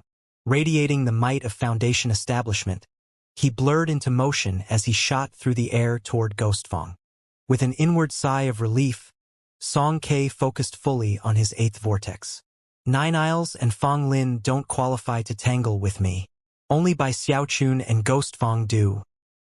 However, if they get interrupted, that will be my greatest chance to succeed. There was nothing left of the lake above Bai Xiaochun. There was only a huge crater, at the bottom of which was the Immortal's cave he had created. There, Glittering shields were being constantly bombarded by disciples from the three sections. At the moment, there were only 100 shield layers left, which was when Fong Lin appeared like a bolt of lightning. He was a blur of motion that sped toward the shields and then waved his hand, causing the heaven-earth furnace cauldron to rapidly grow larger and then smash downward. "Break!" he shouted in a deafening roar that caused the other disciples to back up in astonishment. Many of them even coughed up mouthfuls of blood due to Fong Lin's foundation establishment might. The stunning power of the heaven-earth furnace cauldron was such that all 100 shields shattered from a single blow. By Xiaochun, Fong Lin's eyes flickered with killing intent as he prepared to enter the Immortal's cave.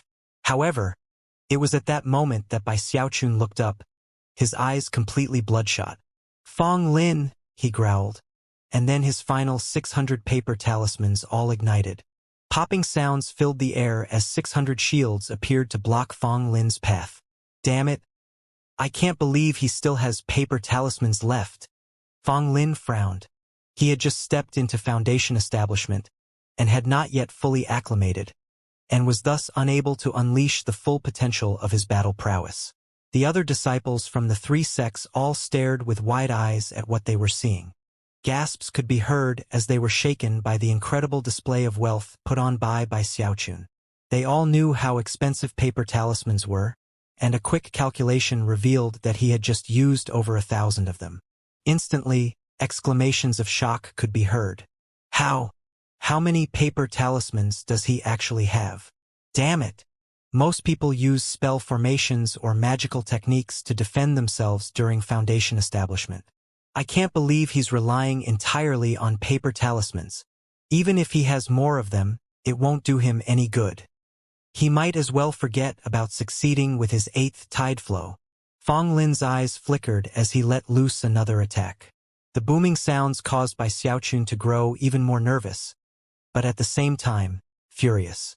Without Fong Lin, the situation wouldn't have been so nerve-wracking.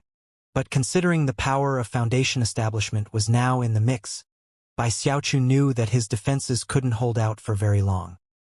He just entered foundation establishment, and probably isn't completely used to it yet. I still have a chance. Gritting his teeth, he ignored the booming sounds and focused fully on rotating the whirlpool inside of him. As it spun faster and faster, the shields were broken away layer by layer. Fong Lin and the other disciples continued to unleash attacks, and time ticked away. Soon, half of the shields were gone, and yet Fong Lin was starting to get very nervous. Not good.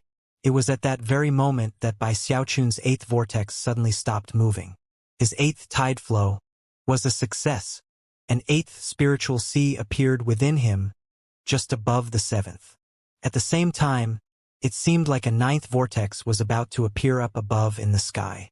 My 9th tide flow will be my undying live forever technique. Bai Xiaochun's expression was one of madness as he put everything on the line. As he called upon the undying live forever technique, silver light spread out, within which faint traces of gold were already visible.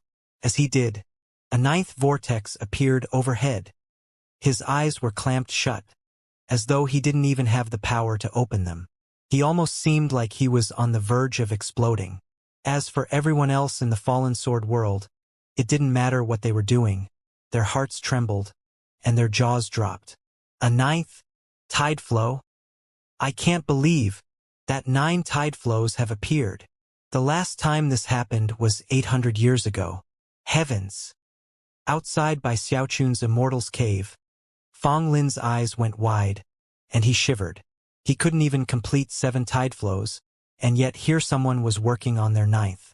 In the middle of unleashing an attack on Ghostfang's location, Nine Isles trembled and turned to look in Bai Xiaochun's direction. Panting, he said, "The Spirit Stream sect has started a 9th tide flow. We can't let that 9th tide flow succeed."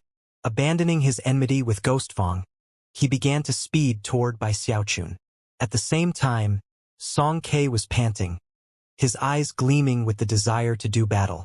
Because Bai Xiaochun had begun his 9th tide flow, Song Ke's 8th tide flow now seemed to be on the verge of falling apart. Expression one of utter determination. He performed a double-handed incantation gesture, and then slapped his hands down onto the ground, causing a boom to echo out. Moments later, cracking sounds could be heard from 9 locations within the fallen sword world, as Earthstring energy was apparently forcibly extracted using some special technique. Moments later, Song K's 8th tide flow stabilized. Ghost Fong observed silently as 9 Isles sped off into the distance. His expression was one of disappointment. He didn't want to admit it, but he could sense that his 8th tide flow was rapidly destabilizing. Because of the appearance of a 9th tide flow, it would soon shatter. Shangguan Tianyu was in the middle of his 5th tide flow, and as soon as he sensed that Bai Xiaochun had started a 9th tide flow, all of his confidence and pride was shattered. Never educated by his parents, and always pulling off freakish stunts. The shameless son of a bitch. I can't believe he got to 9 tide flows. What a massive joke. All of a sudden, Shangguan Tianyu let loose a stream of shrill laughter. Beihan Lai bitterly clenched his fists. Despite the endless frustrations caused by Xiaochun, he had never given up hope that he could surpass him. As of this moment, he gritted his teeth and felt more strongly than ever that he had to do just that. Everyone in the fallen sword world experienced a short moment of reflective silence. But then, the voices of Fong Lin and 9 Isles echoed out in all directions. Our 3 sects will never tolerate the appearance of 9 tide flows. You people know what we have to do. Kill Bai Xiaochun, stop the 9th tide flow, and return the Earthstring energy to the world around us. Profound Stream Sect, Blood Stream Sect, Pill Stream Sect. If we don't attack him together now, when will we? A moment later, Song K's voice rang out, grim and sinister. Kill Bai Xiaochun. The truth was that the 3 of them didn't even need to say anything. All of the non-Foundation establishment cultivators in the Fallen Sword Abyss were terrified, and began to speed toward Bai Xiaochun, killing intent raging. Hou Yunfei had completed his 3rd tide flow, and was in the middle of his 4th. Suddenly, he smiled happily and said, Xiaochun, you defended me from the Luochen clan, and now, I'm going to defend you. His 4th tide flow began to fade as he chose to enter Foundation establishment at that very moment. He knew that Bai Xiaochun would be in a very weak state, and was about to be attacked by a whole horde of enemies. Therefore, he would defend Bai Xiaochun. Even as his tide flow ended, he cried out, Spirit Stream Sect disciples, it's me, Hou Yunfei. I just finished my own Foundation establishment, and I'm going to defend Bai Xiaochun. Who's with me? After a moment of silence, the voices of numerous Spirit Stream Sect disciples could be heard shouting in response. Sect Uncle Bai had our backs when we entered this place. I'm going to stand as his Dharma protector. Bai Xiaochun might be naughty and mischievous, but he's one of us. 9 tide flows. That's a sign that the Spirit Stream Sect is going to rise to prominence. You people want to kill Sect Uncle Bai? I don't think so. Virtually all of the Spirit Stream Sect disciples gritted their teeth and began to speed in Bai Xiaochun's direction. Ghost Fong couldn't hold on any longer. As his 8th tide flow faded away in failure, he thought for a moment, and then completely ignored Bai Xiaochun in favor of going to interfere with Song Quebec. Apparently, he viewed Bai Xiaochun's success or failure as having nothing to do with himself. Beihan Lai let out a powerful roar. Suppressing the rage he felt toward Bai Xiaochun, he ended his 5th tide flow and chose to enter Foundation establishment immediately. Then, he stepped out to act as Dharma protector for Bai Xiaochun. This isn't for you, Bai Xiaochun. It's for the Spirit Stream Sect. There were a few other Spirit Stream Sect disciples who similarly gritted their teeth and then ended their tide flows to join their fellows. Soon, in the entire Spirit Stream Sect, the only person other than Bai Xiaochun who was still continuing with a tide flow was Shangguan Tianyu. Eyes bloodshot, he was completely ignoring everything else other than his own wavering 5th tide flow. Fierce fighting instantly broke out as the disciples charged in the direction of Bai Xiaochun.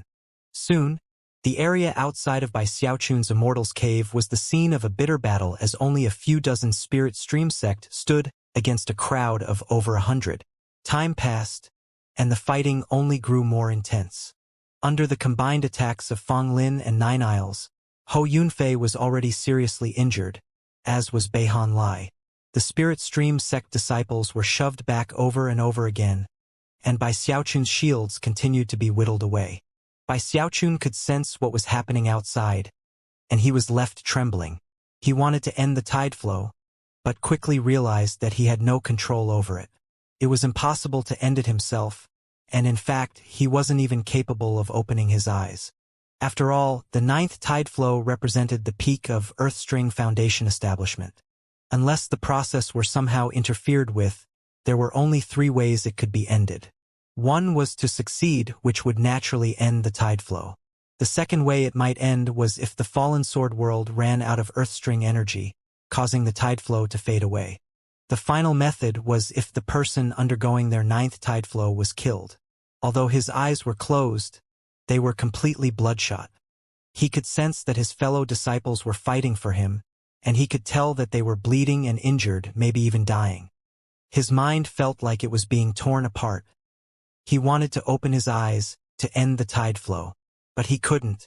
This ninth tide flow either needs to fail or hurry up and finish. Arg! Trembling physically, he let out a protracted inner howl.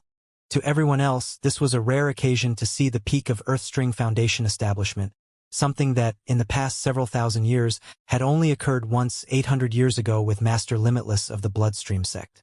However, to Bai Xiaochun it was more than that.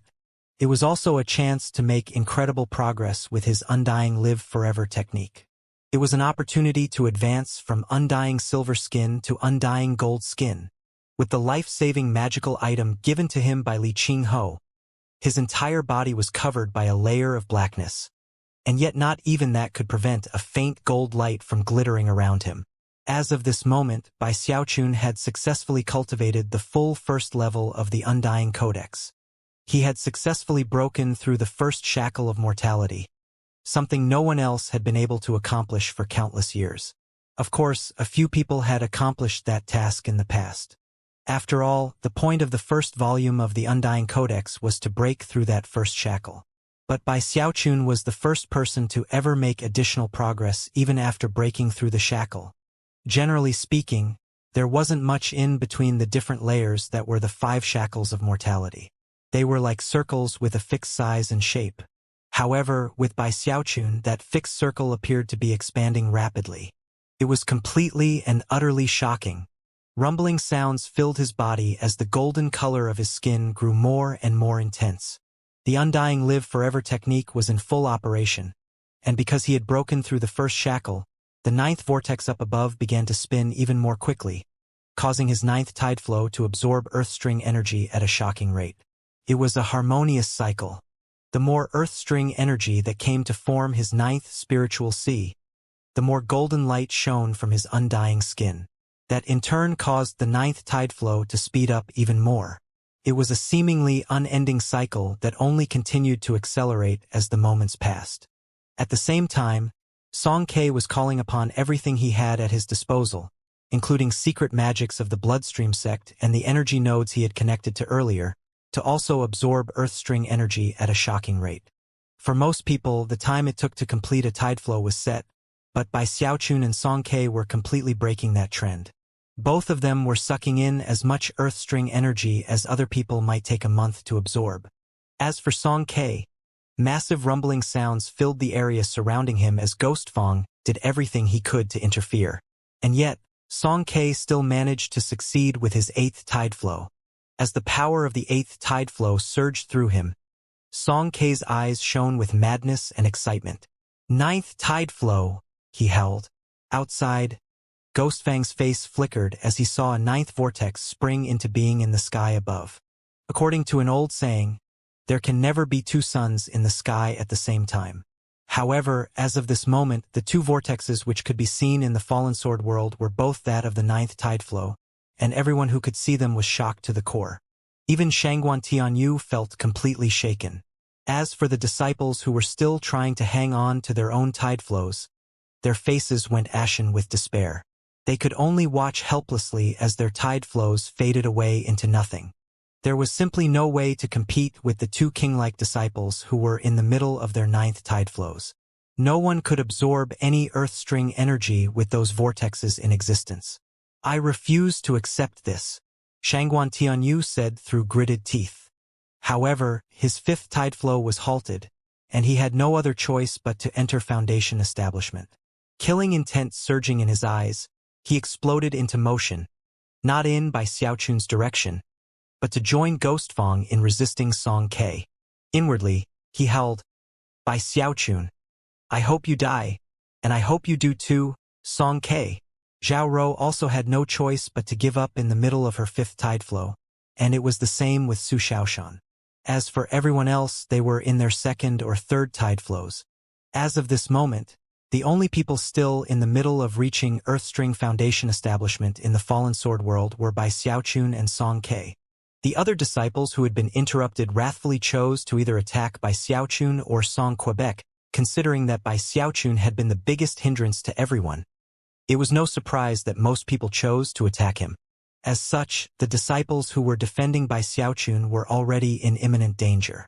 Just as Zhao Rou was about to go attack Bai Xiaochun, she noticed that, somehow, the poison puppet she had created to defend herself, Gong Sun Wanner, was nowhere to be found.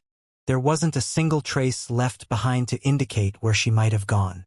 Zhao Rou's heart trembled, but there was no time to ponder the matter carefully.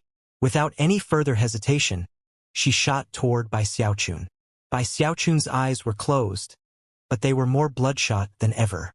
"Must go faster," he murmured. Anxiety filled him. He didn't have any desire for the fellow disciples outside his Immortal's cave to die trying to defend him. It was at this moment that the entire Immortal's cave suddenly trembled violently as the final paper talisman shields outside were destroyed. Bai Xiaochun had used so many paper talismans that his defenses far exceeded those of the spell formations used by the other chosen. But now they had been completely destroyed. As soon as that happened, the disciples of the other three sects unleashed all of their divine abilities in Bai Xiaochun's direction. Thankfully, Fong Lin and Nine Isles were being held off by Hou Yunfei, Beihan Lai, and two other Spirit Stream sect disciples who had reached Earthstring Foundation establishment, making it temporarily impossible for them to join in. Therefore, most of the people attacking Bai Xiaochun were Qi condensation disciples. Numerous cultivators unleashed magical techniques, all of which were blocked by Xiaochun's divine crane shield. In the Qi condensation stage, neither Hou Yunfei nor Beihan Lai had been on the same level as Fong Lin and Nine Isles. Now that they were in Foundation establishment, it was no different. Despite having the advantage of numbers, they were still in extreme danger and were being injured repeatedly. Blood sprayed out of Hou Yunfei's mouth, and yet he continued to block the way, seemingly maddened. Beihan Lai hesitated for a moment. He was soaked with blood and covered with wounds, and as such began to back up. He had come to help Bai Xiaochun, but wouldn't give his life for him. Seeing that the Immortal's cave was on the verge of being destroyed, he decided that now was the time to retreat. Fong Lin didn't chase him. Instead, he shot toward Bai Xiaochun, joining the Qi condensation disciples to try and destroy the divine crane shield. "Are you looking to die?" Nine Isles barked, eyes flickering with killing intent. Considering he had just stepped into Foundation establishment, he didn't dare to unleash too much of his cultivation base, for fear that his Dao foundation was not stable. However, Hou Yunfei didn't seem to care at all about his Dao foundation, and was fighting like a madman, making it very difficult to keep him under control.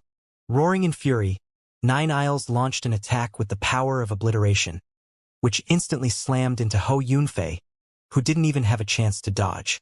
Blood sprayed out of his mouth as he was sent tumbling backward, bones snapping left and right inside of him.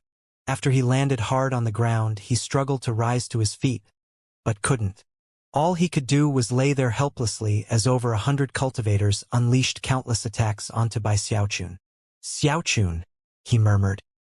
"This is my fault for being so useless." The other Spirit Stream sect disciples were all seriously injured. Thankfully, the disciples from the other three sects were focused on killing Bai Xiaochun, and weren't trying to kill them. Of course, each and every enemy disciple wanted to be the one to land the killing blow. After all, whoever was closest to Bai Xiaochun when he died would benefit the most from the resulting blast of Earthstring energy that would spread out. By now, none of the Spirit Stream sect disciples had any energy left to fight, and could only bitterly watch by Xiaochun being bombarded. Massive booms echoed out constantly. Fong Lin and Nine Isles were already top chosen, and were now 7 Tideflow's Earthstring Foundation establishment cultivators. Under their leadership, the bombardment of all the Qi condensation disciples caused cracks to spread out all over by Xiaochun's divine crane shield. Time to die, by Xiaochun. Return your Earthstring energy to the world around you, Fong Lin said. Maybe I can't continue with my Tideflow, but at least some of my fellow Pill Stream Sect disciples will reach Earthstring Foundation establishment. By Xiaochun, there's no way we'll let you succeed. As the crowd roared, the divine crane shield finally exploded. The magical item which Bai Xiaochun's elder brother sect leader had given him shattered. As it did, the soul of the divine crane flew out and settled down around Bai Xiaochun, providing one last measure of defense. However, it only took moments for it to begin to fade away. In that instant, the entire group of disciples from the other 3 sects stormed in. It was also at that point that the final wave of disciples who had reached Foundation establishment joined the crowd. The most powerful among them had reached 5 Tideflows, and the weakest, 1. However, they were still Earthstring Foundation establishment cultivators, and their attacks caused the divine crane to let out a piercing cry as it disappeared. Zhao Rou from the Pill Stream sect attacked with particular viciousness, and as soon as the crane vanished, she reached out to touch Bai Xiaochun's forehead. It doesn't matter that you're an 8 Tideflows Foundation establishment expert, you won't be able to escape death this time. All Spirit Stream sect disciples must die. Zhao Rou's beauty was twisted by venomous rage as her finger made contact with Bai Xiaochun's forehead. Just as she was expecting his head to explode, a powerful force slammed back into her, shoving her backwards several meters. At the same time, the attacks from the other disciples also rebounded. Booms rang out, but a black glow emanated from Bai Xiaochun, defending against everything. Damn it! He still has more defenses? This Bai Xiaochun has profound defensive preparations. He must have known that reaching 9 Tideflows would provoke widespread rage. That was why he prepared so well ahead of time. It doesn't matter how many defensive layers he has. However much Earthstring energy he's absorbed, that's how much he's going to spit back out. The glow of magical techniques rose high into the air as 7 or 8 Foundation establishment cultivators and more than 100 Qi condensation disciples unleashed attacks. The life-saving magical item from Li Qingho began to distort, and after a few moments, a popping sound could be heard as it reverted into a bracelet, which was now covered with cracks. If it weren't for the fact that the new Foundation establishment cultivators didn't dare to fully call upon all their power, it would have already been destroyed. When the black glow vanished, Bai Xiaochun was revealed, shining with boundless golden light. Die! Zhao Rou said excitedly. She once again reached out with her index finger, and yet, before she could get close, Bai Xiaochun's eyes snapped open. They looked like the eyes of a wild beast, filled with boundless madness and infinitely burning rage. The entire world seemed to suddenly freeze in place. When Bai Xiaochun opened his eyes, he saw Nine Isles' vicious expression, Fong Lin's cruel smile, and other Foundation establishment cultivators, including Zhao Rou, whose beautiful face was twisted with venomous rage as she reached out toward his forehead. Everything around him was moving incredibly slowly, as if time had suddenly been locked in place. He could sense that his 9th Tideflow had ended, and that a 9th spiritual sea existed in his Dantian region. He now had a total of 9 spiritual seas, each one larger and more magnificent than the one beneath it. Boundless spiritual power surged inside of him, pouring through his body. As his spiritual seas grew more and more stable, his Tao foundation was formed. He also realized something that none of the other disciples would be aware of. The peak of Earthstring Foundation establishment, 9 Tideflows, didn't require a long period of stabilization like the other levels did. It stabilized almost instantly, filling him with a sensation of unprecedented power. He had never experienced this level of spiritual power, this much vital energy. He could clearly sense the terrifying life force that radiated out from him, as well as the signs that his longevity was increasing. In addition to all that, His undying skin had already broken through to the next level. Instead of undying silver skin, he now had undying gold skin. He had advanced by leaps and bounds, had become more powerful in all aspects. He had reached a new level of life that was completely different from before. As of this moment, he was no longer a part of the mortal world, but was a true cultivator who had shed his mortality. However, the price he had to pay was immense, and he was well aware of that. He understood that only the fit survived, and he understood the law of the jungle. He knew that on the path to living forever, it didn't matter if he hated fighting and killing. The path was narrow and cramped, and although he was willing to walk it along with others, there were many who didn't share such sentiments. He knew now more than ever that sometimes, even if he didn't feel like killing someone, that person might want to kill him. In that case, he could either close his eyes and die, or unleash his rage and fight. He saw the shattered battleground that was the area outside his immortal's cave. He saw the injured spirit stream sect disciples, and he saw the bloodied and unconscious Ho Yunfei. He was so moved that tears welled up in his eyes. These were his own fellow disciples, like his family. Each and every spirit stream sect disciple was a person he would never be able to forget. He saw some of the spirit stream sect disciples who were now nothing more than corpses, and it filled his heart with pain. Their end came much like Zhou Yudeo's, and that idea filled by Xiaochun with so much rage that his eyes turned red. How his fury burned. He was furious that he had been besieged, and furious that spirit stream sect disciples had died defending him. He was furious that, despite not having provoked any of these other sects, they had come to take his life. I practice cultivation because I want to live forever. I don't like fighting and killing, but I can if I have to. To buy Xiaochun, the world had turned as crimson as blood. Everything had slowed down to the point where it wasn't moving. My fellow spirit stream sect disciples died protecting me. So now, I'll make sure the survivors reach Foundation establishment. Each and every spirit stream sect disciple here is going to get to Earthstring Foundation establishment. Rage burning in his heart, he spoke the words like an oath. And then, everything seemed to return to normal. Zhao Ro looked just as ferocious as she had moments ago. As her index finger closed in on his forehead, it suddenly lurched to a stop. At some unknown point, Bai Xiaochun had raised his own right hand, and before Zhao Ro even realized what had happened, he clamped his hand down onto her wrist. "No!" she screamed. She was about to attempt to sever her own arm to get away, but Bai Xiaochun's eyes flickered with killing intent, and he squeezed his hand down. A popping sound could be heard, along with a bitter scream as Zhao Ro's entire arm exploded. At the same time, Bai Xiaochun rose to his feet and took a step forward, slamming bodily into her. Her chest caved in and blood sprayed out of her mouth, along with a choked shriek. Even as she attempted to turn and flee, her entire body exploded. At the same time, her Dao Foundation was destroyed. She had just stepped into Foundation establishment, and the Earthstring energy inside of her hadn't completely solidified. As she died, massive quantities of Earthstring energy erupted out in all directions.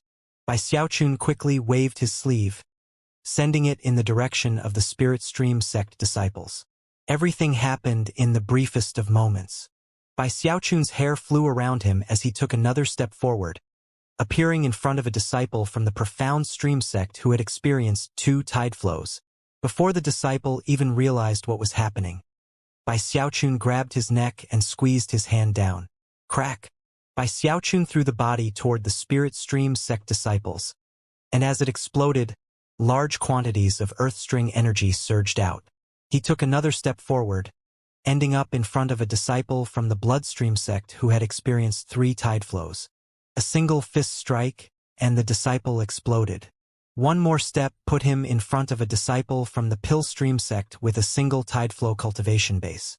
Bai Xiaochun waved his hand, and the aura of the Water Swamp Kingdom appeared. It was merely the aura, nothing more, and yet the Pillstream sect disciple's eyes went bloodshot and exploded into bits. Just like before, Earthstring energy flowed out toward the Spirit Stream sect disciples. At that point, Bai Xiaochun stopped in place. Only a brief moment had elapsed since he had stepped forward to kill Zhao Rou. As he stood there, surrounded by rumbling sounds, the crowds of attacking disciples from the other sects were shocked to find that the person who had been sitting cross-legged in meditation had vanished, and now stood right in front of them. Zhao Rou had been killed, and Foundation establishment cultivators from the Pill Stream sect, Profound Stream sect, and Bloodstream sect had all been cut down. At the same time, a huge amount of Earthstring energy was swirling toward the Spirit Stream sect disciples, who were just as shocked as everyone else. Voice booming like thunder, Bai Xiaochun roared, "Friends from the Spirit Stream sect, the time has come to reach Earthstring Foundation establishment, and I will be your Dharma protector." Trembling, the Spirit Stream sect disciples quickly sat down cross-legged and began to absorb the Earthstring energy. Because this Earthstring energy came directly from slaughtered Foundation establishment cultivators, there was no need for an Earthstring capture crystal to be able to absorb it. Everything happened so quickly that the minds of the onlookers were left reeling, and their scalps went numb. Gasps could be heard as all of them were filled with intense sensations of deadly crisis. Nine Isle's eyes were wide with disbelief. Fong Lin was shaking visibly, and felt as if every drop of blood inside of him were screaming at him that Bai Xiaochun was more terrifying than he could possibly imagine. Impossible! Even as everyone reeled in shock, killing intent flickered in Bai Xiaochun's eyes, and he took another step forward, placing him in front of Nine Isles. A single punch caused blood to spray out of Nine Isles' mouth. Screaming, he called upon all of the power of the exterminating obliteration technique to defend himself. Then, face ashen, he fled without the slightest hesitation. Bai Xiaochun's eyes flickered. He had sensed a strange power in Nine Isles just now, something that protected his life force. Even though it wasn't a full match for Bai Xiaochun, it was still powerful. Bai Xiaochun let Nine Isles flee, and flickered into motion, appearing in front of Fong Lin.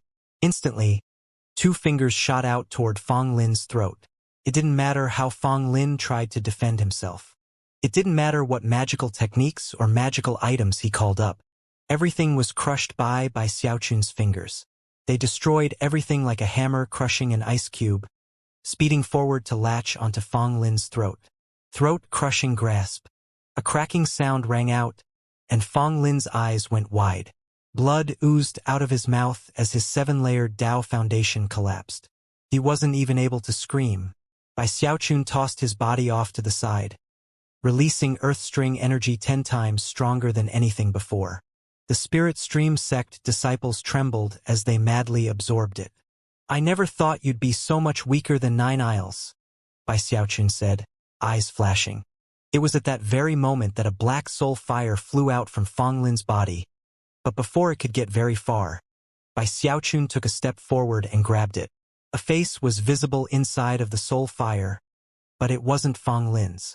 It was a sinister face which was half covered by a black birthmark, making it almost look like a yin-yang symbol. It stared at Bai Xiaochun, and then began to chuckle.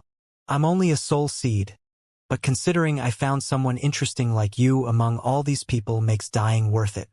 I'm sure we'll meet again someday." With that, the soul fire faded away.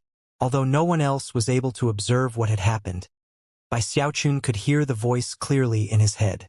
"Parlor tricks," Bai Xiaochun said, snorting coldly. It was only at around this time that the other disciples in the area began to react. Miserable screams rang out as the terrified disciples attempted to flee in all directions. As far as they were concerned, Bai Xiaochun had turned into a devil. Zhao Rou's dead. Fong Lin's dead. Nine Isles has fled. Heavens! Is this the peak of Earthstring Foundation establishment? 800 years ago, Master Limitless of the Bloodstream sect reached the peak, and almost all of the disciples from the other 3 sects were wiped out. Screaming, the more than 100 disciples in the area began to flee as if they had gone mad. Their minds were trembling, and they were completely and utterly shaken by the terror that was Bai Xiaochun. At the same time, the Spirit Stream sect disciples were shivering in excitement. Beihan Lai was panting as he looked at Bai Xiaochun, his feelings even more complicated than before. However, his determination to surpass him only continued to grow stronger. Bai Xiaochun didn't chase any of the fleeing disciples. He quickly went over to Hou Yunfei and placed his palm onto his chest. Earth-string energy poured into him, restoring his Tao foundation. A moment later, the signs of a tide flow once again appeared. Hou Yunfei slowly opened his eyes, and when he saw Bai Xiaochun, he smiled. Bai Xiaochun looked around at the other Spirit Stream sect disciples as they reached Earth-string Foundation establishment. None of them would be able to achieve 3 tide flows, only 2 at the most. After all, even with Bai Xiaochun helping them, there still wasn't much Earth-string energy left to split between everyone. Despite that, everyone was profoundly shaken. Not enough Earth-string energy, Bai Xiaochun thought as he watched Hou Yunfei absorbing the energy. Then he looked up toward the lone remaining vortex up in the sky. It was none other than Song Ke, in the middle of his 9th tide flow. You sent people to kill me and stop my 9 tide flows. Well, Bai Xiaochun isn't the type of person who gets hit and doesn't hit back. If I stop your tide flow, Big Bro Ho will have more Earth-string energy for himself. His eyes flashed with cold light, but then he hesitated, as he remembered that there were many disciples here who needed someone to stand for them as Dharma protector. Beihan Lai took a deep breath as he sensed that his own fated tide flow was on the verge of resuming. Bai Xiaochun, you go. We might have a beef with each other, but I have no desire for a second Master Limitless to arise in the Bloodstream sect. You go stop Song Ke. I'll defend everyone here. Bai Xiaochun gave him a deep look, his heart filled with regret. After clasping hands and bowing deeply, he transformed into a beam of light that shot up toward Song Ke.